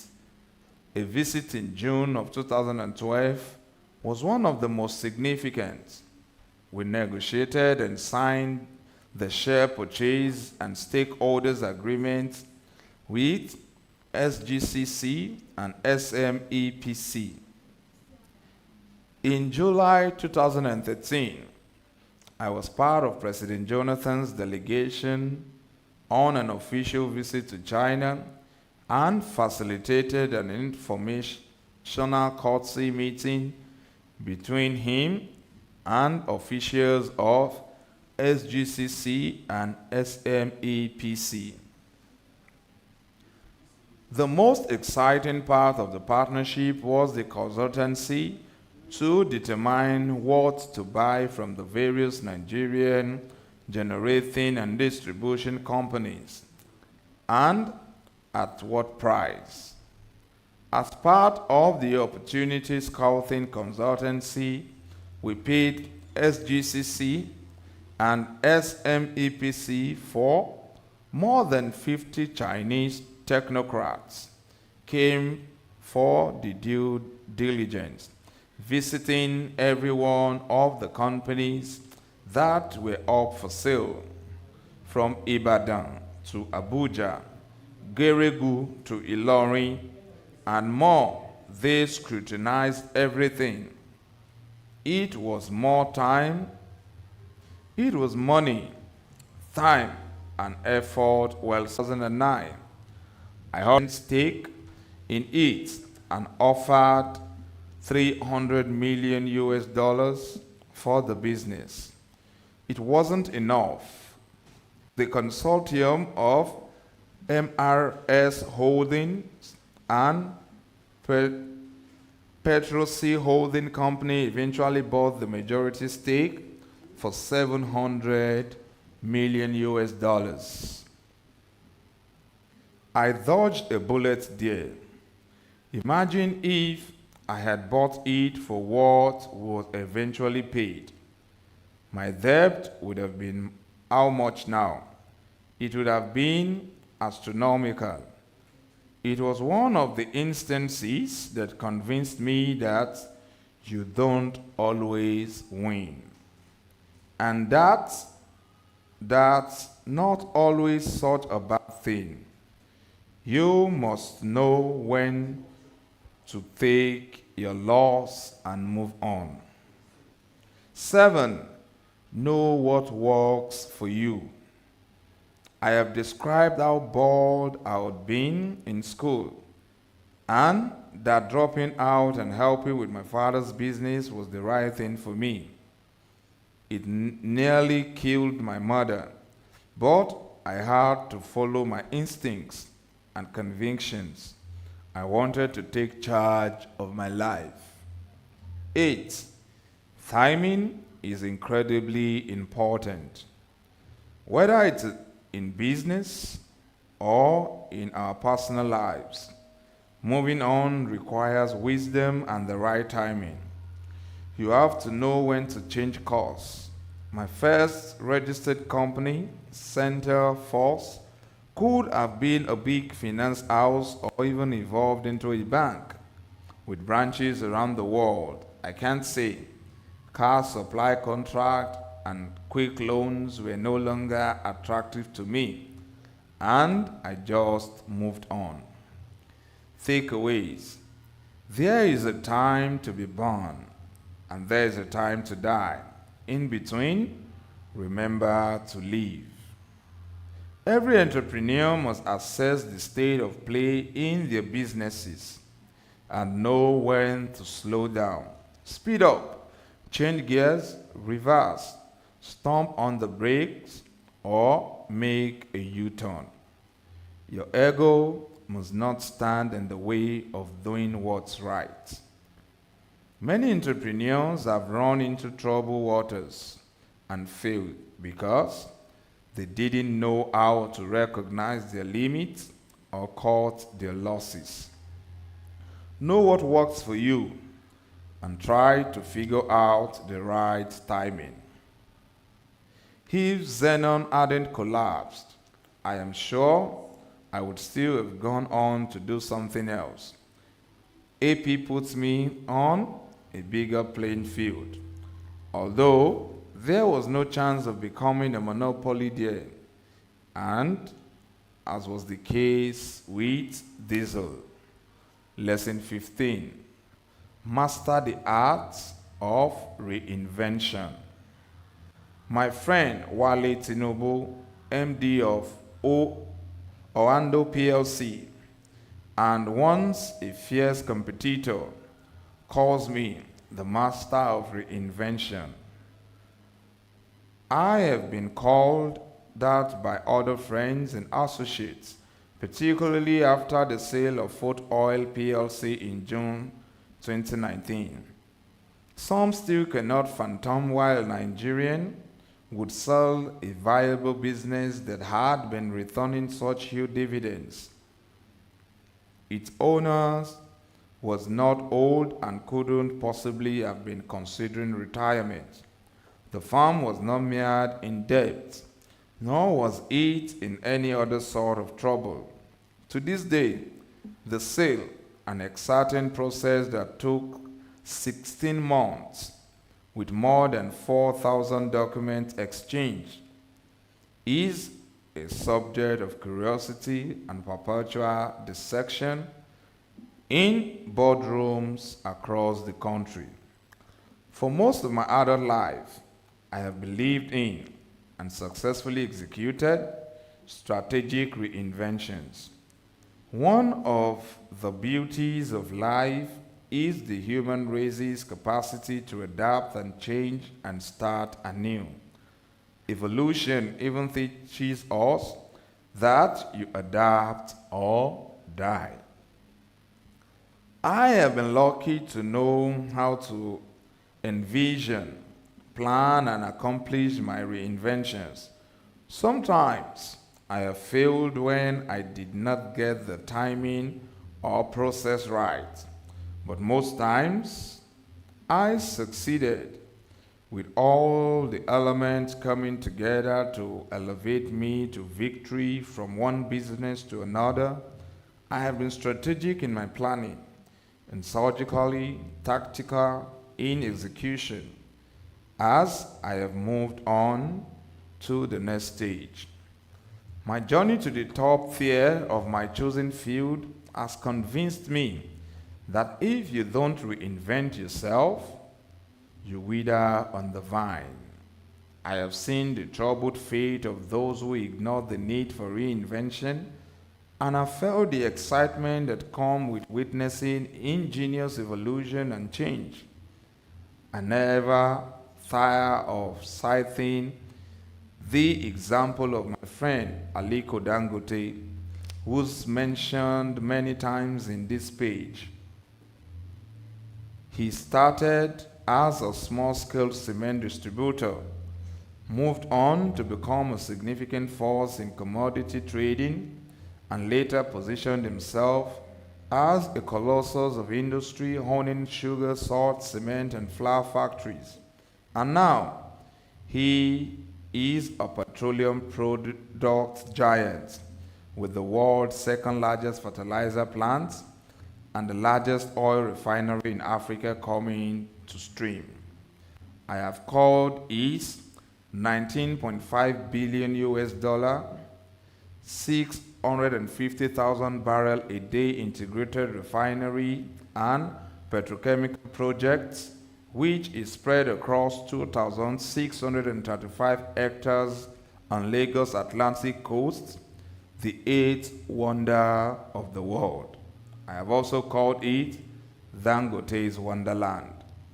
In just over 40 years, the Kano-born and Lagos-based businessman has become a phenomenon celebrated around the globe. He is an example of how no great leader in business, politics, or any endeavor succeed without any ability to change course and refocus efforts when necessary. I am fond of the football metaphor of versatile coaches with dozens of game plans and strategies, picking the chosen from them depending on the opponent and reality of the turf. When their team is leading, they know which tactics to deploy to stay ahead. When they are losing, they know to substitute tired legs and players who aren't on their best performance and bring on attentive playmakers who will implement the game plan. In moving from the printing business to working on my father's political campaign and as advisor to the governor, to my new life in a variety of business ventures, I was reinvention personified. And that dovetailed into the personal brand. I described earlier how I have enjoyed changing my look through the years, with my all-white attire updating the buba and shokoto to a slimmer kaftan, abandoning watches and adopting Tom Ford intentional mix of formal and casual ensembles. The image I projected changed along with my vision as I introduced glasses and a beard to my look. The face of the company is critical. It gives the enterprise an identifiable look and feel and inspires confidence among its stakeholders. Public perception is critical when you're considering and planning reinvention. I calculate everything I do. Nothing is random or arbitrary. I don't just do things. I plan my moves meticulously, looking many steps ahead and execute them painstakingly. And I am happy with where that's taking me. I'm grateful for where I am now. It's clear why we entrepreneurs need to reinvent periodically. Here are my top reasons. 1. Reinvention saves you and your business from failure.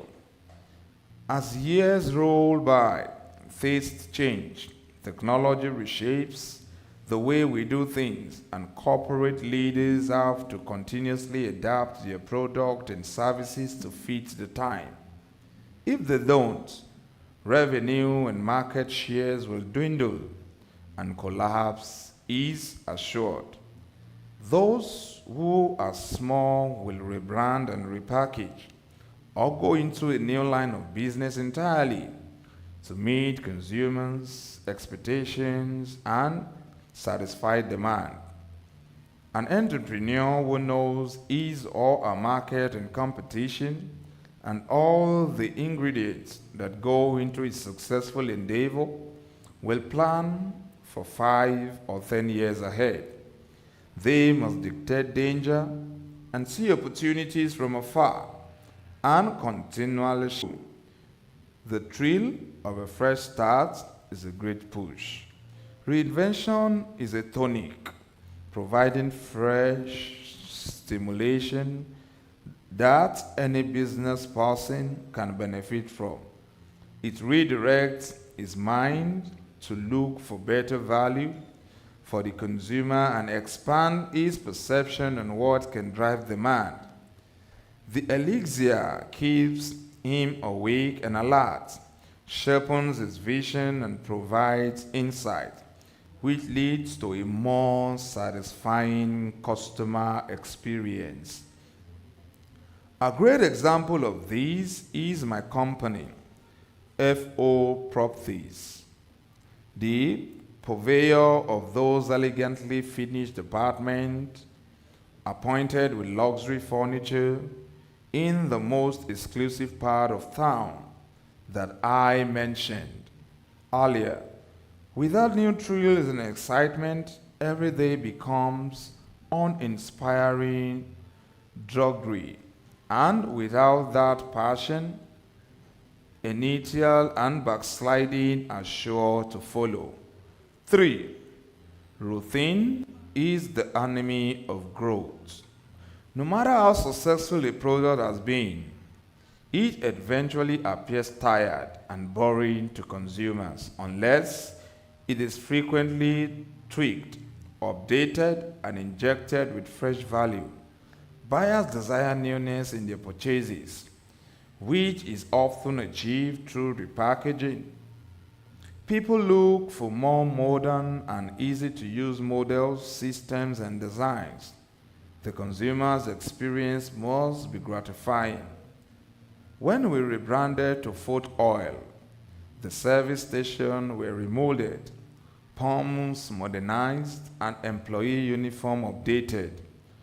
Some stations even started operating 24/7. When customers are bored with a brand, reinvention will renew their interest and keep the revenue flowing. Learning from your mistakes.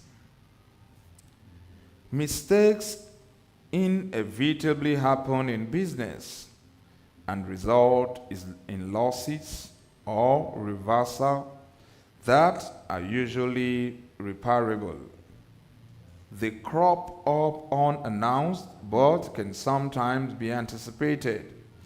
If you study the economic environment, the sector, and your enterprise itself, you will be better positioned to watch for potential missteps before they occur. Some experts can accurately forecast the economic outlook by analyzing trends and activities. Companies recruit competent analysts to strategize, spot developing problems and complications, and take the appropriate steps before they do any damage. But why? And when you are enjoying massive success over a long period, it's easy to ignore serious problems until the business collapses. And if you are a control freak, you probably won't have the mentality to rely on the expertise of others or the proactive in anticipating and addressing problems. I was that guy. No need to call in experts to pour over the economic outlook when the business is doing fabulously well.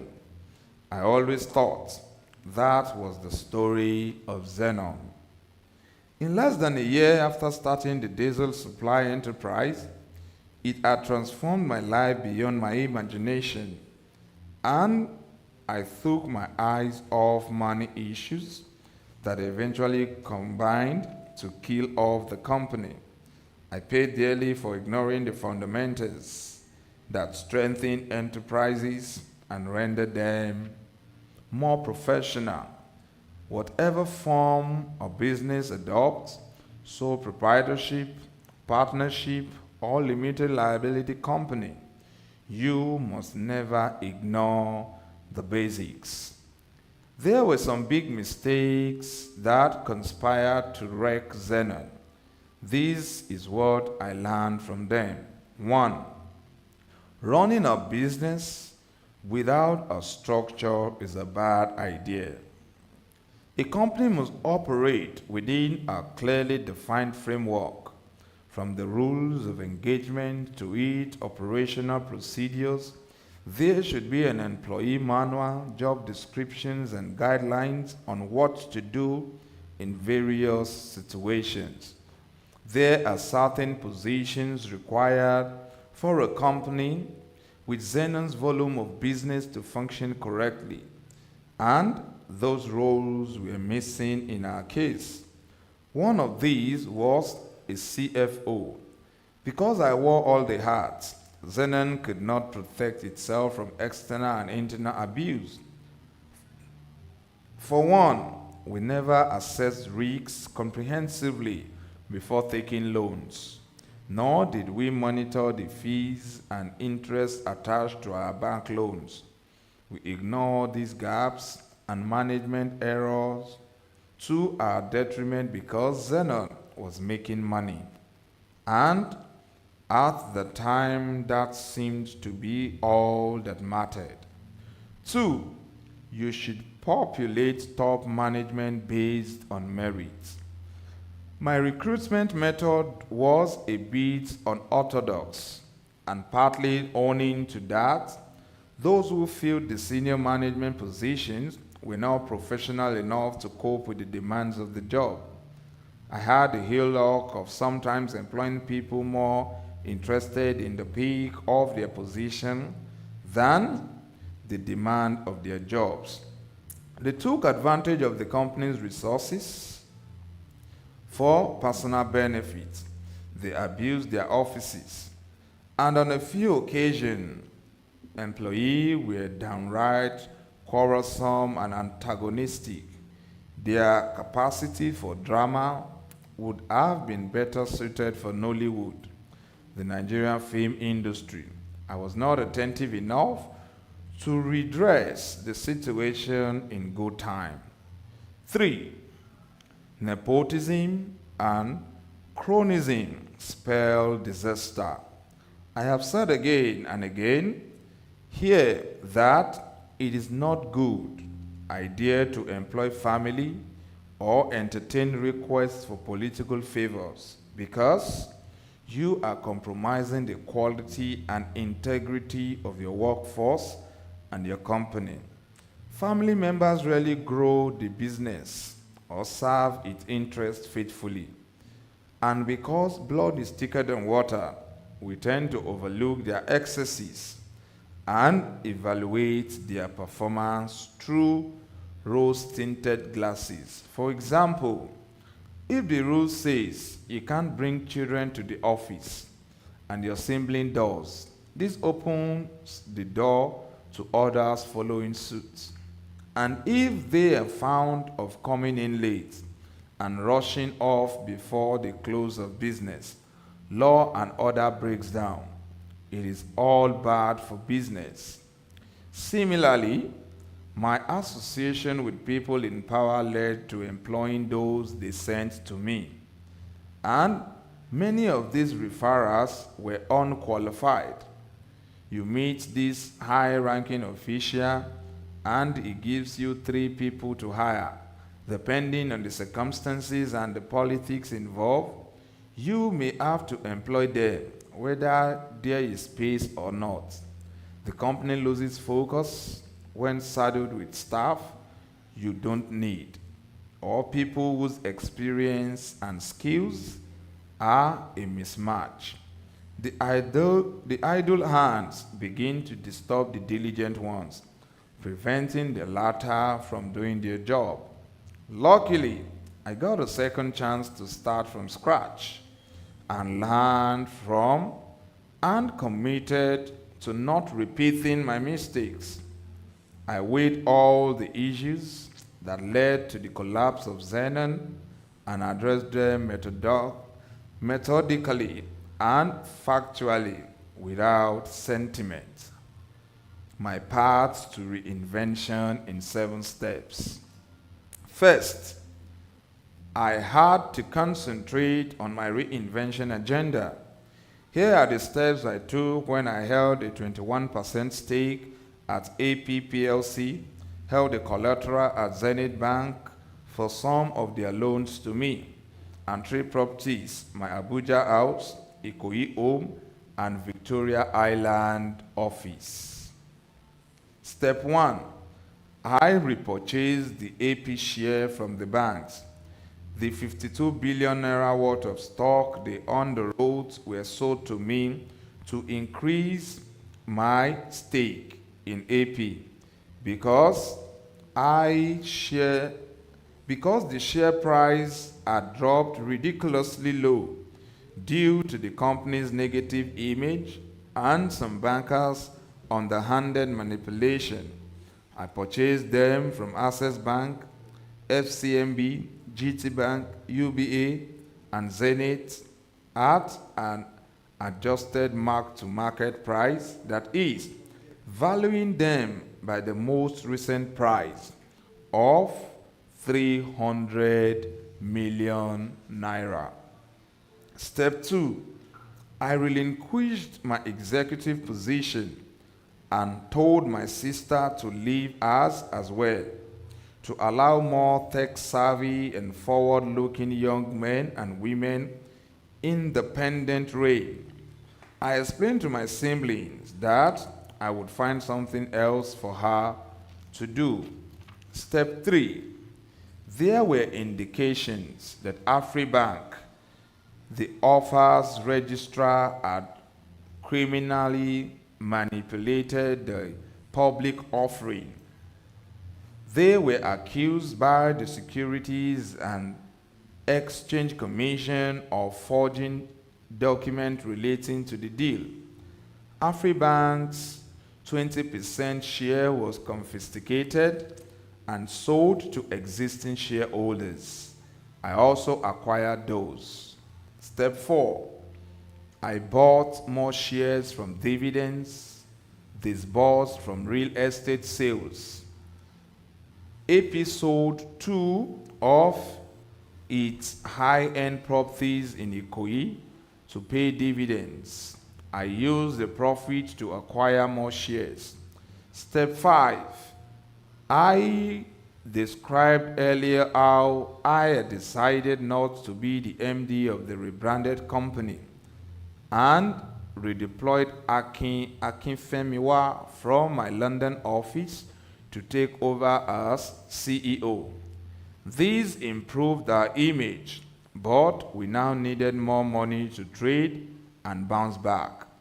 To this end, I approached Segun Agbaje, my good friend at GD Bank, who listened as I walked through the changes that would bring the company back to profitability. And as mentioned, I asked him to nominate a CFO who would ensure product deployment of monies and keep proper accounts. Segun offered us a new line of credit and nominated a finance head, which gave us a fresh line-up. Step 6. I searched for a new company name that aligned with my initial FO, and that way I figured my personal reputation would be on the line, and the bank would look at the company in different lights. As my image to fit the experienced board that was committed to following best practices. As I have described, we needed proven directors from different backgrounds to build confidence in Fort Oil, allowing it to rebuild and grow again.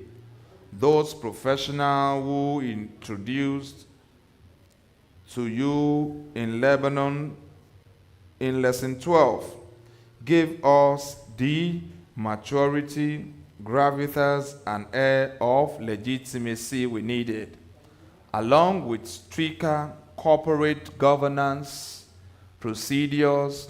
They helped us become one of the most compliant listed companies and always the first to submit financial reports when they were due.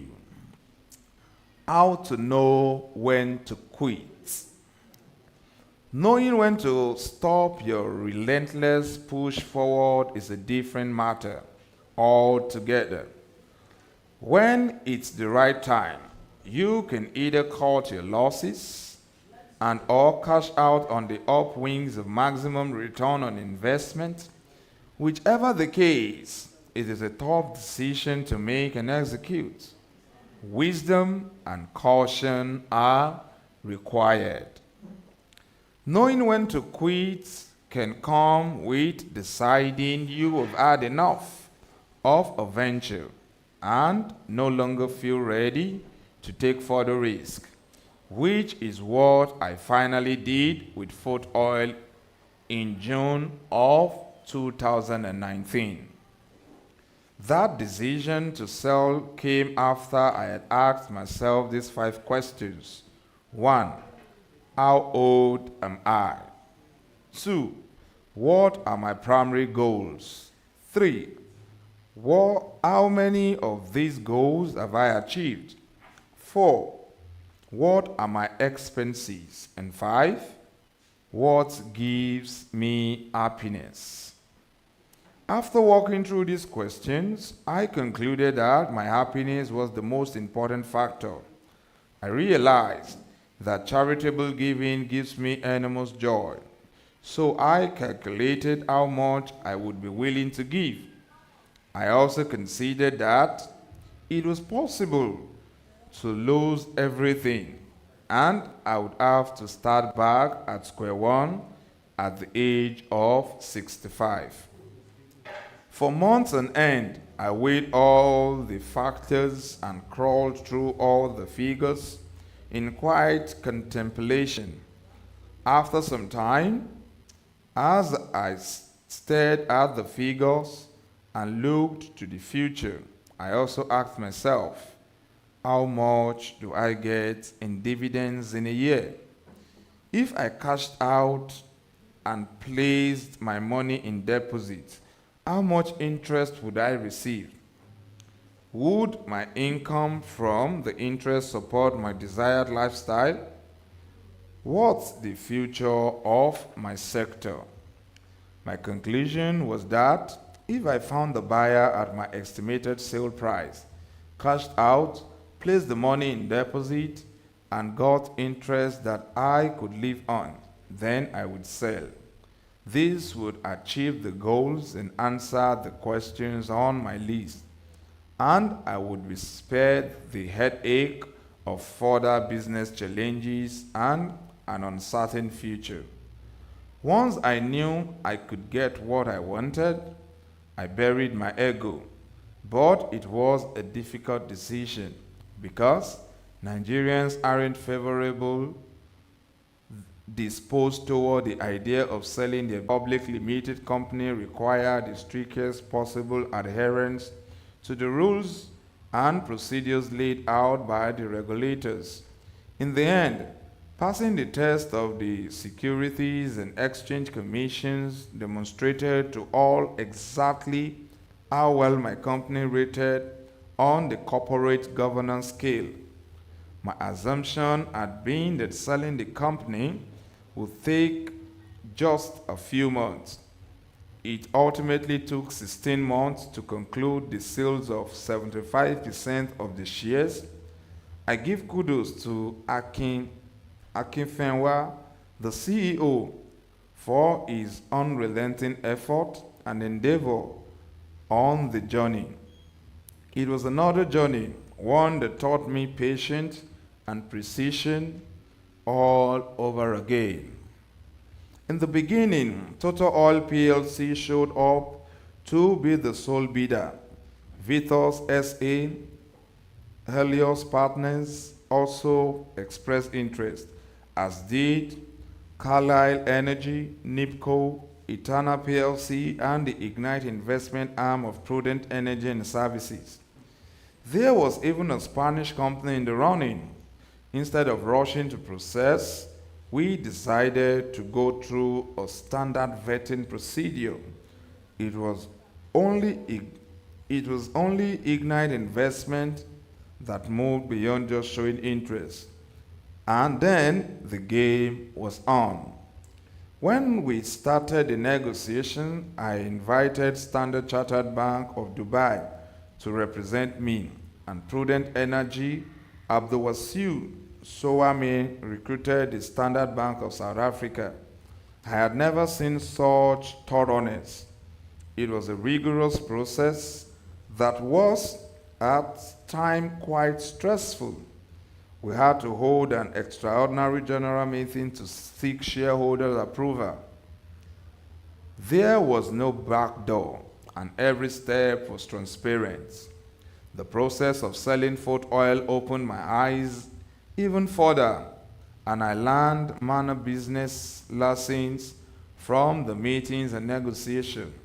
It was a tiresome but ennobling experience that I wouldn't trade for anything. Quitting Fort Oil taught me two important things. One, everything worth doing must be done well. There was no way we could have fast-forwarded the process because the procedures all had timelines. Speed was sacrificed for precision for the sake of thoroughness. Two, everything you do well takes longer than projected. Anything that requires fastidious precision takes more than time, but satisfaction is guaranteed. A process I thought would be concluded in a few months took almost a year and a half with no break. Takeaways. Reinvention is often overlooked but powerful tool in the arsenal of a talented entrepreneur, but it takes experience to master. Remember this, don't be complacent. Routine is the enemy of growth for both you and the customer. Reinvention can give a failing business a new lease of life. It can reignite the thrill of change and the fire of passion within you and your team.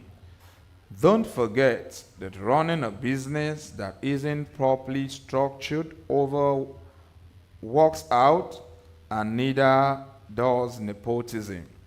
Allow yourself to reflect on whether it is a good idea to quit if you feel such an urge.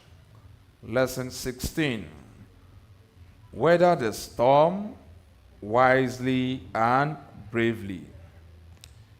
The first storm I had to see out at Zenom was purely political.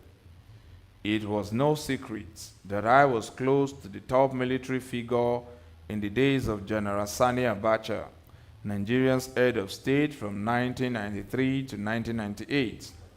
The late Major General Patrick Aziza, the man who handed the military tribunal that sentenced Chief Olusegun Obasanjo to death in 1995 over allegation of plotting a coup, was my very close friend. He was Minister of Communication under Abacha, who died suddenly on 8 June 1998. General Abdusalami Abubakar replaced Abacha and released Obasanjo from prison. Obasanjo was then elected civilian president and sworn in to office on 29 May 1999. And that marked the start of my problems. Zenom was just beginning to climb the diesel ladder when Obasanjo took office. Those who felt threatened by our company's rise went and whispered in his ear. They alleged that it was military official, presumably his enemies, who owned the company. Aziza was a friend, and Obasanjo hadn't forgiven him for the role he played in the latter trial. After struggling to get diesel supplied directly from NNPC, the sole importer at the time, I woke up one day in 2002 to the news that the state entity had to stop allocating to me. Others who did not own any facilities were now getting told as the head of NNPC did not want to see me or hear me out.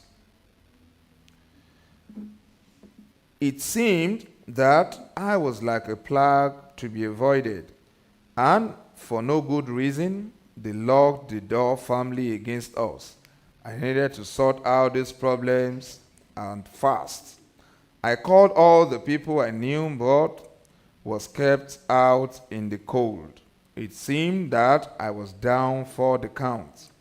It was a silly lie that military people owned Zenon. I started and ran into business myself. How many dictators succeeded in deceiving Obasanjo was beyond me. After an especially fruitless lobbying trip to Abuja in 2002, I came back to Lagos, gathered the staff together, and gave them the bad news.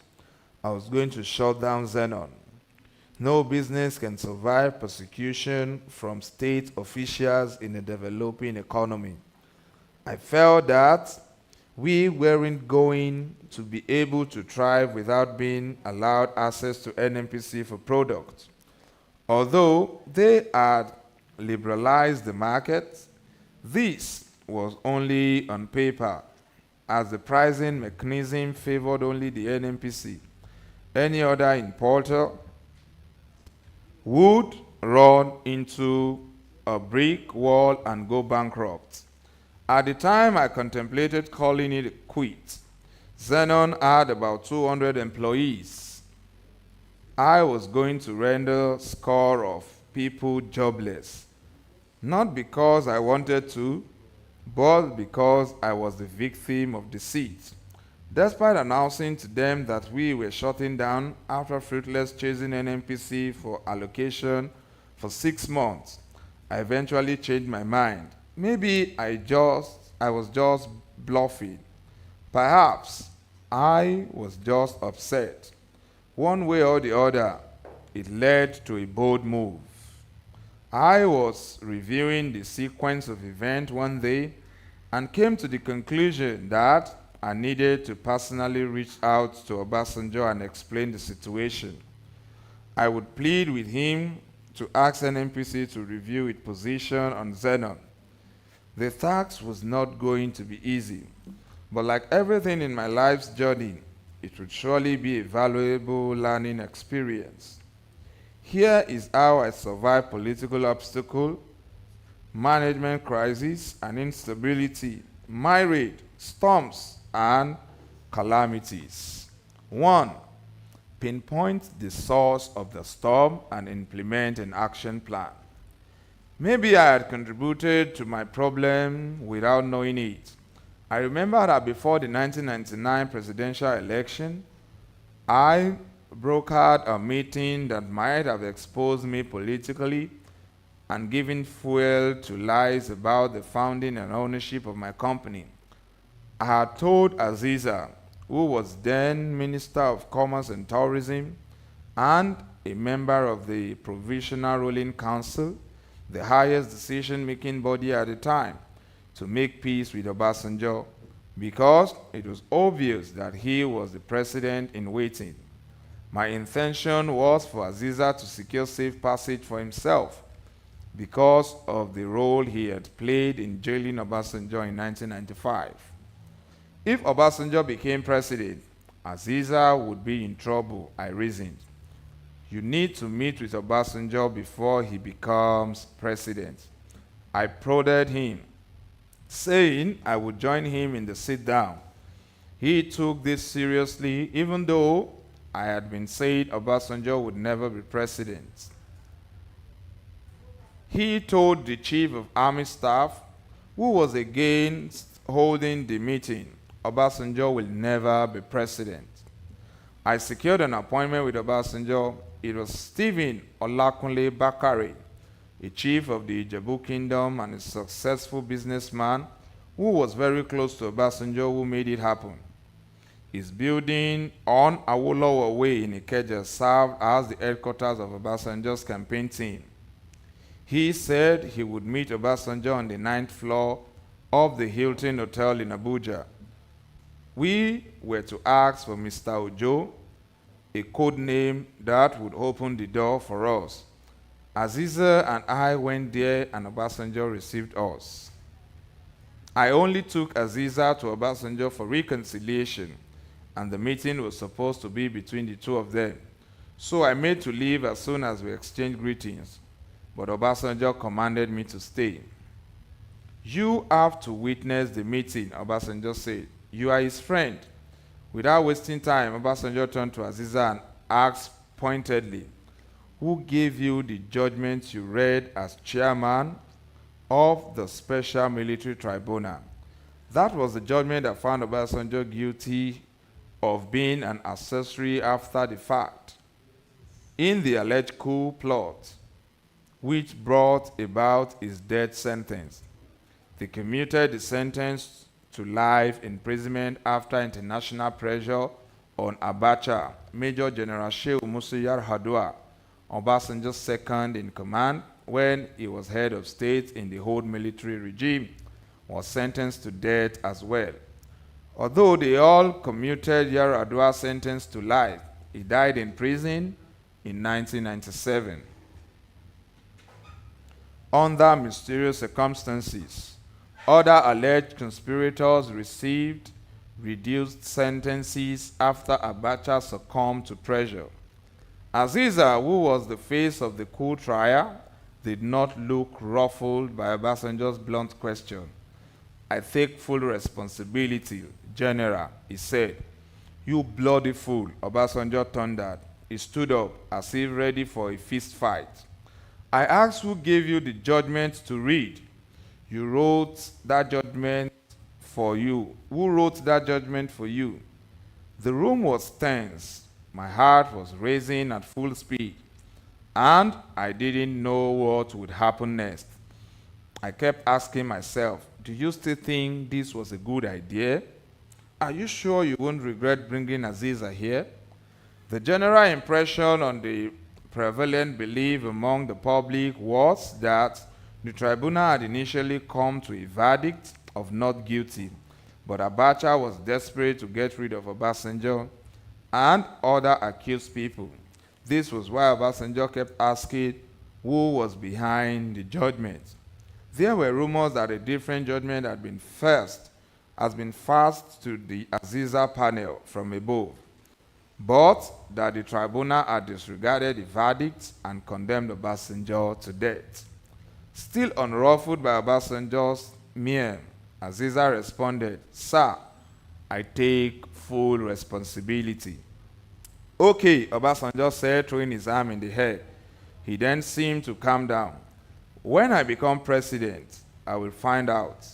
That was ominous. When I become president, not if. A few moments passed and Obasanjo became agitated again, firing off another question. "How about the Navy guy? Why did you jail him? Why you jail that innocent dad?" Of course, Aziza was wrong. On 27 February 1999, Obasanjo, the candidate of the People's Democratic Party, PDP, defeated Chief Olu Fale of the All People's Party and Alliance for Democracy Alliance to win the Nigerian presidential election. Did Obasanjo know that I hadn't donated to his campaign after he had explicitly directed me to? 2. No, there will always be a way out. You should adapt, be patient, and if it comes down to that, await divine intervention. There is always a way out, a window to maneuver. Now that Obasanjo was in the saddle, my competitors were telling him that Zenon belonged to the military. As far as lies go, it was an easy one for him to believe. After all, Aziza was my friend, and I had brought him to the Hilton to apologize.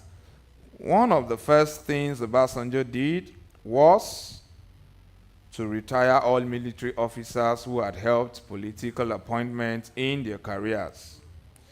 This exercise was an attempt to re-professionalize the armed forces. Aziza was affected, along with an entire generation of officers.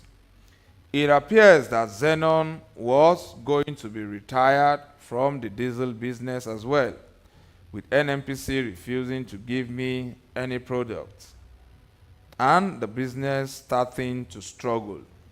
I knew the way to survive was to bypass the state monopoly, look for those who had allocations and buy off them. Fortunately, I had an impressive network of consumers, which was expanding. The lucky guy had the allocation, and I had the demand. I was doing volume at tiny margins, but that was better than nothing. It was preferable to shutting down altogether. One company was getting 10,000 tons, which it sold to me. Soon, there were several cases like that. The profit was still appreciable. Anybody who bought from NNPC at 11.40 naira per liter would add 4 naira and sell to me. It became 15 naira 40 kobo. It was left to me to add my margin and earn from the large scale of my ready market. One significant advantage was that I had the cash, which was the most important thing for those selling to me. It was a cash game.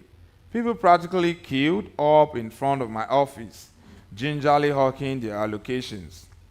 It was like the stock exchange, like a clearinghouse for diesel.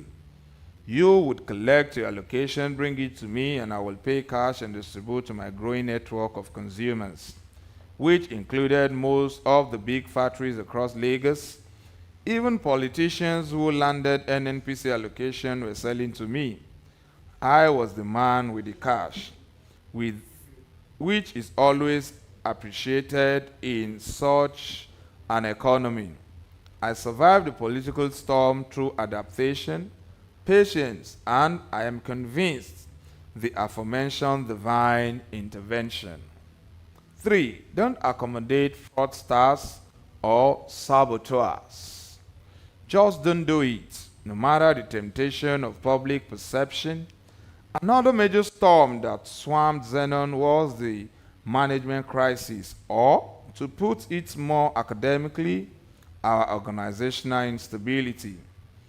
I can choose to be hard on myself by saying I was hiring and firing CEOs at will, but it was not without good reason. For instance, if your chief executive is colluding with thieves, do you look the other way so you won't be perceived as a boss who is quick to fire people?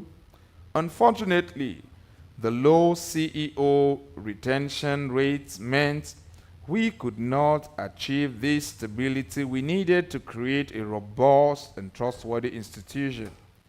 It was also giving us reputational challenges. The word around town was that we changed leadership weekly at the drop of a hat. When we built the depot, I always warned the staff that I didn't want to hear about anybody collecting a single penny from anybody. I knew the implications. We dealt in a product that was vulnerable to scarcity, and employees would be tempted to leverage their power for personal gain. A business would lose integrity very quick if it allowed this to happen. Imagine my horror when several customers informed me that they had paid bribes at the depot before their trucks were loaded. One of them said the staff demanded that he grease their palm with 2 naira per liter. I was livid. I called my CEO and told him that I had heard. I want you to go to the depot and keep an eye on it, I directed him, because it was evident that I couldn't trust people in my own company.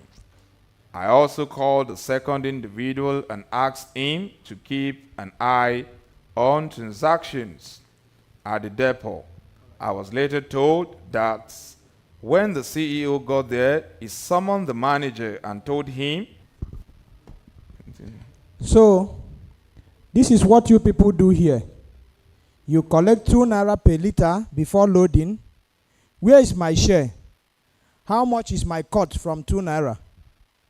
The depot manager, who was probably not part of the racket and whom I trusted, told me I would have gained deeper insight into the shady business.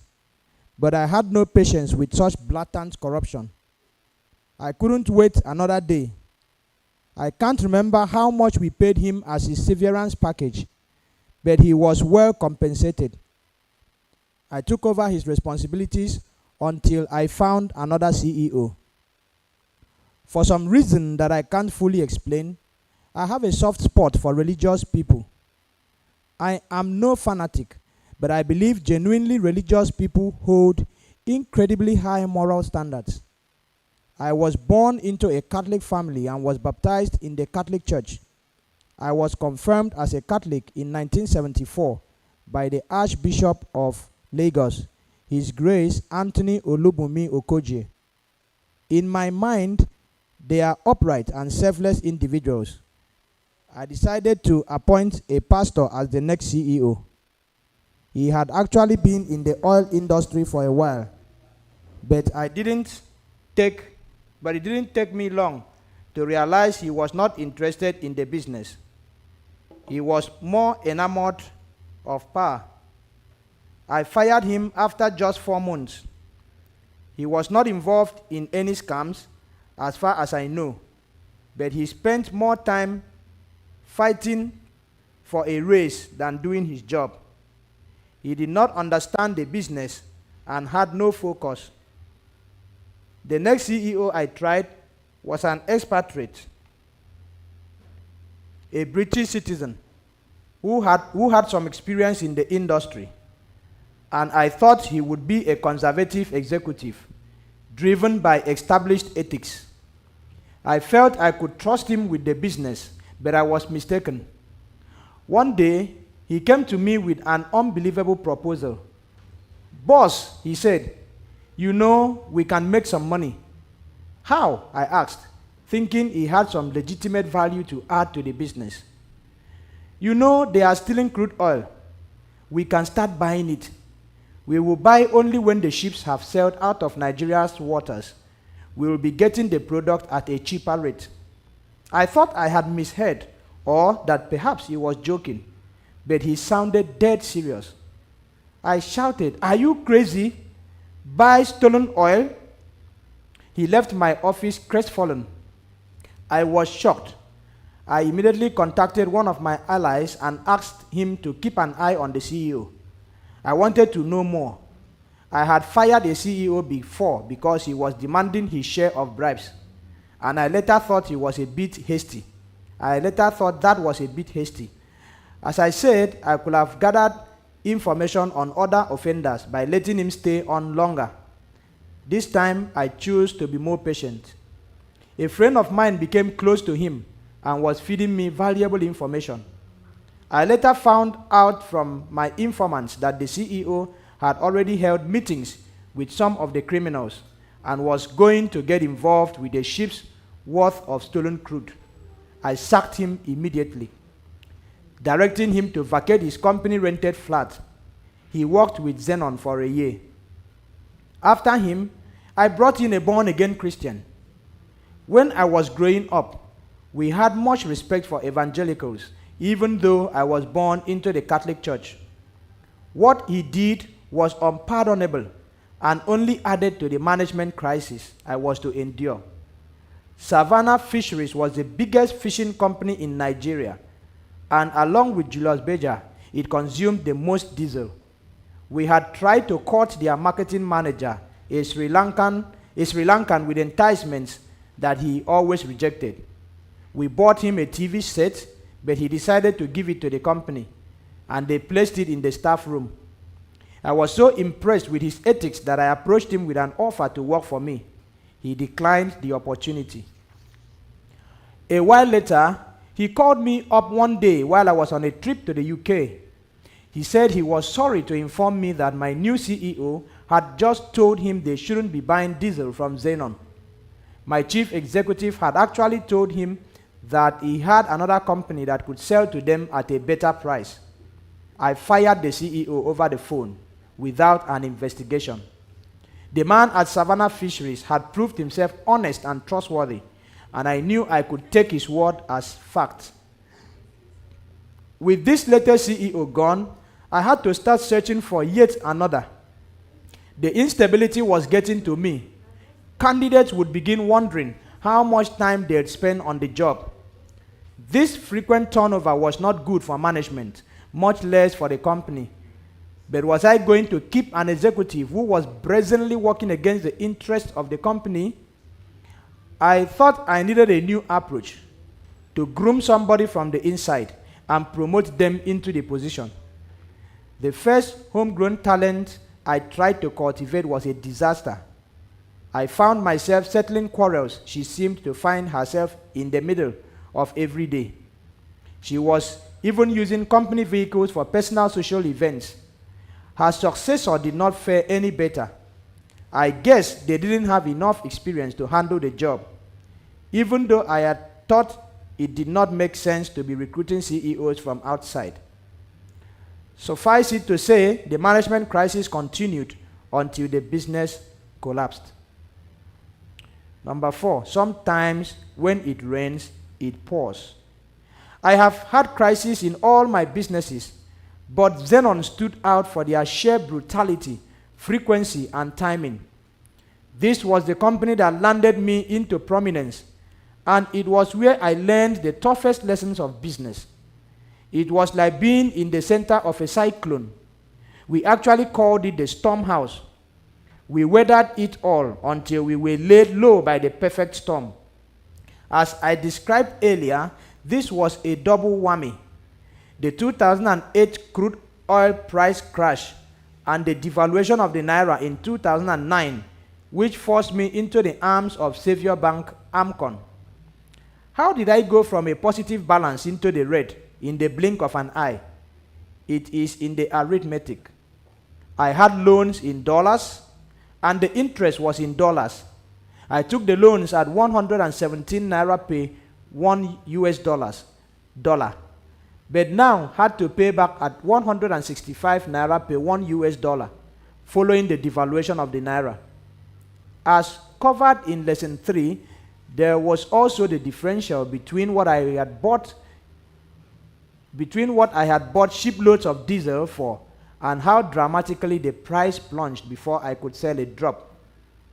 All told, I lost more than $1,317,000,000, which was 220 billion naira, through the devaluation of the naira, plunge in oil from $147 to $34, and the stock market crash. It was devastating, like a terrible nightmare. But the nightmare would have been better. Day would break and I would wake up. There was no waking up from this. One moment, I was the darling of the banks, who did everything in the world to court me, do business with me, give me loans, take deposits from me. They would send bewitching ladies to make their offers more convincing. And now I was waking up to the sight of hefty, barrel-chested men standing menacingly in front of my gate, waiting for the moment I'd step out of my compound. For the competitors who had been at the receiving end of my ruthless winning streak, it was time to gloat, even though the crisis had not spared them. Yet, seeing blood on my forehead gave them some excitement. For those who couldn't stand my guts, it was good riddance to bad rubbish. I have been told that they would often speak with derision about how I owned a yacht and had ordered a private jet. I could hear their words dripping with envy and malice. In fact, I was to blame. Despite the economic crash helping our demise along, it was all down to deeper causes, a series of mistakes and poor decisions on my part. I believe the journey to the abyss started when the crude oil price rose to $147 a barrel in July of 2008. That was the highest price ever. As I recounted earlier, I had product worth about $500 million on the high seas on its way to Nigeria. I fancied myself a brilliant businessman about to make a lot of money, but it would not come to pass. If I had had a solid management structure, I would have received better professional advice and taken more informed decisions on the cargo. For instance, before I had purchased both loads of diesel, management could have said, if oil prices collapse, what next? At what price will we sell? We can't buy at $147 and sell at 146. That would have made me see things from another angle. That they would have advised me, those astute advisors that I didn't have, to bring in the banks and hedge, so I would have been better protected. If the price fell, I wouldn't have borne the brunt all alone.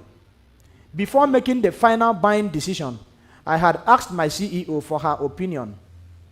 Prices won't come down, she confidently said, setting the stage for the disaster. Let's bid. Number 5, it's wise to know how to let go. I believe that the death of Zenon led to the rebirth of Femi Otedola. I needed to get out of debt as quickly as possible so I could try to rebuild my life. I had debts of about $1.2 billion. That was no child's play. I had to be strategic, wise, brave, and swift in making the moves that would let me exit this suffocating debt storm. It was a new experience and there was no handbook to turn to, no manual to study. The way I handled it would make or break me. I was either buried or about to rise from the dead. The decisions I faced were painful but necessary. The banks wanted me to restructure the debt, but I declined, instead opting to repay the loans. They got a reputable firm to value my assets. I had a property portfolio of about 150 flats in Lagos, Port Harcourt, and Abuja, as well as land and storage tank farms. I gave it all up. I had been the largest investor in the banking sector. I gave up my shares. I described earlier being the largest individual shareholder in Africa Finance Corporation and holding huge stakes in Mobil, Texaco, and Visaphone. I relinquished it all to clear my debts. It was like seeing something precious you've built collapsing in on you. You see the thing coming down, something you created, felt strongly about, and had your whole life wrapped up in, and you can do nothing at all to stop it. It was not a case of humiliation. Bankruptcy is worse than humiliation. Bankruptcy is the elder brother of shame. One of the worst days for me was when Iboje Aigimukwede, then managing director of Access Bank PLC, came to my office with his deputy, Herbert Nwigwe. Very matter-of-factly, I was told, "Mr. Otedola, you have to shed weight." I wondered what they were talking about. I was not overweight. Even if I were, a banker would never have told me to go on a diet. It took me a moment before I realized they weren't talking about my body. Still, I asked, "What do you mean?" Nwigwe replied, "You have to sell your assets now." When the going was good, Access Bank did everything to court me, practically begging to do business with me. I had been reluctant, but I eventually gave in. Over time, I thought we had become friends, but it was now apparent that I was just another customer to them. Friendship went out of the window in a flash.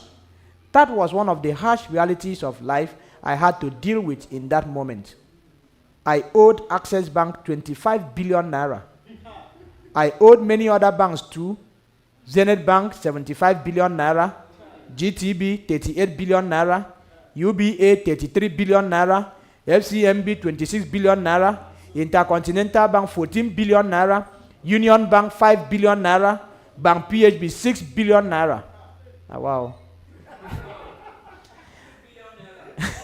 They understood what had just happened. With the oil price collapse and the devaluation of the naira, and many sympathized with me, but not Access Bank. "So, what property do you want?" I asked. I hoped my voice didn't betray the grief that I felt rising inside me. They asked for the property on Budilon Road in Ikoyi. I gave them the papers. They asked for the development in Abuja, in Maitama, opposite the Redeemed Christian Church of God, that featured 52 flats, 2 maisonettes, and 8 townhouses, and I gave them those documents too. Number 6, even the darkest cloud has a silver lining. In all, my bank debts amounted to about 220 billion naira. Business jet, which sold for $65 million US. It was still being built for me, and Amcon downgraded it during configuration to the Global 605 model, costing $33 million US. Amcon took delivery in 2012, and the plane is now part of the Nigerian presidential fleet. Many advised me against giving up my assets to pay off my debts. Even Mustafa Chike Obi, the MD of Amcon, couldn't believe it. He thought restructuring was a better option. My staff were all against it too. Jim Ovia, then Zenith MD, didn't want to take my bad loans to Amcon because Zenith Bank had the bulk of my assets. I forced him to do so. Everybody thought I was crazy. The consensus was that in Nigeria, people in business could just owe and damn it. Why give up your precious assets when you can rough it through? They thought. Why not restructure and push the payments forward? With the political connections I had, it's conceivable that I could have asked Amcon to keep its nose out of my business. But I didn't ply that route. I saw things as a businessman. Debt is like a chain around your neck. It does not give you room to breathe. Number 7, hold your head high and keep your word no matter what. Doors will not open for you if you don't maintain your good name. This was a concept my father drove home to me, and it played on and on in my mind during the crisis. I could not survive in business without the banks. Doors would be closed in my face if I didn't keep my word, which is what my loans implied, a promise to pay back. That was why it wasn't difficult for me to go to AMCON. Trust your instincts. At the end of the day, it all falls on you, no matter what advice you get from people. I have said it repeatedly here, and I'll say it again. Giving up my assets to settle my debts was one of the best decisions I ever made. I would have still been in trouble today if I hadn't boldly given up my assets. Consequences be damned. I fondly remember how the governor of the central bank, Malam Sanusi Lamido Sanusi, helped put an end to my troubles. I had written to him, stating that against all banking ethics, my non-performing loans were not being disclosed by the banks, and provisioning was not made. In essence, the banks were not disclosing their exposure to risk because they were afraid that the asset management company would declare them losses and take them over. He convened a meeting with all the Nigerian bank MDs and told them that the value of the non-performing loans in their portfolios was so huge that it could cause systemic failure if they were called in. He said it was obvious that AMCON should intervene. The banks were reluctant to surrender the loans to AMCON, knowing they'd take a beating. Sanusi's intervention turned out to be a blessing for me in the long run. As noted, word around town was that I had been reckless, had a yacht, and so forth. Nobody seemed to consider how I had toiled day and night to build Xenon. The company was not an overnight success. It had been a long and challenging journey. Number 8, learn your lessons. Never repeat mistakes. After settling with AMCON in 2012, I still had 21% equity in AP. I also held 3 physical properties: the office at Walter Carrington Crescent, my house in Ikoyi, and the other one in Abuja. I wasn't exactly starting again with nothing. But when you've been pushed into bankruptcy and surrendered more than 140 billion naira in assets, it felt like it. AP had mounted a public offer in 2008, which was underwritten by the banks. All the banks bought shares. We raised 52 billion naira. Adverse developments in the market later affected the share price. From the offering price of 250 naira per share in 2008, it crashed to 5 naira in 2010. People were disposing of their shares to cut their losses. I went to the banks and asked them to sell their AP shares to me. They had written off the stock's mark to market, that is, valuing them by the most recent price. As described earlier, the banks started selling to me, mostly at a very low 5 naira per unit. UBA was reluctant, but eventually sold. GTB, FCMB, and Access Bank all sold as well. That was my second break in business. These shares that were worth 52 billion naira in 2008 cost me less than 300 million naira to buy in 2010. The banks lost money, but that was not my problem. They had taken a risk, and it just didn't go their way. When things were rosy, they made money. After I had acquired the bank shares, my stake in AP went up to 40%. Meanwhile, when AP made its public offering in 2008, the banks paid 52 billion naira into the company's account. But there was skullduggery afoot. I recounted earlier how a bank involved in the deal had criminally manipulated the public offering, and the Securities and Exchange Commission confiscated their 20% stake. The regulators put the shares on offer, and I acquired 2 billion naira. Number 9, take things one step at a time. After I had settled the AMCON issues in 2012, I made moves to break from the past. The company had to move forward. So I decided to step down from the day-to-day running of the business, and I also let my entire executive team go. I have noted that at my request, Shegun Agbaje of GT Bank nominated our CFO. That individual was Julius Omodayo Oworuga. I interviewed him and was impressed. And as I have said, I recruited Akin from the London office of my company, Fine Shade. After that, I left them to it. That was much better for me, the company, and everyone involved. Switch to gas for cooking. Number, exceptional people and trust their judgment. At the new Fort Oil, we were cautious about everything, especially when it came to borrowing money. The only new thing we did was to go into the power generation space. With a competent board and professional management at Fort, it was enough that I was the man with the money and the ideas. Takeaways. When you run a business by yourself, emotions are at play. But at a sizable, serious company, the entrepreneur has to detach once things have stabilized. It's a bit like being an airline pilot.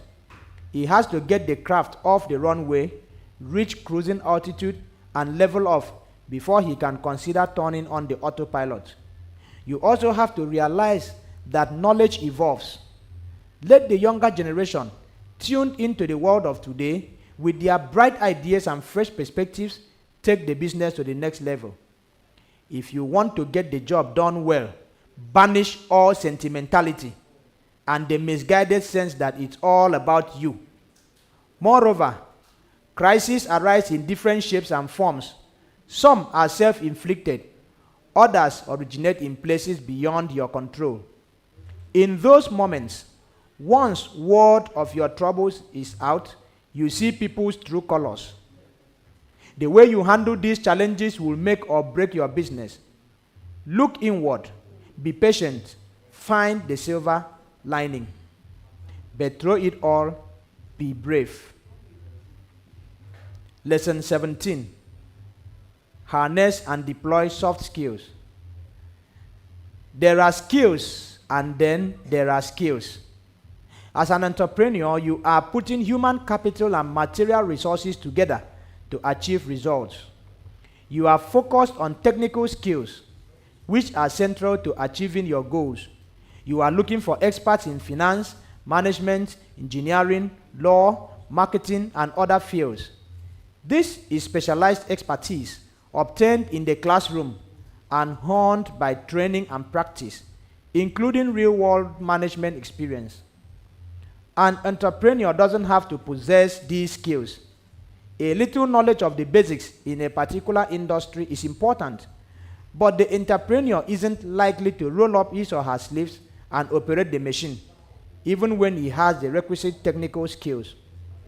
An entrepreneur needs more than just technical skills to succeed. For instance, let's say a valued employee was responsible for a deal that lost the company millions. Does that warrant dismissal? Do you issue a stern rebuke but give them one more chance? Do you pretend nothing happened? Do you comfort and reassure the employee? Knowing how to handle tricky situations that require more than technocratic or practical knowledge is an essential soft skill. How do you recruit the right hands for your enterprise? How do you build and bond with your team? How do you motivate them to deliver the goods? How do you pass your ideas along with clarity and precision? How do you resolve problems and conflicts? How do you adapt to changes in your environment and market? How do you manage stress? How do you delegate duties for effective management? An entrepreneur needs soft skills in superabundance to navigate these situations. These attributes aren't easily taught or learned in the classroom, although some business schools are beginning to cover them in their curricula. These are the invaluable interpersonal skills, traits, and behaviors you bring to various situations and circumstances. They include social and people skills you have to harness and deploy to get the best out of your team. They are also critical in establishing and working through relationships with suppliers, partners, and customers. The place to start is a baseline of self-awareness. Know yourself by identifying your strengths and acknowledging your weaknesses. In his book, The Virgin Way, British billionaire Sir Richard Branson says that in his early years as an entrepreneur, he felt the need to know himself. That way, he could hire his weaknesses, providing the company with what was missing, because he himself didn't bring it to the table. He calls this focus on self-awareness in his early days the biggest collapse of Xenon. Today, after a long and often difficult journey of self-discovery, I am in a position to discuss the soft skills that are essential for an entrepreneur and how I put them to use to the benefit of my ventures. Here are some thoughts on that. Number 1, cultivate personal relationships with key team members. As I have pointed out in several parts of this book, I did not find it hard to recruit top managers from big companies, despite the apparent fact that I was not running a world-class organizational structure. Prospective employees knew what they were signing up for, and despite people trying to dissuade them, they still decided to team up with me after just 1 or 2 discussions. Many told me later that they liked the fact that I took time to establish a personal relationship with them. That is the advantage of intimacy. You get to win people's trust and build a bond, and things can begin to flow from there. An example is Akin, who had turned out to be my best chief executive. As I have described, he was at Ohando PLC, doing well. But after we spoke on the phone twice and had a few exploratory meetings, he was ready to resign so he could come to work with me. And he did. This is how it happened. I had an acquaintance at Ohando who visited me at some point in 2005. She suggested that I speak with someone, dialed a number, and handed me the phone. It was Akin. We exchanged pleasantries, and I told him I'd call him when I get back to Lagos. I didn't end up calling for a year or so. I connected with him one day while trying to reach Dimeji Edwards, the head of Ohando Trading. In 2012, he would go on to become the managing director of Hyde Energy Limited, a position he has held since then. I used to call Dimeji every day. He was trading for Ohando while I was the chief trader for Xenon. We were dealing with the world's biggest oil traders, Trafigura, Vitrol, and the like. Anyway, on this day, Dimeji was not at his desk, and it was Akin who picked up the phone. "Good day," I told him. "Can I speak to Dimeji?" "Dimeji is not at his desk," Akin responded. "Do you know where he's gone to?" "I'm sorry, I don't. Is there anything I can help you with?" "Tell him to call me. My name is Femi Otedola." Before I hung up, I asked who was at the other end. Akin Femiwa, he replied. I remembered the name. I asked him where he had been over the last year and what was new in his life. We exchanged numbers after some chit-chat about the market and promised to speak again soon. The call was the hand of fate at work, for 2 reasons. 1, I cannot remember another time I called Dimeji and he wasn't at his desk. And 2, Akin normally worked in Ohando's London office as a senior derivatives and products trader and only came to Lagos every 4 weeks. But there he was, answering Dimeji's phone in Lagos when I called. Akin regularly refers to that episode as the call of destiny. The following week, I called Akin again, as promised. Soon, our calls became more frequent, and in May of 2006, I invited him to my house in Ikoyi. When we finally met face to face, I got right to the point. "Resign," I urged him. "Come and work for me at Fine Shade Energy." He accepted immediately, but told me he needed time to disengage from Ohando. When Akin went to inform his superiors, Wale Tinubu and Mofe Boyo, they were incredulous. They lectured him on what was wrong with my company. "You want to go and work for that boy who sacks his CEOs all the time?" Nonetheless, Akin said he was making the move. They offered to double his salary, but he remained adamant. He also informed me that people were saying all sorts of things about me personally, that I wasn't a good employer, that I was erratic, and that I fired people at will. But he kept an open mind and left our meeting sold on the opportunity. When he first joined us, I was getting Akin involved in things one would normally think weren't his responsibility. I'd call and ask him personal questions, seek his opinion on things I was working on, and so on. This two-way communication was a new experience for him. He had worked with many bosses, both Nigerian and European, and never had anything beyond stiff, formal relationships with them. A good relationship is not built overnight. It takes time. We got along well, and he became one of my most trusted friends, whom I have mentioned here repeatedly. He had handled some immigration consultancy for my family after an acquaintance put my wife in touch with him. He had a law firm in London called Agape Solicitors. Nana went to his office to discuss the issues. Chris helped sort things out, and Nana said she wanted to introduce us. That was in 2004. I spoke to him on the phone from Nigeria and commended his work, and we struck up a relationship from there.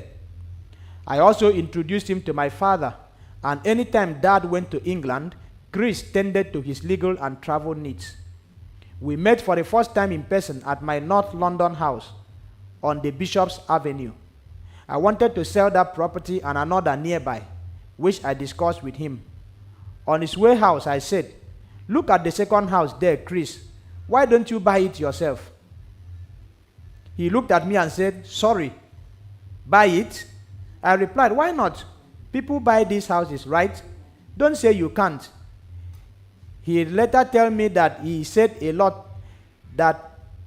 told me that had said a lot to him about me. He said it created a lasting impression. We became friends, and he helped set up the Fine Shade office in London, handling the lease, interior decor, registration, hiring, legal contracts, and virtually everything else. It was difficult for a Nigerian to do business in England at that time. It was not straightforward, but Chris served as company secretary, keeping everything moving smoothly along. We held offshore meetings in Monaco twice a year, and he organized all of it. In 2005, Chris's father became very ill.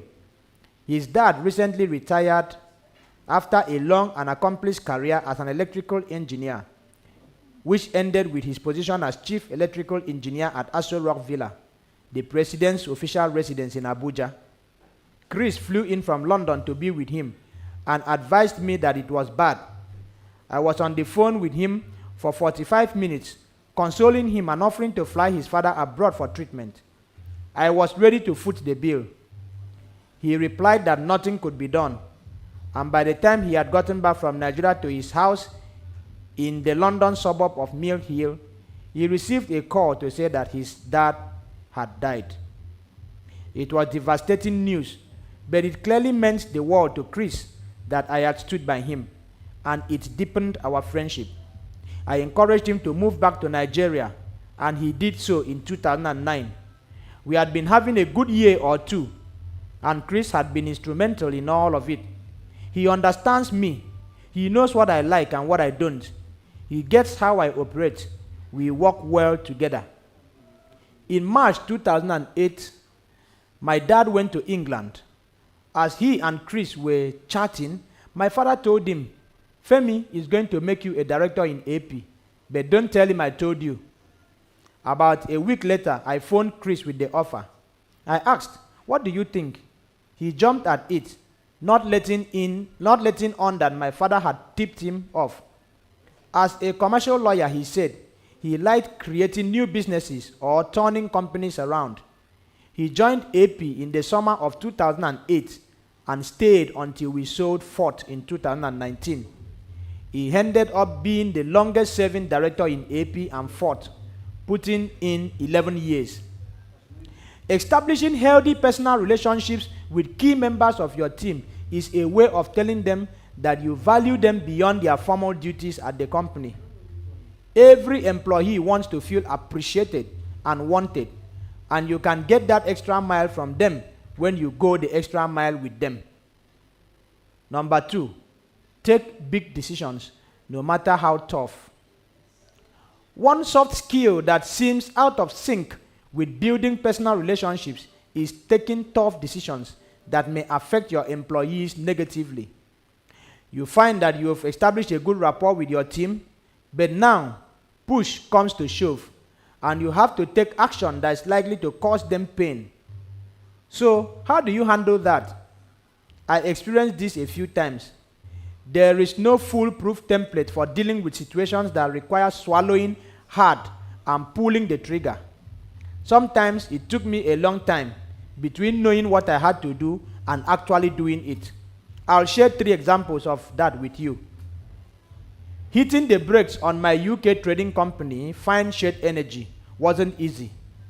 At the time, it was making good money. So this decision was not just tough, it was inexplicable to the staff. Why would I do this now, when we were on the upswing, and not back when the company had been making a loss? Regardless, I knew what I was doing. I never looked back and never regretted it. When Akin first joined us, and I made him head of trading at Fine Shade, the company had been making a loss for 2 straight months. I took a gamble on him because we were losing money. I knew I was being lied to by the staff, and I needed help making things right.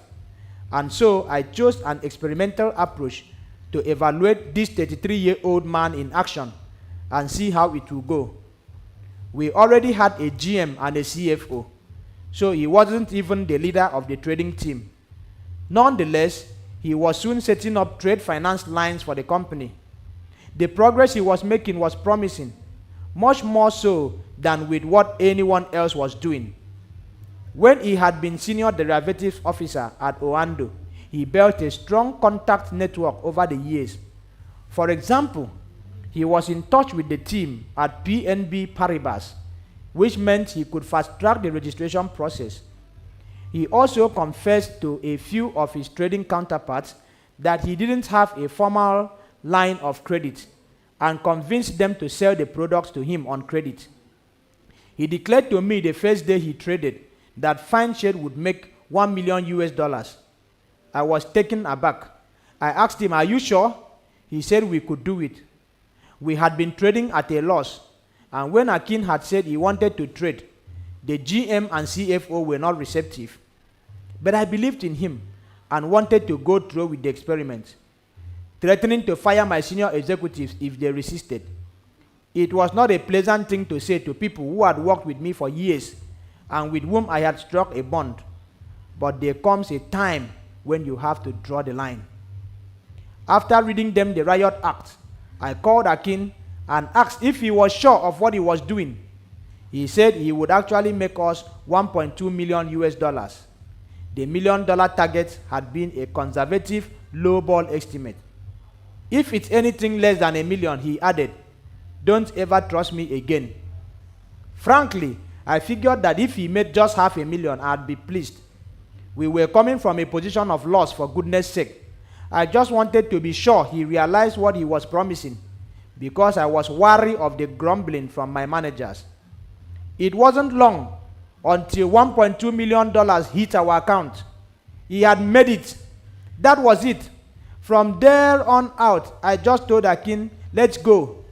That was how we started trading big time, with Fine Shade becoming one of the most successful trading companies of its size in London. We only had half a dozen employees, but quickly started recruiting people in Lagos, getting them involved in the operation. Once we had made a bundle trading, I gave Akin the 1% and made him a director, in addition to head trader. When we wound down the company, I gave him 1% of the cash. Fine Shade revolved around just the two of us, but Zenon was having serious issues, and I asked Akin to come back to Nigeria and deal with the crisis. His stint in London had shown me his capabilities, and I liked the sound of the advice he was giving me on Zenon. Akin wanted to coach someone to take over Fine Shades trading from him and volunteered to oversee the transition. But my previous experience with new hires wasn't pleasant, and I didn't want to go through that again. Instead, as Zenon demanded our attention, I followed my instinct and shut down Fine Shade so we could concentrate our energies on the Nigerian businesses. Indeed, the danger was that both companies could go down in the end, with the unhealthy weighing down the healthy. But it was essential to keep Zenon going until we found a solution. And Fine Shade kept it alive for that purpose. With Zenon's debts then sorted and restructured, I moved Akin to the rebranding of AP so we could start a new life all together. I was already discussing AP with him behind the scenes because that was, at the time, my last best hope of staging a comeback. Changing the name to Fort Oil was easy, but changing the people and processes was difficult. One day, in 2011, Akin asked to see me. I was in Abuja. I suggested he wait until I returned to Lagos, but he said it was a pressing matter. He insisted that my core team needed to see me in person. I couldn't imagine what would make that necessary, but agreed to them flying down. And so, Akin, Chris, and Olumide Onakoya, my restructuring consultant, came to Abuja. They came to tell me some hard truths, that Fort was going to run aground if I didn't make fundamental changes. What they told me next shook me to my bones. It was imperative that I replace the executive management team. You have to fire all your executive management if you want the company to grow, Akin said. Fire the executive management team? Yes, sir, he replied. All of them? Yes, sir, he repeated. The trio laid out all the problems one by one. They reminded me that Fine Shade had been sacrificed to restructure Zenon, which was now also gone, and I only had Fort left. If drastic action wasn't taken right now, Fort would go down too. But the entire executive team to go, I was silent for a long time. At the end of the discussion, they left. They could not read my mood. Akin would later tell me that he thought he had lost his job that day. After sleeping on it, I spoke with Akin again. So you came to tell me to make a decision that will effectively mean I let go of all our top execs? Well, I have heard you, I told him. Later in the day, I picked the phone and made several calls to the executives at Fort Oil. First, to those I was closest to. I told them that we were restructuring and how it would affect them. I had to do it. We had to chart a new course. I needed to rebound, and Fort was the key to my renaissance. I then did the same with the others who would be affected. It is important to note that Akin had an excellent relationship with several members of the executive, and so it was clear to me that his sole motive was to advance my cause. He didn't want me to have the same problems I had in Zenon. He had been through thick and thin with me and knew where it hurt the most. The truth was that as it stood, the executive team didn't have the leadership abilities to pull through. AP was inherited from the government by Sadiq Petroleum, and they hadn't changed the structure. After I bought the company, the staff continued going through the motions along the same rigid bureaucratic lines with incompetence and zero operational efficiency, buoyed up by the money I had pumped in. The executive team didn't have the will or capacity to make changes, which was precisely what the new team, led by Akin, did when they came on board. They acted without fear, expecting nothing from anybody in return. Some in the company were hostile to them, but they were undeterred. In 2011, a year before the new team took over, we had reported a loss of 20 billion naira before taxes. In 2013, a year after they joined, we posted a profit of 1.003 billion naira. And from there on, we started making more and more profit and began paying dividends. By the third year, we had replaced our underperforming board altogether. It seemed that my decision making had been fruitful. I wouldn't say I was entirely sure of what I was doing or that it had been effortless, but I never looked back once I gave my word. It all turned out well. Number 3, identify talent and put it to good use. This is where leadership really matters. I rely on my instincts, but much more than that, I believe I can sense people's talents and match them with the appropriate task. I believe there is a gift in every human being. Each of us may have different gifts, but nobody is useless. In a business sense, at least, problems arise when the wrong duties are assigned to the wrong people. If a manager doesn't have what it takes to identify, nurture, and make appropriate use of talent, everybody will end up frustrated. You will put somebody to work on things that are above or below their capabilities, and you'll be disappointed. They will either not be able to do it properly or be completely unmotivated because it's too easy for them. If you trust people with the wrong assignments, you will end up frustrated because they won't deliver. As I have noted, when I am conversing with a potential employee, I am sizing them up. I gain as much insight into their mindset, disposition, work ethics, and attitudes as I can. When I begin to give them things to handle, I can judge what they are or aren't good at. This is an important soft skill for an entrepreneur. I am all about giving out assignments to those who can and will accomplish them. One tough task I handled unilaterally was to change the rebranded AP's board of directors. I had let executive management go, which proved to be helpful, but the board also needed turning around. I took my time in identifying those who would make a difference. This required wisdom and maturity and knowing when to strike. It is possible to do the right thing at the wrong time, and that can be counterproductive. I am also prepared to play the long game when necessary because I have a long-term vision. I look 10 years down the line and ask myself where we will be, what the market will look like, and what the competition will be doing. I am no sprinter. I am a marathoner. I began making and fine-tuning my plans for the AP's board, and it went on to become one of the most respected on the Nigerian Stock Exchange.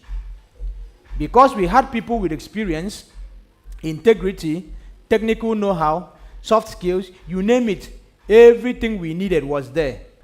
We had people who could talk frankly to me instead of just trying to massage my ego. From my experience, there is nothing as good as having an independent board because management knows they are going to be evaluated objectively and not even the chairman can intervene. And so, employees strive to be on top of their game, continually stepping up and sharpening their skills. It works like magic. Number 4, flexibility can be a lifesaver. When I was neck deep in debt and needed to do something to survive, I was on the receiving end of all kinds of suggestions. The bankers were particularly vocal, wanting to enslave me for life. As I have outlined in some detail, my total debt was 220 billion naira. That is 1,317 million US dollars. And the banks took about 140 billion naira. That is 838 million US dollars. But how were we going to raise 140 billion, that is 838 million US dollars? The bankers had tried to take forth oil from me, but I resisted. In 2012, I called AMCON and requested a meeting to find a way forward. I said earlier that I was unwilling to pursue the obvious Nigerian option of using political connections to keep the creditors at bay. That would only bring a momentary respite, as the real problems would remain unsolved. AMCON obliged, and we began a long process of meeting with all the banks who were pressing hard on where all the monies had gone. First, We had to prove where the funds were, showing that we hadn't squandered them. We could credibly explain where the assets were. As I was preparing for the AMCON meeting in the second quarter of 2012, I decided that Akin was the right person to take along, even though I had already moved him to Fort Oil. The conventional approach was to arrive with a panoply of lawyers and financial experts, but I wasn't going there. I needed to remain flexible. When Akin, Philip Akinola, and I arrived at the government agency's offices in Ikoyi, AMCON executives Mustafa Chikeobi, Hewitt Benson, Abbas Mohamed Jega, and Folake Dosumo were waiting for us. I took time to walk through exactly how Zenon had run into trouble. I explained how we had paid top dollar for cargo and crude oil prices crashed before we had a chance to sell the diesel. I described how the dollar debts went up as a result of the devaluation of the naira. I told them how pretty much anything that could go wrong went wrong for us. It was a textbook example of Murphy's Law. After my narrative, they asked us just one question. So, how do you want to clear the debt? I wasn't expecting this, and I drew a blank. Ordinarily, I would have taken my fate into my hands and made a commitment there and then. But I was off balance and not sure where to go.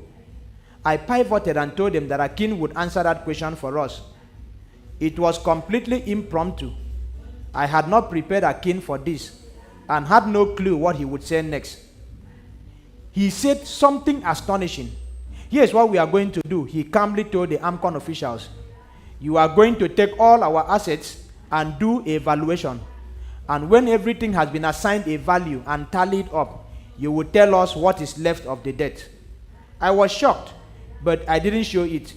He hadn't consulted me. He just made a commitment on my behalf to relinquish all our assets.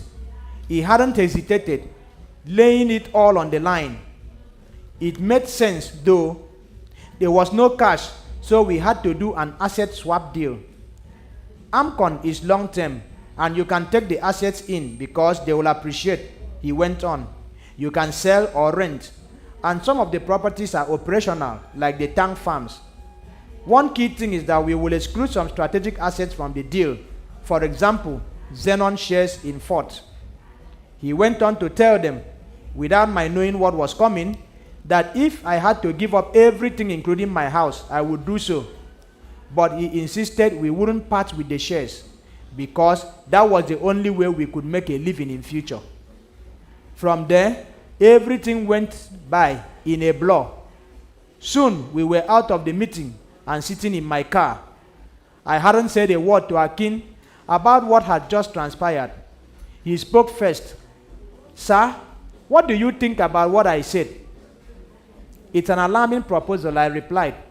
I'll give up all my properties just like that? Yes. If we keep the AP shares, we can make money. Property is nowhere near as important.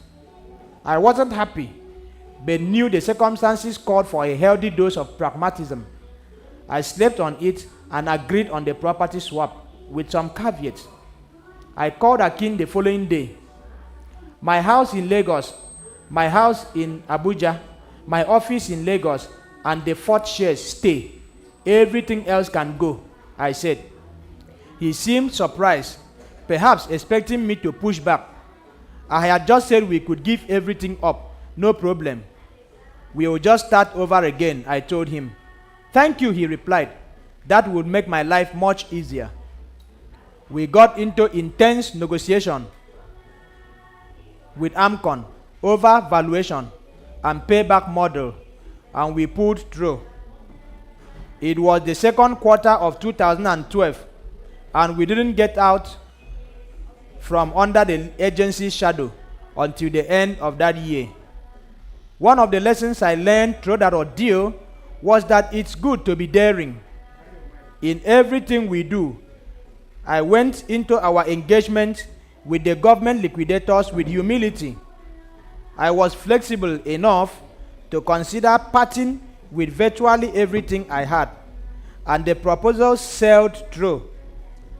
Most people wouldn't have done it. Some entrepreneurs are still stuck with AMCON a decade later. They are slaves to their debts. I know, the other hand, I'm now completely free. If you can be flexible and humble, you will realize there is nothing you cannot part with except your life itself. Even if it simultaneously mean everything to you, at the end of the day, you could give up. There is nothing too precious to part with to save your life. You hold on to your honor until death, but you can part with everything else. Takeaways. An entrepreneur may not easily possess the technical skill needed to run a business longer term, but soft skills are critical in building and sustaining enterprise. You will find that they come into play in so many different situations and circumstances. You are always dealing with people of all. Here are my thoughts on that. Interpersonal skill can make or break a company. Go the extra mile to build quality relationship and employee, clients and suppliers. It can make a world of difference. Decision making is an indispensable soft skill. Some situation requires a firm hand. Don't be unduly emotional or indecisive. You need to manage talents, identify your term merits and shortcomings, and assigning people the right tasks at the right time. For optimal results, be humble and flexible with difficulty when difficulties arise. It will help you get things back on track. Don't be stubborn, instead be courageous, be different, and dare to do the unexpected.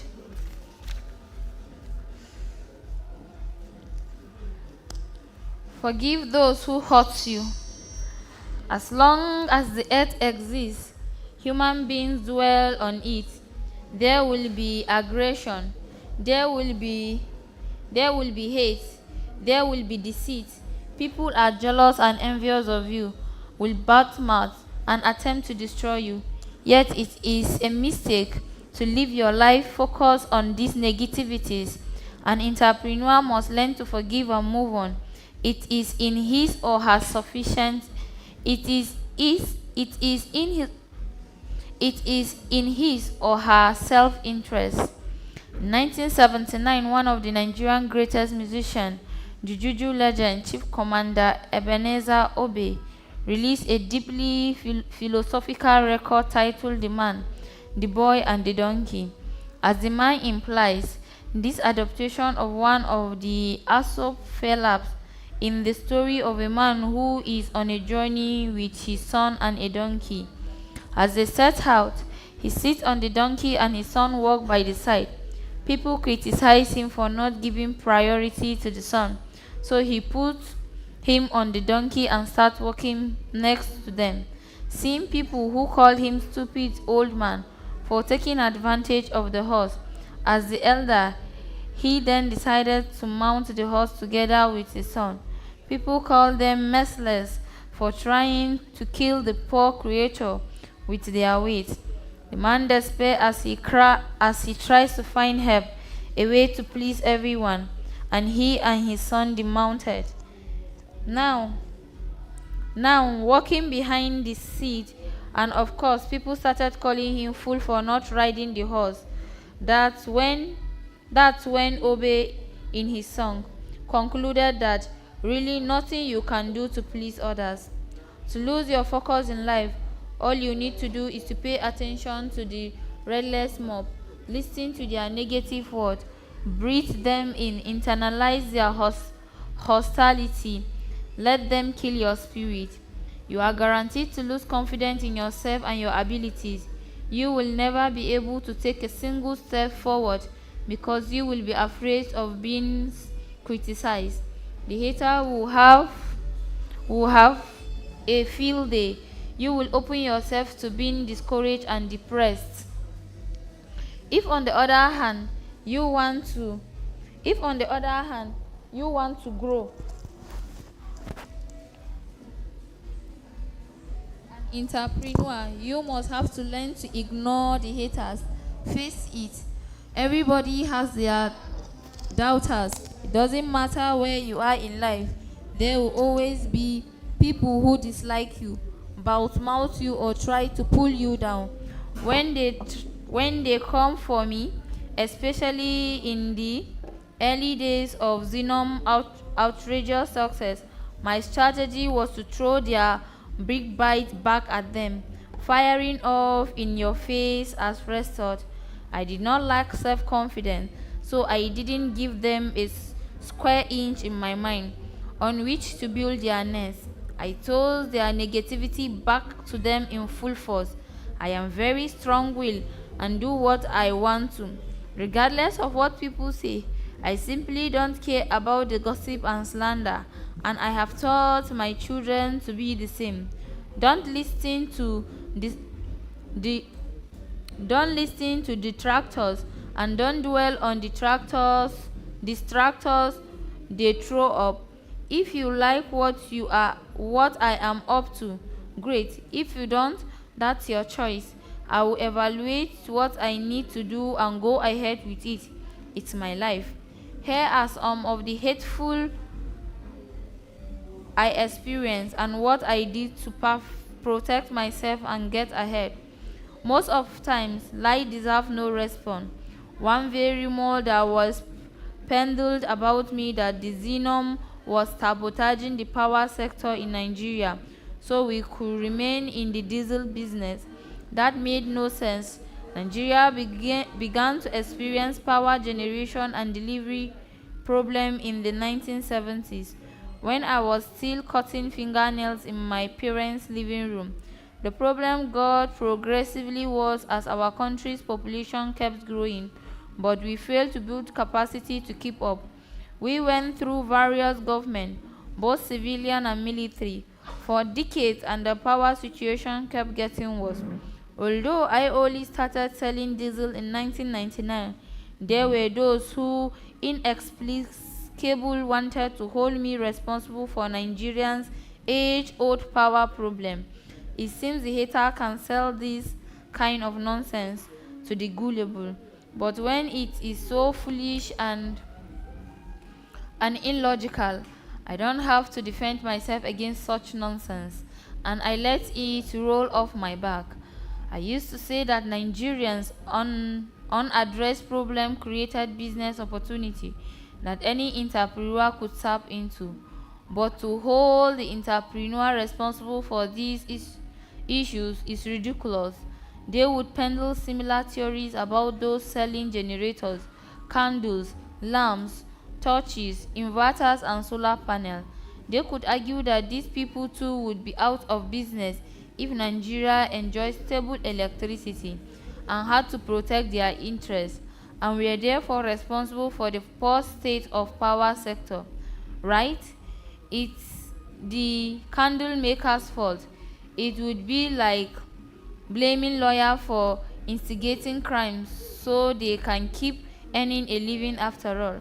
I was also buying diesel to power my own home and business. It was not fun for me, even though I was dubbed the king of diesel. 2. If the attackers are damaging, test your case publicly. There are situations in which taking the facts to the public can help. When President Obasanjo deregulated diesel in 2004, Xenom took an unsealable lead in the market. My opponent's reaction was to tell the president that we had turned the market upside down. The economy was about to be brought down because there was no diesel.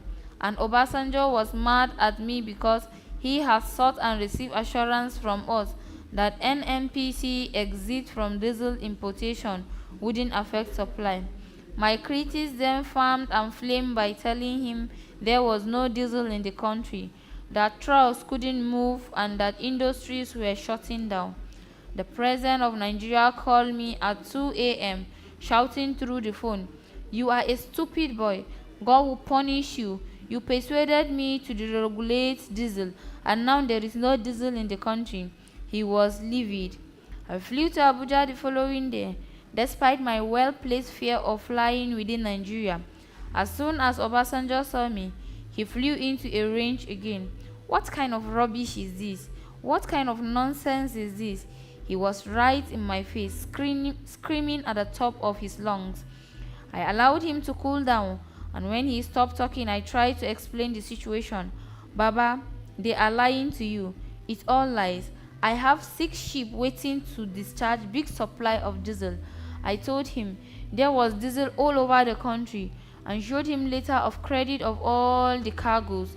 I was even paying demurrage charges for being unable to upload ship at the originally scheduled time. I told the president that I was the victim of competitors' backbiting. Let's see what they come up with next, I added. You will see that it's me who is telling you the truth. To address the disinformation head-on, I told him I would start advertising the availability and price of diesel on the front page of a newspaper, addressing any concern about fair and consistent pricing. I knew it was people in NNPC, the state monopoly, in their now towering position of power, who were against the regulation, who had been telling him those lies. They wanted to continue to import and wreck the subsidy money. Obasanjo was a determined and robust president. Jealous people did not easily get sway him. Once he made up his mind that someone was trustworthy and genuine, as he seems to do about me, that day he stopped listening to the naysayers rather than ignoring all his negativity, as was my normal style. I went on the offensive. I called Nduka Obaibene, the publisher of this day newspaper, and offered to buy the first news pages. Nduka was shocked. What for? What do you want to put there? I said I want to advertise Xenom from the front page through the 7th page. I can't remember how much I paid, but I was the first advertiser to take over the front pages of Nigerian newspaper. I did it to send a message to my enemies that they were never going to destroy my confidence or take me down. And the message was sent loud and clear. I went on to do this for quite some time. The first page carried the Xenom logo, an image of a ship, adored page 2, and other messaging continued to the page 5. Then page 6 featured a roster of all my customers, who also happened to include my competitors. The list split over onto page 7, as they were all buying from me and screamed happy enough to take delivery of my product. I used their logo in the advert. Total asked me to remove their logo and I declined. Go and buy diesel somewhere else if you don't want to be on the list, I told them. I even instructed my people to refund an order. Total had placed and did the same with Owando when they objected. Later, when I purchased my last ship, I decided to christen her Xenom Conquest. I had conquered them all. Let the haters go and eat grass. 3. Adversaries are part of life. Rich or poor, you cannot escape them. The haters were quite happy when Xenom ran into trouble. They gloated, but they didn't know that I would survive the wreckage and go on to much greater things. They underestimated the power of self-belief. I rose from ashes of Xenom stronger and better, with a fine new life. That does not mean all the doubters and critics have disappeared. I still have enemies out there. Only dead people don't have adversaries. If your heart is still beating, whether you have money or don't, are successful or not, are on top or at the bottom, you will have your detractors. Don't be discouraged by them. Just continue to believe in yourself and keep following your instincts. At any rate, my family name, Otedola, set us up as a target for haters. In Yoruba, Ote means shaming or reproach, and Ola means wealth. So together, it literally means taking disapproval and transforming it into wealth. Stated another way, it can be read as conspiracy turned to fortune. Instead, after all these years in business, I sincerely believe that my time here is a conspiracy against me. Big money is around the corner. I am actually not entirely happy when I am not being targeted. I encourage the trouble caused by my foes. I taunt and provoke them. You can't accuse me of running away from a fight. I say bring it on. 4. Haters love associating with success. There is no need to be too sensitive. If you do your work with an aim high, you will be successful to one degree or another. And once you are successful, those who have taken shots at you will want to associate with you. He is my friend, they will say. I know him. Success is the solution to all this negativity. When I started in the diesel business, I was the butt of joke. But you believe Femi, a former governor's son, is now selling diesel. That was whispered behind my back. They didn't know what lay ahead. Some feel a need to laugh at you when you do the unusual.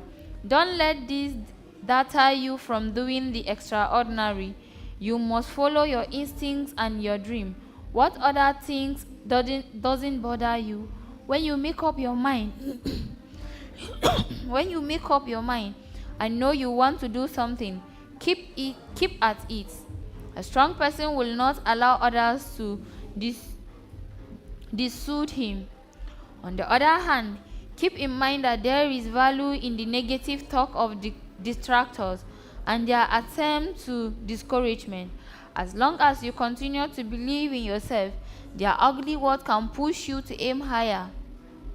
There was a time my daughter, DJ Copy, would cry to me, broken-hearted, about the people who were saying about her on social media. Their hostility could have broken the fainted heart. The trolling was toxic and initially difficult for her to handle. I took her aside and explained, it's good for you. You need more of it. Take that to heart. You can turn lemons to lemonade. You can choose to look at things in a way that will make you stronger, keep you on your toes, and encourage you to press ahead, so that even the antagonists will have no choice but to congratulate you for a job well done. Using their hate to feel motivated means this behavior can have more advantage than disadvantages. That is our strategy. The best way to deal with haters is to just continue to be successful. Frank Sinatra once said, the best revenge is massive success. George Herbert, the 17th century English poet, put it another way, living well is the best revenge. These dictums are essential for the entrepreneur. That is the way we deal with enemies. Your force might simply be acting this way out of jealousy, but know that when you make a success of life, you effectively throw their moat back at them without physically confronting them. Let the anonymity inspire you to shoot for success. 5. Don't seek revenge or be driven by malice. It is difficult to be successful if you are malicious. That's why I always say you should forgive those who hurt you. I have been hurt many times in the course of doing business, but I forgave my foes. It is the right thing to do. Sometimes people will argue that offending people is a valuable business tactic, and if you don't attack others, they will destroy you. That is taking things too far. I look at it in a different way. Nobody can compete with God. You cannot compete with destiny. If God has destined someone for greatness, you can't stop it. People might act like the devil, but karma awaits them. There is a spiritual dimension to forgiveness. You are always on top of your game if you forgive. If you forgive, God continues to bless you. That is the way nature designed life. You sow, you reap. If you plant forgiveness, you will reap mercy. When you think about it, how many people can you fight at the same time? I embrace the word of the ancient Chinese warrior philosopher Sun Tzu. Keep your friends close and your enemy closer. Takeaways. Whatever bad thing people do to me, I never forget the good they have also done. I remember how positive they have impacted my life. Take these thoughts to heart. Almost everyone has haters. Those who envy and deride success, no matter how modest, attracts malice. You must rise above ill will and keep your eyes on your goals. Use your malice as motivation to achieve your purpose. Be forgiving, because envy and hatred can consume and derail you.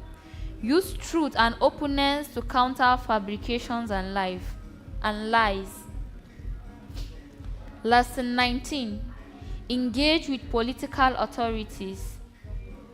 In a developing country where democracy is struggling to gain a foothold and the policy environment is heavily dependent on the whims of political actors, it is practically impossible to play big without engaging with the decision makers. In an earlier section of this book, I described the experience of my father in his investment with a very close family friend. In the early 18th, the founder of Debo Industry Limited and Adebowale Electrical Industries Limited came up with the brilliant idea of manufacturing fluorescent lamp and light bulb in Nigeria. After the federal government announced the ban on the lightning importations, it was a move designed to catalyze Nigerian entrepreneurs. Chief Adebowale fell victim to the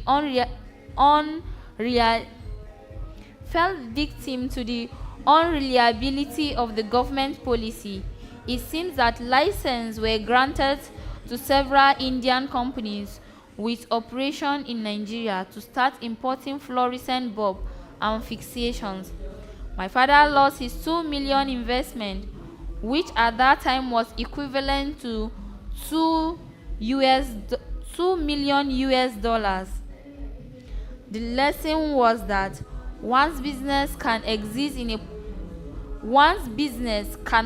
exist in a politics-free vacuum.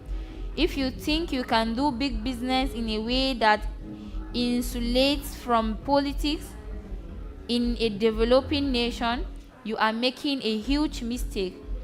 Government office will become a graveyard for your application. And documentation. You will invest billions only for the government to come up with a policy that can ruin you in seconds. They will tell you to pursue homegrown opportunities in fluorescent lighting, while ensuring permits under the table that follows foreign competitors to come in and steal the match. If you do engage with political authorities, you can benefit from the association in these and other ways. 1. You can push a case for policy. If Adebowale had been visible in the corridor of power, he would have pushed for the government to stick with its protectionist policy. He took the government as its word, landed badly and suffered, as did investors like my dad. I didn't think we should be debating the role of political engagement in high-level entrepreneurship in Nigeria. Rather, we should talk about the nature and logical extent of this government and the principle that should guide it. There ought to be some sense of fair play and consideration for the Nigerian people, particularly in certain sectors. Some business do not need to engage with political authorities. Some companies certainly don't. If you have a medium-sized company that feeds off big fame, there is nothing you can do to influence high-level policy. Although you must have to lobby and fight over state and local level regulation. However, there are also sensitive industries that cannot do without government interference, including telecom, banking, oil, and electric power. It is true that when your business grows into a big enterprise, making billions, you have to cut the government no matter the sector. 2. Service political affiliation. Government is like an owl that's watching you, but you probably don't know. Once your business is seizable, they look for a way to come at you from different angles. If you are in a country like mine, you will soon see politicians making demands. They want you to finance their campaign. They want you to attend their party, birthdays, wedding, funeral. You will be made to feel insecure unless you factor their interest into whatever you are doing. Yes, it depends on your line of work, but you cannot escape it. If you are big enough, the demand will come from the very top. This can be frustrating, especially if you are sweating to make your money. If you choose not to play, it can even be dangerous. 3. Benefits from corridors of power do not come on a silver platter. I have talked about how some have tried to downplay all my achievements in business as something handed to me because of my closeness to certain people in power. You had think all I did to succeed was make phone calls to attend dinner parties. People have made insinuations that I am a beneficiary of crony capitalism, exerting undue influence on the government. It is a debate I usually prefer to avoid because in most cases it's based on bad faith arguments, with accusers misinterpreting the fact in order to fit their narrative. This platform, this book, is my opportunity to offer some insight into my relationship with the political class. Insinuation about Xenom intensified in 2003 when I donated to the company of the President Obasanjo, who was seeking a second tenure. Ever since, everything I achieved has been perceived as me reaping the reward for my donation or due to my closeness to Obasanjo.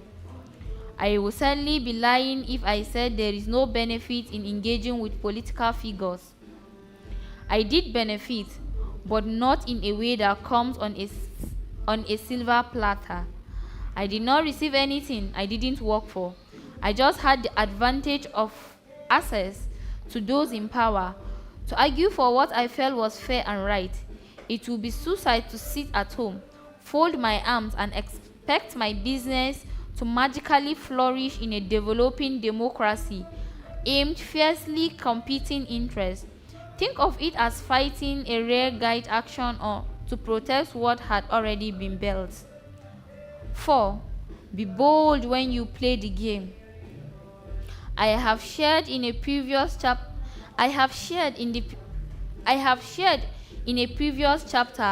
how the authorities at one time blocked Xenon from getting diesel allocation directly from the NNPC monopoly, since because of political considerations. It was outrageous to see people who didn't own a single tanker being given diesel while Xenon with its depot had to scavenge. There was a time in 2002 when I was deeply frustrated and wanted to pack it all in. It soon became apparent that if I were to survive in Nigeria, I had to build bridge with those in power.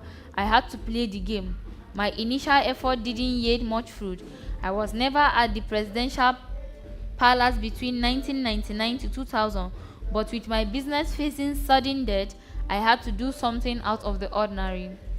I became friends with the friends with Colonel Chris Jemitola, the aide-de-camp to the president. I told him about my challenges and asked him to help. He advised me to meet Obasanjo myself, and so I went to Aso Rock Villa, the Nigerian White House, in September 2003. As I was waiting in the anteroom, I noticed that President would spend on average just 2 minutes, 5 minutes maximum, with each of his visitors. In no time, he would walk them to the door and bite them goodbye. But I have a lot of issues to discuss with him. When I went in, Obasanjo didn't even sit down to invite me to do so. Yes, he said, clearly eagerly to dismiss me.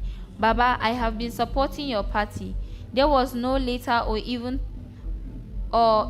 thank me for all the donation. Okay, he replied dismissively. We will send you a letter. A letter of thanks was not my problem, and he knew it. My business was under threat, and this was my opportunity to engage with the leader of the country. In a desperate bid for relief, I wasn't going to ask for special treatment, but request that the embargo on Xenon be lifted. I thought it had supported the party enough to have opportunity to do business unhindered. It did not appear so. I decided to fight back with a psychological approach. Baba, I said, trying to show as much respect as I must muster, what have I done to deserve this punishment from you? His face was blank, and he was already shunning me off at the door. What could he have said? What could he have heard about me? This was our second one-on-one meeting. The first had been 6 weeks before the 1990 presidential election, when I took Major General Azazi to him to apologize for the role in sentencing Obasanjo to death over the allegation of a coup plot. That day, when I had gone to leave them alone to talk, the president had insisted I stay. Now he didn't want to be in the same room as me. As I walked towards the door, I turned back, looked him straight in the eyes and said, "Do you know General Murtala Mohammed died so you could lead? God took him out for you. God took Abiola out, took Shehu Mustafa Adua out, and took Abacha out, all for you." What?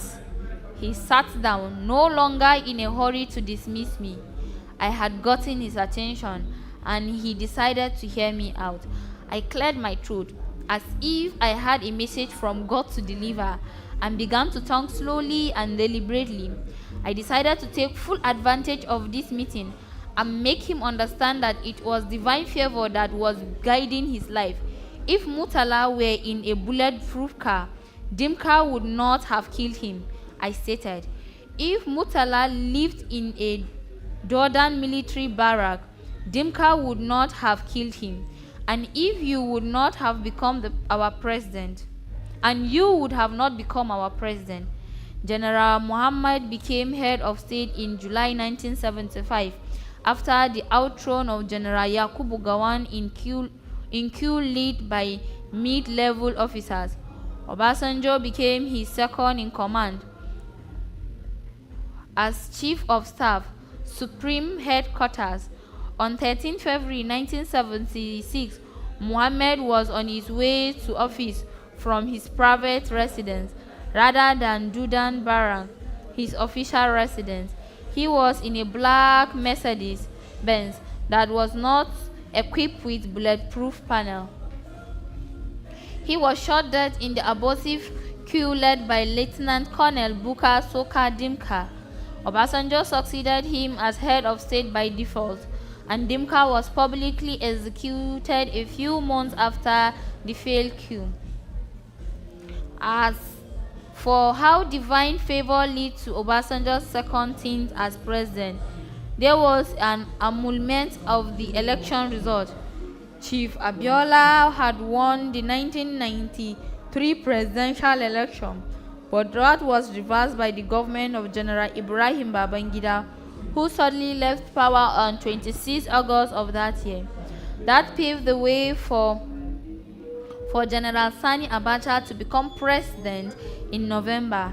Shortly after, Abacha detained Abiola for trying to reclaim the mandate, and also jailed Obasanjo and Yar'Adua, who had been Obasanjo's deputy from 1976 to 1979. Yar'Adua died in jail in 1979. Abacha died in office in 1998. Abiola died in detention in 1998. Obasanjo came to live in June of 1998 and became the first elected president of the current democratic order in 1999. Linking Obasanjo's good fortune to the misfortune of others was my way of saying he should be thankful for his unique place in Nigeria history. I continued, I remember when my father was governor, General Babangida sent my father to you because you were disturbing his government with the critical interview you are giving. He said that you should keep quiet and let him run his government. You asked my father to let them to get out of there. Then Abacha came in and couldn't stomach your public criticism. They set you up in a phantom queue.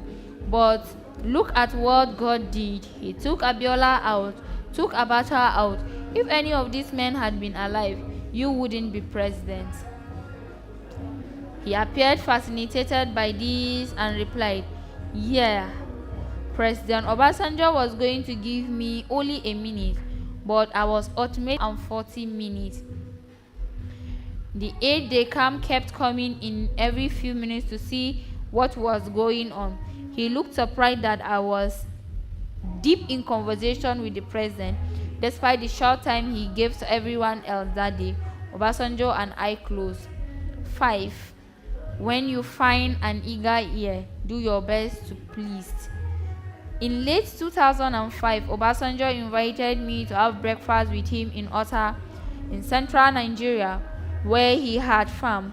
He was very warm, friendly, and jovial that time around. As we were eating, he would take yam from his plate and put it on mine. Same with some fried egg. I was wowed. He had won my heart. Femi, he said, you know what I like about you? What? You have what everybody wants. Money. I need to kickstart the completion of the Ecomental Central in Abuja. I can't use government money.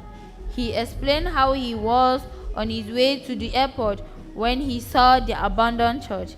He had pledged to complete the Interdenominational Center, also called the National Christian Center, without government fund.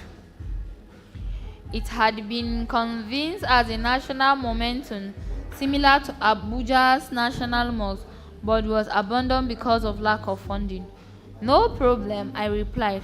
How much will it take to complete the project? 30 million, he responded. But you should just continue a small donation to get things moving. No, Baba, I will do it all. Anything for God. We were having our breakfast on Wednesday and I committed to deliver the money on Friday. I called the accountant to cut a blank draft. I went to Obasanjo's office in Abuja and handed him the check. Baba, here is the check. No, I can't take it just like that, he said. We need a witness. I need to make this public.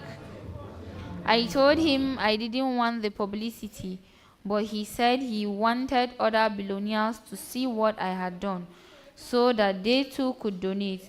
And so I presented the draft in front of an NTA network television news crew. As I got closer to Obasanjo and the influential policy makers, I saw a bigger picture. The government had no business importing diesel and selling at a loss in the first place. It was a scarce commodity, and this was driving up the price. Obasanjo was determined to deregulate the downstream sector of the oil industry and decided to press to go ahead with it. Starting with diesel, petroleum was very sensitive. Most Nigeria rely on it, and the union would resist the slightest increase in price. The general policy was not interested in the diesel market. Though, with that in mind, I scheduled a meeting with the president and discussed the derogatory question. Baba, I asked, since you want to deregulate,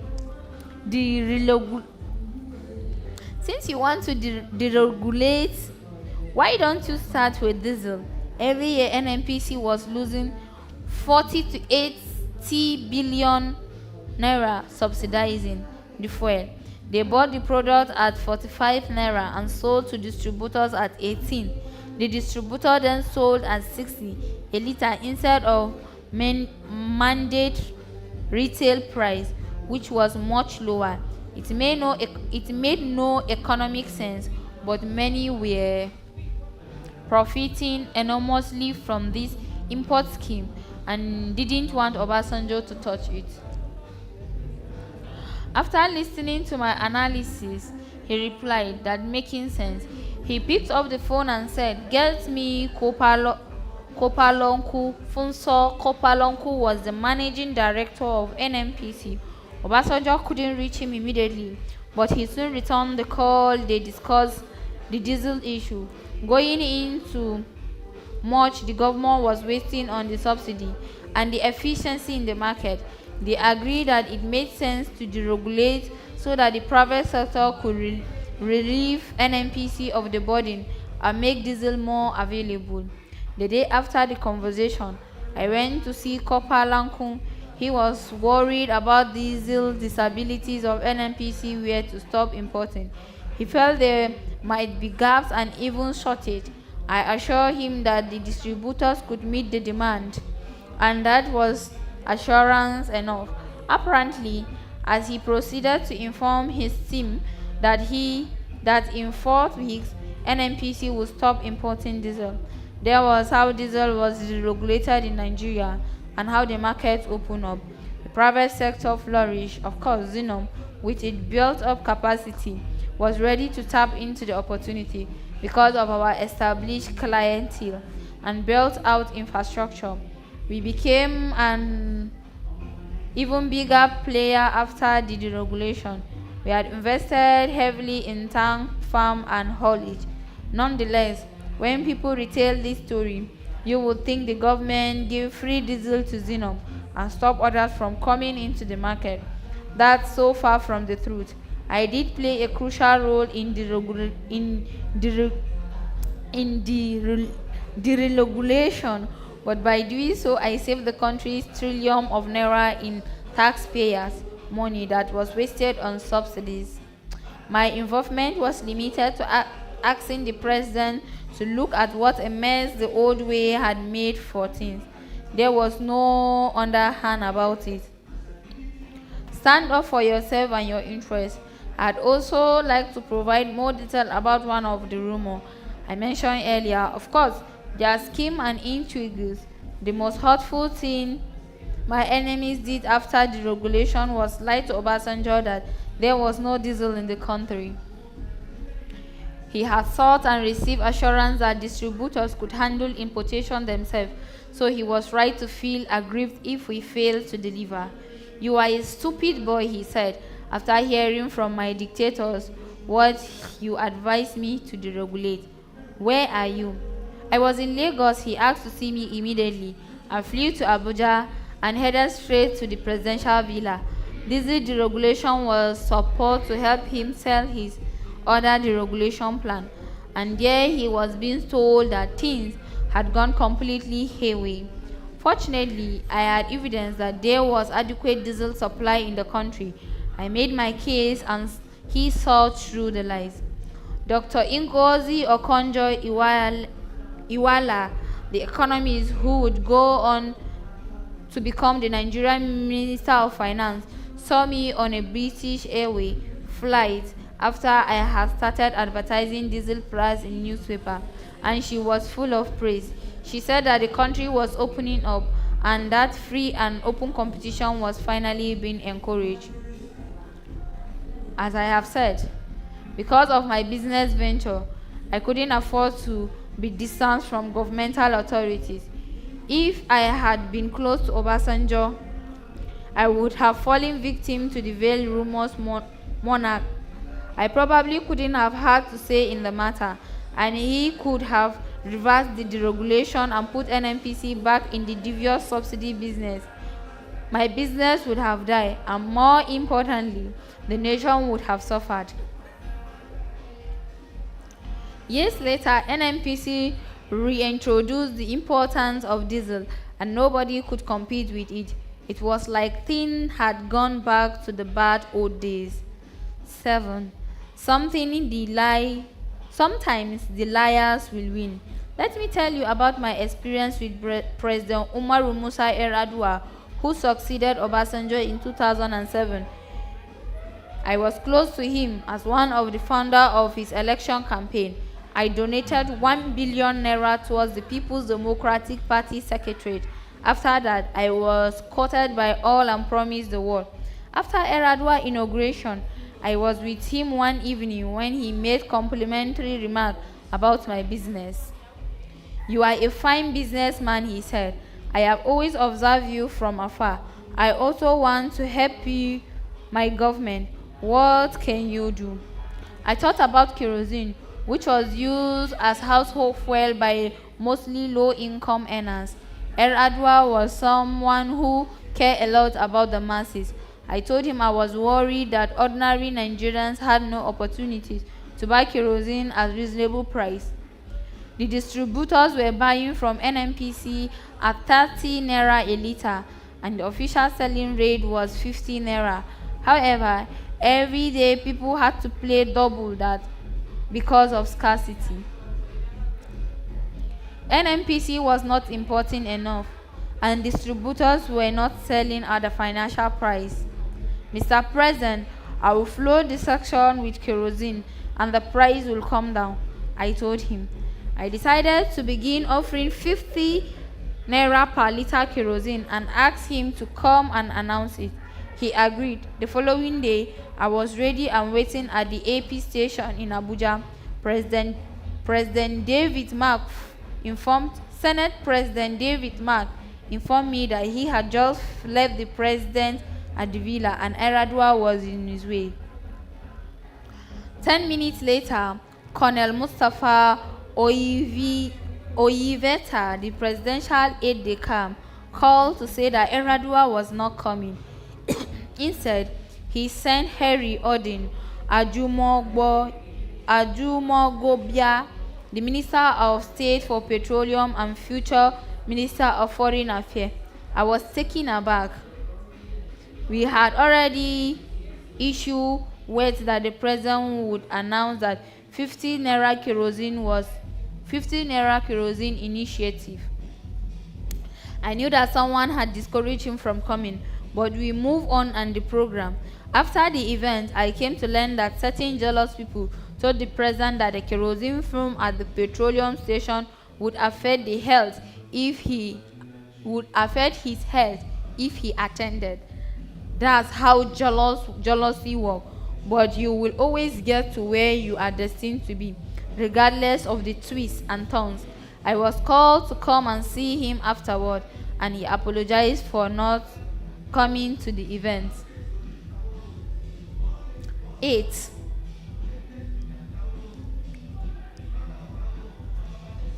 Don't believe everything you hear. Those who say the government made me what I am are stretching the facts. Some think I should be internally grateful to Goodluck Jonathan because of Amok helped me out of debt. Sure, I hope they knew that I relinquish virtually everything I own. To this day, Amok staff ask their recalcitrants, debtors. Can't you be more like Mr. Otedola? They use me to market their rebrand, encouraging debtors to give up their assets. I understood that some did not know that I had fortified those assets. They thought I just paraded into AMCON and they forgave my debt. They thought Jonathan directed AMCON to write it off and buy me a bottle of champagne to celebrate. As I have detailed here, the debt was 220 million naira and AMCOM bought it for 140 billion naira. After much evaluation and negotiation, I gave up everything and started anew. No debt was written off. Political engagement worked both ways. No debt was written off. Political engagement works both ways. On 23rd November 2009, President Erdogan was flown to Saudi Arabia due to a medical emergency because he had not officially written to the National Assembly, formally transferring power to Vice President Jonathan. There was a sudden power vacuum that threw the government into disarray. Many vital decisions could not be made as Jonathan declined to perform this presidential function. He said his lawyers had advised him that carrying off official presidential duty without due authorization was an impeachable offense. Nigeria was, in a very real sense, hanging by a thread. Worried by the tension and uncertainty, I decided to do something myself. In early February 2010, the businesswoman Hajia Bola Shagaye and I went to the city of Minna in Niger State to General Ibrahim Babangida in mourning the death of his wife Mariam, who had passed away at age 61. At this hilltop residence, we talked about a wide range of issues, but I said I needed to discuss a particular urgent matter. He took me to his study, where the two of us were alone. I confessed that I was becoming increasingly agitated over the state of the nation. Your Excellency, I said, how can we get out of this logjam? The political heat is too much. Calm and resolved, he replied, Femi, advise your friend that when he gets to the council chamber next week for the Federal Executive Council meeting, he should go and sit on Eradua's seat. He was referring to Vice President Jonathan and the leadership crisis. I found this fascinating and assured him I would pass the message along. I traveled back to Abuja that evening and went straight to the dinner with Dr. Jonathan. When I wasted no time in delivering General Babangida's message, Jonathan nodded and asked, "What do you think?" Your Excellency,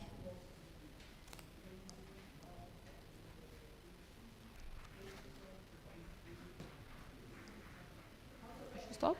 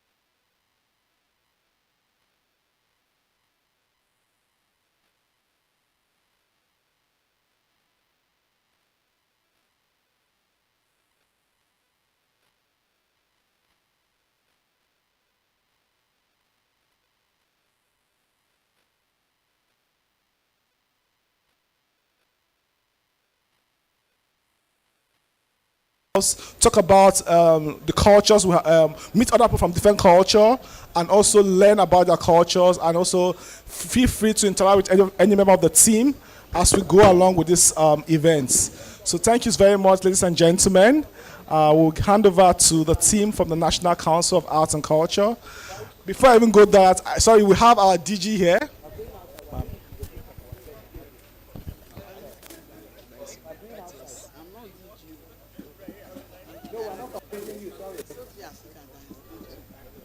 Director of Lagos, Zonal Director of Lagos Creative Hub.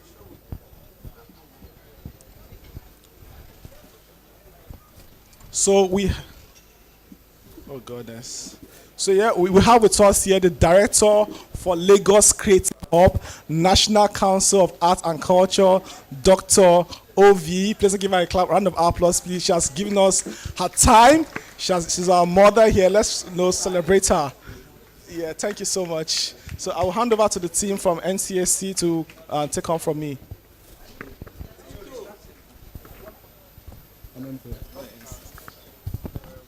Hello.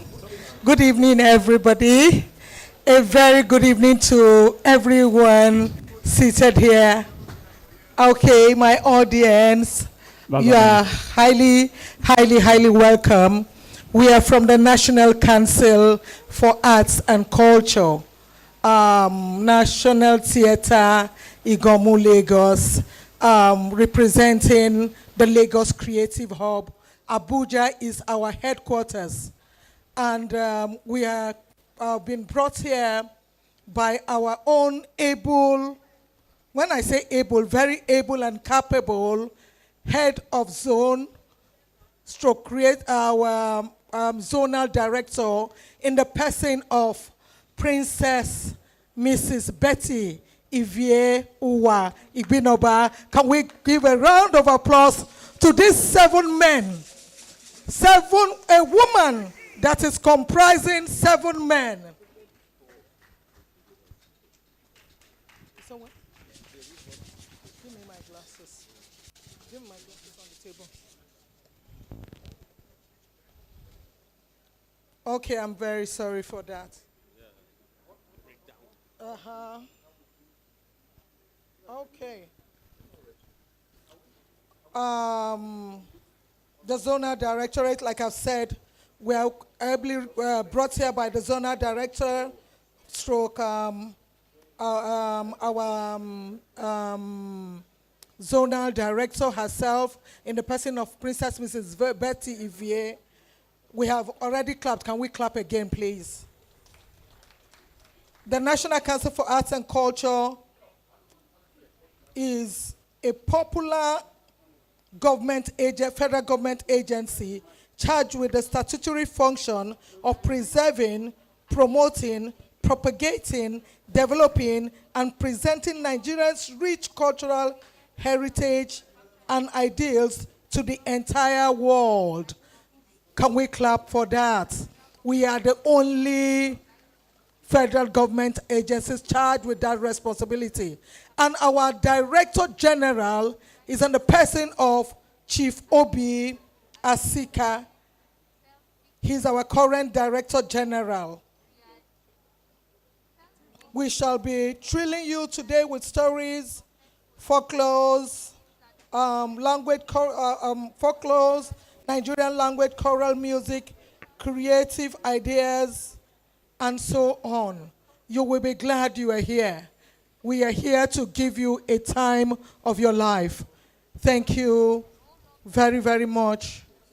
My name is Mrs. Nneka Anita Akwara. I am the Head Research and Documentation, National Council for Arts and Culture.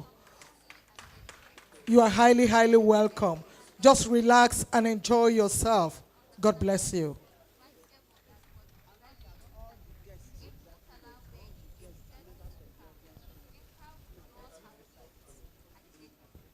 Okay, please, for now, I've been directed to tell you that this is the stage. Every other guest around should please go to this side of the hall and enjoy yourself. All our guests and all the guests that came for this grand finale should be on the opposite side. Thank you. Can we clap for them as they go? Let's clap for them. Let's clap for them as they go. Let's clap for them. Let's clap for them. Let's clap them up.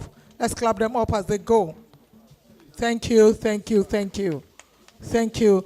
Let the show continue. Let the night begin. Thank you.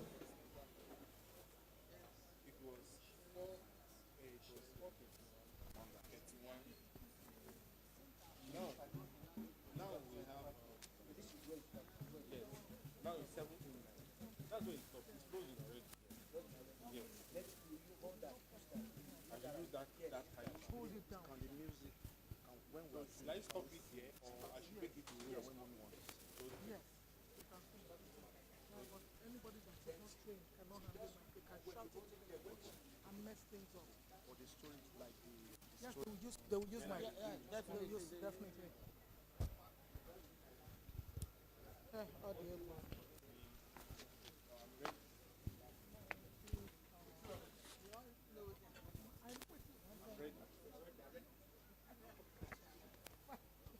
Depress my heart.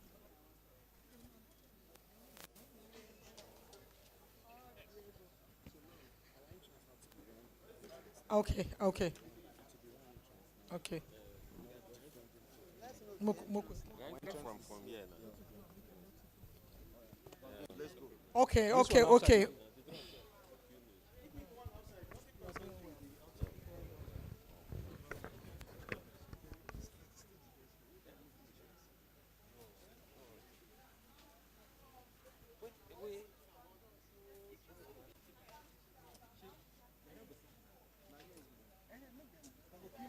Yes, once you are ready, are you ready? I'm ready. Your second call.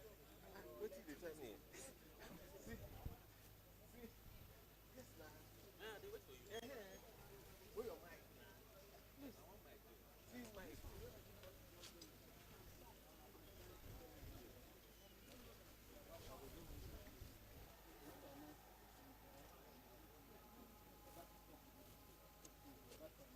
We should wait now. Yes. Let's wait a bit. Let's wait a bit. They want to stop.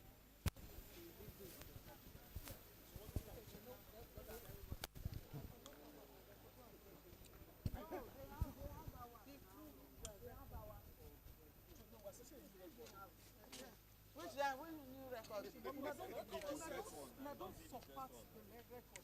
So, people on their record will see twice. They said the new record 60 years ago. So this one now, what's your target time? 4-3.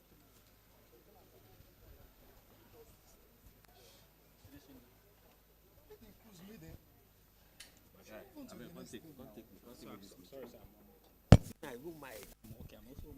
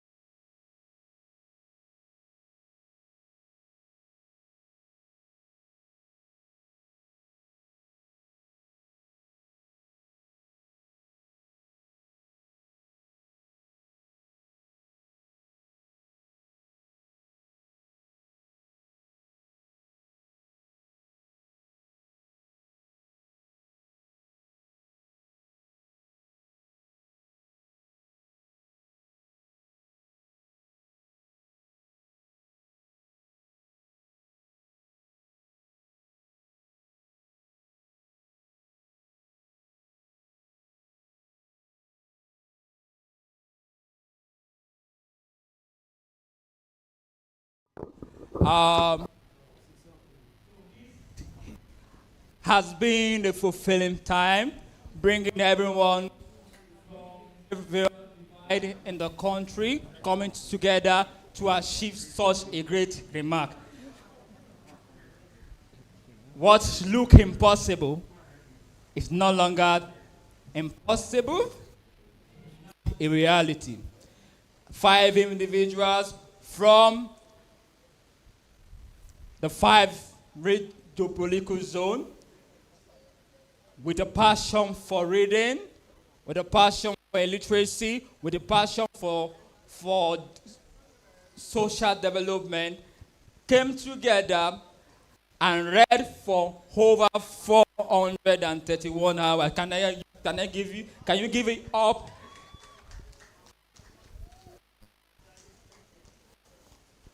My people will say if he is the triumph.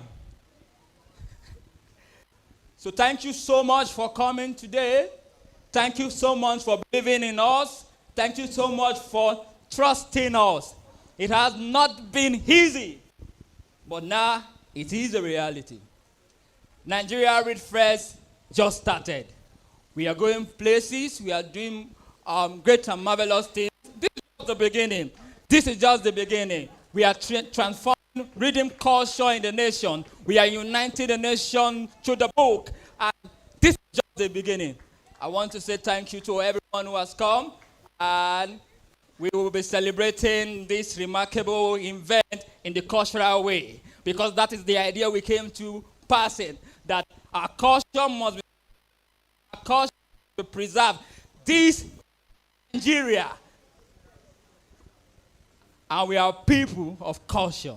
Rich culture, rich diversity, and if you look by my left, you will see the Nigeria Council of Culture on Art, fully in their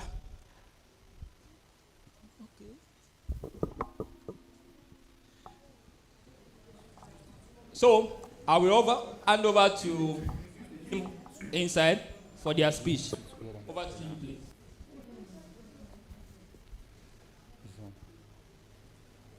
Okay, thank you very much. This evening we are not going to give a speech here, as we will have a lot of time to do that. But today we are here on the verge of history to declare closed officially the Guinness World Record official attempt for the longest marathon reading aloud by a team with reference number 24032917359 LMRA.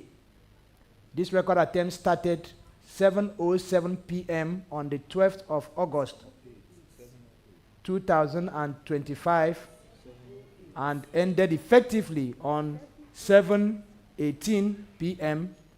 on the 30th of August 2025. This record attempt was carried out by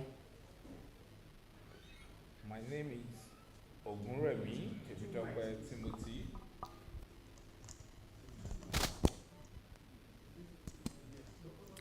Oyelami Stephen Adedapo.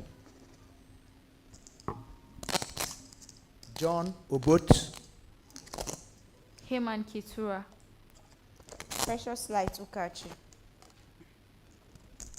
And it was organized by Nigeria Reads Initiative and held here at the Library, Lagos, Victoria Island, on the stated dates and times. Effectively, we read non-stop continuously for 431 hours, 31 minutes, and 25 seconds for the purpose of fulfilling the guidelines as stipulated by the Guinness World Records. We want to thank everyone that has been with us. We had independent witnesses that represented the Guinness World Records here. We had timekeepers that represented the Guinness World Records here. in filling out the timekeeper statements and the witness statements that have been duly completed for onward transmission to the Guinness World Records. We had the technical team that were responsible for documenting the video evidence and photographic evidence for the Guinness World Records. And then we also had the housekeepers that made sure that everything went as planned and as contained in the Guinness World Record guidelines. To the best of our knowledge, we have successfully met all guidelines as provided for by the Guinness World Records. And therefore, we can say officially this record attempt is ended.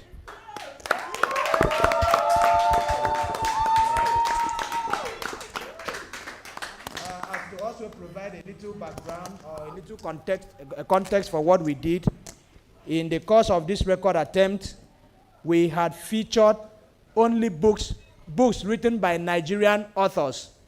And so far we read 79 books across all genres of the Nigerian literary space. We read memoirs, we read poetry, we read prose. And these books were supplied by authors themselves and the publishers that also supplied books to us for the purpose of meeting up with this attempt. We had also stated that the purpose of this attempt was to encourage Nigerian authors, and by highlighting their work, was to also promote and try to reawaken the obviously declining reading culture in Nigeria. And most importantly, to show that Nigerians can come together to unite for a common goal, for a purpose that is worth uniting for. And that is why you see that all the marathoners came from the different regions of the country to showcase the unity in diversity. And therefore, with this, we are calling on the Nigerian public and everyone everywhere to begin effective from today to eliminate all the artificial biases and obstacles we place between ourselves based on regions or tribe. Today, as a team, we have effectively said that Nigerians can unite and achieve things worth achieving. Thank you so much. Thank you so much. Thank you.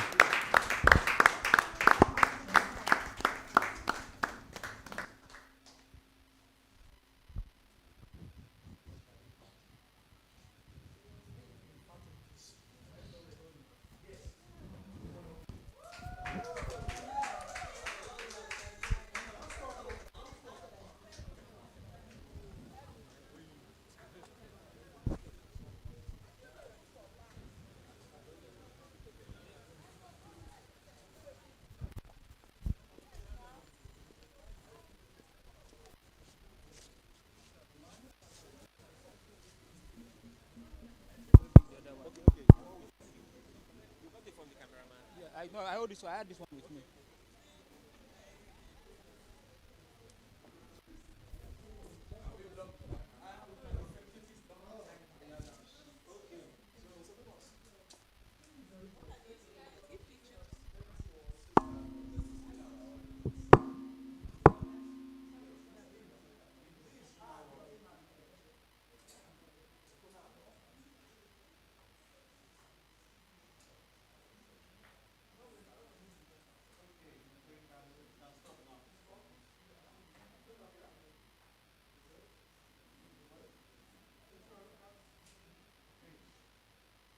I hereby stop this recording in the name of the Father, Son, and the Holy Ghost. Just cover the computer self in the name of the Father.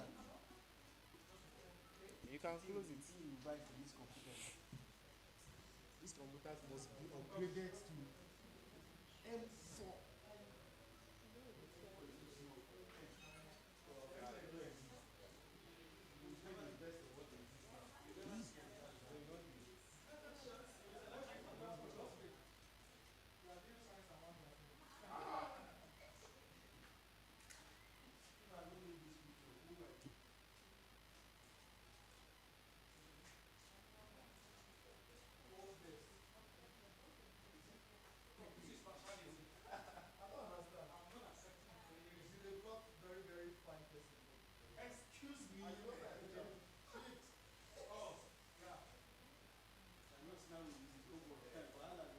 Madam, come, join the photo, please.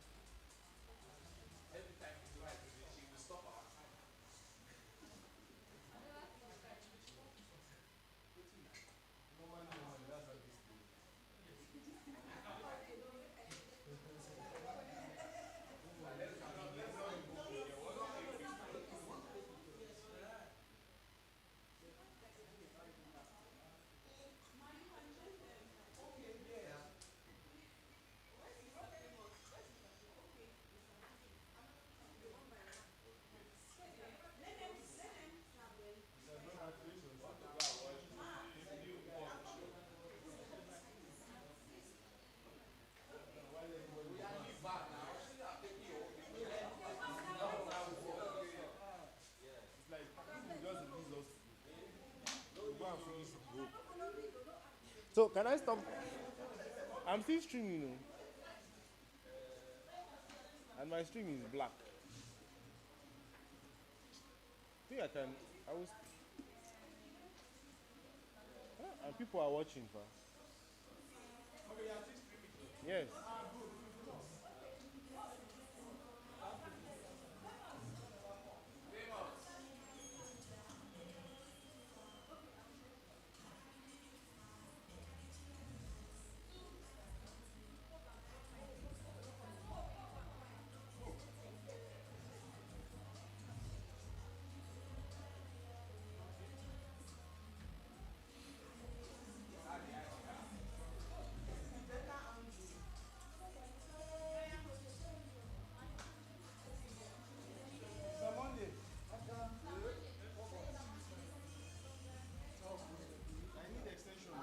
So I can move my cameras to vMix now.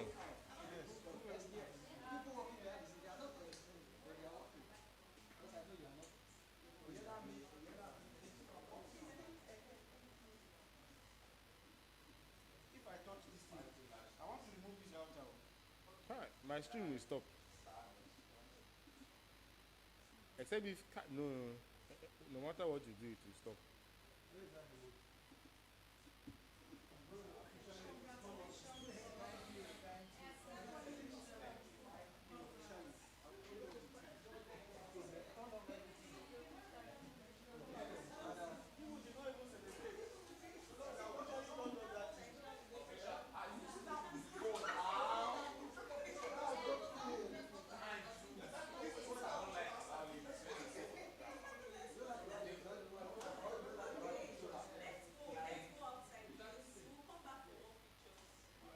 You are who?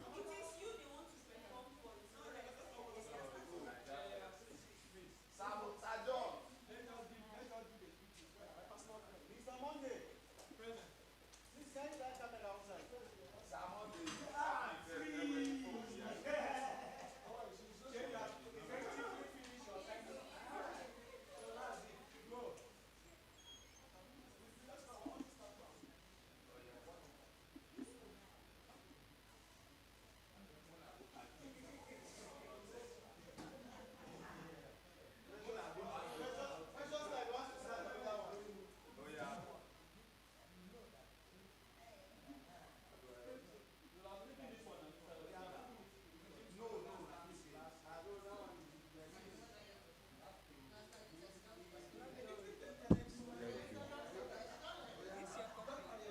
No, it's not this one I want.